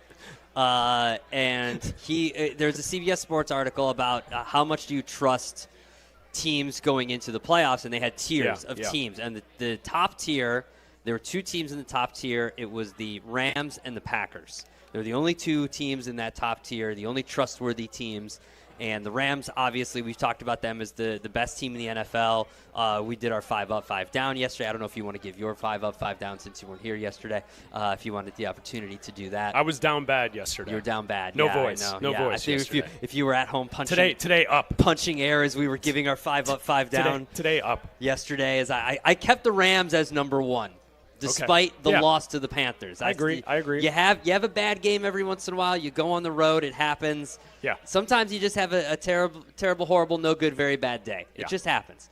And way down at the bottom in tier number 5, not necessarily teams you don't trust, but in that wild card spot of teams, they had the Bears. And it was for a multitude of reasons. And it was a lot of the reasons that we talked about before. They beat the Eagles. They haven't beat very good teams. They've had to come from behind a lot of these teams, but a lot of it was because of Caleb Williams and his inaccuracy throwing the football. He misses a lot of easy throws, his scrambling, and how eventually he's going to face a defense like the Rams, like the Seahawks, something like that, where he's not going to be able to escape. Maybe it happens this weekend where, you have to face a defense that has had 8 sacks in their last 2 games, that has a defender like Micah Parsons, where you can't just escape all the time. And that's why they didn't trust a team like the Bears in the playoffs. And I'm not necessarily saying that I don't trust Caleb Williams in the playoffs. And we heard, Ben Johnson talk about it this week, that they're winning in spite of the passing game, and then he came out and said that wasn't an indictment of Caleb Williams and that the passing game is right where they want it and he's getting it better every single week and all that kind of stuff. It's not that I don't trust Caleb Williams. I didn't think that this team was capable of winning a Super Bowl this year. I still don't think that they're capable of winning a Super Bowl. They're just not. They're not the Rams. Yeah. They're not there yet. I think they could maybe win a game depending on the matchup. I got to see where they're matched up. Here's where I stand on that. I think it's very convenient and easy for people to rip Caleb Williams based on his completion percentage. Yeah. I get what it is, and I'm not going to shy away from the fact that this season it's at 58. That's not good. Long term, he's not going to be what we thought he was going to be if that's what it is 3 years from now. Mm-hmm. I think the difference is, based on what Ben Johnson said the other day, I tend to lean towards the way Johnson explained the offense, in the idea that he's running the offense well. He's in sync with everyone that, early in the season it seemed like there were a bunch of issues and they weren't all on the same page. I feel like that has changed as the season has gone along. And I continue to ask, what will this Bears team look like when Caleb has a game where he throws 24 of 27? What will this team look like? Because, unfortunately, for all those people who are just hating on Caleb Williams because of the completion percentage, the flip side is, when he does figure that out, he's likely to be the best quarterback outside of Matthew Stafford in the conference. Like, that's the only piece to this entire puzzle. He's taking less sacks. He's smarter with the football. He doesn't throw interceptions. He doesn't fumble. He's doing everything he's being asked of. The only thing is the completion percentage, which I get is a big piece of the pie. Yeah. I get it. But at some point, because, I don't think he's has a bad attitude. I don't think he's someone who's not working. At some point, that's going to click. And when that clicks, then this team is going to be extremely dangerous. So when you go back and you look at the tiers and the problem with the different teams and why will the Bears not make it in the playoffs, I would ask those people, how many games has Caleb cost the Bears this season? He hasn't cost them any games. I mean, what? You can point to the Ravens game. He threw a bad pick in the fourth quarter on the goal line. But they lost that game 30-16. That's on him. That's on him. But I would say that with 5 games left this season, I don't expect him to take this huge jump. Outside of the Ravens game, name me a point in the season where he cost them a game. But they're not winning. They're not winning because, games. but they're not losing because. I understand that. So how can that be the biggest detriment to them exceeding in the playoffs? Because the biggest detriment would be the defense. Because the conversation is, when you have a game, like let's say you have a first-round matchup against the Seahawks, or you have to face the Rams, or you have to face whoever it is that has a good defense. You need those easy throws to be there on third down. You need to make those plays. And right now, he's not making them. And that's going to affect the game. And right now, people don't trust him to make those. Well, affecting the game and causing you a game are two different things to me. But when you have a game and you're winning games against the Saints and the Bengals and the Giants and the Steelers and the Vikings. I watched. You can do that. And when you have a game where you can push the Eagles around because you run the ball for 300 yards and he doesn't matter, that's fine. But I would argue his play and his improvement in not taking sacks and not giving the football away allows them to hang in games that they shouldn't be hanging around in. This weekend sets up a game where he might be the reason you need to win a game. Well, we've seen him do that, though. I understand that. But this defense is going to be a huge test. Now, Devontae Wyatt's not going to be there. Their defensive tackle, he's not going to be there. But Micah Parsons is going to be there. They've got a great defense. They've been able to stop the run the entire season. Now, I have seen Ben Johnson be able to adjust all season. He's been able to figure out ways to run the football the entire season. I expect him to find a way to run the football effectively this season, or this game. And I don't think he'll abandon the run this game. But I want to see a game against a good defense like the Packers, like San Francisco when they play the 49ers. I want to see him do that against a good defense and say, hey, I can make those easy throws. I can say when Rome Odunze's open and he just has to throw a football 6 yards and just make that throw, just do it.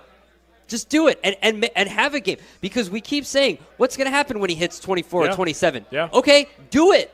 No doubt. Do it. He's got to do it. He hasn't done it yet. I don't disagree with you on that. And I don't think that, look, this is still a year of learning the offense. And next year is going to be a year of I've learned the offense, and next year is the year of this is what this offense can become. And that's fine. And then you deal with contracts and all that kind of stuff. And next year is the year when this full offense comes to fruition. This was supposed to be the year that you revamp the offensive line, you rely on the run game, and you were supposed to rely on a great defense. Now, they're relying on a lot of turnovers and the inability to get to the quarterback, and that's fine. You're relying on the run game and turnovers. Whatever's getting the job done, they're 9-3. I don't care. They're 9-3. They're a good football team. They're eventually, in the next 5 games here, going to have to rely on Caleb Williams. And he's got to prove that he can do it. And maybe it's this weekend. Yeah, I mean, I think that's not thinking about last season at the end of the year. They were in games and won games because of Caleb last year. Yeah. That's happened. They won 1 game at the end of the year. Yeah, but there were situations where he was the best player on the field, and the head coach sucked. I get that. And so they lost on Thanksgiving against Detroit. There are examples, like, that's what bothers me about the conversation around Caleb Williams. He's shown us that he can do it. I now, get that. He hasn't been consistent. This weekend's a big test. Yeah. And if he shows up and outplays Jordan Love and is the better quarterback and doesn't have mistakes and throws for 75% completion percentage, then everyone can shut up about it. Look, he's got 3 weeks here. He's got the Packers. He's got the Browns, which is one of the best defenses in the NFL as well, and he's got the Packers again. He's got 3 weeks here to show that he can do that. We'll continue with your Bears conversation and calls at 312-332-3776. Up next, I've got a thought for you on the Bulls. Ooh. They lost last night. I've got a thought for you on the Bulls. Giannis? It's Bleck Abdalla, live from Tom Kelly's in New Lenox, brought to you by Flight by Yuengling. It's Bleck Abdalla here on the ESPN Chicago app. You're listening to Bleck and Abdalla. ESPN Chicago. This is Chicago's home for sports. 14 years in prison for killing a young woman. A 15-year sentence for a crash that caused 3 deaths. 12 and a half years for killing a child and critically injuring her mother. All true stories, all caused by marijuana-impaired drivers. No matter what you tell yourself, if you feel different, you drive different. So, if you're high, just don't drive. Brought to you by NHTSA and the Ad Council. As women, we know one size doesn't always fit all. And when it comes to our health and well-being, things get even more complex. That's why Go Red for Women is creating the world's largest online women's health community and platform designed to put women in the driver's seat to accelerate research. By participating in research, you can help find solutions for women's unique health needs. Anyone can join Research Goes Red. Learn more at goredforwomen.org/research. It's time for you to vent. The Waddle Silvy Holiday Parody Contest is on. Compose yourself, compose your song, sing it with holiday joy, and submit it at ESPNChicagoContest.com. These are a few of my least favorite things. The top 5 finalists will perform at the annual Waddle and Silvy Holiday Party at Empire Burgers and Brew in Naperville on December 19th. Presented by Surfside and brought to you by Rogers & Hollins and by Illinois Bone and Joint Institute, Golf on NET, and Circus Sports. Contest entries must be submitted before the clock strikes midnight Sunday. Real talent is defined by what people can do, not where they learn to do it. So by stopping at the education section of a resume, you might throw away the perfect hire.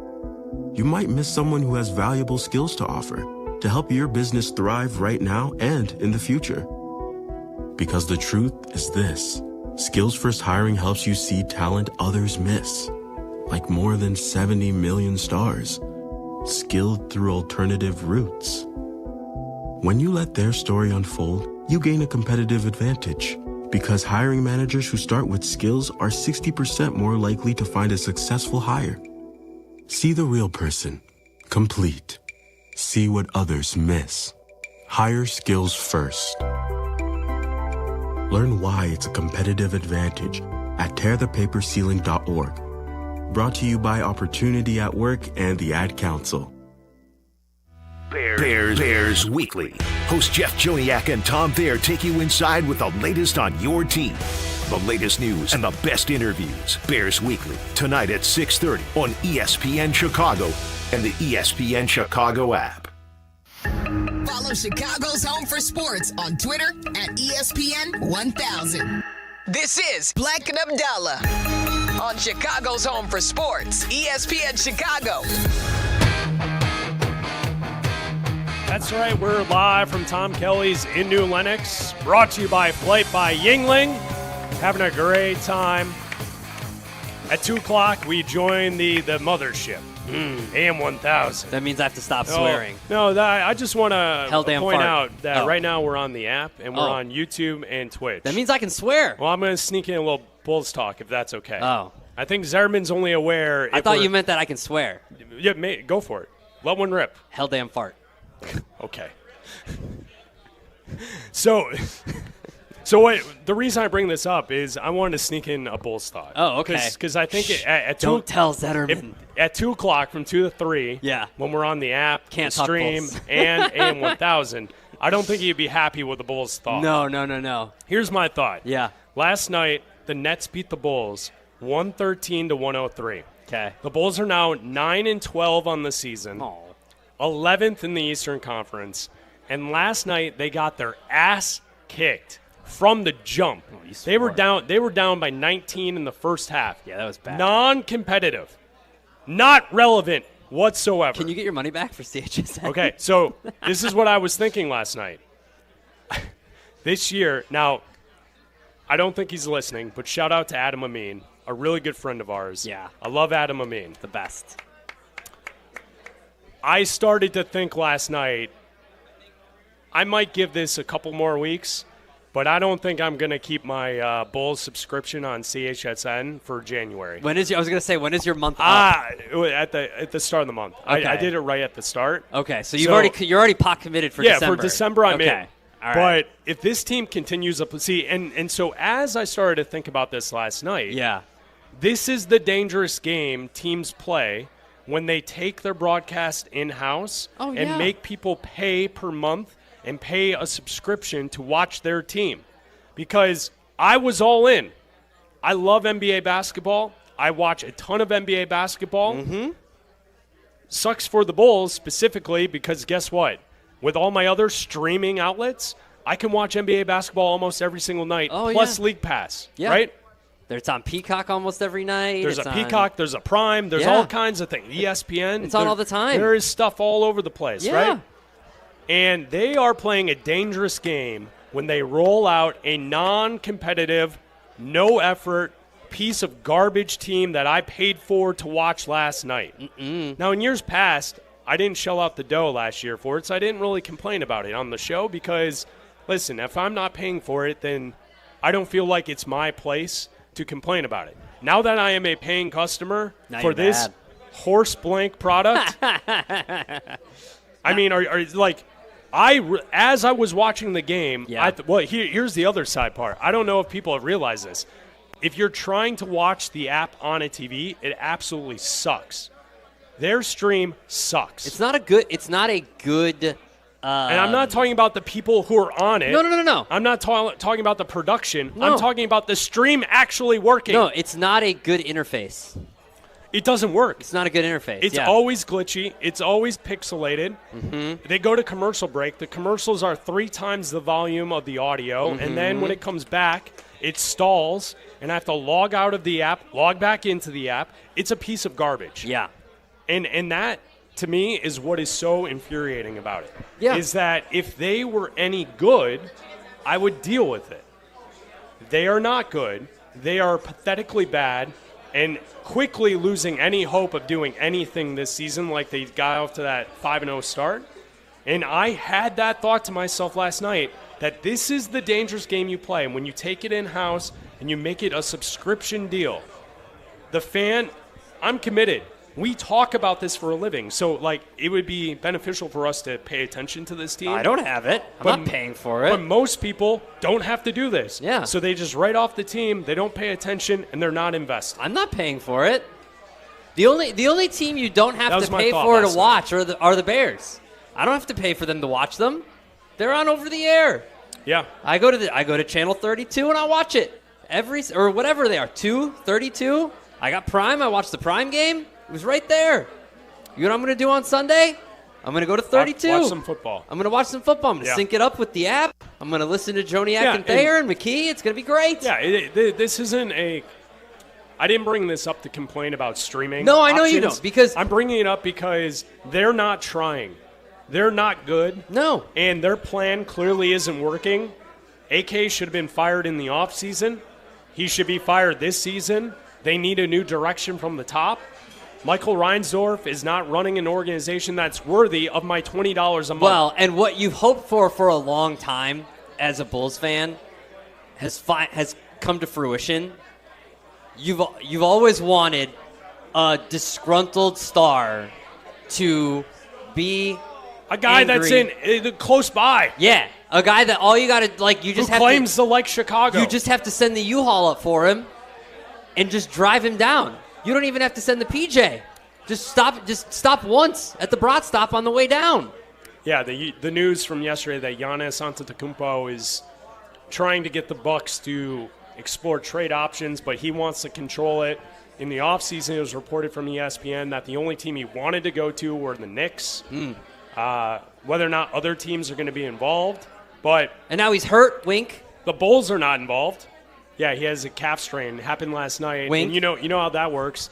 It starts with the calf strain, and next thing you know, you pop an Achilles. Wow. I mean, that's how it works in the NBA now. If it really... You go calf strain to Achilles. He's going to be out 2 to 4 weeks. Yeah, I know. Yeah. If it really is. So those were my Bulls thoughts. Yeah, unfortunately for fans, it's you couldn't even get to Christmas with an entertaining Bulls product. Like I'm a 500 team. I'm fine paying $20 a month. And one of the players that you hope that you could develop into something that would have a year of development is going to be out for the rest of the season. Oh yeah, no, Essengay. Essengay is out when he's going to have shoulder surgery and he's going to be out for the rest of the season. He hurt himself going back and forth from the G League, apparently. He maybe slipped and fell on some ice or something. Well done. Thanks. Slipped on some ice, and now you need shoulder surgery. I should have saved that for over the air and not just on the app. Why? don't be saving things. So, I mean, that was something that I was thinking last night. That can you transfer it to the Blackhawks? I don't know. Can you just be like, can I I get the Blackhawks instead? It truly instead is. Of the Bulls? It truly is month to month. So I in know. January, I could just pay for the Blackhawk one. But can't you just say I don't want to watch the Bulls anymore for the rest of December? Can I try and return it? I want to watch the. See now, that's you want to do an old radio bit.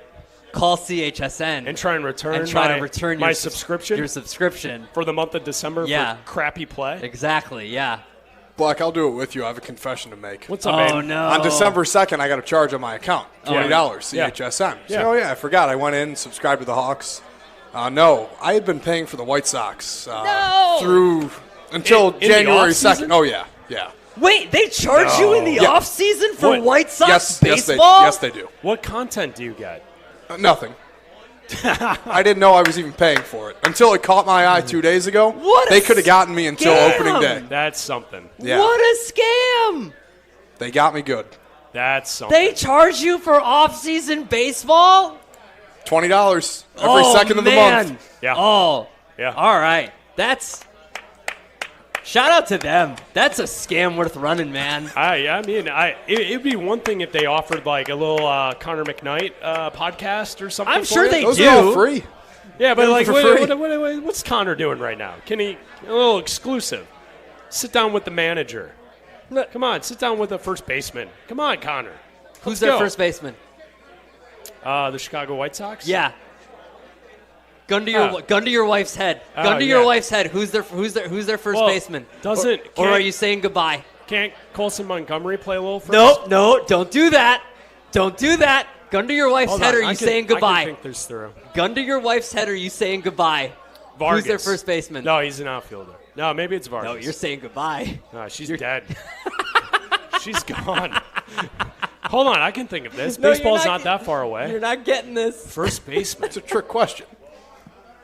Yeah, it's what you're doing here. It's a bunch of guys. I don't even know the answer. They don't have one. That's the answer. Yeah. Well, I don't know the answer either, so I wasn't going to be able to get. Did Montgomery play any I could first give base? you every position except first base. Did Montgomery play any first base? No, he did not. All right, I was wrong. Close. He I don't played. He even know went the back answer. and forth between. Vargas did play a little first. Okay, Vargas. No. There you go. You were kissing her goodbye, dude. Don't try and pull the Yurko on me. Pull the Yurko? Yeah, naming names and trying to play quiz show. What do you think this is? Name their second baseman for Gus. Their second baseman, the Slappy, the guy that. Say goodbye to Gus. No, he's been there for a long time. Hold on. Gus is Layla's now. Lenine Sosa. Yeah, we'll count it.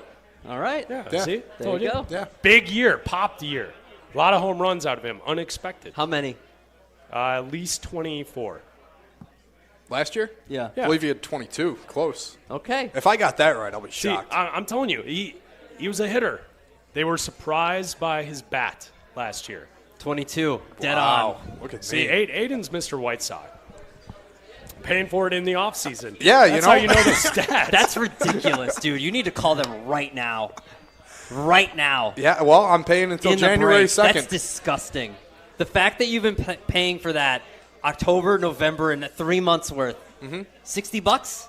Yeah. That's disgusting. The bad part is I didn't That realize used to be a bag of until weed. 2 days ago. Yeah, that is bad. All right. Yeah. We will be back here on the ESPN app and on YouTube. It's a whole and bag of weed. You just on gave Twitch. away. We're live from Tom Kelly's in New Lenox, brought to you by Flight by Yuengling. Chicago's home for sports. Bleck Abdalla. ESPN Chicago.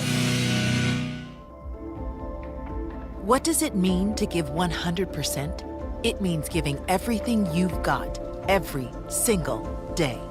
That's why the V Foundation is 100% committed to supporting groundbreaking cancer research.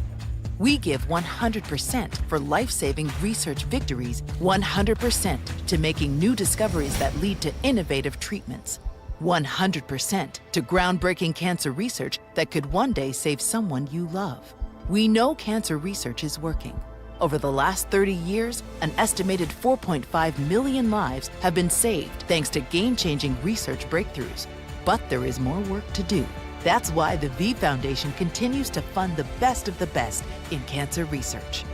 We will always give 100% to accelerate victory over cancer. Don't give up. Don't ever give up. Learn more at v.org. Real talent is defined by what people can do, not where they learn to do it. So by stopping at the education section of a resume, you might throw away the perfect hire. You might miss someone who has valuable skills to offer to help your business thrive right now and in the future. Because the truth is this: Skills First Hiring helps you see talent others miss, like more than 70 million stars, skilled through alternative routes. When you let their story unfold, you gain a competitive advantage, because hiring managers who start with skills are 60% more likely to find a successful hire. See the real person, complete. See what others miss. Hire skills first. Learn why it's a competitive advantage at tearthepaperceiling.org. Brought to you by Opportunity at Work and the Ad Council. What does it mean to give 100%? It means giving everything you've got, every single day. That's why the V Foundation is 100% committed to supporting groundbreaking cancer research. We give 100% for life-saving research victories, 100% to making new discoveries that lead to innovative treatments, 100% to groundbreaking cancer research that could one day save someone you love. We know cancer research is working. Over the last 30 years, an estimated 4.5 million lives have been saved thanks to game-changing research breakthroughs. But there is more work to do. That's why the V Foundation continues to fund the best of the best in cancer research. We will always give 100% to accelerate victory over cancer. Don't give up. Don't ever give up. Learn more at v.org. I thought it was a rash, but my doctor said it was a tick bite. ticks can spread Lyme disease and other illnesses, leading to chronic health issues. My brother was always having asthma flare-ups. A roach problem at home was causing it. Allergens left behind by roaches and rodents are a major driver of asthma attacks. When I had a fever and body aches, I never thought it was West Nile virus. Mosquitoes breed in standing water and can spread serious diseases. Get the facts at pestworld.org. A public service message brought to you by the National Pest Management Association. Most elves have pointy shoes. I have 4 paws. Ho, ho, ho! Pallet, how's my favorite helper making the season shine? Oh, just sprinkling a little color wherever I go. You see, Santa, my person's a veteran, and some days the memories are heavy. When her skies turn gray, I help fill her heart with shades of hope, the purple of laughter, the blue of courage, and the happy hue of joy. Sounds like you're painting the world brighter. That's right, Santa. I'm more than her service dog. I'm her living paintbrush. With every swoosh of my tail, I add a stroke of cheer to her canvas. With every longing gaze, I brush love on the picture we're creating together.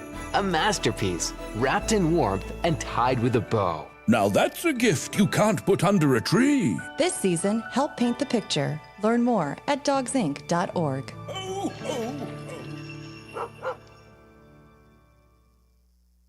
After my accident, people warned me to slow down. I said, I don't know how. Thanks to my VA care team, I haven't. At VA, we're using technology to help veterans recover faster and live their lives to the fullest. Learn more at vacareers.va.gov/PSA. Lennox brought to you by Flight by Yuengling. Hey, that's right. We have a lot of Bears conversation coming up, Chris. Should we get an injury report soon here? Yep. Is TJ Edwards going to play? Is Noah Sewell going to be back? It is Meat and Cheese Week. Absolutely. We will talk to the Fat Jack at 2:30. We will have a song of the night. Woo. We will have Yuengling. Woo. We have Guns N' Roses tickets to give away. And it's Abdalla's birthday. Woo. That's right. It is. All day. Thanks for reminding me. Bleck Abdalla coming up in 5 minutes right here on ESPN 1000. And not just from the holiday lights, Manscaped is here to keep you looking sharp for every holiday party, family photo, and mistletoe moment. The Lawnmower 5, groin and body trimmer, and the Chairman Plus face shaver deliver precision, comfort, and control worthy of Santa's nice list. I've been good and nice. Whether you're tidying up before a big night out or preparing for New Year's Eve, Manscaped has your back. And your face too, to be exact. So gift yourself with some grooming greatness this season, because looking good is the best gift of all. And now you can find Manscaped products at your local Walmart. Get in the zone, AutoZone.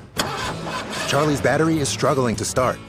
Not ideal before the tailgate, so he goes to AutoZone.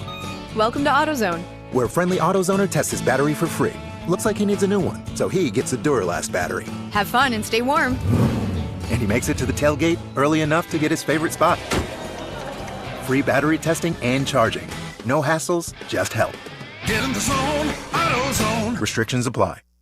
Finding your dream home is truly tough. So many options. The stakes are high, so don't go it alone. I'm Chicagoland's real estate agent, Sammy Lubeck. I have deep local knowledge. Working with Baird & Warner, I've got access to private listings you won't find online. I help buyers like you find the right home and win it. Whether it's your first place or your forever one, I'm here to make the process simple and successful. Start your search at www.sammy.homes. Once again, I'm Sammy Lubeck, and I am Chicagoland's real estate agent. Apt, your #1 destination for the holidays, has all your last-minute gifts in one place. From speakers to jewelry, find just what you need for everyone on your list. No time to shop? An Apt gift card is the perfect solution. In a hurry? Order online at apt.com and get free same-day delivery on thousands of products. Or stop by for curbside pickup, and they'll bring your items right to you. For free local delivery, professional installation, and complete satisfaction, shop where I shop at apt.com. Pleasing people since 1936. Open the door to savings with beautiful Mastercraft doors at Menards. Transform your home for the holidays with Mastercraft doors. Choose from our huge in-stock selection or design your door your way with our free step-by-step design program. Get your door in 7 days or less. Get a ready-to-paint 6-panel interior door for only $89.99 now at Menards. Plus, check out our weekly flyer on menards.com for more great deals happening now. Life isn't always a highlight reel. One moment everything's going your way, the next, an accident changes everything. Medical bills start piling up, paychecks stop coming in, and the insurance companies try to give you the runaround. This is where Postman Law comes in. With over $3 billion recovered for personal injury victims, they deliver speed, ease, and results when you need the most. Car accident, workplace injury, slip and fall. No matter how you got hurt, Postman Law fights for you, so you can focus on getting better while they handle the rest. No upfront fees, no hassle, just real results. Getting the compensation you deserve shouldn't be a battle. That's why Postman Law makes the process simple, guiding you every step of the way and standing up to the insurance company so you don't have to. Don't let an injury keep you on the bench. Call 844-POSTMAN now. That's 844-POSTMAN. Postman delivers. Let them deliver for you. Raise your scholastic spirits one last time for 2025. Whiskey University is back for its final class of the year, and there's a special extra credit elective as Silvy will join us to share some of his favorite Herradura tequila. Come to Modern Plate in Elmhurst next Wednesday, December 10th at 7. Let's sip, learn, and maybe get a degree in smooth taste. Seats are limited at Modern Plate, so don't be tardy. Jack Daniel's Bonded and Herradura Tequila remind us to please sip responsibly. When the lunch hour hits, fuel up like you mean it with Lunch at the Lodge at your local Twin Peaks. Dig into hearty, crave-worthy classics that hit the spot fast, like their juicy cheeseburger and fries, grilled fresh to order and stacked high. Go lighter but loaded with flavor with a fresh chicken Caesar salad or the fan-favorite turkey avocado smash. Really hungry? The crispy golden chicken tenders and fries are ready when you are. Quick from the kitchen, satisfying on the plate. It's Lunch at the Lodge. Twin Peaks, eats, drinks, scenic views. Hey guys, it's Silvy. I know how tough it is dealing with lingering pain, whether it's your back, neck, or even headaches. You don't have to live with it anymore. Chiro One offers natural chiropractic care that can help you live pain-free without drugs or surgery. From everyday activities to getting back in the gym, or most importantly, playing with your kids. Chiro One has your back, literally. Visit ChiroOne.com today. They have locations across Chicagoland, including Andersonville, Evanston, and Vernon Hills. That's ChiroOne.com, and let them know that Silvy sent you. This is ESPN Chicago, WNVP, WTBC, HD2 Chicago, a Good Karma Brands radio station. This is Bleck Abdalla uninterrupted. Uninterrupted. A special edition of the show, live from Tom Kelly's in New Lenox, presented by Flight by Yuengling. Now, welcome your hosts, Chris Bleck and Adam Abdalla.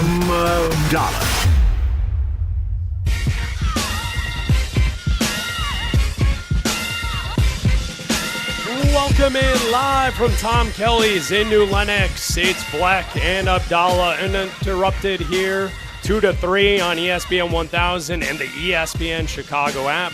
We're brought to you by Flight by Yuengling. You come on out to Tom Kelly's today, $4 pints, $6 talls of Yuengling. Hanging out, celebrating Abdalla's birthday. Yes, 41. Thanks. Congratulations. For officially in my 40s? Is yes, that what yeah. Yes, you are. Great. That's no longer great. Young. You're old. I've been old. I've been old. I'm Chris Bleck along with Adam Abdalla. If you want to join us today, you can call us at 312-332-3776. Lots to get to on the show. The Fat Jack will join us at 2:30. Get ready for Week 14 of the NFL season. Also some big college games this weekend. We have Guns N' Roses tickets to give away before 3 o'clock. We will do that right around the song of the night at 2:55. So stick by the radio for that announcement as we go later into the program. We have a lot to do here on the show. We're celebrating Yuengling as well, having us out. It's a December tour. We'll be out next week in Schaumburg drinking Yuengling as well. Whose birthday is that? We're just going to celebrate life. Oh, we're just out then? Okay. Yes, right, I think that's just a Friday to enjoy some Yuengling is what we're going to do. There's no excuse needed. I do want to say and give a shout-out to our great partners at Yuengling. It's been a great 2025. Looking forward to 2026. To Neil, Buzz, Cindy, Hester, Squares, Dave, for everyone that has shown up and to support the Bleck and Abdalla show this year. Shout out. We appreciate it. We love the partnership, and we can't wait for next year. Yeah, it's awesome. Awesome. Took a great trip out to Philly this year. It was the first time I've been to Philly. It was great. Yeah. Went out to Pottsville, went out to the brewery. It was awesome. We've had a bunch of great events with Yuengling this year. I've drank my weight in Yuengling beer this year. It's awesome. So I finally welcomed them to Illinois, and can't think of a better way to welcome them to Illinois than partnering them with here on ESPN 1000 and with the Bleck Abdalla program. And can't wait to do big things next year with them as well. We are giving away here at Tom Kelly's 41 pieces of Yuengling swag. Yeah. Hats, gloves, in honor of you and your birthday. That's 41. Nice of them. That's so nice of we've them. got 41 pieces. We also have some other cool Yuengling stuff to give away by the end of the show as well. Coolers and stuff like that. Yeah. So you got to be here in person at Tom Kelly's in New Lenox. $4 pints, $6 talls of Yuengling. So come by, hang out with us. America's oldest brewery. Shout out to them for supporting the Bleck Abdalla show this year. If you want to join us, 312-332-3776 is the phone number that you can call us on. We are talking Bears football. The open locker room up at House Hall kicks off at 2:15. Practice seems to be wrapping up at House Hall. We have the latest injury report released moments ago. This is the update for today. Ruben Hippolyte did not practice with his shoulder injury. Roma Dunze did not practice today with his foot. Tyreek Stevenson with his hip did not practice today. And Joe Tooney had a rest day, did not practice. Old day. TJ Edwards, Kyle Monungai, both listed as limited. And the rest of the names on the injury report were all a full go. So the names to kind of focus in on as we get to Friday and the weekend for the game. Adunze has not practiced this week with a foot injury. Tyreek Stevenson has not practiced this week with a hip injury. Yeah, so it's good to see that TJ Edwards continues to be limited. Hopefully he can get back and play this week. He has been, I know they stopped a lot of the run game and a lot of whatever the Eagles could do in the last game, but this Packers offense has actually been playing a lot better than this Eagles offense has been, especially the last two games. 2 games ago, the Packers really were able to run the ball very effectively. Last game, they were able to throw the ball very effectively. Jordan Love has been very good throwing the football in December the last few years. And then if you look at, Roma Dunze, unfortunately, I don't know if this popped up after the game, what this was during the game, but not being able to practice. What you've seen from the Bears is that if you don't practice on Wednesday, usually you're back in some capacity on Thursday. Him not being able to practice today, maybe this is just giving him a couple extra days off. We'll see what the injury report says tomorrow around this time. Hopefully it's not anything too concerning. Ben Johnson really isn't very descriptive when he talks to the media. He'll talk to the media tomorrow around 11:20. You can hear that on Carmen and Jurko tomorrow, and I doubt he'll say anything. But we'll get the injury report around this time tomorrow as well. And so hopefully Roma Dunze can be removed from this injury report or at least be limited. But I would say that him and Tyreek Stevenson, this happened during the Steelers game, and he hasn't been able to come back from this. So you are – at least you're getting some of your secondary is getting healthier. Obviously, Jalen Johnson was able to get back there. He's a full participant. He would have been a full participant yesterday, a full participant today with his groin injury. So your secondary is healthier. Hopefully your linebackers are getting healthier with TJ Edwards coming back. But this injury to Ruben Hippolyte didn't practice yesterday or today, and Roma Dunze is concerning as well, and obviously Tyreek Stevenson a concern too. Yeah, obviously tomorrow is going to be the telling day on some of these individuals, whether or not they can play. Roma Dunze, I think we can agree. Right now, Tyreek Stevenson's not going to play this weekend. No, I don't think so. But we have seen Rome at different points this season pop up on the injury report Wednesday, Thursday, and then he's limited on Friday, and then he's a full go. A couple of these guys. DeAndre Swift has been like that, too. They don't practice Wednesday, Thursday. They're limited Friday, and then they're good to go on Sunday. They get into open locker room on Friday. They tell the reporters, I'm good to go. I'm going to play. Same with DJ Moore. DJ Moore doesn't practice Wednesday, Thursday, limited Friday, good to go. So, we've seen that. This is late in the year. The coaching staff has talked about it. Sometimes they just give these guys a couple extra days off. I know they're practicing outside. It's really freaking cold out there, man. I wouldn't want to be out there either. Yeah, well, you know what? They're going to be out there this weekend in it. It's going to be colder on Sunday night. Yeah, it is. It is. It's going to be very cold out there. I think the high is only going to be around 10 degrees when they're out there playing up at Lambeau on Sunday afternoon and into the evening on Sunday night when this game is wrapping up. So, again, this late in the year, there's only 5 games left and into the playoffs. Hopefully this team is playing into January. Giving these guys a couple extra days off if Rome Odunze needs it. I don't think Tyreek's going to play, but if Rome needs it, by all means. Obviously, Joe Thuney gets his Thursday old man day off. Can I get an old man day off during the week now? I think I had one yesterday. You had one yesterday. That's fine. Can I get a day off? Can I get an old man day off? Can I run that by Zetterman? Can we all get old man days off every once in a week? Maybe after the football season. After the football season. Yeah. Okay, that's what he'll say. Yeah. So and look, because I would definitely be listed as day to day right now. Yeah, I think so. You sound a lot better. You do sound a lot better than when I heard you yesterday. No one heard you yesterday, so you do sound a lot better. Kyle Monungai coming back is good from practice yesterday. I think he'll be good to go, obviously. But this team is going to need as many defensive guys and offensive guys as they can. This Packers team is a different animal. Everybody is extremely high. The fan base, extremely high right now coming off that Eagles win. This is a good football team. The Bears and the Packers. I'm saying it about the Bears is what I'm talking about. This is a lot of the, is this team real? Are they not real? I think a lot of that was squashed with the win against the Eagles. This is a good football team. You're 9-3 to start December. You're a good football team. It is tough to be 9-3. I didn't have them in my 5-up yesterday. They probably would have been 6 or 7 in my probably 7. They probably would have been 7. They're not there yet. They're not 5. No. They're not 5. No. They're not in my top 5. No, not yet. Not yet. I had the Packers at 4 yesterday in my 5-up because the Packers, I believe, have a top 5 defense. That win last week was a big win. Yeah, it was very impressive on Thanksgiving to win that game against the Lions. And the win 2 weeks ago was very impressive for the Packers. And this is a team that is 5th in points per game allowed. They've been stopping the run all season long. They're 6th in passing yards allowed per game.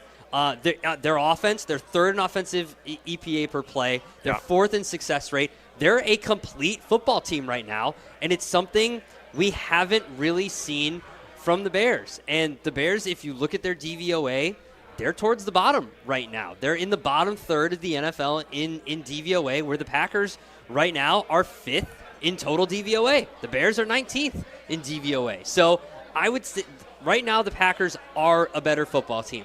They are, I don't know if it's justifiably a touchdown favorite. I think the Bears can go in and compete, and the Bears can certainly go in and win this football game.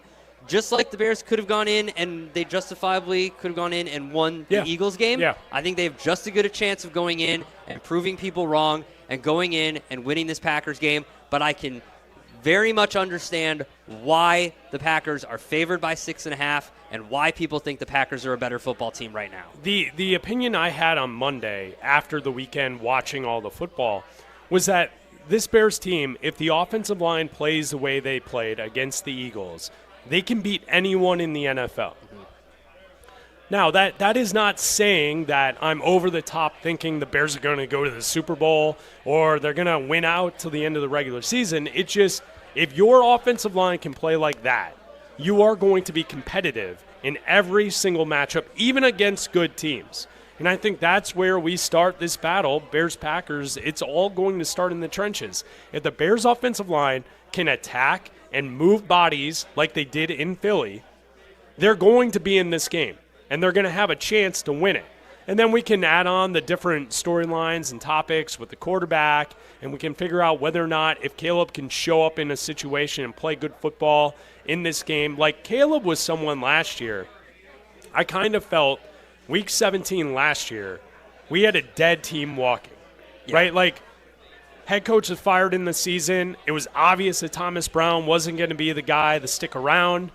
You're going up to Green Bay. The Packers are playing for something. You're not playing for anything.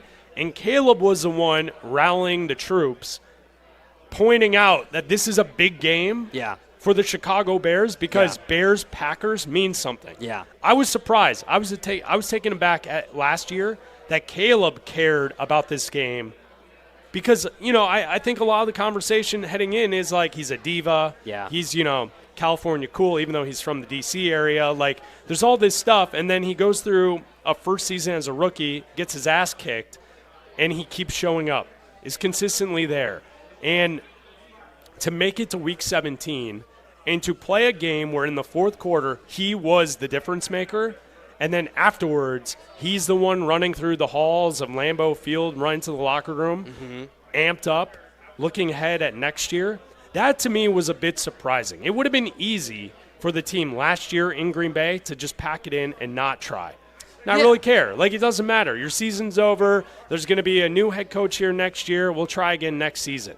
And Caleb was the one that led them last year. So I think this kid has shown us to this point he rises to the occasion. Yeah. Has he had clunkers this year in games where he's played poorly? Absolutely. But he's also someone who won a Heisman Trophy in college. He's played on the biggest stages. I think this is one of those games to why you draft this kid number 1 overall, because he's going to show up this weekend against the Packers. Well, I think for a lot of those guys last year, after that 10-game losing streak, it was the, Kevin from The Office. Like, it feels good just to win one. Yeah. Like a lot, because a lot of those guys, there's a lot of roster turnover. But for a lot of guys that are still here, you want to win one. Like, yes, there is a lot of there's conversation about tanking. There's conversation about draft position and all that. Yeah. But for the guys there, and for it being against the Packers, and I remember watching it and watching the game live, and they line up for the game winner, and in the moment, I don't care about the draft position. I just after watching 10 losses in a row, you're just like, man, just win this game. And you're like, I can't believe they're actually going to win this game. After all the ways that they've lost games, after firing a head coach is something this franchise has never done before, and everything that has gone on, after letting coaches go and letting offensive coordinators go and escorting coaches out and all this stuff, like, just to finally win one felt so good for everybody. The emotions that Caleb let out were the emotions I felt like of every Bears fan, because that season sucked. It was one of the worst seasons. And I know the season before that was a 3-win season, and this was a 5-win season. Yep. All right, there were two wins better, but it somehow felt worse because of all of the dysfunction that was going on. This year, you have a chance to completely flip that around. I mean, people were standing outside 2 days ago in taking their shirts off and eating hot dogs in the streets. And we got hot dogs. The complete mood shift from a year ago, and what a win on Sunday would mean to completely flip the script from a year ago, from what that win meant to everybody, to this week going into Green Bay and winning another game would mean. And I think doing it and having your team look good doing it too. Yeah. If this team goes in, and like you said, if this offensive line goes in and looks like they did against the Eagles and pushes the Packers around and pushes the defense around, and if Ozzie Trapillo can look good against Micah Parsons, and if this offensive line can protect Caleb Williams, and if he can complete some easy throws and get this offense moving, and if you see some of these guys that, like, if Rome can play, and if Colston Loveland can get going and can look good, if some of these guys that have been contributing on this team and some of the defensive guys, if you can get to Jordan Love, and this looks like a complete football team that is worthy of being the number 1 seed again, just like they did look worthy of being it against the Eagles, this is a complete momentum shifter once again, just like it did last week against the Eagles. Yeah, last week proved to me that they're a real team. This week proved to me that they can win at a higher level. Like that's going into last week, all of the conversation was look at the teams that they beat. And then people rattle off all the bottom feeders. Okay, they still won those games.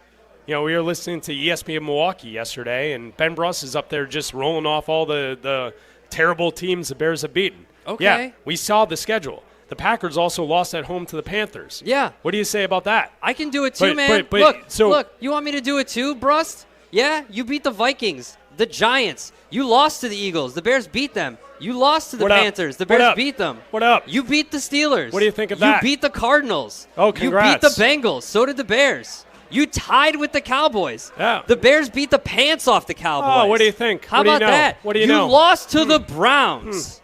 You lost to the Browns. So the Bears, here's so the the Bears problem. could lose to the Browns Here's next the week. problem. I'm just saying out there. Sometimes the cheese incepts the brain up there. Sometimes the cheese. You know, the foam hats that they wear? Sometimes it, eats the brain. I don't know, man. I hate to go Feinbaum collar on you, but you ain't played anybody. Yeah. And you beat the Lions. You beat the Lions last week, but okay. That's why this game this weekend is outstanding. This is going to be a game where I think we'll learn a lot. And if you want to join us, you can call us at 312-332-3776. It's Bleck and Abdalla. We're uninterrupted until 3 o'clock, live from Tom Kelly's in New Lenox, brought to you by Flight by Yuengling. Let's go to Suzanne in Dale Lake on ESPN 1000. Hello, Suzanne. Hi. Thanks for taking my call. I wanted to wish you a happy birthday, Abdalla. I'm glad you're feeling better, Chris. I'm trying. I'm so sorry that I can't be there today, but I've come down with something as well. Otherwise, you guys would have a giant chocolate chip cookie waiting for you. Oh, thank you so much. I appreciate that. I hope you feel better. There's great people better. there at Tom Kelly, so Yeah, this is a great spot. They're great. Yeah. Well, I hope you feel better, and thank you for the birthday wishes. Thank you, Suzanne. Get some rest. There she is, Suzanne in Dale Lake. This place is awesome. It's decked out for the holidays. What do we see? There's 15 Christmas trees in here. Oh, yeah. There are a lot of Christmas trees. It's festive. The food looks amazing. Yeah. There's a whole there's a lot of Yuengling. There's a whole slab of ribs over there that Aiden are you is gonna just get after those dude, ribs? he is eyeing Go them. I'm just staring at them. Go get a rib. This is set, Go man. get a rib. I don't know if you is know all this. good. There's no breaks. Yeah, we're good. It's uninterrupted for a reason. We're uninterrupted, man. Go get yourself some ribs. I want you to go cut off a rib there and give us a taste test. Yeah. Okay. Go get yourself a rib. We need a rib review. We're gonna peer pressure you into some ribs. Bleck Abdalla here on ESPN 1000. We go to Leo in Elgin. You're on ESPN 1000. Hey, boys. How's it going? Happy birthday, my man. Thank you, Leo. Appreciate it. What up, Leo? So when we were 8-3, I felt like the expectations were, since the beginning of the season, hey, let's have a winning season. 8 wins, 9 wins, that's good, right? Now we're at 9 wins. Yeah. And we just beat the ex-Super Bowl champs, right? The defending Super Bowl champs. And let me tell you, boys, I hate the Packers more than anything else in my life. My parents taught me to be accepting of other people, tolerant. I hate them. I work with so many of these pieces of crap, and I want to win this game more than anything. I want us to go to the playoffs too, hopefully. Hopefully that's the expectation now, right? We beat an awesome team, and now, the expectations are, let's keep going. I want to win this game so bad, and I hope the boys pull it off.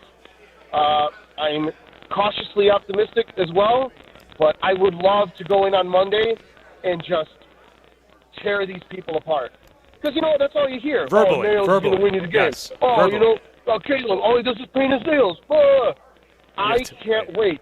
Because if we beat them, I get to tell them that painted nails beat their cheese-eating asses all over.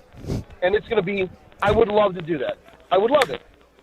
All right, Leo, Thanks, thank you Leo. for the call. Appreciate it. There's Leo in Elgin. As he was talking, I started to jot down things I hate. Yeah. Have you ever thought about that? Because he said he hates the Packers more than anything else in his life. Yeah. There's nothing he hates like he hates the Green Bay Packers. On my list, bad traffic. I hate bad traffic. I hate traffic. Delays on the train. Oh, dude, I had a train yesterday. I didn't get home till after 4 o'clock yesterday just because the train just sat. Yes. But no one said anything. Nothing's going on. I didn't get a. The conductor didn't get off to go look at something. No, there was no like. We're waiting for signal clearance, and it's like, what are you waiting for? I think this week has been a bad week for delays on trains. Oh my Remember God. Zerman was telling us the other day he's had back-to-back days of. Well, he's supposed to get a note. Issues. He's supposed to get a note to tell us that he's late to our meeting, and he still hasn't provided a note. So bad traffic, delays on the train. Yeah. I hate wind. Wind bothers me so much. Okay. So you just don't like weather? Yeah, well, no, wind. A windy day. The wind irritates me more than rain. You don't like wind? Okay. Well, also golfing. I mean, I'd rather. Sometimes the wind at your back is good. Sometimes, but usually when Flight it's of in the your wall. face, it's not good. That's Okay. a problem. And right. also, like, you got a nice little haircut there. Sometimes you style up your hair, you walk outside, and big gust of wind, and then boom, Abdalla has to go back in and redo the hair. Yeah, sometimes. Yeah, See, you're right, that's you're right. a situation where the wind sucks. All right. Okay. What's on your list? Whatever this slush is outside. Oh, when it turns a gray mush. Yeah. The stuff that's on the corners of the streets, well, because the sidewalks are clean, Yeah. When people shovel the sidewalks, they're clean. But when you get to the edge and you have to do the sidewalk hop, and you can't quite hop over all of it because there's that mush, or like you have to get into your car and whatever the plow has pushed up against, your foot goes and like your and foot sinks into the slop. The gray matter. Yep. Whatever that is, that combination of like salt and it's not quite solid, it's not ice, it's not liquid, whatever that is, that's going to be around for like a month now because we're not going to get above 35 for like a month or whatever it is. I hate that. Now the Green Bay Packers are on the list. Bag fees. What? Bag fees. Oh, at airports? No. 7 cents. Oh, at the Jewels? At the Jewels? That's your problem? You hate the bag fees? Yeah. You're nuts. I'm a zero guy. I refuse. I would say I refuse. Green Bay Packers. You hear that, Mayor Johnson? Yeah, he's not listening. Zero. He's not listening to you. Never, ever. I'm going to say Green Bay Packers, Minnesota Vikings, New York Knicks. Those are my 3 hated teams. Those are the teams I hate the most. Those 3. Okay. The teams? Yeah, those are the 3 that I hate the most. Let's see. For me, it's the Vikings. It's Tennessee. And it's Tennessee. Yeah. And it is, the Knicks are up there. I would love to give you a college football angle because I'm a USC fan, but since they joined the Big Ten, they've kind of disbanded all of their rivalries, and they're trying to avoid Notre Dame in the future. So obviously it'd be Notre Dame, but yeah. All right. And I would say the Knicks. Yeah, the Knicks. For a long time, it's been the Knicks. Knicks. For kids of the 90s, it's the New York Knicks, if you're a Bulls fan. Yeah. We go to Eddie on the north side. You're on ESPN 1000. What's up, Eddie? Adam, happy birthday. Thank you, Eddie. Black, you don't even sound like the same guy. I know, I can tell you're sick. So. Wait, which guy do I sound like? I don't know. You don't sound like me. But, thank God. Hey, who cares if Eddie, if I sounded like you, I'd quit. Okay. Hey, who cares if Caleb Williams won the Heisman Trophy? Come on. It was Plunkett, Staubach, and some dude that I wasn't even born were the last quarterbacks to win it. So let's not jinx it even more that we got to overcome that he's a Heisman Trophy winning He already quarterback. won it. What are you talking about? It already Wait, happened. who? What? Caleb already won a Heisman. What are you talking about? I said the Heisman Trophy winning quarterbacks that won a Super Bowl, you got to go all the way back to Jim Plunkett. That's what about an Ohio State quarterback? And some dude that was born before, I wasn't even born in 1964. So the Bears should get rid of him just because he's a Heisman winner, right? Oh, Eddie. Well, no. I mean, we can't jinx it with that because that's even putting bigger odds at it because they don't fare well in the NFL in recent years, right? Eddie, what is your theory on Utah State quarterbacks? I don't know. What about Ohio State quarterback? Yeah, because Jordan Love went to Utah State. Come on. Jordan Love went to Utah State. The only thing I was thinking is this Manning kid will probably enter the NFL, and I don't see why shouldn't he. But then again, I see when these college players are getting paid all this money in college, why rush it? You're getting paid anyway. That's the way I look at it now. I mean, they're making good money. They're having fun running around college, and they don't have to get in. You know what I mean? It changes the whole game when you think of that now. Instead of these people that, are, being for their families and they need money and everything, they're making money in college now. I mean, the whole thing has changed. It's unreal, What do you guys think about that? All right, thank you, Eddie. What do you think about that? Everything's changed, Abdalla. Because they were making money in college? Yeah, okay. They were always making money in college. Now it's just, what are we doing here? I couldn't really follow that call. What are we doing I have no here? idea. Aiden, you just tried the ribs here at Tom Kelly's. What'd who's the you factory think? of Give us Super a Bowl ribs quarterbacks update here? How the rib? Oh, the ribs are great. Yeah? Yeah. Why'd you stop at one? Had two of them. No, I didn't. Okay. Don't worry. I had one of the Reuben rolls that they make here in house. Reuben roll? Oh, yeah. Phenomenal. Yeah, they're right there. Do you see them right there? Oh, We've got there's a steak sandwich. There's some soup up there. Soups? Some shrimp. Oh, now they're speaking my Anything. language. The guys at the bar are giving a thumbs up for the Reuben rolls. The Reuben rolls? Okay. I give them a thumbs up as well. All right. Very good. All right. Food's great. $4 pints, $6 talls of Yuengling. All right, Here I at like Tom that. Kelly's today. Bleck Abdalla live from Tom Kelly's here in New Lenox. Brought to you by Flight by Yuengling, Abdalla. And listen, I understand here, we're here because of Flight by Yuengling and the wonderful fine folks at Yuengling. And some people, Chris, are picky when it comes to their beer, if you can believe it. Yeah, and Yuengling gets it. That's why they brew a beer for everyone's taste. You want something light and easy? That's what Flight by Yuengling is for. They've got that. Rich and toasty, they've got that too. Something classic, that's what the traditional lager is for. That's their bread and their butter. So wherever you're at, celebrating for the holidays, maybe you're doing errands throughout the week. On the weekend, you got a bunch of stuff to do in the yard. If the snow ever gets melted, whatever you're doing, there is a Yuengling for every occasion. Next time you're out doing your shopping at the grocery store, whatever you're doing, grab some Yuengling. You might end up bringing home more than just one. Yuengling, the oldest brewery in America. D.G. Yuengling's son, Pottsville, Pennsylvania. It's Bleck Abdalla here on ESPN 1000. Let's preview the gambling weekend with our friend, the Fat Jack. Money talk. Here comes the money. Ready to fatten up your winnings? You got something to eat up in there? We hungry. For the best football picks, give Jack a call at 800-298-1383 or FatJackSports.com. Fat Jack feeds you his picks now. Get in my belly. On Bleck and Abdalla. Money talk. Here comes the money. Go to his website right now. Sign up today, FatJackSports.com. He joins Bleck and Abdalla every Thursday at 2:30 on the Yuengling guest hotline. Jack, it's Week 14. We've got a big matchup here in town. Bears-Packers going on this weekend. What's going on? We have 20-degree weather and snow everywhere. I'm sure you're in a situation much like us, right, Jack? I'm the opposite of you guys. Yeah, I'm in the Bahamas, Paradise Island right now. It's 83. Ooh, baby. Every once in a while, it's good to step out of America and let them. When they start limiting my bets on the amounts, I like to take a week or two and not bet with them and show them that I'll go somewhere else. You go to the Bahamas and bet, and it's a different animal over here. So that's one reason. Two, there's a big poker tournament going on this week. And three, I don't want to sit around in the snow. So there's a bunch of reasons to come to the Bahamas, and I'm here for the weekend and ready to make a lot of money. We were 10-4 again last week in football. Went 3-0 on Friday, 3-3 on Saturday, 3-1 on Sunday, and then we won Monday night with the total. So 10-4 weekend in football. Everybody's making a lot of money. If you're signed up, all the plays are posted and documented under the results tab. Go to FatJackSports.com.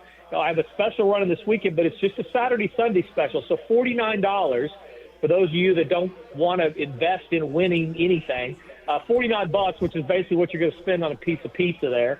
You can get 4 plays on Saturday, 4 on Sunday, and 9 players props. That's just a Saturday-Sunday package. I strongly encourage guys, get all the plays, though. It's $169 for football through Monday. We have a winner going tonight. I think it's a pretty easy winner, actually. As I said, we won Monday night, ready for a big weekend at FatJackSports.com. Yeah, Jack, let's start with the game tonight because usually the Thursday games we bring you on and we're like, it's not really a great game. Tonight is a great game. Cowboys, Lions. The Lions are favored by 3.5. How should we play this game tonight? So be careful about looking at its expectations this time of year based on recent results. All right, so everybody's going to look at what happened last week. And we do this a lot during the year, but this time of year, people grab onto that more than ever. So they'll look at what happened last week and they'll be, well, that's going to happen again. Your Bears have been, by the way, and I'm sure we'll get to them, but they have been the most bet team to win the Super Bowl of all the teams since their Black Friday win over Philadelphia. They took a $50,000 wager at MGM at 60-1. That's one guy. And they are now the most bet team to win the Super Bowl. That's based on basically, I understand the record, but we talked about the turnover margin they've had all year long. But them beating Philly, that people thought Philly was going to get it done, that really put them in a spot where people are jumping on that. And you're going to see a lot of that this weekend, some value in some spots based on what happened last week is probably going to regress back to the mean this week a little bit. Tonight's one of those. The side's super tough to me, guys. I mean, Dallas 5-1 against the spread. Their last 6 as an underdog. They've been covering a lot as a dog, including beating that same Philadelphia team a couple weeks ago. And Detroit, off of a loss, is on a 13-0 run straight up and 12-1 against the spread. So they almost always come back and play well after a loss. So I think it's, to your point, it's going to be a great game.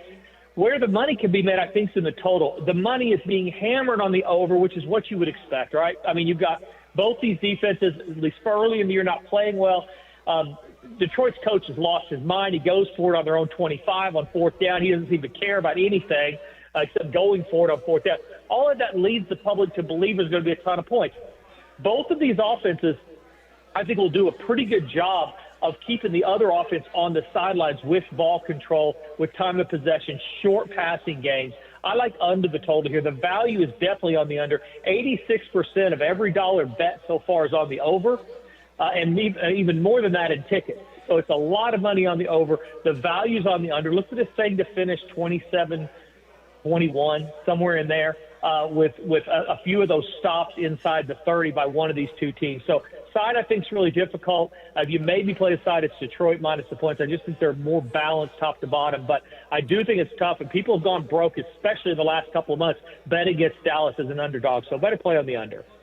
We've got a great Sunday of action. A lot of these games feel like must-win for some of these teams. We were talking about the Colts early in the year being one of the best teams in the NFL. Now this feels like must-win for them as they go to Jacksonville. They're a 1.5-point favorite. The total in this game is 47.5.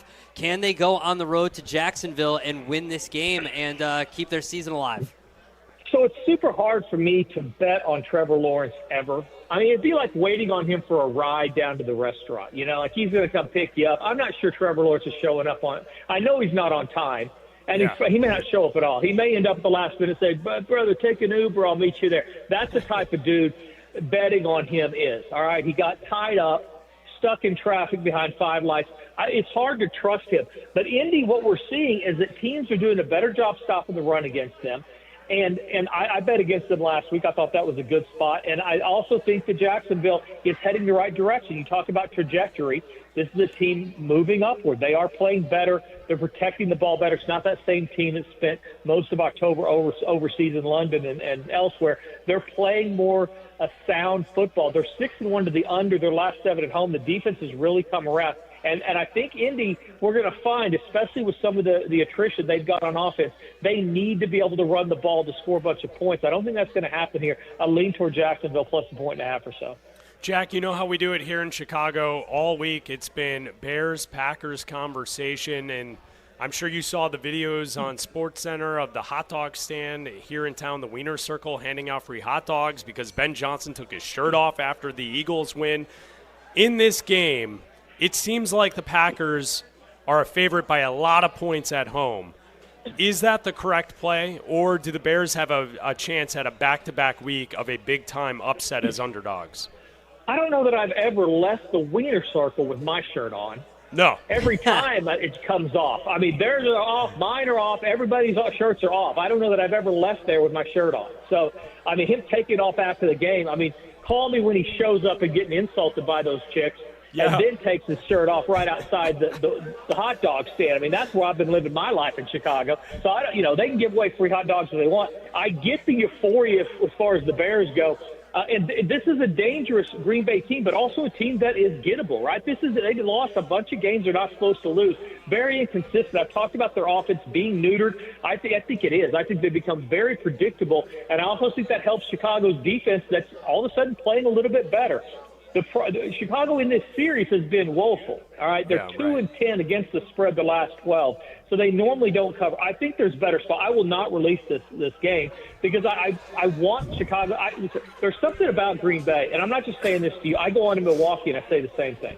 There's something I just don't really like about the coaching staff, and I don't trust Jordan Love. It's hard for me to put my money on them, especially as a favorite. So I'm pulling for Chicago here. I think there's a big backdoor. Also, Green Bay doesn't score a ton at home. They're 5-1 to the under their last 6 at home. You always get a chance of weather, how bad. It's going to be some weather for sure. So I think the backdoor is open for Chicago. There's better spots.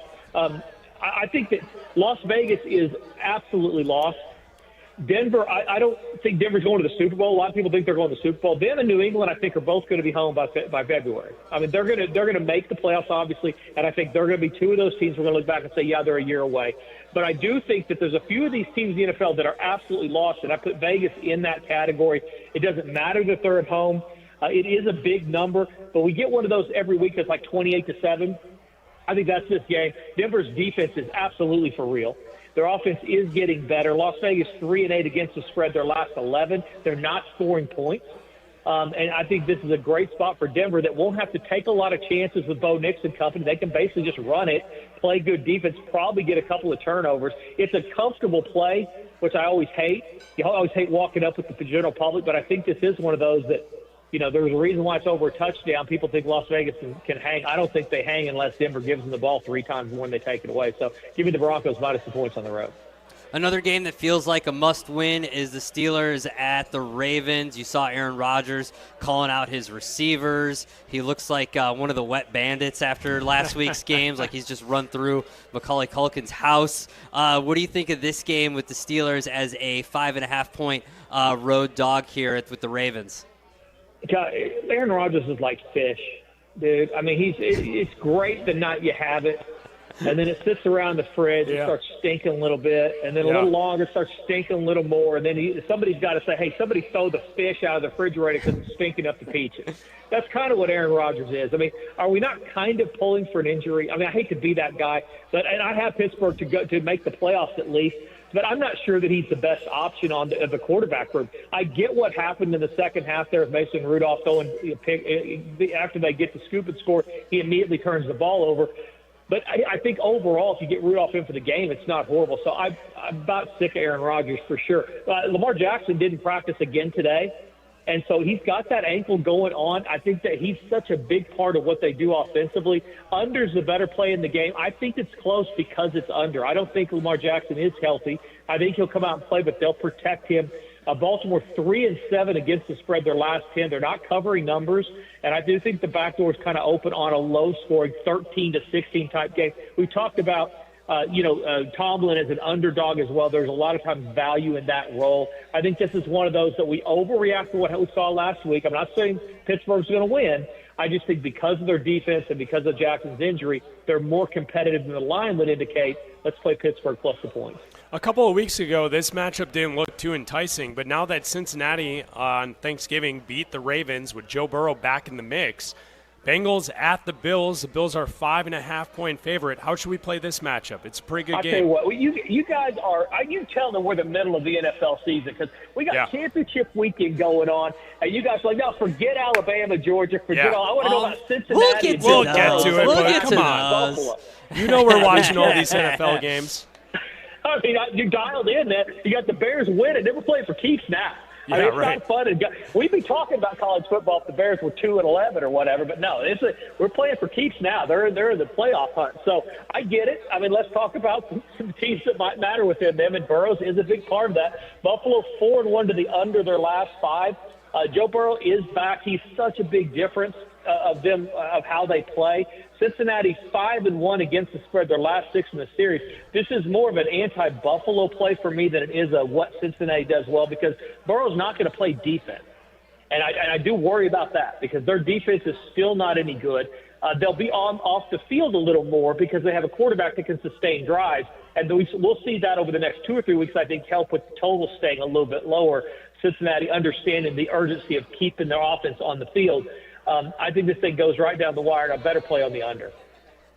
You look at the Texans, and they head to Kansas City to face the Chiefs on Sunday night. The Chiefs a 3.5-point favorite. The Texans last week before the game against the Colts, they were like plus 750 to win the division. Now they're down to like plus 300 to win the division. They win a couple of these, they could still run away with this division, Jack. How do you think this one goes against Kansas City, who basically need to win out to win their division? How do you think this goes on Sunday night? Win out and then some, right? I mean, this is a Kansas City. Are we going to be? This is a 500 team. Kansas City's a 500 team. At some point, we have to look at Kansas City and say, for whatever reason, they're a 500 team, and that's going to. But we're going to get value because Taylor Swift's not dating anybody on Houston's team, and I think that helps here. You're going to get some value. Houston's playing really well. They were one of my releases last Sunday. You look at the results tab, you'll see Houston plus Indy was one of the plays. Their quarterback, don't look now, is playing better. He still makes a few dumb decisions, but he's playing better, and he's throwing it down the field with a little more accuracy. Absolutely a better play on the under here. Defensively, both these teams playing hard. Houston has to stay out of predictable down and distances. They cannot get back in third and long, so they're going to expect them to run the clock. There's a reason why this total's in the low 40s. Houston 5-1 to the under their last 6. Kansas City 6-1 to the under their last 7. So that's an 11-2 run to the under out of both these teams. That's the easier side here. I've made a bunch of money this year playing under with these Chiefs. People don't realize how good their defense has been in the face of the offense not really executing. Give me under in that one. Jack, before we get to the college matchups this weekend, Monday night, Eagles at Chargers. I feel like most of the primetime slots this week have great games. This is another great game on Monday Night Football. Yeah, Philly, another one of those teams that has just been so inconsistent. I mean, you'll get decent play on offense, but they're not getting the star receiver involved. And they get the star receiver involved, they're not playing. Defense looked great. Now they've looked bad for a couple weeks. Really inconsistent. They are 12-6 against the spread their last 18. They're also 4-1 to the under. The Chargers absolutely, just like I said with Kansas City, cannot get it predictable down where they're 3rd and long. That is a bad spot against this Philly team. Whereas if they just stay ahead of the chains, it keeps their defense fresh. I actually think the under is the play here as well.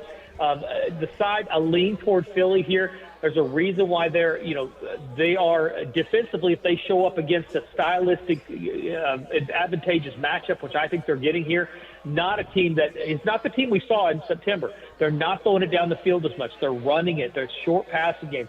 All those type of things will help this Philly team. So a lean toward Philly, even on the road, a better play on the under in that one as well. Jack, we'll start in the SEC with the championship game there, Alabama and Georgia. Alabama won the first matchup. The rematch here, Alabama a 2.5-point dog. Georgia here, the total in this game, 48.5. Can Alabama win this one again? It seems like every time Georgia plays Alabama, they turtle and are afraid of that Crimson A and seem to not be able to win this one. Are they going to be able to finally get over the hump and win this game against Alabama and win this SEC championship game? Yeah, I don't think people realize that, Georgia's 1-10 straight up their last 11 against Alabama. I mean, they don't beat Alabama much, and they are a favorite here for a reason. But Georgia 1-5 against the spread their last 6 against Alabama, and them playing as a favorite. I think this is another total, a good spot for a total. The series has gone over more times than not, 10-4 to the over the last 14 in the series.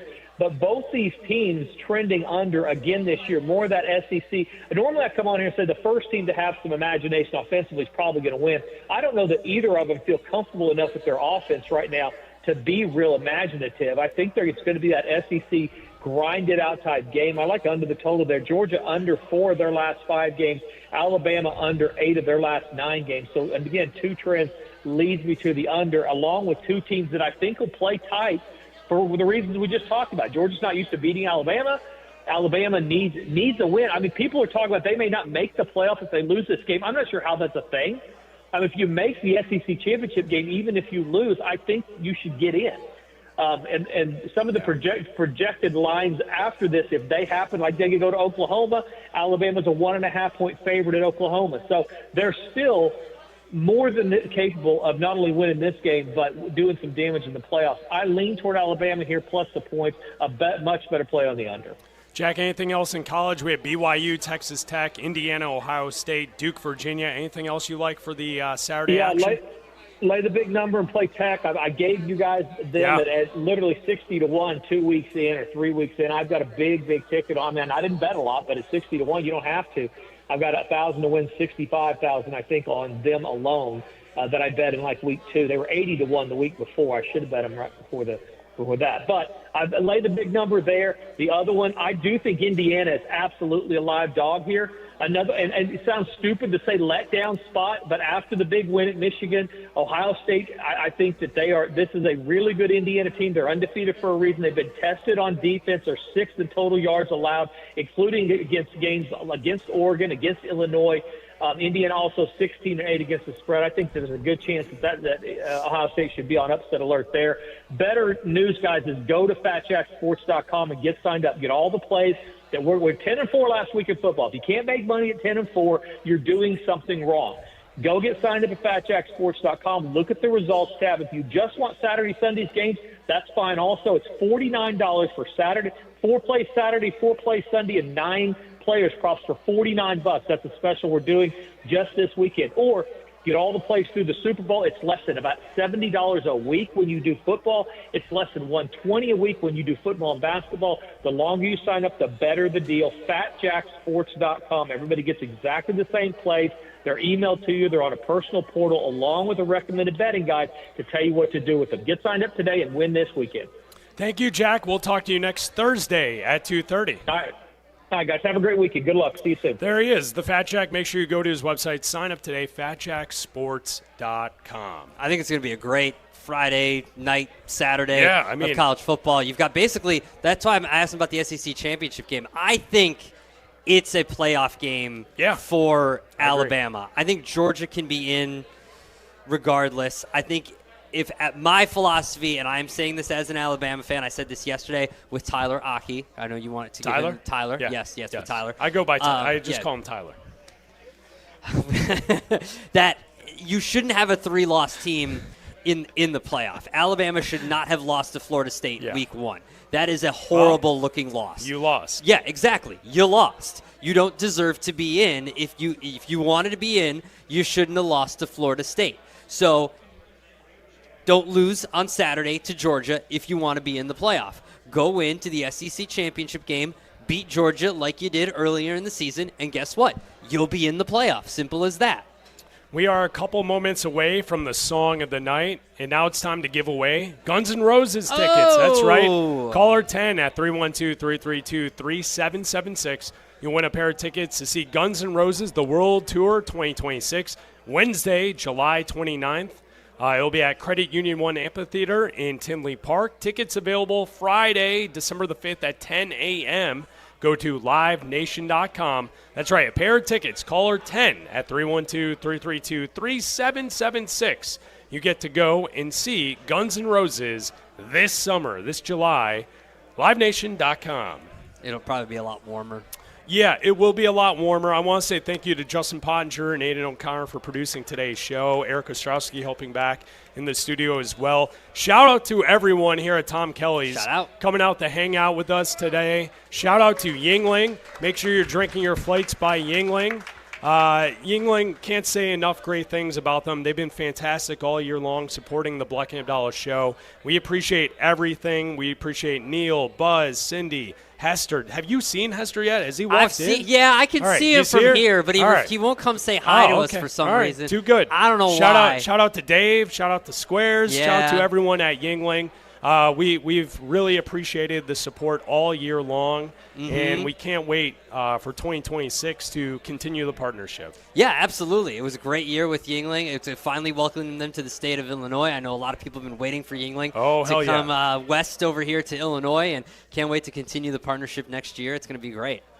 Before we wrap up the show, once again, happy birthday. Thank you. Appreciate it. We have a song of the night coming up in moments to perhaps celebrate your birthday. Thank you. Yeah. Did your Spotify Wrapped Did you have an age on yours? Yeah, I did have an age on mine. So that was new this year for Spotify. Yeah. For those of you that participate in Spotify. Quickly. My Spotify Wrapped age was skewed a little young, I thought. Oh, really? Yeah.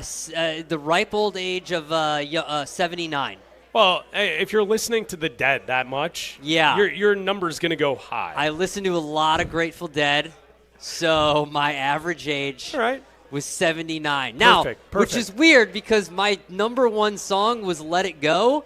Because I have a 3-year-old, I listened to Let It Go 529 times this year. And you're still here. Yeah. Congratulations. I'm still here.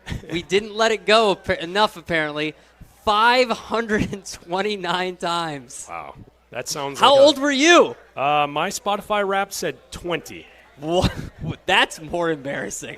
Oh, I agree. That's way more embarrassing. I agree. That's way more embarrassing than 79. I totally agree. Hand up. I agree. 100%. Absolutely. I don't know. Eric Ostrowski said his age was 76. Oh, old. You guys are old.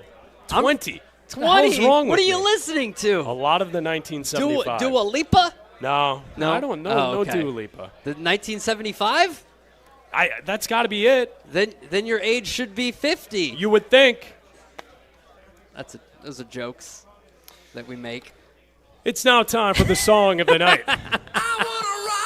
Hey, turn up the volume 20. and don't touch that dial because it's time for 20. 20. There's no dial on it. Embarrassing. Yeah, it's just an I agree. Never mind. Crank the volume because it's time for Bleck Abdalla's Song of the Night. Yo, Larry. Tonight's song, Jay-Z. Dirt Off Your Shoulder. 2004 is your song of the night. Turn the music up in the headphones. Tim, you can go and brush your Older shoulder than your off. Spotify Wrapped. Yeah. If you feeling like a go and brush your shoulders off. Ladies too, go and brush your shoulders off. This crazy baby, don't forget that boy told you kid. Turn up your shoulders. I probably owe it to y'all. Probably be locked by the force. Trying to hustle some things. That go with the Porsche. Feeling no remorse. Feeling like my hand was forced. To the Lord, gripping my. Said the ladies, they love me. From the bleachers, they screaming. All the ballers is bouncing. They like the way I be leaning. All the rappers be hating. Off the trap that I'm making. But all the hustlers, they love it just to see one of us make it. Came from the bottom to the top of the pops. London, Japan, and I'm straight off the block. Like a running back. Get it, man, I'm straight off the block. I can run it back. Cause I'm straight with the rock. Come on, if you feeling like a go on, brush your shoulders off. Ladies is dude, go on, brush your shoulders off. Baby, don't forget that boy told you kid. Dad, turn up your shoulder, you got a kid. Dad, turn up your shoulder. So Chris, why are we Why? listening to Jay-Z's Dirt Off Your Shoulder off of the Black Album? We are listening to this song because Jay-Z was born on December the 4th, 1969. Happy he birthday. turns 56 today. He is your birthday buddy. He is my birthday. Happy birthday, Jay-Z. That's a hell of a birthday buddy. We celebrate the same way every year. Oh, we did the same. At Tom Kelly's in New Lenox? At Tom Kelly's Drinking Yuengling? He's around here somewhere, Hell yeah. I think.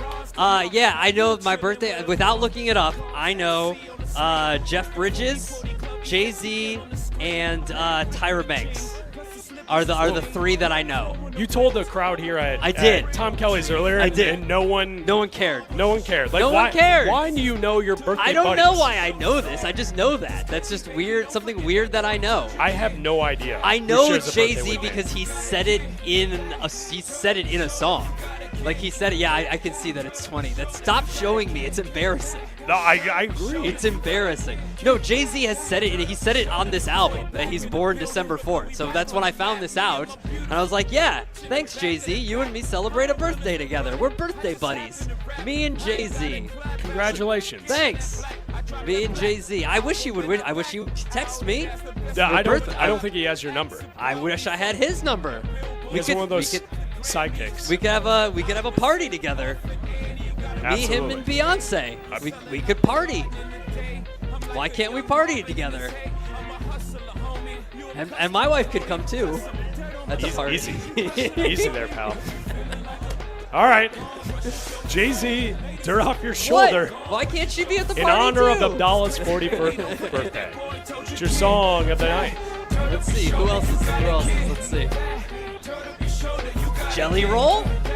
Fred Armisen? Let's see. Who else? Diego Jota? Orlando Brown?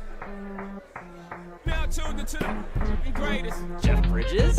Yeah, I see the website you're Ronnie looking at. from the Jersey Shore. That's not a celebrity. Kind of. Max Holloway. Where's Sherwood? Hey, turn up the volume and don't touch that dial because it's time for... What dial? There's no dial on my phone. Yeah, it's just an never mind. Crank the volume because it's time for Bleck and Abdalla's Song of the Night. Yo, Liv. Once again, thank you to Tom Kelly's. Thank you for everyone showing up today. Shout out to Yuengling. Today's show is brought to you by Flight by Yuengling. Up next, Waddle and Silvy live from Halisol. Coming up next right here on ESPN 1000. This is Chicago's home for sports on FM 100.3 HD2, the ESPN Chicago app, and ESPN 1000. This is Bleck and Abdalla on ESPN Chicago, Chicago's home for sports. Some people just know you can save money on car insurance by checking Allstate first. Like you know to check the weather first, before wearing face paint to the game. Bro, your Go Cats is dripping into your nachos. Oh, and now paint is in my eyes. Interception! Did you see that? No! Yeah, checking first is smart. So check Allstate first and see what you could save. You're in good hands with Allstate. Potential savings vary, including based on how you buy, subject to terms, conditions, and availability. Allstate North American Insurance Company and affiliates, Northbrook, Illinois.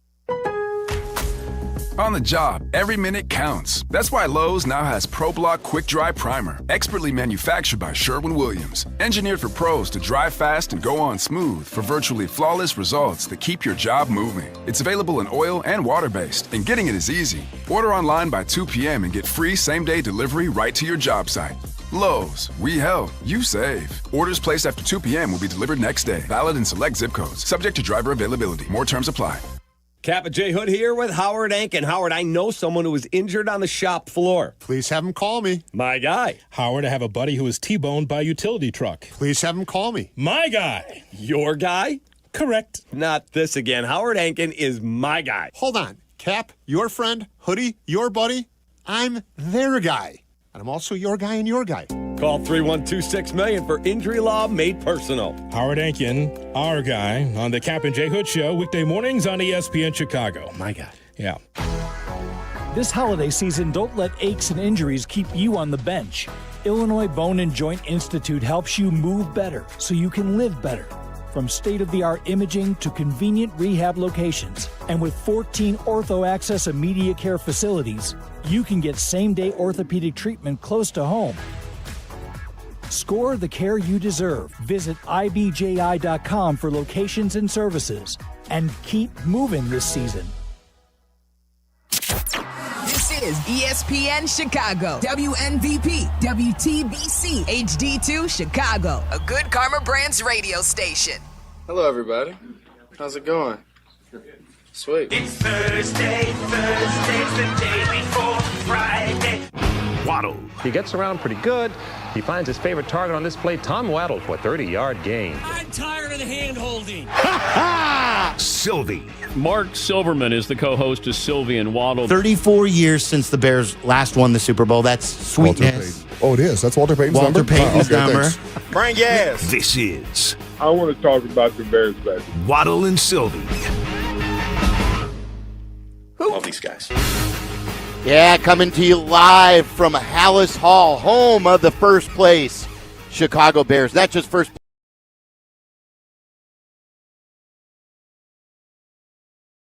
Waddle's heart. Waddle is number one in all of our hearts. Amen, brother. So we've just got a bunch of number ones. Yeah, number one.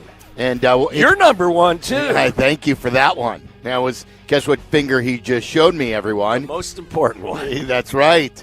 Cannot wait as we inch closer to playing in Green Bay. 3:25 kickoff for the Bears and the Packers. You should go up there and do the pregame show, host the pregame show from the booth up there at Lambeau Field. I've never been. Well, I've been to the press box. I've never been in the actual broadcast booth up there. It should be. I've always said this. As much as we hate Green Bay, as much as we may hate the Packers, it should be on your bucket list of places to go and games to see. The guy I was, I don't know him. He looks somewhat familiar, but I don't know his name.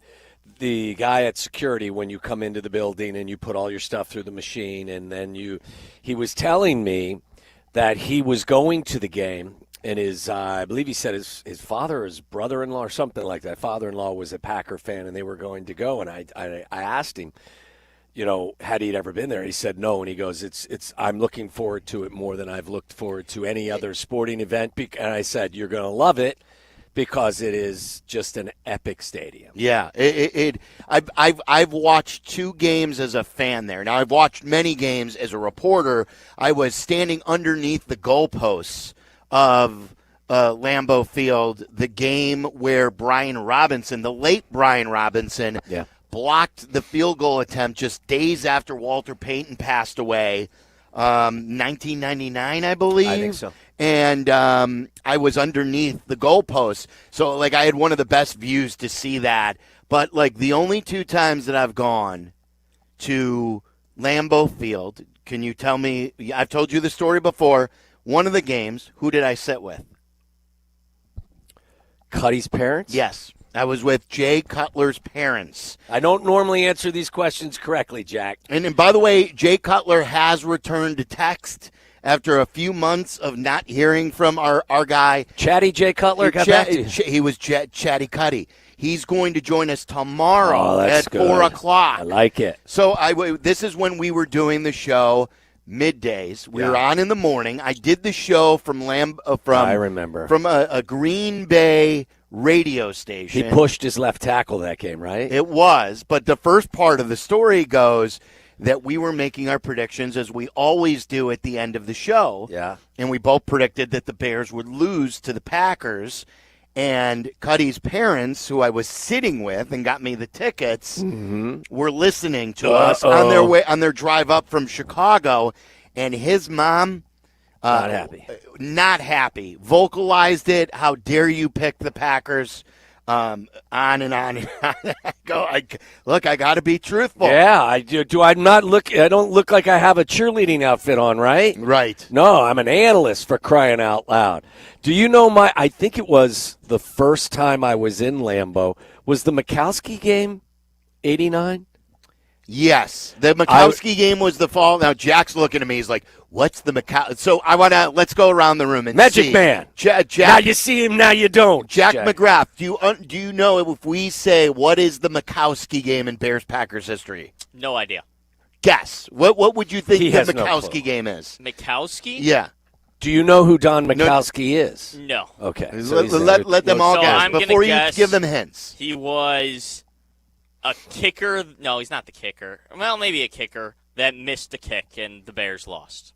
So the Bears kicker, infamous kicker, who missed the kick and the Bears lost the game at Lambeau Field in 1989. Okay. Maybe go get your wiener. Tyler and Charlie, do you guys know?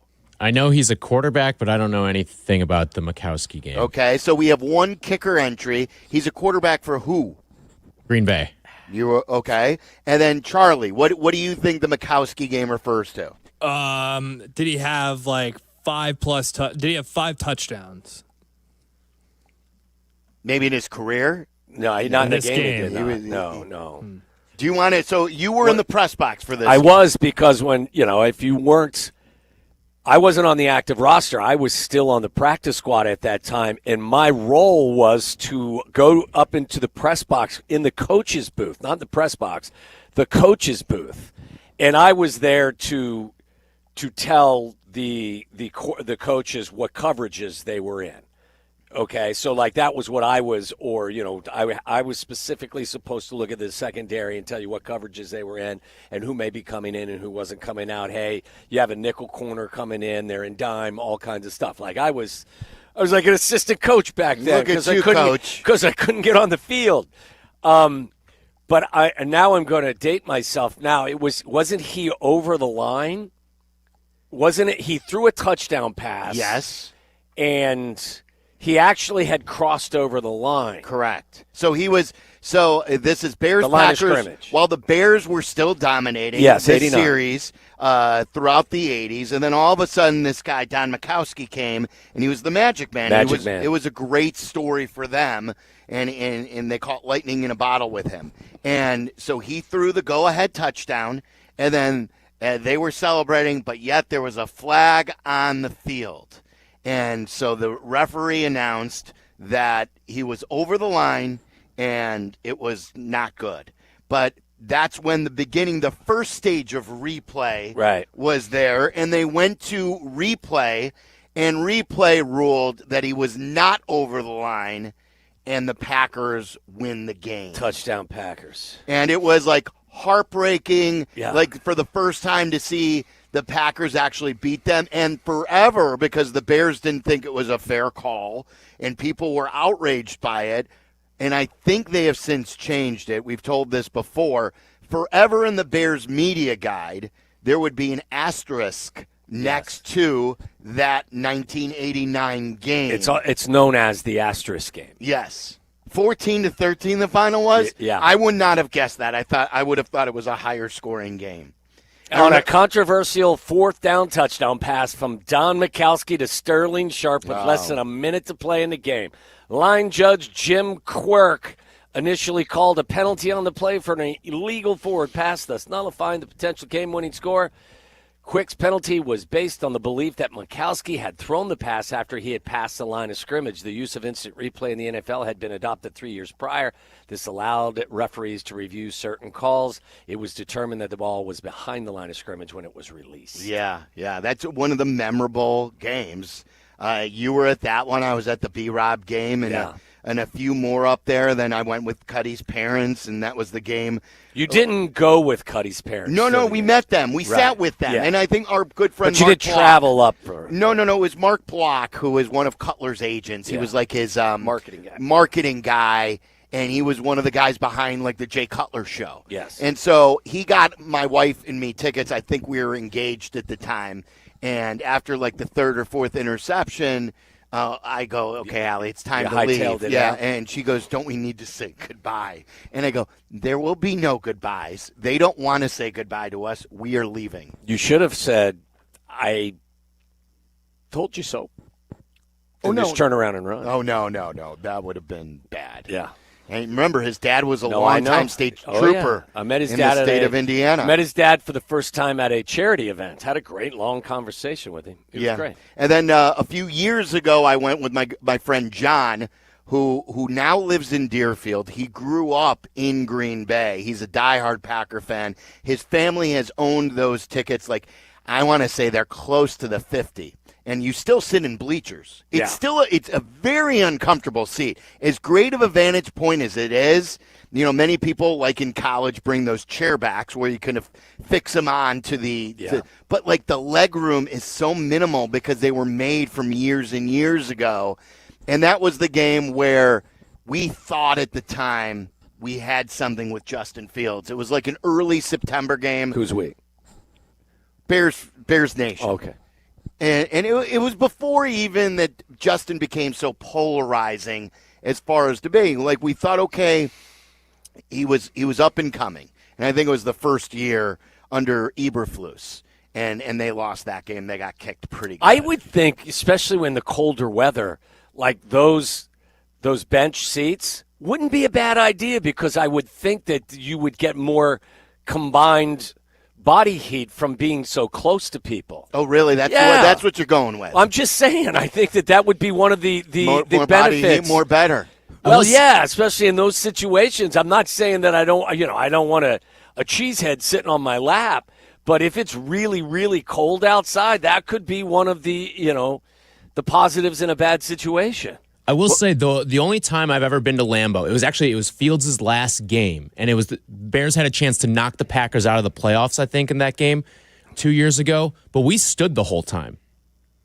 Yeah, there was a lot of standing, for sure. And you're probably more comfortable, too, doing that. Yeah, because, the bleachers are whatever. Like, the bleachers are bleachers, but, I mean, it's, to what you were saying, Sylvia, this should be on every Even Yes. Bears No, fans, it's awesome. every sports bucket list. Oh, I tried to. Okay, so back to the guy that was checks you in here at Hallis Hall.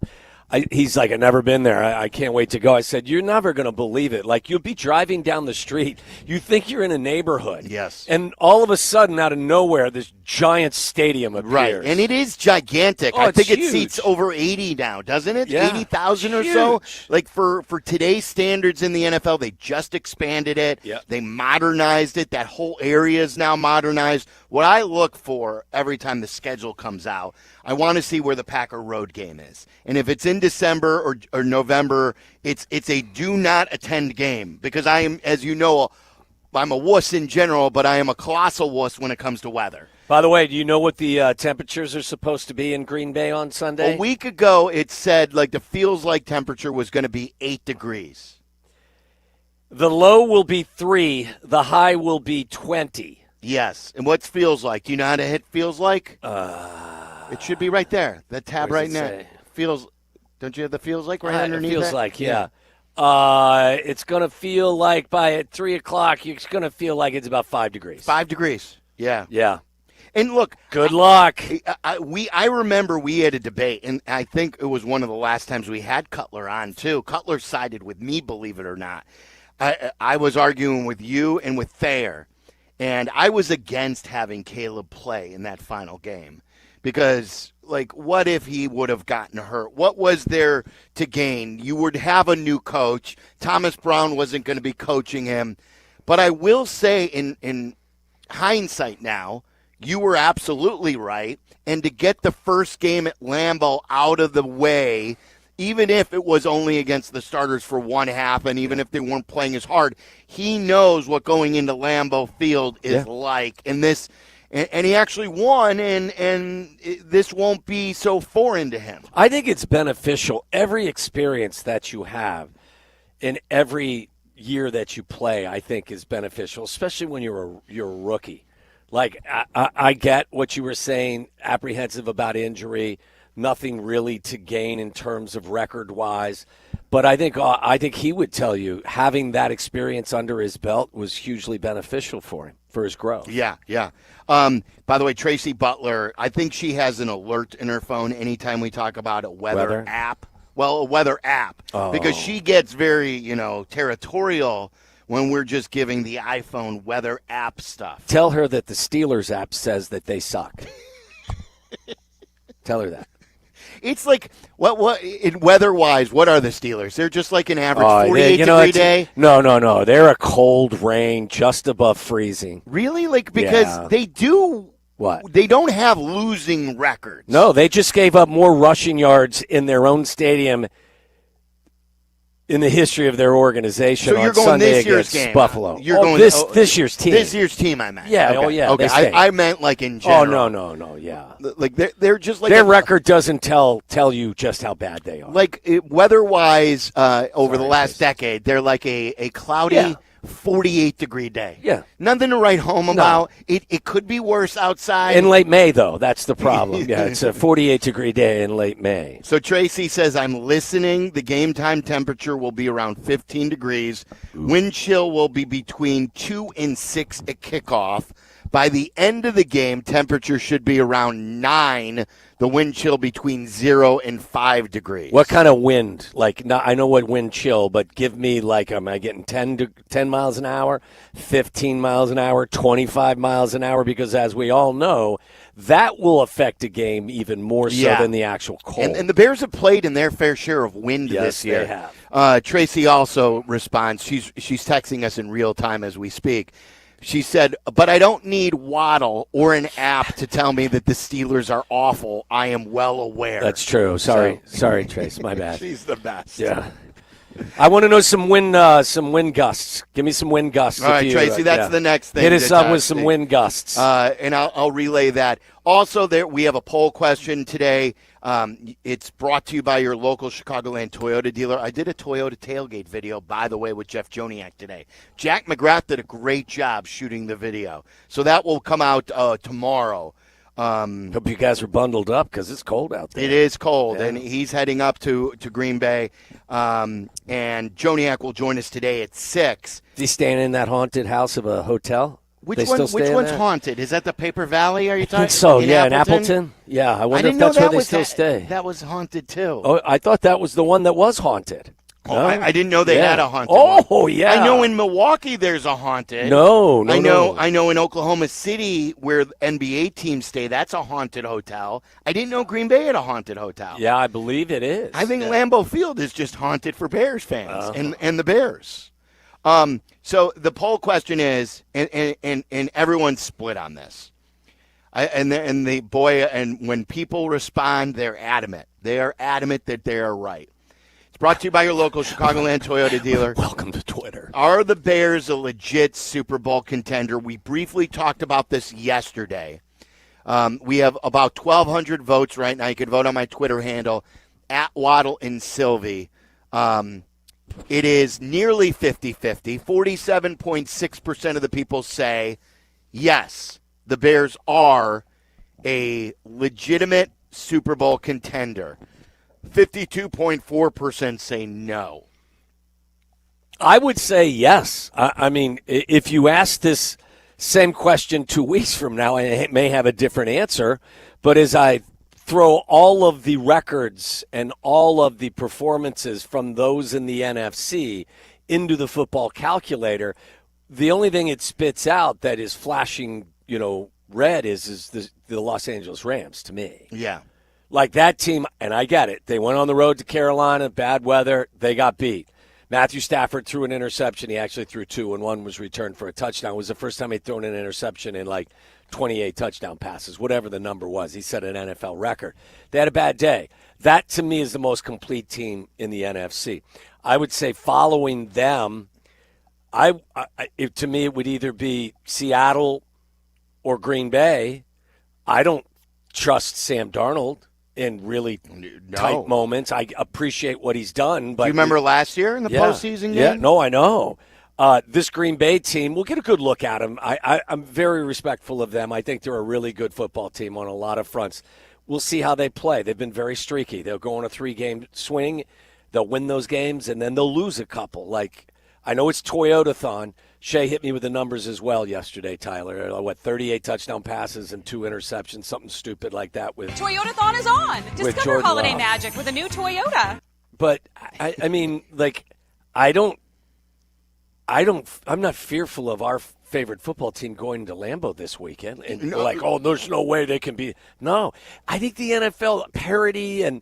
I think everyone's kind of on the same plane in 2025. Absolutely. And I think that plays into it. I would not pick the Bears to win the Super Bowl. I would not pick either. the Bears to go to the Super Bowl. But if you're asking me, are they a legit contender, I think you have to answer yes. I say yes. And I think this one Twitter handle says it best. If you take the ball away as much as they do and run the ball the way they do, the answer is yes. We always talk about it. One of the most overused cliches in the National Football League or in football in general is run games travel. Mm-hmm. It doesn't matter where you play, who you play, your run game, and the way the Bears are killing it running the ball. They're so much better in the last 8 games than any other team in the NFL. Well, to your point that it travels, when have you seen their 2 best rushing performances? Cincinnati? Yep. And then this last game, Philly. Week in Philadelphia. Yeah. So it does travel. Listen, and for those that say, well, and we all can pull the skeptic card out and say they've played some bad teams, they played some bad defenses. The Green Bay Packers are 8-3-1 right now. Okay, they've beaten the Commanders, they've beaten the Bengals, they've beaten the Cardinals, they've beaten the Steelers, they've beaten the Giants, they've beaten a bad Vikings team. They've beaten the Lions twice. I give them credit for that. They've also lost to the Panthers. They lost to the Eagles at home. Bears went on the road, and they lost to the Browns. I'm not telling you that that's a direct apples-to-apples comparison, but if you want to take the schedule that the Bears have played and try to devalue some of their wins, why wouldn't you do the same to the Green Bay Packers? Right. I just can't. I guess this is more for me about not stamping the Bears with a pretender thing. Like, I don't think they're the pretender. So maybe last year or the year before, if this team was – but the NFC, the way that it is constituted now, and the teams that are playing in this particular season, they're not overwhelmed by any of them. I would say the Rams are the only team that I would think that'd be too steep a hill to climb for them. But the rest of them, I give them every bit of a chance. And the fact that they're getting 6 points again, 6.5, the Chiefs I'd take that all day. You know, this is AFC, but the Chiefs may miss the playoffs in the AFC. The Bills may miss the playoffs Bills can't stop in the AFC. The Eagles, you're out on the Eagles. You think that they're going to spiral now with all the issues Don't that like they have. them. I don't like the Ravens at this point. You know, everyone had the Ravens selected. I don't know what the Chargers are going to do. They've done a ton with an offensive line that is all banged up. Now their starting quarterback has got a broken hand. Like, do you really trust Denver? I give them all the credit in the world. That defense is elite. They've got 51 or 52 sacks. But that offense doesn't really scare me. So, like, I can go through the whole list, but I just think 2025 is one of those seasons in the NFL where parity is probably the word that resonates most with me. This is from Tracy. 3 more texts. She has looked at the models on the wind. Like, she's in the lab right now as she's listening. I don't think she ever comes out of the lab. Does she have a lab in her home too? Like a whole weather center? Probably so. She and says, a green screen where she practices. The model wind out of the northwest between 7 to 15 miles an hour. Then she says, tell Waddle it's not going to be super windy. So she has to translate this for you in case you didn't know. Mainly out of the northwest between 5 and 15, actually. That's not bad. And the wind chill by the end of the game will be between 0 and 5 below. So you need to tell Wayne Larrivee to grab a jacket. Grab a jacket, Wayno. That to me is good news because the weather has. I mean, the cold weather I don't think is as big of a hindrance. The wind, though, becomes a bit of an issue. Tyler, it was one of my favorite things when we had Wayne Larrivee on, the voice of the Packers, former voice of the Bears years ago, and it was a December game, and Green Bay was coming to Chicago. Isn't he from Wisconsin, too? Is he from Wisconsin? I don't know if he's from Wisconsin. But he Waddle told Wayne Larrivee to bring a jacket to the game. Like Wayne was coming from Miami instead of coming from Green Bay, and has never lived in Chicago. Like it was his first game. Yeah. His first NFL game. His welcome to the league moment. I don't know how you guys were raised, okay, maybe by wolves. But when you assume something, you know what happens. You make an ass out of you and me. Yes. Which we do quite often. Yeah. So, listen, I'm just here to help. You know, you make fun. By the way, stay hydrated today, okay? Yeah, that's good. Stay hydrated. I got 3 waters in front of me. And where'd you get them? Deja Blue. Waddle brought them to me with the Bears logo on it for everyone watching on YouTube and Twitch. I'd check them for rat poison after that conversation. Oh, no. All right, if you want to talk to us, are the Bears a legitimate Super Bowl contender? Yay or nay? And then Tyler brought up an interesting point, and I born in Lee, Massachusetts, so nowhere close to it. The mask guy, Waddle. We're supposed to. I didn't know you're that. Basically a mask guy. I was born and grew up in Cincinnati, Charlie. You're an honorary mask guy. I went to college Boston there. College legend. Once an Eagle, always an Eagle. And I think Wayne Larrivee's a diehard Yankee fan, too. I don't know that. Yeah, I think I do. Bring your jacket, Wayne. So then I want to talk about Tyler's topic about, like, what is the thing that concerns you most about the Bears in this game? 312-332-3776. A lot going on. Tyler told us we have a ton of new holiday parody songs. Some really good ones. We're going to debut a new one about Carmen next. Tyler says you have to hear it. I want to take your Bears calls.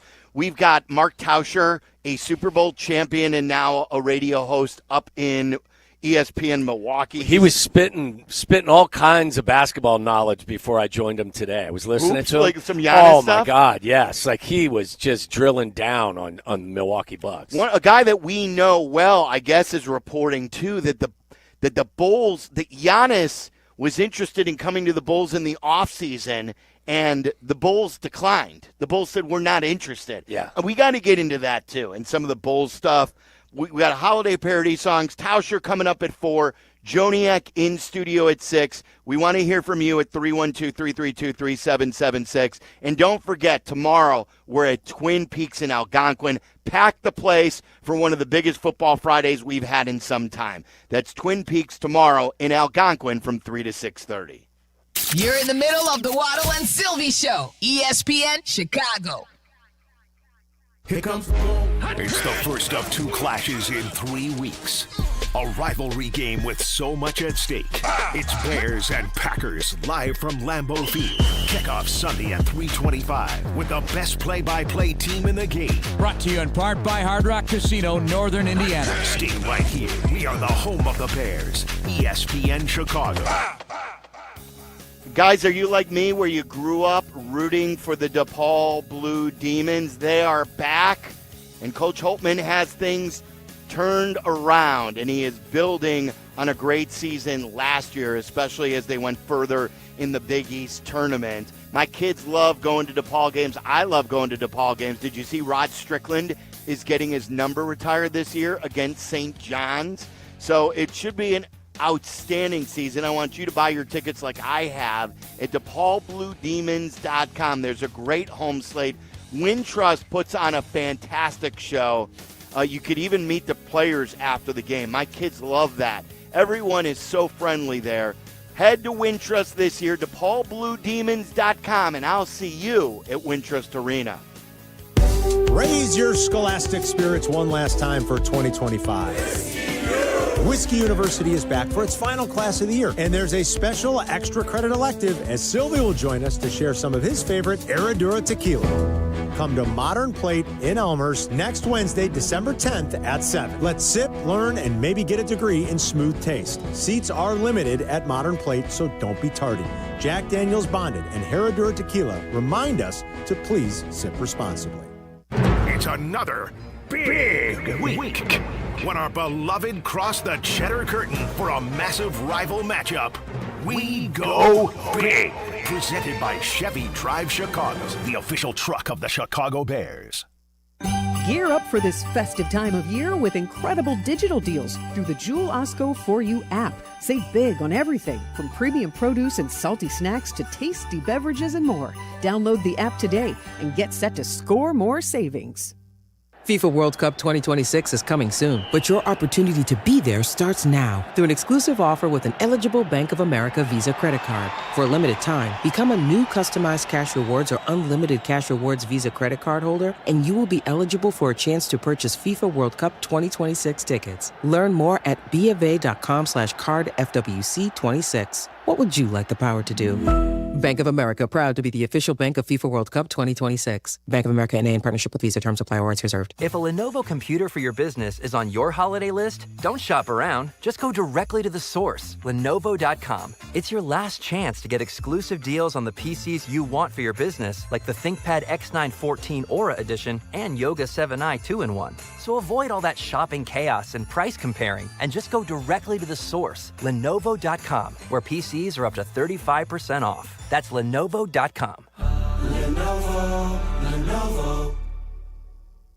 Actual price will depend on product and subscription plan. Featured products are compounded drug products, which the FDA does not approve or verify for safety, effectiveness, or quality. Prescription products require an online consultation with a healthcare provider who will determine if appropriate. See website for details, restrictions, and important safety information. Want a boost in and out of the bedroom? Hims has you covered. Introducing a new 2-in-1 approach to level up your game. Tadalafil for better bedroom performance and zinc for testosterone support. Put it all together and you've got what you need to turn things all the way up. Getting started is simple. Just go to hims.com/joy to start your free online visit. Through Hims, you can access ED treatments including pills, chews, and more. 100% online.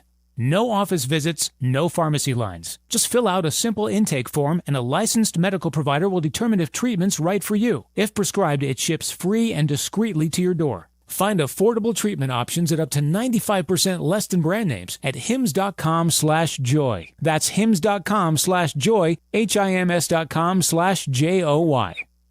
Hey everybody, Joe here, founder of Fry the Coop. Did you know that we now use Vienna beef pickles in our awesome chicken sandwiches? Vienna beef makes the best pickles ever, and we couldn't be happier. Don't believe me? Stop by any Fry the Coop and prove me right.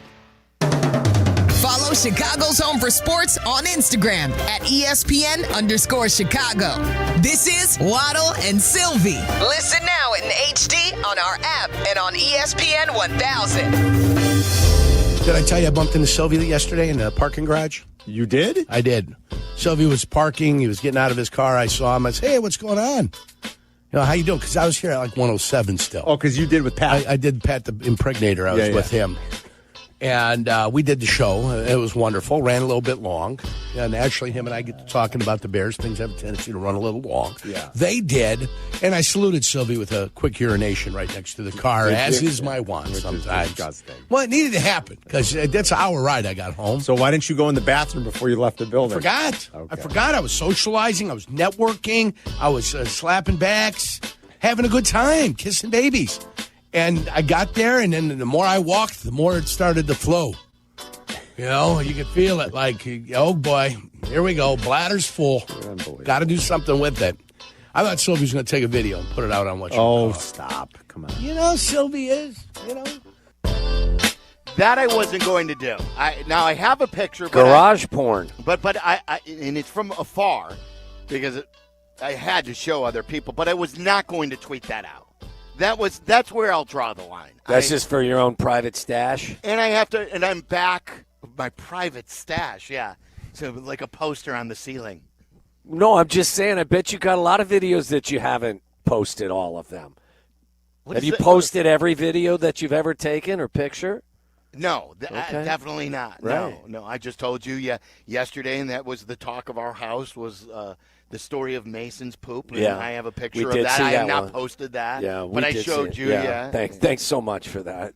Thank you. Colossal. I mean, it truly unbelievable. And by the way, for people that are just tuning in, it's not the first time you've shared pictures of your children's. It really wows me. To me, it's a phenomenon that this kid is 65 pounds. He's not a big kid, and I can't produce a poop like that. Would you want to? No, that would. Yeah, that's my point. I don't know. Thank the good Lord that you don't have that going on right now. Yes. Yeah, he only goes once every few days. Right, once every few months, it sounds like. You actually invoked the term poop knife yesterday. Yes, I did. I cut it in half Wow. with a plastic knife, and because it wouldn't go, he kept flushing the toilet, and it was beached. It was a beached whale on the porcelain, and it would not dislodge. So I needed to take it and cut in half, and down it went. Yeah, your vacation membership has officially been revoked. That's right. You are no longer a Marriott points guy. That's right. All right. We have, speaking of Carmen and Jurko, and I can't wait to watch the game. My first game I'm watching with Jurko in weeks because I've been at all the road games. We only are in the studio for road games, and we were on the road for Cincinnati. Oh, that's right. I was on the road last week for the Eagles game. And then there was which other game were we on the road for? Minnesota. Minnesota. I was with a family in Minnesota. So I've not hung with Jurko for a long Word is time. around the station that he is truly looking forward to this reunion between the two. Oh, the word is there's no chance of that. Either that or he wants to just. He can't wait to spend some time breaking down some ball with you on Sunday. We'll take your Bears calls coming up. And Tyler, with the holiday parody song contest winding down, you can get your entries in at ESPNparody.com. The deadline is Sunday at midnight, correct? 11:59 p.m.? Correct, yep. All right, and it's brought to you by Surfside, and we have unbelievable prizes, and now we have new entries, you're telling me. Yeah, we got a ton overnight. Lots to play today. But this is the one that stood out the most to me. This is from Eric Cesny to the tune of Walking in a Winter Wonderland, Carmen looking at Tom Brady's schlong. What? It's a soldier field, goes Tom Brady, while Carmen's lurking in the shade. He's taking a leak, let's go have a peek. Carson peeking at Tom Brady's schlong. Shave your pubes, do your go, or let them grow and watch it flow. 2 chili dogs before a massage. Tell me, Jurko, do you shave your pubes? Sylvie's there just thinking about Britney stuff with Charlie's little jar of Vaseline. Let's make a list of women that we still would, even though they're in their 70s. A Lambeau Field, Tom sees him coming. Hey, it's Carmen who let him in. What's It's better than feats. It's Tom Brady's meats. Carm's been peeking at Tom Brady's schlong. Can't help it even though he knows it's wrong. Carm's been peeking at Tom Brady's schlong.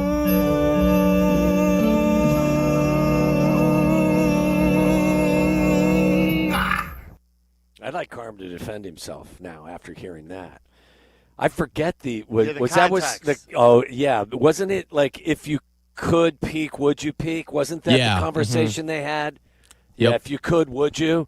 And most people were like, no. I think I have Carm the was original, like, oh, yeah, I'm in. I think I have the original audio of Carmen talking about Do you that. have if it? you guys want to hear it, yeah. Okay. So It's this like is in a stall, right? A bathroom stall. This is back from September. Black, by the way, had the question of the day in the meeting.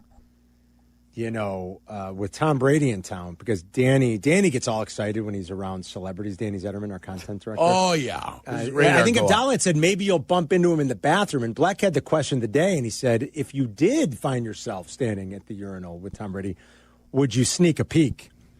And the immediate response, I fear, from most of us was like, of course. I mean, of course you're going to sneak a peek. It's Tom Brady. Yeah, I like My how first he grew- response was, that's surprising. Well, I wouldn't sneak a peek. Well, the thing that blew me away regarding that was that he grouped a bunch of people in with him. He's like, the majority of the people would sneak. Who are these people? Right, maybe the people that Carm hangs out with. Maybe you'll see some of them at your Whiskey Wednesday event. Oh, boy. That's the quickest way to not book a guest on the show. Yeah. Sneaking a peek. The song was pretty good. I couldn't understand some of the lyrics. Well, Tyler, was that because we're in Hallis and we're over these lines, or was it a little muddled in there? I think there could have been some production work to improve the clarity of some of the lyrics, but there were some really good lines in there, like something about like feet and then Tom Brady's meat. Like I heard that one towards the end. that one was good. Like there were some really good lines. I like the reference about even if they're over 70. We had that conversation when we were here at Hallis Hall. Do you remember that? I don't. You're like favorite 70-year-olds. Oh, yeah. Or like over 60, I think. 60 was it. Yeah. Okay. Well, we'll play more as we go, and you can enter at ESPNparody.com. The deadline is Sunday, and then we'll pick the finalists next week, and then we'll have our big holiday party coming up in Naperville. So all the details out there. Let's go to Dave in Arlington Heights. Dave, you're on ESPN 1000. What's up, Dave? Hey, guys, I couldn't help it. You're referencing the 1989 season. I recall that because the Bears were 4-0 after beating Buddy Ryan's Eagles, and it looked like we were off and running for that season. We finished 6-10. I guess one question I have for Tom, and I think the best game I saw him play was in New Orleans when they were 6-0 in '91. Yeah. Last play of the game, Harbaugh to Waddle. That was a great game to attend as a fan. But I have to ask, what was the harder loss? Losing to Green Bay, and in retrospect, we know that lost the season. Ditka lost the team. But was it that game, or was it losing to the Cowboys in '91? Lastly, I just want to say I think the Bears are one of the few teams in the league getting stronger with guys returning with the season ending, where I think other teams are just getting beat up, and I think that's got to play to them. Yeah, that's a great point. Yeah. Good call. I did. He was comparing he was talking about the '89 loss to the Packers. I got to be honest with you. Or the playoff game. I mean, for me, it was the playoff game because I was involved in '89 early, especially early in the season. I was on the practice squad, but my memory is much better for the games you actually participate in. That one was tough because we were facing the Cowboys and they didn't have Troy Aikman. Right. It was Steve Berline. Who actually was playing really well. And if you go back, you saw the Cowboy documentary. Yeah, where Troy was pissed, right? He was mad. But Jimmy Johnson decided to stick with the hot hand, and it worked. Yeah, of course. It worked, and then they ended up getting beaten by Detroit, but they went on and won the Super Bowl the following year. But that was a tough game to lose. At home. Not good, Charlie. Not good. Eric and Berwyn, you're on ESPN 1000. What's up, Eric? Hey guys, how you doing? We're great. Thanks for taking my call. It's been a long time since I called in, but I called in today because I was listening to Carmen Jurko earlier, and they were asking for one player off each side of the ball who's made the most impact or who's the best. And I didn't get a chance to get on, but Caleb, I want to mention Caleb because a lot of people are talking different stuff about Caleb, but I think we need to take into account this guy. I know, Waddle, you always said with your daughters that you don't get credit for not doing drugs, right? Yep, that's rule number one in the Waddle house. But this guy has played every game, bro, and I think we need to give him credit for that. He's a tough son of a gun, bro. Mm-hmm. So I think we definitely need to give him credit in that, and I think he shows good leadership. And on the other side of the ball, I said Kevin Byard, because he's been showing so much leadership. I've seen him in some of those huddles pregame. He's getting those guys fired up. So that was my little take on that. But I wanted to mention the Caleb thing. Yeah, I think most people, though, I have to be honest with you, have a lot of, if you go positives and negatives, I think there are a lot more positives in Caleb's column, in his positive column, than negative column. Like, there are things to clean up. There are things that you can look at and say that's got to get better.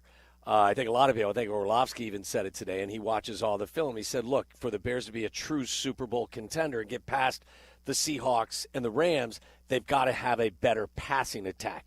And, again, that means everyone. That means wide receivers. That means tight ends. And it also means quarterback as well. So you could definitely pick areas where Caleb needs to get better. But a clutch player, win because of on certain games, playmaker, not getting sacked as much, takes care of the football, right. Doesn't make the clandestine or the catastrophic mistakes. Did you mention make plays with his feet too? Yeah, I mean, he does all of that stuff. And I would agree with the caller's assessment about on defense. I think Kevin Byard's his performance on the field speaks for itself, but I think he's 100% right. I think he is their leader inside that locker room. There's on the no defensive doubt. side of the ball. There's no doubt, and I would not argue one bit if they named like Kevin Byard the defensive MVP.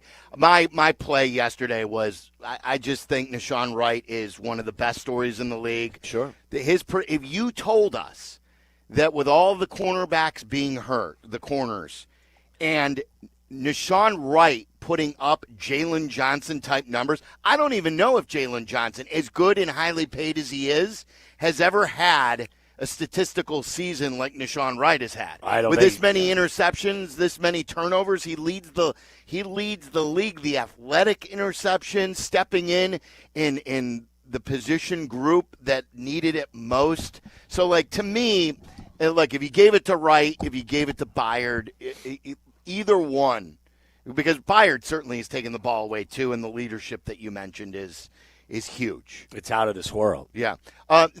We got an email today from one of JD's, Jeff Dickerson, who we will never forget, one of his old friends who he used to coach with. And he was listening to the Brian Urlacher interview yesterday, and he sent us an email on how it made him remember JD. So I want him to. He's calling in. He said, hey, can I call in and share my story?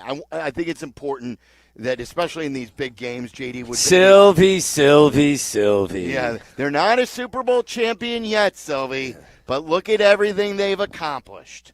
So he was the voice of reason for our station. Always. So he would be so happy covering this team right now. So I want to share that story from a caller. If you want to talk to us, 312-332-3776, and more of your holiday parody songs. Plus, we talk to Mark Tauscher, the former Packer, joins us coming up at 4.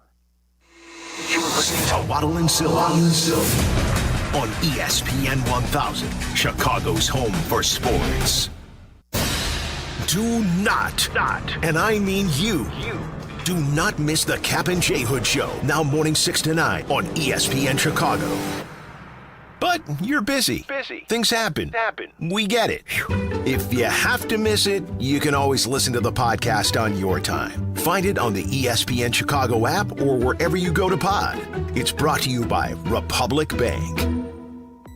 Guys, are you craving that Chicago pizzeria flavor without the weight or the price tag? We got football back.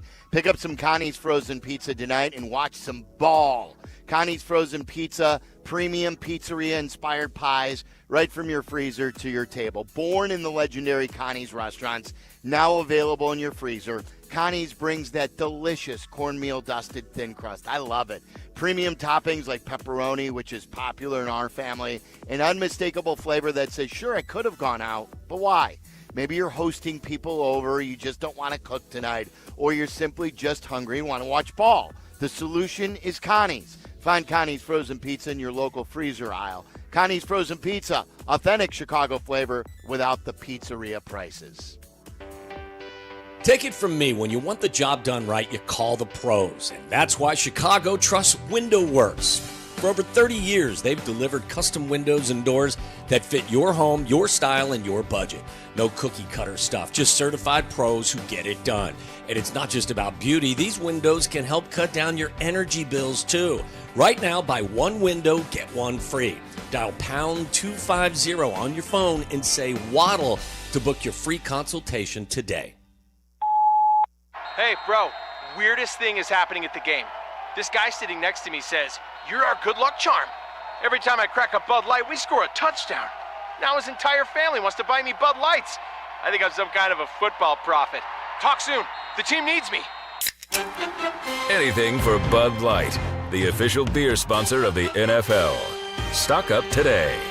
Enjoy responsibly. Copyright 2025 Anheuser-Busch Bud Light Beer, St. Louis, Missouri. 1. Some say it's the loneliest number, but when one is a collection of many, one can stand for all. Blue Cross and Blue Shield of Illinois is one company serving their communities across one country for nearly 90 years. And as they continue to empower whole person health with compassion and innovation, one member at a time, Blue Cross looks forward to keeping you and the ones you love at the center of everything they do. Blue Cross and Blue Shield of Illinois, through it all. It's the most wonderful time of the year. The Allstate CTA Holiday Fleet is traveling through Chicagoland. Now in its 34th year, they can't wait for you to come aboard the decked out and dazzling holiday train and bus. Every train line and 18 bus routes will have Santa visiting them. Tap to Pay is available on all CTA trains and buses, making riding a breeze. So grab the family, take some selfies, and celebrate the holidays with CTA. See the entire schedule and plan your trip at transitchicago.com/holidayfleet. When your life turns upside down after an accident, you need an advocate like Wallner Law. I'm John Wallner, and for over 50 years, Wallner Law has fought for people just like you, injured, overwhelmed, and searching for answers. We don't just take cases, we take care of people, and we win for you. From car crashes to workplace injuries, Wallner Law stands by your side every step of the way. So call us today, 312-8000000, and win with Wallner. People are buzzing about Zootopia 2, and the early reactions are in. Hops and Wild? Wild and Hops. The dream team. Zootopia 2 is being called an absolute blast. It's a hilarious feel-good family adventure. I'm Kaylee, the snake. And your last name? The Snake. And a wildly smart and outstanding sequel that's well worth the wait. We're gonna be the greatest partners of all time! Togetherness. Never mind, forget I said it. Disney Zootopia 2, rated PG. Parental guidance suggested. Now playing only in theaters. Tickets available now. Coach Saban here. On the field or on your walls, coverage matters. That's why I go with Behr Marquee Interior Paint and Primer from the Home Depot. Exceptional hide, advanced stain blocking, and over 1,000 colors to choose from. Behr Marquee delivers one-coat coverage that stands up to real life. One-coat coverage, no overtime. Behr Marquee, only at the Home Depot. How doers get more done. Valid only when tinted to colors from the Behr Marquee Interior One-Coat Hide Collection. Hit the road in a brand new Chevy in less than 1 hour at Advantage Chevrolet Bolingbrook. You can sign and drive away in 60 minutes or less. Seriously. Or they'll cover your first car payment. Every new Chevy is backed by the Advantage Plus program. Advantage Chevrolet Bolingbrook. Together, let's drive. Jenny, you are the bomb. We really like all your nuggets and your special stuff. Huh?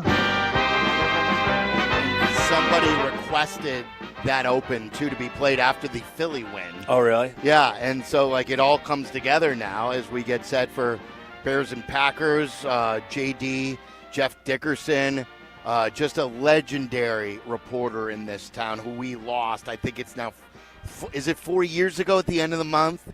Has it been 4 years? It feels like it can't be. It can't be. Like it's just and one of the strongest people we've ever known. What he had to deal with. And I got an email Danny Zetterman forwarded to me. I think it was sent to the Good Karma Brands general inbox, and it got forwarded our way. Adam has called the show because he illustrated in the email about listening to the show yesterday, listening to Brian Urlacher, and then how he started remembering JD so vividly because of all of that. And I want to bring Adam in. I said, call the show, tell the story. And Adam, it's great to have you on the Yuengling guest hotline. Can you tell everyone how you knew JD, and then go weave us a story here? Absolutely, Sylvie. Thank you so much, obviously, for getting back to me here. This afternoon, as far as me knowing JD, I've been the travel director of Lincolnshire Travel Baseball for the last 9 years. Now I've moved on. I want to be a father to all 3 of my boys, but I had the opportunity to coach Parker and my middle son Dylan for 3 years at the 8U, 9U, and 10U level. And obviously we stayed friends after that as Parker moved on to Slammers. They were going to play together at some point. But anyway, I miss them every day. And it is 4 years. You guys mentioned that. And, it's a tough time of year. But, we talk about the excitement of the Bears. And this will all come full circle. But we talk about the excitement of the Bears. I think the more the excitement for us is having 3 boys that are 17, 15, and 12. I'm finally able to share something with them for a team that I've cheered for my whole life and being able to share that excitement. So I had picked up my son from basketball practice, brought him home when you guys were talking with Brian yesterday. He went in the house, he ate dinner, getting ready for feeder practice, while I sat in the garage listening to Brian talk and all topics that you guys had discussed yesterday.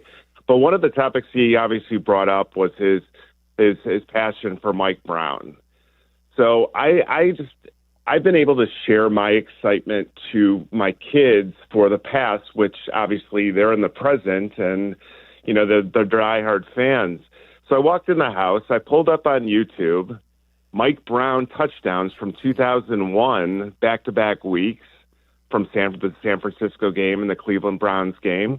And I found it, and I handed him the phone. And he played an NFL Films 5-minute short that came up that was narrated by Mulligan, North, and JD. And hearing his voice, I felt like JD was with us. And it really touched me a lot hearing that and just hearing the passion and hearing his voice. I've kept in contact, and all things happen for a reason. Last Thursday, Thanksgiving, I texted Sandy to wish her and George and Parker a happy Thanksgiving. But like you, Sylvie, and Tom and everyone throughout the Chicagoland listening area, they love JD and think about him daily for the ones that loved him and how much he would absolutely love this. Then it came full. I have my middle son, Dylan, who I was at a Palatine basketball tournament last night. And as we're leaving, one of the parents who I told this situation, the story from earlier, nudged me. I look over and my son is wearing the JD Bears sweatshirt. So whether things happen for a reason or not, JD's with us, and JD, and he's with us through all this, and he would be the most excited. But again, he wouldn't be too excited. He would stay grounded with all this. We know how he is. But, with it being the holiday season and everything else, this has just brought excitement for the city that it hasn't had in a long time. And he's a big part of this and was and will always be a big part of it. So, I appreciate you guys having me on here today. I just wanted to share that story with you all. Yeah. Adam, it's so great. And I'm so glad that you made the call, that you sent that email. We appreciate it. He told it so well, like just from an interview. And like he said, we don't do interviews. We do conversations. He even said that. We were just talking to our friend Brian Urlacher, the Hall of Famer, the legendary Bears player. He brings up a Mike Brown story. He wants to share Mike Brown with his kids, to share who he was. There's JD narrating it. JD's back, someone who who was very good friends with Adam, and then sure enough, his middle son is just so happened to be wearing the JD sweatshirt. Yeah, JD would definitely be excited about this team, but he would be the voice of reason. He would be the one calming everybody down and saying, we've got a long ways to go. It's good now, but don't get out over your skis. Like, he was always the voice of reason.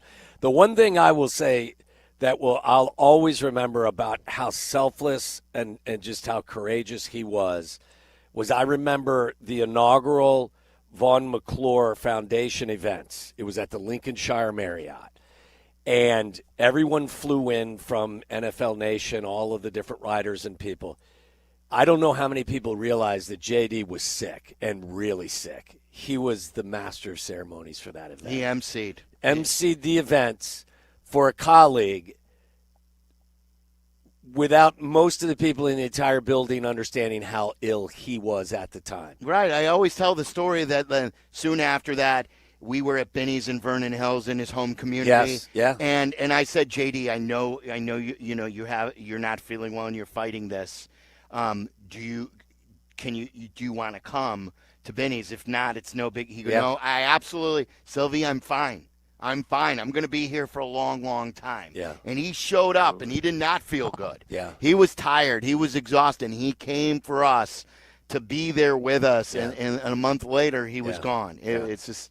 It's terrible to continue to cancer. Sucks. Never forgotten. No doubt about that. Always, we will always talk about JD. I'm going to wear my JD sweatshirt as I do most of the cold weather games coming up this weekend. But you're right. I believe it's December 28th. It'll be 4 years. Yeah. One of the worst days in station history. All right, coming up next, we're going to talk to Mark Tauscher, and he's a former Packer. He is a great story for him as a player. Was he drafted? He was undrafted, wasn't he? If I remember. I think he was wasn't he a late round pick? But maybe a late round pick. He went to the University of Wisconsin and really became a really good player for them. Oh, fabulous. 7th round pick. 7th round. So right at the end, and won the Super Bowl, and he does a great radio show now. Really cares about the business too. Has a lot of basketball knowledge to go along with his football brain. Wow. Yeah. And there was a rumor too that Giannis maybe wanted to come to Chicago, and the Bulls said no. We got to talk about that later. Mark Tauscher will join us next. We're live at Hallis Hall with the First Place Bears on your home for the Bears, ESPN 1000. This is Waddle and Silvy on ESPN Chicago, Chicago's home for sports. Bears Weekly. Host Jeff Joniak and Tom Thayer take you inside with the latest on your team. The latest news and the best interviews. Bears Weekly, tonight at 6:30 on ESPN Chicago and the ESPN Chicago app. Hey guys, are you looking for a gift this holiday season for the golfer in your life? Well, let me tell you about Golf on NET or GOAT. It's the best membership money can buy in golf. It gets you unlimited tee times at top Chicagoland courses. No cart fees, no green fees, just unlimited golf. It's like a country club, but without the massive fees. You get unlimited golf at 20 courses and access to a network of over 250 other golfers. Plus, there's exclusive member-only events as well. And if you use our promo code ESPN, you'll get $400 off that membership. That's promo code ESPN for $400 off your membership. You get unlimited access to places like Thunderhawk Golf Club, Prairie Calumet Country Club, Boone Creek Golf Club, and much, much more. So get a gift for the golfer in your life. Get them the membership at GOAT. Golf on NET. Download that Golf on NET app today and become a GOAT. Golf like me, Golf on NET. There's crash bang. And then there's... Of course, the first one is our great defense. The other means someone is hurt. I'm Lisa Longo. And I'm Jim Morisi of the Chicago personal injury firm of Morisi, Longo & Associates. We're here for you when an injury happens. Having us in your corner is a smart move. Visit us at MorisiLongo.com. MorisiLongo.com. We're here when you need us. Hey, it's your buddy Tom Waddle, and I drive a Hawk. Go see my friends at one of their 12 Hawk Auto locations at Forest Park, St. Charles, Plainfield, Joliet, Carroll Stream, and now LaSalle, Peru. Shop thousands of vehicles from 13 big brands and save with 0% financing for 60 months or make no payments for 90 days. That's no interest for 5 years or no payments till next year. Now's the time to save thousands. Find your next car at hawkauto.com. Drive what I drive. Drive a Hawk. Hawk Financing on select models with approved credit. Selling your home is not something to do by yourself. I'm Sammy Luback, Chicagoland's real estate agent. With Baird & Warner, I've helped sellers across 80-plus towns get top dollar. From pricing and staging to strategy and negotiation, I guide you every step of the way. Plus, my listings get exclusive exposure and expert marketing. No guesswork, no stress. So let's make your move a successful one. Start at www.sammy.homes. Once again, I'm Sammy Luback, and I am Chicagoland's real estate agent. When it comes to your home, why juggle a dozen different contractors? Service Construction of Illinois does it all. Kitchens, bathrooms, basements, decks, outdoor spaces, you name it, they build it. For 50 years, they've been the one-stop shop for families across Chicagoland, combining craftsmanship, reliability, and a true passion for making homes shine. Work with Service Construction of Illinois once, and you'll know. You can rely on them for any needs for the lifetime of your home. Visit serviceconstruction.net and start your project today. People are buzzing about Zootopia 2, and the early reactions are in. Hops and Wild? Wild and Hops. The dream team. Zootopia 2 is being called an absolute blast. It's a hilarious feel-good family adventure. I'm Kaylee, the snake. And your last name? The Snake.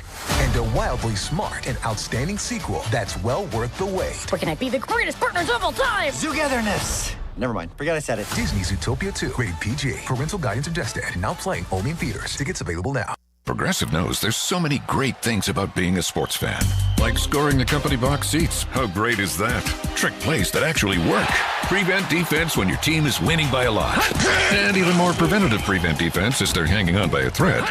And of course, saving money when you bundle your home and auto with Progressive. That's pretty great. Just like trick plays that actually work.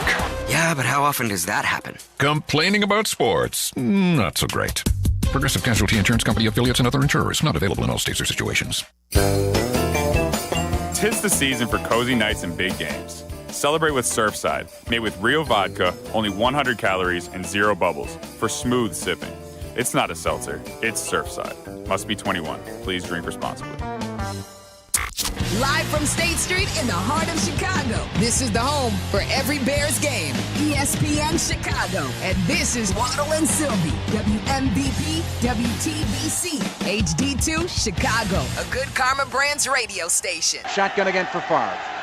Looks over the defense. Blitz is on. He sets the throw, and it is picked up by Urlacher. Running right of the 40. There's nobody around him. Brian Urlacher coasting down the right sideline. 20, 10, a Sunday stroll to the end zone. Brian Urlacher, touchdown. Touchdown Bears. Our worlds collide right there. We had Brian Urlacher on yesterday. Jeff Joniak will be on here in Hallis Hall at 6 o'clock on your home for the Bears, and that was against Mark Tauscher in the Green Bay Packers. Well, not now. I mean, Tausch was on the, I don't know. Was Tausch in was he in pursuit? Was he trying to bring Urlacher I don't know. down? Or was that before his time? I'm not sure. What year was that from, Charlie? That was from circa 2007. Okay, let's bring in Tausch right now. He joins us. He does a great radio show on ESPN Milwaukee. He's a Super Bowl champion. He's a Packer Hall of Famer. Yeah. And were you playing? He was on the field for that, of course. Were you playing in that game, Tausch? Yeah, and by the way, thanks for having me on. And and I get, man, it's Chicago sports, Bears, and everything else. That's what you come out. Is that what you do with your guests? Oh, yeah. We're rubbing your face in it. What would we do? I mean, do you want us to play highlights of Brian Noble with a sack of one of our quarterbacks? Don Mikowski, we were just talking about earlier, going over the line. What do you want from us? Tommy, we had you on this morning. We didn't bring up, and we didn't probably beat much when you were there. So, yes, I was on the field, and that was, I think, Urlacher. What a player. The defense was always great. And, there were some times that the Bears got us down there. And so, but I just thought that was a little bit rude. It was. And you know what? Right now I'm feeling good about that. Thanks for having me on the show today. Would you like to start with Bears-Packers or Bulls and Bucks? Oh, come on. Well, it sounds like you guys weren't interested in Giannis. So, I don't know if you had any assets that we'd want anyways. But I think we can go Bears, Packers. Tausch had a burr in his saddle for about what? Just Bucks basketball today. You pissed about the Bucks? I'm irritated with how the Giannis scenario has played out over the last couple of years. Yeah, the fact that it does feel like there's a national it's almost like a referendum to get him out of Milwaukee for whatever reason, and it's been nonstop. So, yeah, we're irritated about that. Now, it does feel like there's more smoke. There's a little bit more there this time. But, yeah, we are irritated about it. Of course, you don't want to lose Giannis, but it feels like that might be in the cards, and I don't know if that's great. So, yes, I'm irritated about it. Take it from me, Tausch. I said this on your afternoon show on ESPN Milwaukee with that just really over-the-top Ben Brust and the gang. Yeah. He's really something. That irritant. Oh, my goodness. He is irritating. Very irritating. And I said to him, I go, take it from a Bulls fan who watched the dynasty end prematurely and watched Derrick Rose get hurt and never be the same. You never want to chase the star out of town because you will be endlessly rebuilding. It is very rare to find Giannis at 12 or 13 wherever he was drafted. You know this. So when you have it, why run away from it? Take it from me. Well, yes. I'll say this: if they don't want to be there, though, you can't. Yeah. I mean, that's kind of the outside of that. Yeah, I don't think if Giannis doesn't say, I need you to get me out of here, we're never getting rid of him. I would agree with you on that. Sylvie, quick question for you before we get into Packers-Bears. I asked your cohort this morning, and it wasn't a fair question because I didn't actually know the trivia question I asked him. Oh, yeah, that's right. Do you he remember? Asked me a question he didn't know the answer to. That sounds very wild. That's what I said to him. I said, Tausch, you're speaking my language. I do it all the time. Yeah, we're very similar in that regard. Yeah. Do you remember who replaced Jordan before he came back when he went and played for Birmingham? Do you remember the guard that replaced him? Pete Myers. Yeah, see. I screwed the question up, and I think I made it reference that it was after the 6th championship. Yeah. But for whatever reason, he had a sweet goatee, right? Pete Myers? Pete Myers was a good, scrappy. He played good defensive player, athletic, wasn't a good shooter or offensive player, but if you Google, I want you to Google this when you leave us, Tausch, since you're all excited about basketball. Marquee round ball is what it is. Folks here now. I'll AI it. Yeah. The best dunk I've ever seen, the best dunk in Bulls history is Scottie Pippen over Patrick Ewing in the 1994 postseason when Michael was still retired, and the pass, I believe it was a bounce pass that came from Pete Myers on the fast break. You have to see it, and then he dangled his nuts in Patrick Ewing's face. Not Pete Myers, but Scottie Pippen. Wouldn't it have been funny, though, if it was Pete Myers that came over and taunted Patrick Ewing? Yeah, because he's the one that dropped the dime on him. Yeah. Oh, good stuff. Would have been something. Yeah. All right. So here's a general question to get you started on Bears-Packers. Okay. Do you believe the Bears are for real? So here's the deal. I'm not going to go that far. What I will say is they've had a fantastic season up to this point, better than I for surely thought. And when you look at how they've went about their business, they deserve a lot of respect. And I think most of it from our end up here is what you did to Philly. You've had some wins and some real close games. You beat Pittsburgh and some other games that you deserve credit for, but it just has felt like you've kind of, I'm not going to say lucked into it, but you've won the turnover battle and you've won some really close games.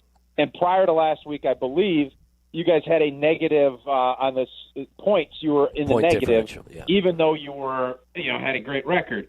So last week really put, from my perspective, it's like the Bears are coming because what you did to Philadelphia running the football was incredibly impressive. And when you're looking at what Green Bay, some of the struggles we've had in games that we've lost or had tight matchups with, teams have jammed the ball down our throat. Carolina had a good day running the football against us. The New York Giants did. So with what you did last week, that to me elevated the Bears. And obviously you're, a 1 seed now. That really elevated. So yes, I think you have to take the Bears very seriously. Are they for real as far as winning a Super Bowl right now? It feels early to me, but what Ben Johnson has done with that team and built that confidence up, deserve a lot of credit. I have a lot of respect for your team, Tausch, but I would ask you the same question about the Packers. Are the Packers for real? Because I can go through your guys' schedule as well and point to a loss to the Panthers in Green Bay, a loss to the Browns early in the season. Didn't play well against the Eagles, obviously. Like, there are blemishes on an 8-3-1 record as well. Are the Green Bay Packers for real, in your opinion? So, very fair point, and I would in turn ask you guys: is there anybody in the NFL that's for real? I've said now for weeks, even with them going to Carolina and getting beat, I still think that the Rams are the only team in the NFC that I would say that mountain's too tall to climb. I think so. To answer your question about the Packers, they've been inconsistent, but it does feel like we've turned a corner offensively. We really struggled when Tucker Kraft, we lost him for the season. I think it was a hard time trying to figure out where we were going to get that production, and we've had some injuries at the wide receiver spot. We had lost our center, and we've had to kind of move some people around on the inside. But I'll say this, at our ceiling, I do believe so. I think we are for real. Now, can we do that consistently? This month is obviously going to be a huge test to see that. But it just feels like if the Bears play their best game and the Packers play their best game, the Packers are better. Now, does that mean that's what's going to happen? Absolutely not. But just looking at it from that perspective, we have played some real clunkers, and it's come against teams outside of Philly that we should beat, especially at home. But offensively, it does. Defensively, other than the Cowboys game, we've been really good all year. Offensively, we have not. But it just feels like with Christian Watson emerging and our offensive line kind of starting to come together a little bit more, and Jordan Love is starting to get hot, I am starting to feel better and better about where this team's at. By the way, Mark Tauscher and all of our football guests brought to you by your local Chicagoland Toyota dealers. Toyota, let's go places. Toyota-thon. The Toyota-thon reference. Love is unbelievable, guys. You know that. I know. Like, that's what it's what reminded me of to read that there, or to say that there, because of Jordan Love Toyota-thon. So I'll ask you this. If you're buying stock right now, take your bias out if you can. Okay. If you either can buy stock on the package of Caleb Williams and Ben Johnson, or Matt LaFleur and Jordan Love, which stock are you buying? Now, am I looking at a 5-year run, or am I looking at trying to harvest a bunch of gains here before February? Going forward. I think this is a long-term thing. Now going forward. Yeah, I mean, you're not going to be shocked at my answer. I think Jordan Love is a much better quarterback as we sit here right now than your guy. As far as coaching, Ben Johnson he still has a lot to prove, obviously, but what he's done has been fantastic, and what he did in Detroit. So I would lean, because I think the gap at quarterback is, I think pretty substantial as we sit here right now. That's where I'm going to lean. I think Ben Johnson and Matt LaFleur, he's had some ups and downs this season, but his track record through 6 and 7 years has been really good. I'm going to take Matt LaFleur, and I'm going to take Jordan Love, but I'll say compared to where it was a humongous gulch, if you were looking at last year, the gap has narrowed significantly with what you guys have been able to do this year. We don't name call, Tausch, but there are times where we think, well, and we don't name call. That's more Cap. Yeah, I would say that we've said that LaFleur has douchey qualities. Wow. Is that accurate or not? Well, just wait a second. Was there anything douchier than Ben Johnson's opening presser and trying to take a pot shot at Matt LaFleur? That was Douche City, USA. Well, that's just facts. He was just saying that his resume was beating him twice a year. Hey, Silvy, tell me something LaFleur's done that's douchier than what he did. By that way, that Bears press conference brought to you by Massengale. Well, maybe kicking a field goal down, what was that, a few years ago, right? That's pretty douchey. If you want to start talking about game decisions, that was the NFC Championship game. He kicked the field goal. Up 8 or down 8, right? Instead of 4. Oh, just hold up a second. On 4th and 6 or 4th and 7. And by the way, if they don't call a jersey tug And I don't even remember which DB we had. We get the ball back down 5, go down and score to win. So, yeah, I mean, you can say that, and I know fans are still upset about that. But analytically, I don't think it was like a crazy idea because if we don't get it, we're still down it. We got to get a touchdown and that. But when you're starting to go down that road, now Ben rips his shirt off and he gets you guys hot dogs throughout the city of Chicago. That obviously, takes away some of that initial douchiness. But let's not act. What has LaFleur done for you guys? What has he done? What is he dropping his pants for beef sandwiches? What has he done for you guys? I don't know if there's anything food related. Okay. Matt LaFleur, but I will say, but winning 80% of your games. He was the winningest coach in the history of the NFL through 3 seasons. Okay, that's fair. That's so fair. So fair. Yeah. Totally fair. Don't you think, though, Tausch, that I was trying to say it to you guys today, too, when you're introduced as the new head coach of the Chicago Bears, it's football theater, and you also have to acknowledge the Bears and Packers rivalry.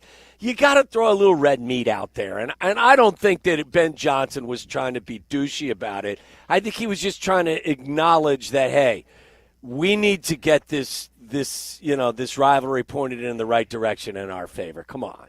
Not douchey. I don't have any problem with what he did, but when Silvy comes at our coach about being douchey, I'm going to throw back. It was a question. You got offended. You were no. Come on. Would you say that, Tausch? Would you say that Silvy was being kind of a douche in his question? Total douche. Yeah. Couldn't have been more douchey. Guilty. It was even more douchey than the initial press conference. But Waddle, no question.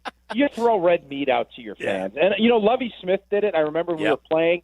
And I thought it was, looking back at it, you need to, especially when you're struggling. Like when we were in the 80s and early 90s, our coaches needed to acknowledge, with Ditka and everything, we were getting our breaks beat in. We need to make sure our fans knew, hey, in order for us to get where we want to go, we have to beat the Bears. And that rivalry is important to our fans. So I didn't have any problem with him throwing that out there. But with Silvy trying to act like that was the coolest thing on earth, I couldn't let that go. Yeah, you got to stop that. Tell me, who's the douche? Seriously, I can't, Tausch. I really can't wrap my brain around who. I can't decide how I feel about Jordan Love. And I said the other day, you watch film of him, and sometimes he looks like Aaron Rodgers in his prime, and sometimes he looks like Aaron Rodgers in a Steelers uniform because it vacillates. And I know the stats. He's completing 67%, 19 touchdowns, only 3 interceptions. But it doesn't, from my perspective, it still feels like it's inconsistent. It's not complete yet. How do you feel about your quarterback? I feel a lot better about him than what you just said. I think early in this season, he was a little bit loose with the football. There's, I think the Detroit opener, there was a couple of balls that either were picked off and there were penalties. He obviously made a critical mistake against Cleveland, but just looking at his maturity, he's confident that he can make these throws. That throw on 4th down last week was crazy. Yeah, it's beautiful. To close the game up. Yeah. He can do some really special things, and he's only in his 3rd year as a starter. Is he going to be perfect? No. But to say he looks anything close to what Rodgers looked like in his Pittsburgh uniform last week, with the blood coming down his nose and a cast, I don't see that. I do see some semblances of maybe a young Favre where he's going to take some chances, and maybe it's not the smartest, but he's getting more and more consistent as the weeks go by. That is going to be the thing. Can he get to be where he is consistently making the right decision, putting the ball in the receiver's hands? Because there was a game where I think he was 12 for 25, and he had 6 or 7 drops. Yeah, he knows where to go with the football. And I think that's where, that development where you don't need to take shots every play. I think you said it this morning, Tommy. Take the layups. Yeah. Take the easy ones. That helps that completion percentage because I'm sure that's something Bear fans are, looking at from Caleb and saying you need to get that up where you can be in that upper 60s because for Jordan, he struggled with that early in his career too. Yeah. He wanted to make big plays. He wanted to throw it into tight windows. And he was in that low 60s, and our fans were saying the same thing. You can't win in this league throwing that percentage. You need to be above 65% with the way the league is going. Jordan has done that, and he's limiting his turnovers. So that's why I think we're feeling really good about where Jordan's at. Sylvie, haven't you called him a fraud? What was the word you used about Jordan? Mirage. Mirage. It's a mirage. Okay. It's a Toyota-thon Mirage. Okay. He's not all that. Yeah. But another douchey comment from your perspective, I'm sure, Tausch. Yeah, I mean, I get it. I mean, I don't want to. I mean, I do, but I'm sure Sylvie doesn't want to be out in that swing this week. It's cold. I mean, it's -3. So he's going to want to have mirages and everything else. But, if things go the way that I hope they go, he's going to be out there sitting on that swing doing Lord knows what, thinking about mirages as Jordan Love throws for 303 touchdowns. That is more of a mirage, I think, on his end. If the Bears lose this game, I won't be on the swing unless something colossal happens. But if they get swept by the Packers, that will be a possible. What if you make the playoffs and win a playoff game and still you get swept by the Packers? Oh, bring it! Like if the Bears get into the playoffs and win a playoff game, like I'm not one of these guys who, if you can go 2-15, beat the Packers twice. I agree. All right, how about this? What if you get swept by the Packers and they crush you in the first round of the playoffs? So we're 0-3? 0-3, and you've made no ground up on the Green Bay Packers. Swing City. I may come over for a swing myself. I'll be sitting on Waddle's lap. That swing. By the way, speaking of douches, the two of us are douches. We still haven't paid off our bet to Tausch from months ago. That's on him. That's on him. How is that on him? Guys, I want to say thank you because you're always looking for research, and I text Sylvie early, like last weekend, figuring we'd jump on and do each other's shows.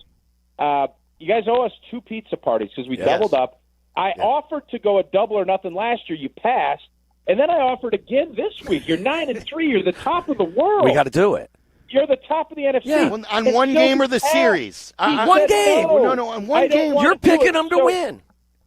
I didn't say in anything essence, them win. Yes, you I did. then figured out where Bear fans were at, and I got my hypothesis that Bear fans are excited about the fact that you've gotten better, but you're not opening your heart up to get broken again by the Packers at Lambeau because that would just crush you. You're still holding out that you're not there yet.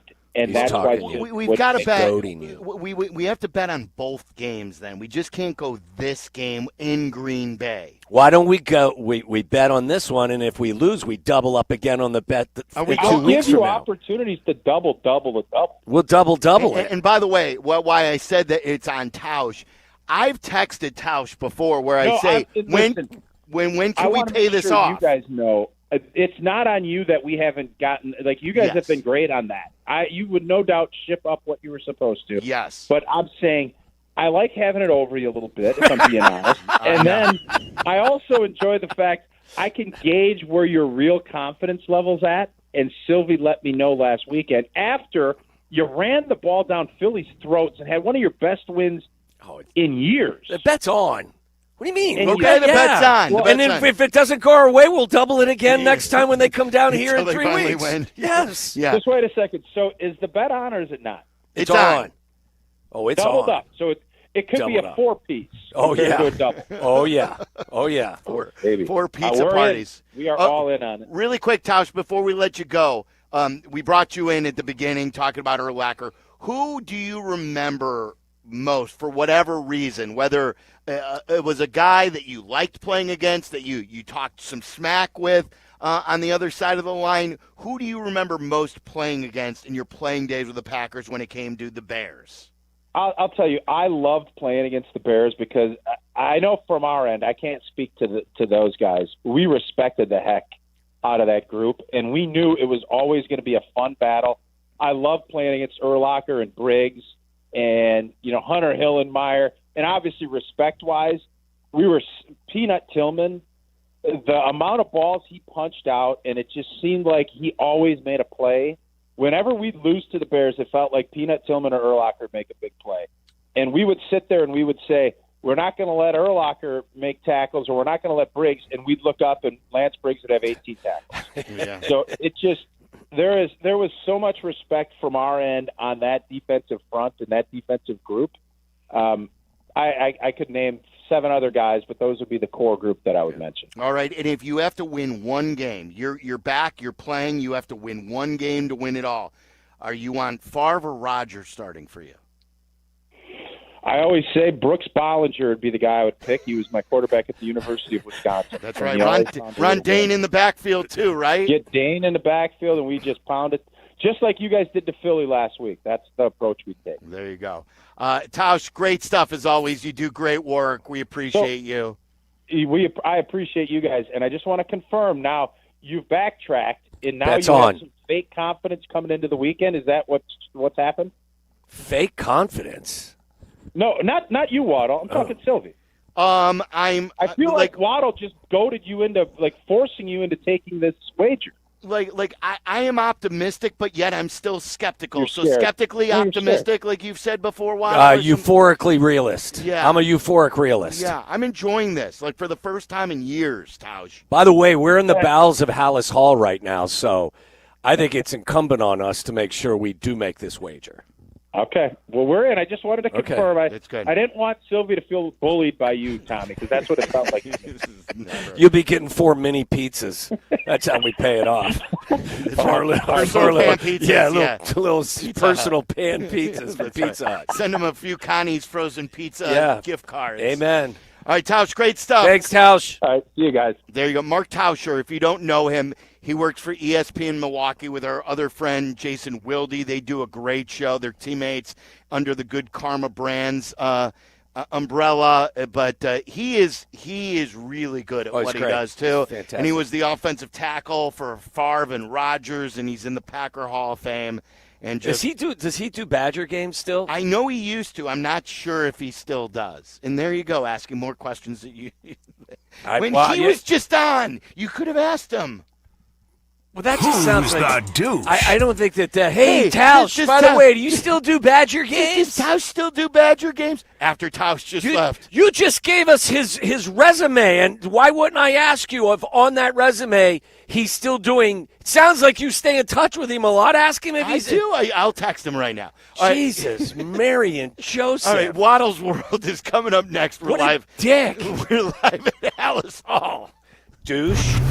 Waddle and Silvy on Chicago's home for sports, ESPN Chicago. Tailgate. Bleck Abdalla's pregame tailgate. Sunday morning at 11. Brought to you by Bradley University and ESPN Chicago. When the lunch hour hits, fuel up like you mean it with Lunch at the Lodge at your local Twin Peaks. Dig into hearty, crave-worthy classics that hit the spot fast, like their juicy cheeseburger and fries, grilled fresh to order and stacked high. Go lighter but loaded with flavor with a fresh chicken Caesar salad or the fan-favorite turkey avocado smash. Really hungry? The crispy golden chicken tenders and fries are ready when you are. Quick from the kitchen, satisfying on the plate. It's Lunch at the Lodge. Twin Peaks. Eats, drinks, scenic views.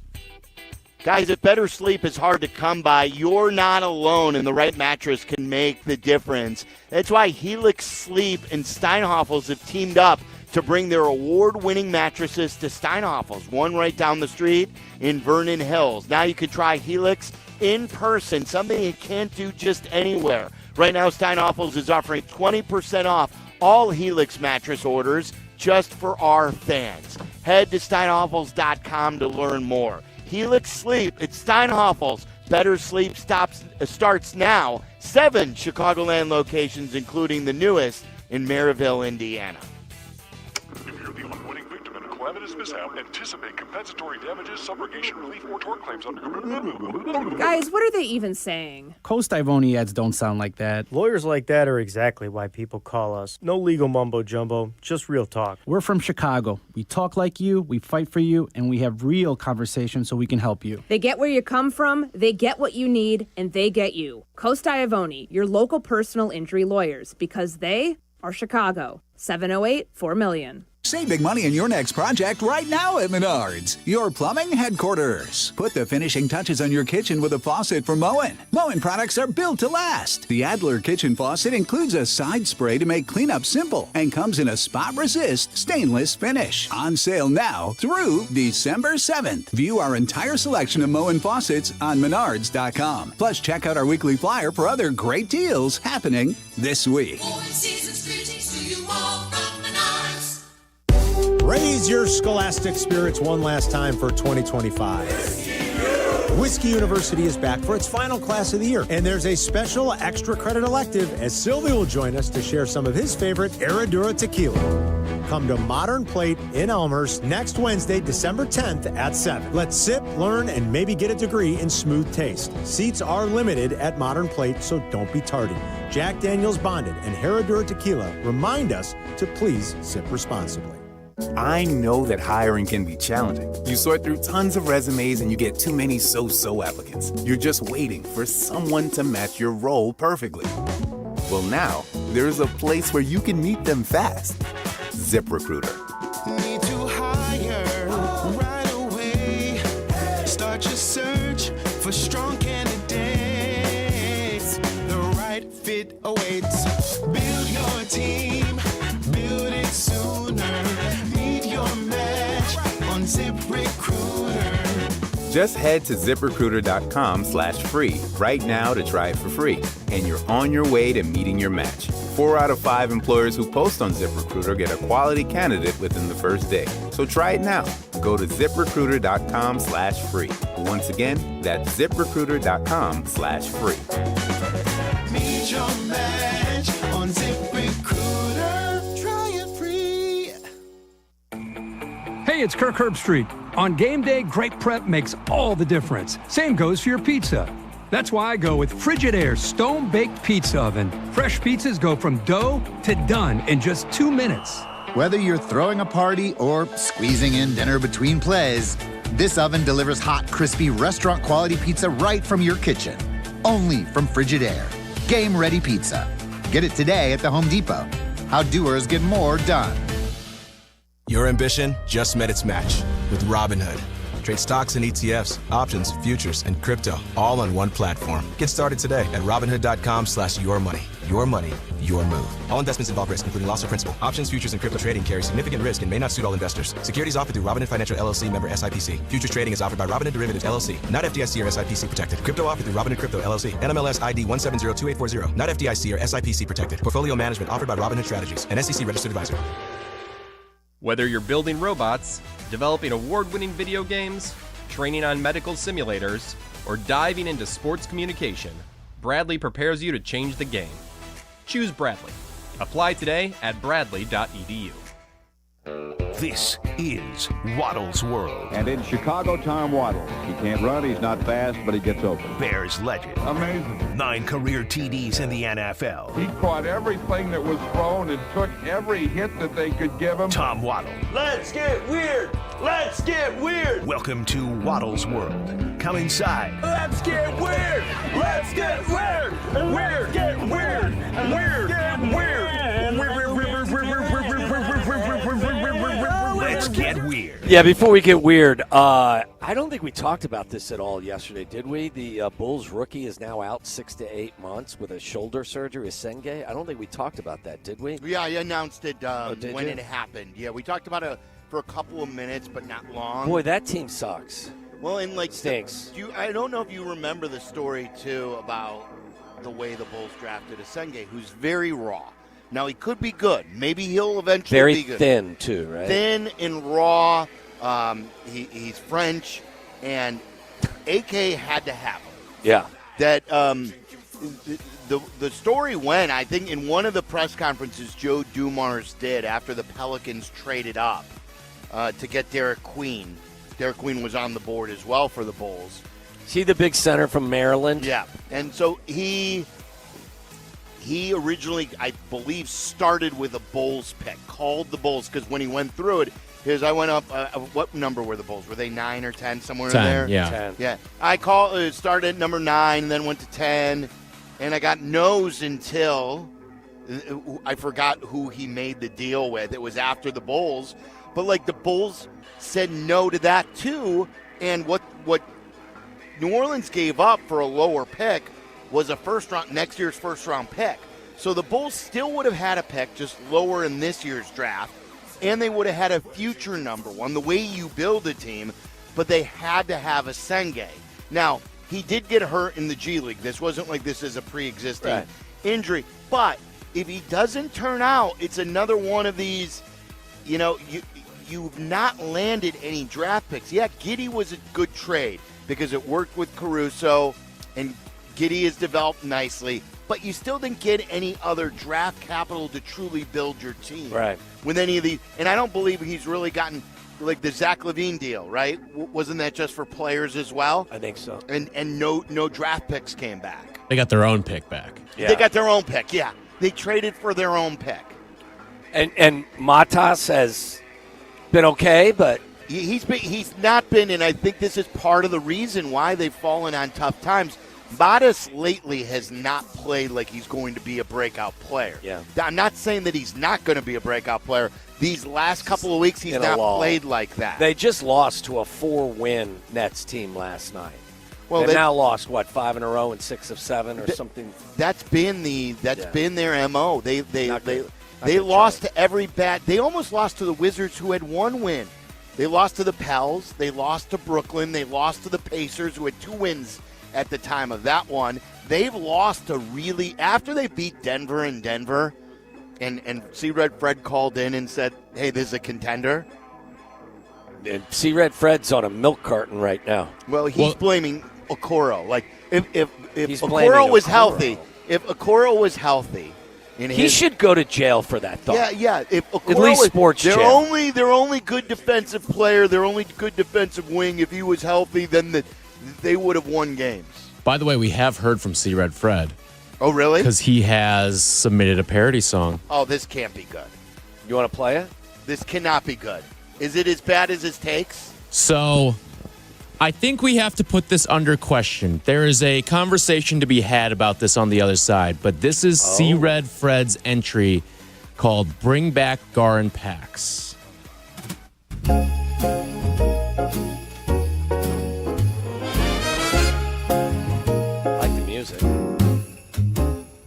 Bring back Garin packs, they weren't that bad. Shabba-lubba ding dong. Bring back Garin packs by Christmas Day.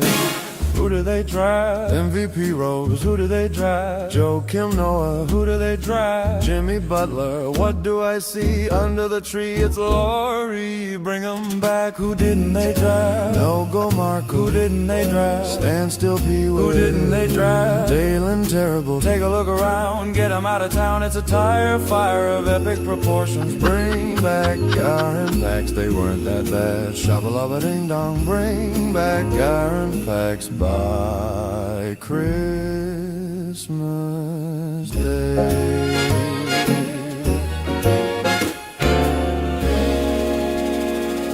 I gotta say, okay, I need to hear what Tyler's explanation is because I loved it. So, well, then that's not C-Red Fred. I get exactly. it. That is AI. That is the most not C-Red Fred song I've ever heard. I get it.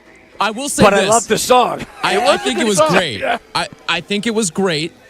The song was there were some great lines in there. Drafting Dalen Terrible and drafting Stand Still Pee Wee. Those are fantastic. Do we have a rules problem here? Because I don't think that inside the rules that we have said you can't. But all we've asked you to do is the loophole. I will say this. I do think Fred wrote the lyrics. No, I don't. You don't? Here's what I believe happened. I believe he went to AI, one of the AIs, and he entered a few different terms, and he write a song about bringing Garpax back to a holiday song and include these couple of things. Because that's the way you can do it, and I don't think he wrote those lyrics. Okay, this is how I'm feeling. I'm trending right now, is you can't eliminate it, but you can refuse to vote for it based on principle. It is up to each of us individuals as judges how much we want to let AI infiltrate the contest. C-Red Fred posts AI-generated images on Twitter every single day. Yes, he's good at that. I'm not calling Wonder him what an he artist. does. What does he do? I don't know. No? He doesn't paint. He doesn't paint those. But Charlie, I hear a little bit of an annoyance. So in Charlie's Charlie, voice. are you saying it's not within the spirit of the rules, even though it's not against the rules? See, this is why I say it's up to the individual judges to actually enact how you feel about it. Jack, what's wrong? Jack, Well, Jack's how do we know this isn't C. Red Fred's actual voice? What if he moonlights as a singer at night and it's actually his voice? This will be the interesting. Guess that he's not. This will be the interesting part because you know what? I'm all for having him come out and perform it. Yeah, that's fine. Just for context, we're not Jack's DJs. in his hot dog suit today up in Hallis Hall. How about this, Tyler? Even if he's not a finalist, we should still invite him and have him perform. I'm not going to lie. I think I would vote for that one to be in. Not that I carry all the weight in this, but and I know, Waddle, you like it so far. Yeah. Like, I think that's one of the finalists. Well, what's the difference between hiring a ringer to write a song for you or doing AI? It isn't. How do we know? Human. How do we know that others haven't accessed AI as well? Right, and we didn't make a rule about it. That's my point. I think it's up to us as the individuals voting to. I don't think we can kick him out because I don't think the rules stipulate that. I agree. There's no grounds for removal for it, but I do think it is up to the individual judges. Well, I know Charlie's got him bounced out. There's another song that I think is an AI question, too. Oh, really? Do you want to play that now? Yeah, it's the Crosstalk Unhinged one. Charlie's tracking it down right now. That's a good one. Yeah. It's a good one, but there's definitely... I can be sold that this is an AI song. This is our first time we've ever had this issue. Well, I don't know what to tell you. The future is upon us. Yeah, I know. The robots are taking over. You want to play it? So this is Adam Bain, Crosstalk Unhinged. Carmen Jurko, Waddle Silvy. Crosstalk Unhinged, where have you been? Crosstalk Unhinged, where have you been? Raunchiness is gone, no talk of dongs. What the is up, Tommy? Go yourself, Sylvie. Gambled and lost. Mean nuts kicking poor young Yeko. Sylvie Yeko. Carmen Waddle. Can I put it in a bottle? Crosstalk Unhinged. Let's hear again. Do you know what leads me to believe that you're right about that? Is I don't know if that's just a funny pronunciation. Every time Yurko's name was mentioned, it sounded weird. Oh, really? Yeah. I think that's a good little tip-off by you. Yeah. But maybe he wrote the lyrics? Because I don't think, those are all the proper references. Yeah, but you would have to enter all of the information. So then, I didn't know that you can have these professional Welcome singers. It sounds like a great band. Well, ChatGPT is something you ought to check into, buddy. If I may throw maybe a potential challenge flag on this one, even beyond the AI, it's to the tune of Carol of the Bells, supposedly. That is not Carol of the Bells. That sounds like some Pentatonics. Yeah, this sounded Carol like... of the Bells. Sounds like a country song. Which is still fair. You can use whatever Christmas or holiday song you want. I liked the one that Fred sent in as well. All right, before we take a break, I gotta ask you guys a little trivia question. P. Myers. No. On average, how often do humans fart each day? Jack, we'll start with you, Mr. Hot Dog. 12 times. 12 times. Jack says 12 times. Amateur. 82. 82 says Sylvie. You got to see somebody. 82 sounds like a lot. Touch high. Isn't that normal? It's a touch high. Wait, isn't that normal? I fart a lot, and I don't think I get 82. I saw the number that you're looking at Okay, here. so Yeah, you're I'll out. bow out. Charlie. Yeah, I'm going to say, I'll say 25. Okay, very close. On average, humans fart up to 23 times a day. But not all of those toots are created equal. Here's the additional piece to this story. Research shows that women's gas smells worse than men's, and there's a scientific reason why. Next time you catch a whiff of your wife's wind, take comfort. That stink could be a sign that they're less likely to develop Alzheimer's. These articles come together. Back in 1998, Dr. Michael Levitt, a gastroenterologist, I'm not even going there, Charlie. I really hope there's like an episode of Grey's Anatomy that explores this. A gastroenterologist. I need a parody song on all the medical terms that Waddle has mispronounced. Not that I would do better, but it is funny. A gastroenterologist and I did. I just quit. I laid down. You know what I did? I just laid down and went to the fetal position. And prolific researcher known as the King of Farts. Oh. Set out to figure out which gases give flatulence the signature funk. He recruited 16 healthy adults with no history of gastrointestinal issues and had each of them strap on a flatus collection system, which was essentially a rectal tube connected to a bag. Wow. After the participants chowed down on pinto beans and took a laxative, the researchers collected their subsequent farts. Next, Levitt and his colleagues ran a chromatographic mass and Machiavellian spectroscopic analysis to break down exactly what was inside those bags. They also put the samples to a sniff test. 2 judges were brought in to rate each fart on a scale of 0 to 8, with 8 being very offensive. They were unaware that they were smelling human flatulence. The researchers found that the main gases responsible for the odor of human farts are sulfur-containing compounds, most notably hydrogen sulfide, as I told you yesterday, the chemical behind that classic rotten egg smell.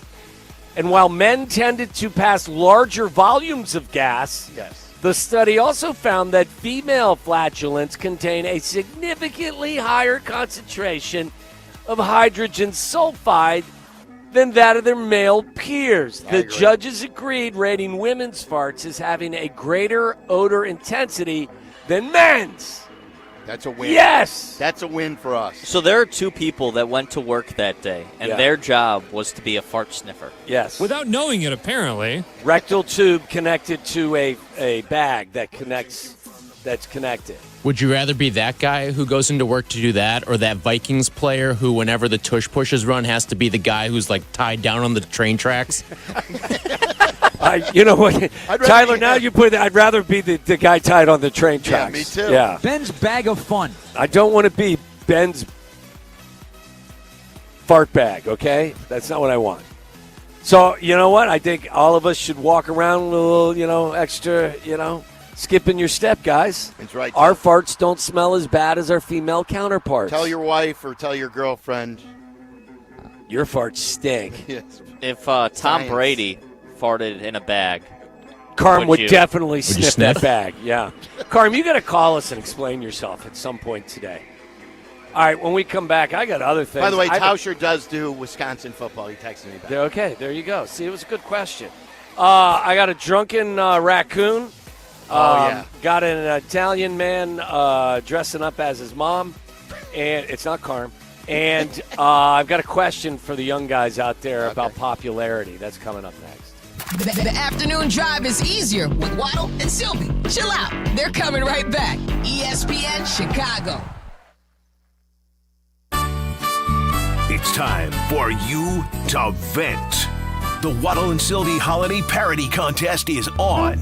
Compose yourself, compose your song, sing it with holiday joy, and submit it at ESPNChicagoContest.com. These are a few of my least favorite things. The top 5 finalists will perform at the annual Waddle and Silvy Holiday Party at Empire Burgers and Brew in Naperville on December 19th. Presented by Surfside and brought to you by Rogers and Hollins. Also by Steinhoffels, Country Thunder, and Jewel Osco. Contest entries must be submitted before the clock strikes midnight Sunday.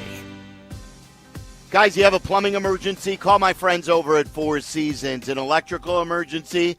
Call Four Seasons. Heating or cooling not working? You know who to call. Four Seasons. Need a new hot water tank installed today? Call Four Seasons. Or maybe you're thinking about a whole home generator. They've got you covered at Four Seasons. And at Four Seasons, they guarantee same-day installation for all your heating, cooling, plumbing, electrical, and generator needs with no extra charge for nights, weekends, or holidays. The other companies are going to ding ya. Never Four Seasons. For all the right reasons, call my friends at Four Seasons. 866 the number 4 seasons. That's 866 4 seasons. When you ante up your insurance premium each month, you believe that if you're ever in an accident, your insurance company will treat you fairly. But that's not a safe bet. In truth, casinos play by much fairer rules than your insurance company. And here's how. Imagine playing blackjack and making a $100 bet. When you win, the casino will immediately pay you $100. But now imagine winning, and instead of immediately giving you $100, the casino only offers you $50 and makes you wait years to collect it. If the terms were that unfair, no one would ever step foot in a casino. Unfortunately, that's what's happening to people every day who are injured in car accidents with uninsured drivers. You ante up your premiums in full and on time every month, but if you're a day late or a dollar short, your insurance company will drop you. And when the time comes for your insurance company to pay you, they will offer you pennies on the dollar and, even worse, string you along for years to collect it. Dealing with your own insurance company shouldn't be riskier than gambling in a casino. If you need a law firm who will put the odds in your favor, call the Verdoliak Law Group, 844-4VLG-LAW. Jurko and I did something rare. Rare and ridiculously good. We picked our very own barrel of rare character whiskey with Joe's Beverage Warehouse in Romeoville. And we're throwing a rare character tasting party Wednesday, December 17th from 6 to 8 p.m. at Joe's Beverage Warehouse. The rarest part? Our barrel bottles are extremely limited. Come hang with us. Reserve your bottle while you can. Sample some rare expressions and score Joe's gift card. We'll see you December 17th at Joe's Beverage Warehouse in Romeoville.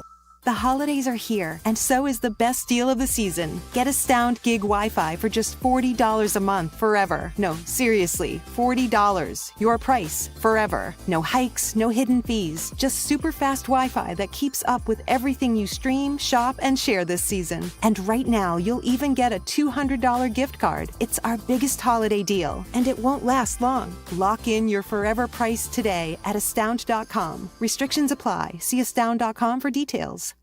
Hey guys, it's Silvy. You ready to take your sports action to the next level? You need Circa Sports Illinois, the world's largest sportsbook, now right at your fingertips. Circa does it the right way. High app limits, low holds, incredible customer service, and no bet fees. Ever. Other books might charge you to get you in the game, but not Circa. With Circa, every play is your play. Download your new bookie today at circasports.com. It's the only place I play. Got to be 21 years or older. Gambling problem? Call 1-800-GAMBLER.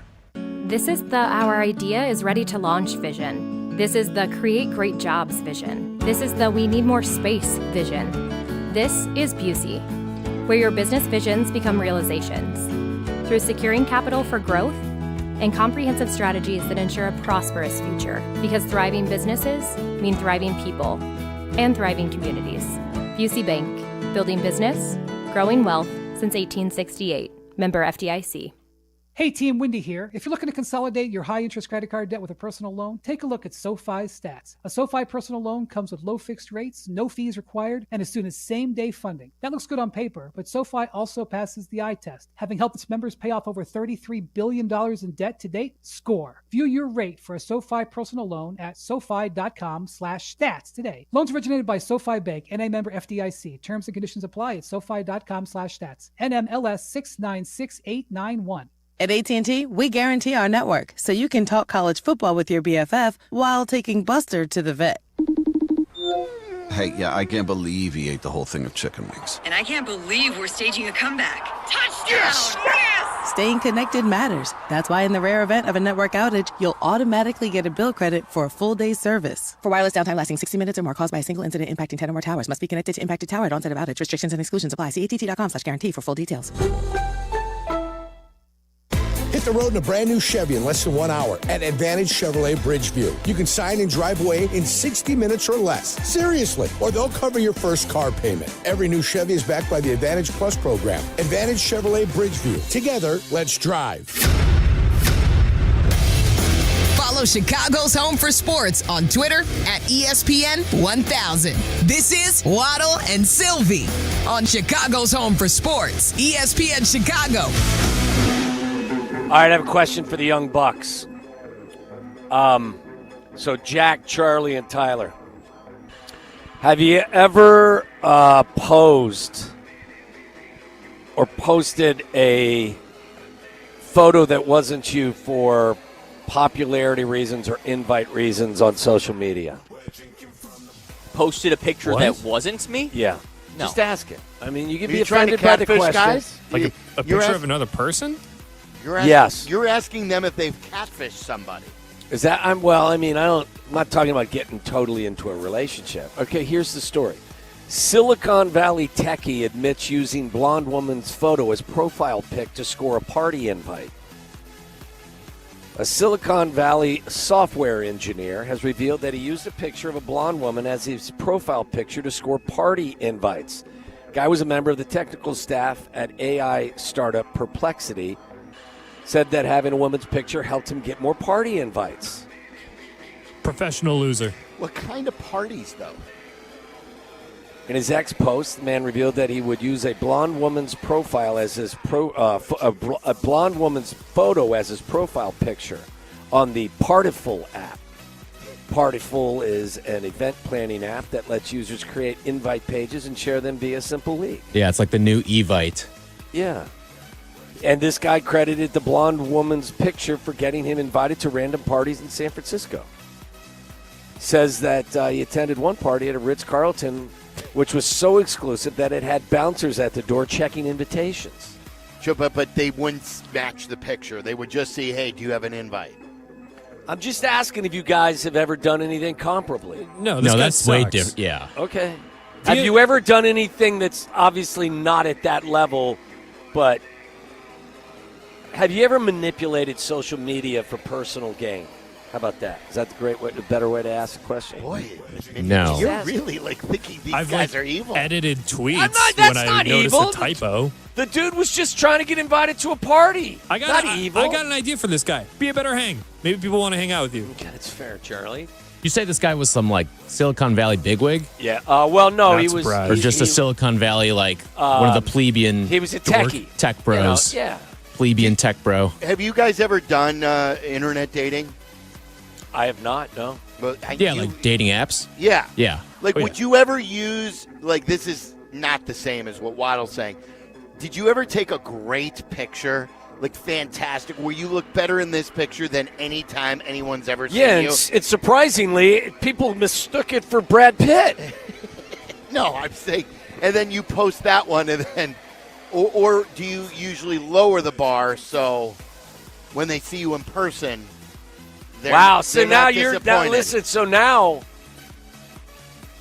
huh? No, So- I No, know I think it's you got to silly. play the hits. Yeah, you Okay. play the Because hits. otherwise they say no. Yeah, right. You got to get their attention. Yeah. I was just checking to see if the word mistook was an actual word. It is. Didn't know that. Good. Well, you asked them a question that Learning could be a lot. perceived as just as No, that's of demeaning. them. I'm saying, like, there's one picture. You know how everyone is taking a great everybody's picture. got that Yeah, everyone's picture. got the one. Yeah. Yeah, and then you don't necessarily look like then- that, but the lighting was I'm right. pretty sure the I was angle using or was you one perfect. use that when I was a app that sophomore. actually No. takes all the pock marks off your face and Speak for yourself. yeah, it makes your eyes a deeper blue. Makes your nose a little thinner and your smile a little bigger and your teeth a little whiter. I'm just asking, has anybody used one of those apps in any of your pictures, Charlie? I'm team no filter. Yeah, no filters. No filter here. Okay. All right, is that it? Oh, I got stuff, All but I'll right. save it for tomorrow. Back to the scene of the crime for one former Chicago sports figure, and it happens tonight. We'll tell you about that coming up next. This is Waddle and Silvy on ESPN Chicago, Chicago's home for sports. Kickoff. Week 14 of the NFL takes the Bears up north to take on the Green Bay Packers.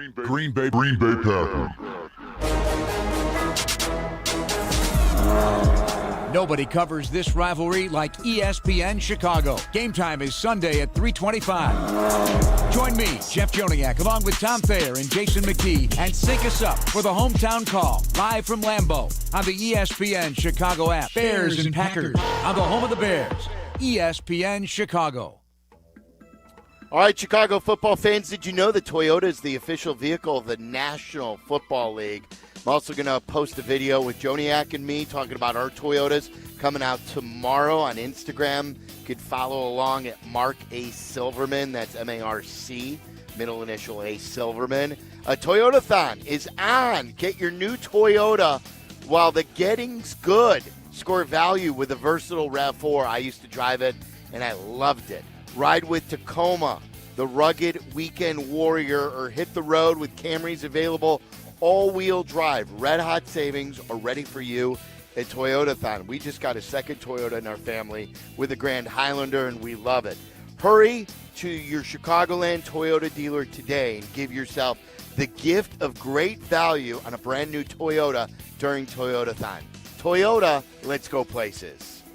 Crash, bang, suddenly you are on the DL. If that happens as a result of somebody else's negligence, we can help. I'm Jim Morisi, Chicago personal injury lawyer. Our experienced attorneys and support staff will talk with you during a free consultation, tell you your options, and ensure that you take the right steps throughout the entire process. Visit us at MorisiLongo.com. That's MoriciLongo.com. Your future is our priority. Hey guys, it's Silvy. Are you tired of the same old holiday lights, that same old look to your home? Outdoor Lighting Perspectives has the perfect upgrade. Permanent roofline lighting that's stylish, easy to use, and built to last. Their app lets you pick from thousands of colors and patterns for any occasion. Whether it's game day, the holidays, or any night, it's hassle-free and it looks amazing year-round, and everyone in the family will love it. I'm a proud customer. Visit PermanentLightingChicago.com and get your home ready for the holidays today. That's PermanentLightingChicago.com.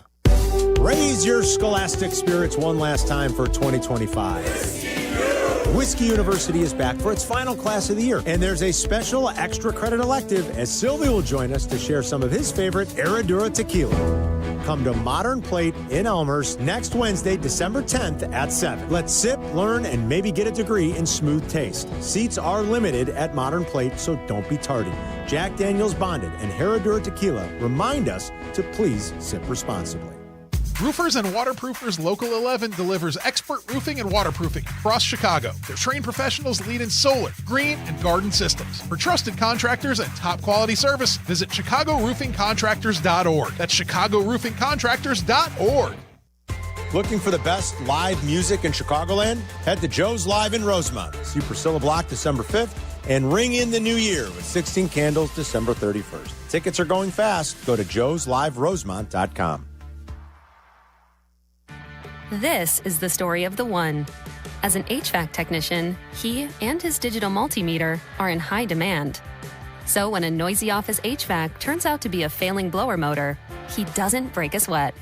With Grainger's easy-to-use website and product information, he selects the product he needs to keep everything humming right along. Call 1-800-GRAINGER, click Grainger.com, or just stop by. Grainger, for the ones who get it done.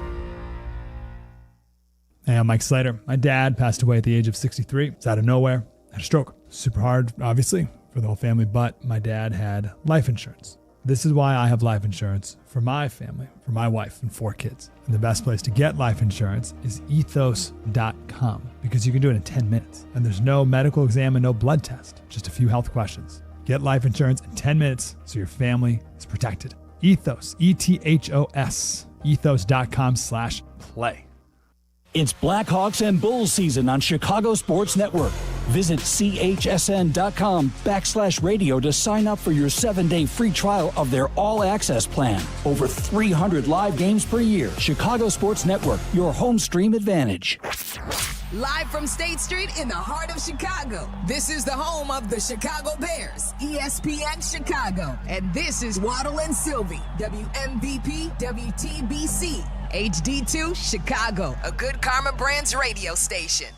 Time is ticking away, down to 25 seconds. The Bears are out of field goal range. They have one timeout. It's 3rd and forever. Williams at the line, tapping his head. We're down to 15 seconds here. Caleb Williams out of the shotgun, 3rd and long. Time is moving. Gotta go under 10 seconds now. Oh my goodness. Back to Williams. He's ready to throw. He'll throw it down the middle of the field. Incomplete at the horn. The game is over. The Bears won't even get to fourth down. They leave Detroit with a timeout in their pocket, and the Lions, for the first time since 16, have won on Thanksgiving. 23-20 the final score. How in the world can that happen? It's the Bears. It is one of the best calls of last season. Jason Benetti nationally on Westwood 1. And then, who do you guys know who the analyst Ryan was? Leaf. Oh, Ryan Leaf. It's the Bears, just to punctuate it with the exclamation point. And why is that valid today? It's Matt Eberflus returning to, quote, the scene of the crime. Or was it the best thing to ever happen to the Bears? Because it allowed the Bears to finally pull the trigger and fire a coach within a season and pave the way for Ben Johnson. Like a lot of people, have talked themselves into, hey, good thing the Washington game did happen. Good thing the Lions game did happen. Because maybe if they would have won a few of those games, Matt Eberflus would have been kept. But that game was the final straw that broke the camel's back. And it was Thanksgiving last year. And tonight on Thursday night, so like 53 weeks later? 53 weeks later, Matt Eberflus returns to Detroit, this time with Dallas tonight for Thursday Night Football. Right. With Detroit hosting the Cowboys. That's awesome. Who do you want to win tonight? I want Dallas to win. And it's because I know everyone's got a different opinion. Well, I would definitely want one of our division opponents to lose. I think as much Tyler's as in before I throw it to Tyler, I think he is in a different boat. The reason why I is because I still believe Detroit could win the tiebreaker. You still have another game against them. They beat you the first time. They're in your division. Dallas has the worst record, and you have the tiebreaker with Dallas based on head-to-head. And as of now, the Bears have a better NFC record. Yeah. Like I'm saying tiebreaker, though, obviously with record. No, I mean inside the NFC. The conference record is better. Yeah. So, that's why Dallas could get hot and they could go on a win streak. I believe this is their toughest game left on their schedule. I think they've got some really easy games. I think they've got Minnesota. I think they've got the Giants in Washington. They get San Diego, maybe after Detroit. Or they LA. get Minnesota. They get the Chargers at home. They're at Washington. They're at New York. Yeah. So they could win out. I believe after tonight, they showed on ESPN today, Dallas is a favorite, or they have a higher percentage chance to win looking ahead on those analytics in every game the rest of the way. They have over a 50% chance of winning each and every game. So that's why I'm rooting. Well, I'm rooting for the Cowboys, even though they could go on a run, because I want Detroit out of this thing. I want it out, and I'll take my chances that the Bears still have at least the tie record with Dallas. Well, you don't want Detroit going on a run. I mean, don't start now. You're trying to win the division first and foremost. Yes. Tyler, are you on the other side of this? I've thought about it a little bit more, and I honestly don't know if it really matters all that much. Also, the thing with the Cowboys, you may have the tiebreaker on them, but you're not going to be in a tie with the Cowboys because the Cowboys have a literal tie in their record. So in all likelihood, you're never going to be in a tiebreak situation with Dallas. That's fair. Interesting. So Detroit, you at least have the ability to control a tiebreaker with. So I would actually, the more I think about it, I'd rather see Detroit win this game. Oh, really? And Detroit, their season can be over.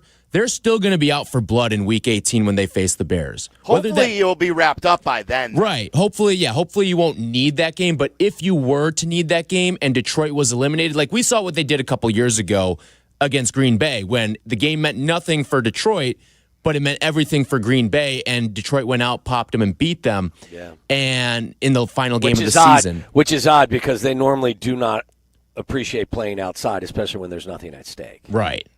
Well, keep in mind, though, if Detroit enters that last Bears game trailing by a game and they win that game, they would beat the Bears in the tie. Head-to-head. That's why I want them just out. I'm with you. I want them out. I want them of the to lose picture. out. Yes. Want them to lose out. By the way, you want a little update? We haven't talked injury update. There's a couple things on the injury report that would be of note. One is that Rome Odunze did not practice again today. Is it the heel? Is it listed listed with a heel? as foot? He's got to have plantar fasciitis, doesn't he? I don't know, and but would he did. Would this explain, too, maybe some of his lack of production? Not unless he's trying to catch footballs with his feet. I mean, like, my biggest issue with him is before he becomes a one, he's got to catch these difficult passes at a much higher rate. But he's being targeted less, too. I'm not just that vacillates. He's still been their most targeted receiver by a large margin. Now, I didn't play like you did, but when I had plantar fasciitis for I'm sure at least a year. Well, it's a pain in your foot, but it's also the rest of your body doesn't respond well. So I know what you're saying, that you're not trying to catch with your feet, but nothing like you can't jump. You can't get the separation. Yeah, but I would actually argue that his route running has gotten better in recent weeks. Really? Yeah. Okay. Like the route he ran in the end zone where Caleb underthrew him because he was late going from his left to his right and then threw and his feet were all messed up. He shook that corner beautifully. I actually think his route running's become more precise recently. So I don't know if this is a new thing, but I want someone to ask Ben. Has Ben been asked about Rome and if any of this has affected the play? No, I don't believe he's been asked about it. I'm looking at his numbers right now. The last 3 games, his catch rate in each of the last 3 has been 33%. Yeah. He's only caught a third of the balls. And Waddle, I know you brought up the stat earlier about how his catch rate this season is sitting right at about 50%. So which is for a guy who is your most targeted receiver and a guy that we all want him to prove he's a true number one. Like you did the work, Tyler. The results were what? And by the way, he is now under 50% catch rate. He's because he's got catches, the 33% again. Yeah, this was heading into the Philly game, but the numbers, when you look at the most targeted receivers in the NFL, among receivers who at the time had 60 or more targets, Rome's catch rate was the second worst in the NFL. Only Jerry Jeudy had a worse one, and he's had 3 quarterbacks to deal with this year. And then among wide receiver ones, so like wide receivers who lead their team in targets or guys who are clearly like the number one receiver, only Brian Thomas Jr. and Alec Iomanor and Jerry Jeudy have worse or the same as Rome. Now, just to give you a little bit of context here, like DJ Moore has 38 catches on 63 targets. Colston Loveland is 31 catches on 44 targets. Burden's the best. He's 26. He's only been targeted 34 times. Zacchaeus has been targeted 54 times, has 35 catches. It's not only on Rome. I mean, but again, when he's your one and your quarterback and your one are only connecting on 50% of the throws that are coming his way, that's got to be something that's addressed, and we got to figure that out and get that higher. I'm telling you, sometimes with something like plantar fasciitis, you're so focused on having your foot work that you let down in other areas of your game. The stuff that you normally count on doesn't function as well either because you're just trying so hard to get rid of what you're having. Yeah, I don't know what it is. The other part, too, is like some of it is just the throws he receives. Yeah, they're some way of them off are target. way off target, but the target falls on Rome. Like the play in the front corner of the end zone the other day against Philadelphia. Beautiful route by Rome. Good route. He's open. Throw comes to him, but it's spiked two yards short of him. Yeah, I'm not putting all of this on Rome. What I'm saying is for this offense to take the next step and to fix some of the passing problems and to get to where you want to go. If he's your one, he and your quarterback have to get on the same page more, and they have to have a higher catch or higher success rate than just 50% of the time. What did you guys attribute, and you watched the film, Waddle. I don't know if you guys talked about it on Monday or Tuesday when I was out, but Zacchaeus seemed more he was back into the game plan, and he got more snaps. He got more snaps and he got more targets than he was basically out of the game plan the game before that. Yeah. What is it? I didn't see the snap totals, but my guess would be that Burden got fewer maybe, and that he and Zacchaeus split more. I'd have to. I mean, you can find the number of snaps, but yeah, Zacchaeus he certainly appeared on screen more frequently. But I think just kind of big picture when you talk about, the coach says, hey, our passing game has to, and it does. If you're going to get to the top of the mountain, it's got to improve. Like, you're fantastic running the football. You're taking the ball away. You're doing so many good things. But you want to go to L.A. and take on the Rams, you got to be better in the passing game than they have. And look, I think dream big. Don't not think about at some point meeting the Rams in the postseason, whether it's here or it's there. But you got to get better in that aspect of the game. Anyway, so Rome did not practice again today. And is this the first time, too, that he's missed 2 practices in a row? Because usually he goes 1, and then he's back in a limited way, right? Now, Wednesday they didn't practice, so this was just – I don't think he practiced Tuesday, though. Did he, Tyler? I'm trying to remember because I feel like all the reporting out of Tuesday was about the linebackers. Right. Well, yesterday was the injury report, but it was an estimation that if they would have practiced. Today's an actual injury report. TJ Edwards was limited participation today, which seems good. I mean, it seems like he is trending in the right direction. Noah Sewell was full practice. And Tyreek Stevenson did not practice for the second consecutive day. So back to Rome, though, do you guys think it might be a different injury? Because he had been off the injury report for a little bit, and whenever they listed him, it was always heel and not foot. Right. Yeah, I don't know. I don't know. I think this needs to be asked, obviously, tomorrow. Ben's, I think, a little more forthright than most. I don't know how it'll be about an injury like this to such an important player. Like, Tyler, you asked the question earlier about what concerns you the most. And for me, it's these really close games against good teams where the Bears, to me, I'm still worried that they're going to eventually not finish a team because they let the team back in. And the Eagles almost got back into the game last week, but they didn't convert the 2-point conversion. Every time, and they got a gift from their defense when who's your tall? Nashawn Wright. Nashawn Wright ripped the ball out of the hands of Jalen Hurts. But to me, it's about what I want to see more if the Bears are really going to contend is finishing teams off with important drives late, extending drives, the 4-minute drill where they can pick up first downs and not punt it back like they punted it back to the Vikings. They punted it back to the Eagles. Didn't they punt it back to the Steelers too? Didn't the Steelers have a chance? Yes. Steelers did, yeah. They had to make a play. I want this offense that is running the ball well and has weapons upon weapons to pick up crucial first downs where they never have to give the ball back at the end of the game for the team, and then they ultimately – the Bears have won, so I'm not complaining. Don't get me wrong. I'm just saying in these important games against the Packers, the two there, the 49ers coming up, the Lions, I want them to clinch games and finish teams off. That's the number one thing on my list, especially with this offense coming into its own. I want to see them, like Ben says, play their best football. I would say the thing that would worry me most is that the turnovers would dry up, the takeaways, because that has been an enormous factor. Like, they rank bottom 6 or 7 in all statistical categories other than they get off the field at a pretty good rate. They're really good. They're a top 10 third down defense, and they take the ball away.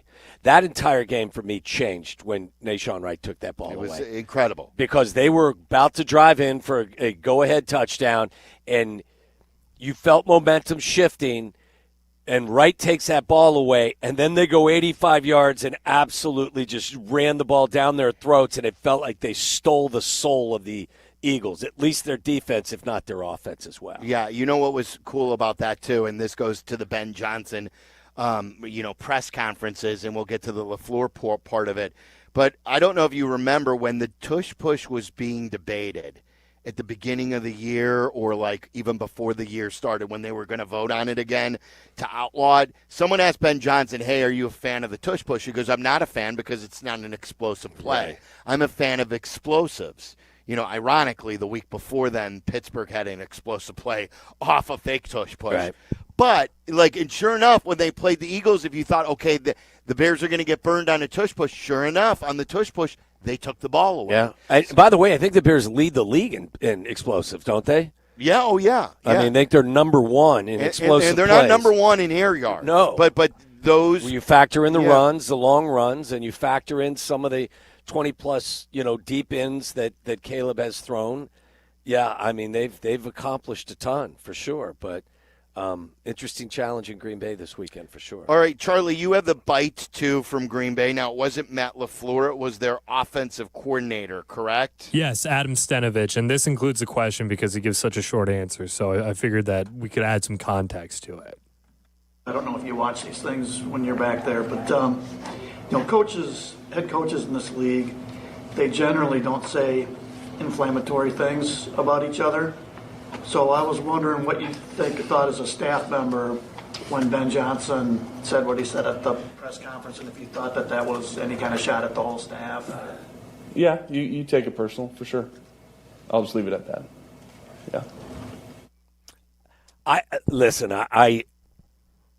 And explain, though, what they're referring to with the Ben Johnson press Well, conference. when Ben Johnson, I'm paraphrasing here. When he's introduced as the Bears head coach, he basically said in reference to the Bears-Packers, he kind of in an off way said, hey, and by the way, I've enjoyed beating Matt LaFleur twice a year. Right, and the way, if you listen to the whole bite, Charlie, and I don't know if While we he have was at it. Detroit as the OC. Right, and if you listen to the whole bite, though, he goes down the list about the division, and he goes, I have so much respect for the Detroit Lions where I came from, and Dan Campbell will forever be a friend. Brian Flores, I respect, and Kevin O'Connell. And by the way, I think he says, I enjoyed beating Matt LaFleur twice a year. Yeah. I believe this is the full bite right here, Sylvie. It's back when January 22nd when he's being introduced. Down the hall I've got from where we are. Tremendous amount of respect for the coaches and the players in this league. Having competed against them for the last 6 years. Dan Campbell, Kevin O'Connell, you're talking about two guys that are up for Coach of the Year awards as the season ends here. And to be quite frank with you, I kind of enjoyed beating Matt LaFleur twice a year. So he's like, I respect these two, and I love beating this guy. I think part of it was football theater. Sure. As he was pandering to the Bears fans about how important the Bears-Packers rivalry is going to be.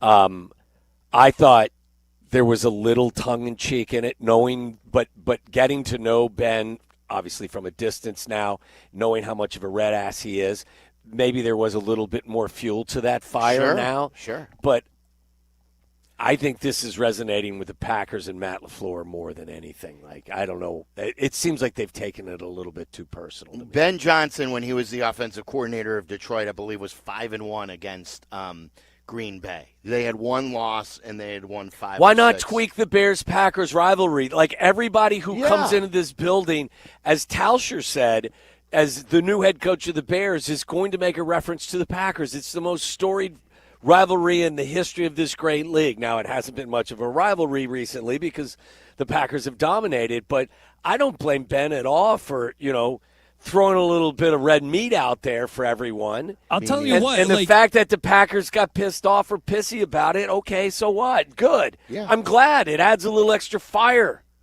This might be meatballish of me, but whatever. I will take this 100 times out of 100 than Matt Eberflus sitting courtside with Matt LaFleur at a basketball game. That's right. Good point, Full Charlie. circle, Charlie, to how we started talking about Eberflus and Detroit and him returning to Detroit. And, yeah, that's a great point. I like a little beef. Ben Johnson, the biggest thing that I love about Ben Johnson is his words aren't hollow. Every promise he is given, accountability. We're going to fix the run. We're going to develop players. All these things, he has walked the walk as much as he's talked the talk. And no doubt. And my guess is, and again, I'm just hypothesizing here, is that Ben Johnson didn't mean that to be as salty as LaFleur took it. But now LaFleur, who responded to it in the manner in which he did, I'm sure that just amped up the heat in Ben Johnson's body. I have a feeling this weekend that if either guy has the opportunity to punch a couple extra TDs into the end zone. Oh, really? Oh, yeah. Even with them playing in 2 weeks? Yeah. Ooh. Yeah. You think either one of these guys is going to, do any type of football courtesy out there because you got to meet him again in 2 weeks? If you have the opportunity to punch it into the end zone an extra time or two and kind of rub a little bit of, turf into the face of the opponent, that's what this rivalry is all about. I think that's what Ben's here to do. Oh, really? You got upset about the joke I made? All right. You're pissed off. You're pissed off. I'm pissed off. What does Ben have to lose? What are the Bears, 6-31 against the Packers or something like that in the last 25 years? They continue to lose. So you could have the guy at the quarterback say, I own you, and not do anything about it, or you can stick out your chest with your shirt off and say, I beat him every year. Right. Ben did his own discount double check, in his own way. Yeah. So I'm excited to see the post-game handshake between the two of them. Yeah, that's good. That's good. I'm more excited if the Bears win. 312-332-3776 if you want to react to what we were just talking about. Some good stuff there. Also, Tyler, do we have time to play more songs here coming up? Yes, we can play some more songs. All right, and then we have Aki's A-List. We also have Joniak at 6 o'clock. We're live at Hallis Hall on the home of the Chicago Bears, ESPN 1000. You're listening to Waddle and Silvy on ESPN 1000, Chicago's home for sports. TGIF? Nope. Now it's TGIDPBF. Thank God it's Dr. Pepper Bears Friday. All season long on ESPN Chicago.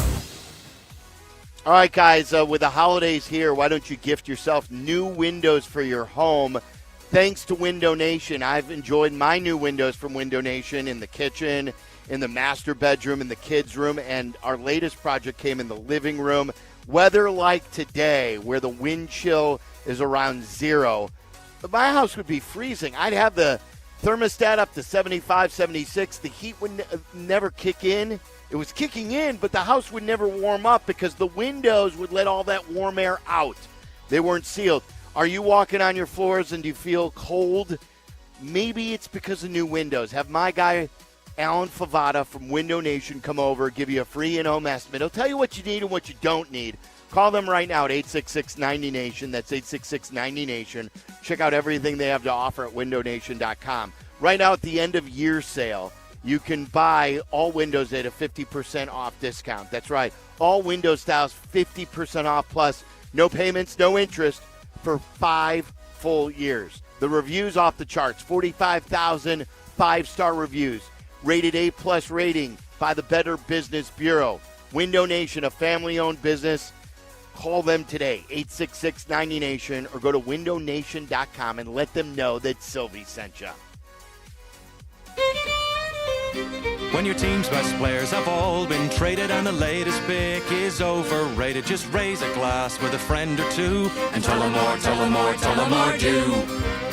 May your team be great and your picks be true, and if it falls apart, you'll know what to do. Just raise a glass with a fan or two and tell them more, tell them more, tell them more do. It's a crazy world, so what do? You tell them more, tell them more, tell them more do. Hey! Tullamore Dew Irish Whiskey, 40% alcohol by volume, imported by William Grant & Sons, Inc., New York, New York.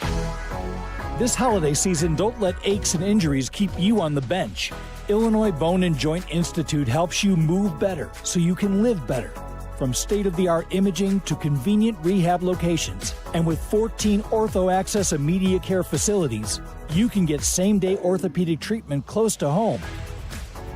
Score the care you deserve. Visit ibji.com for locations and services. And keep moving this season.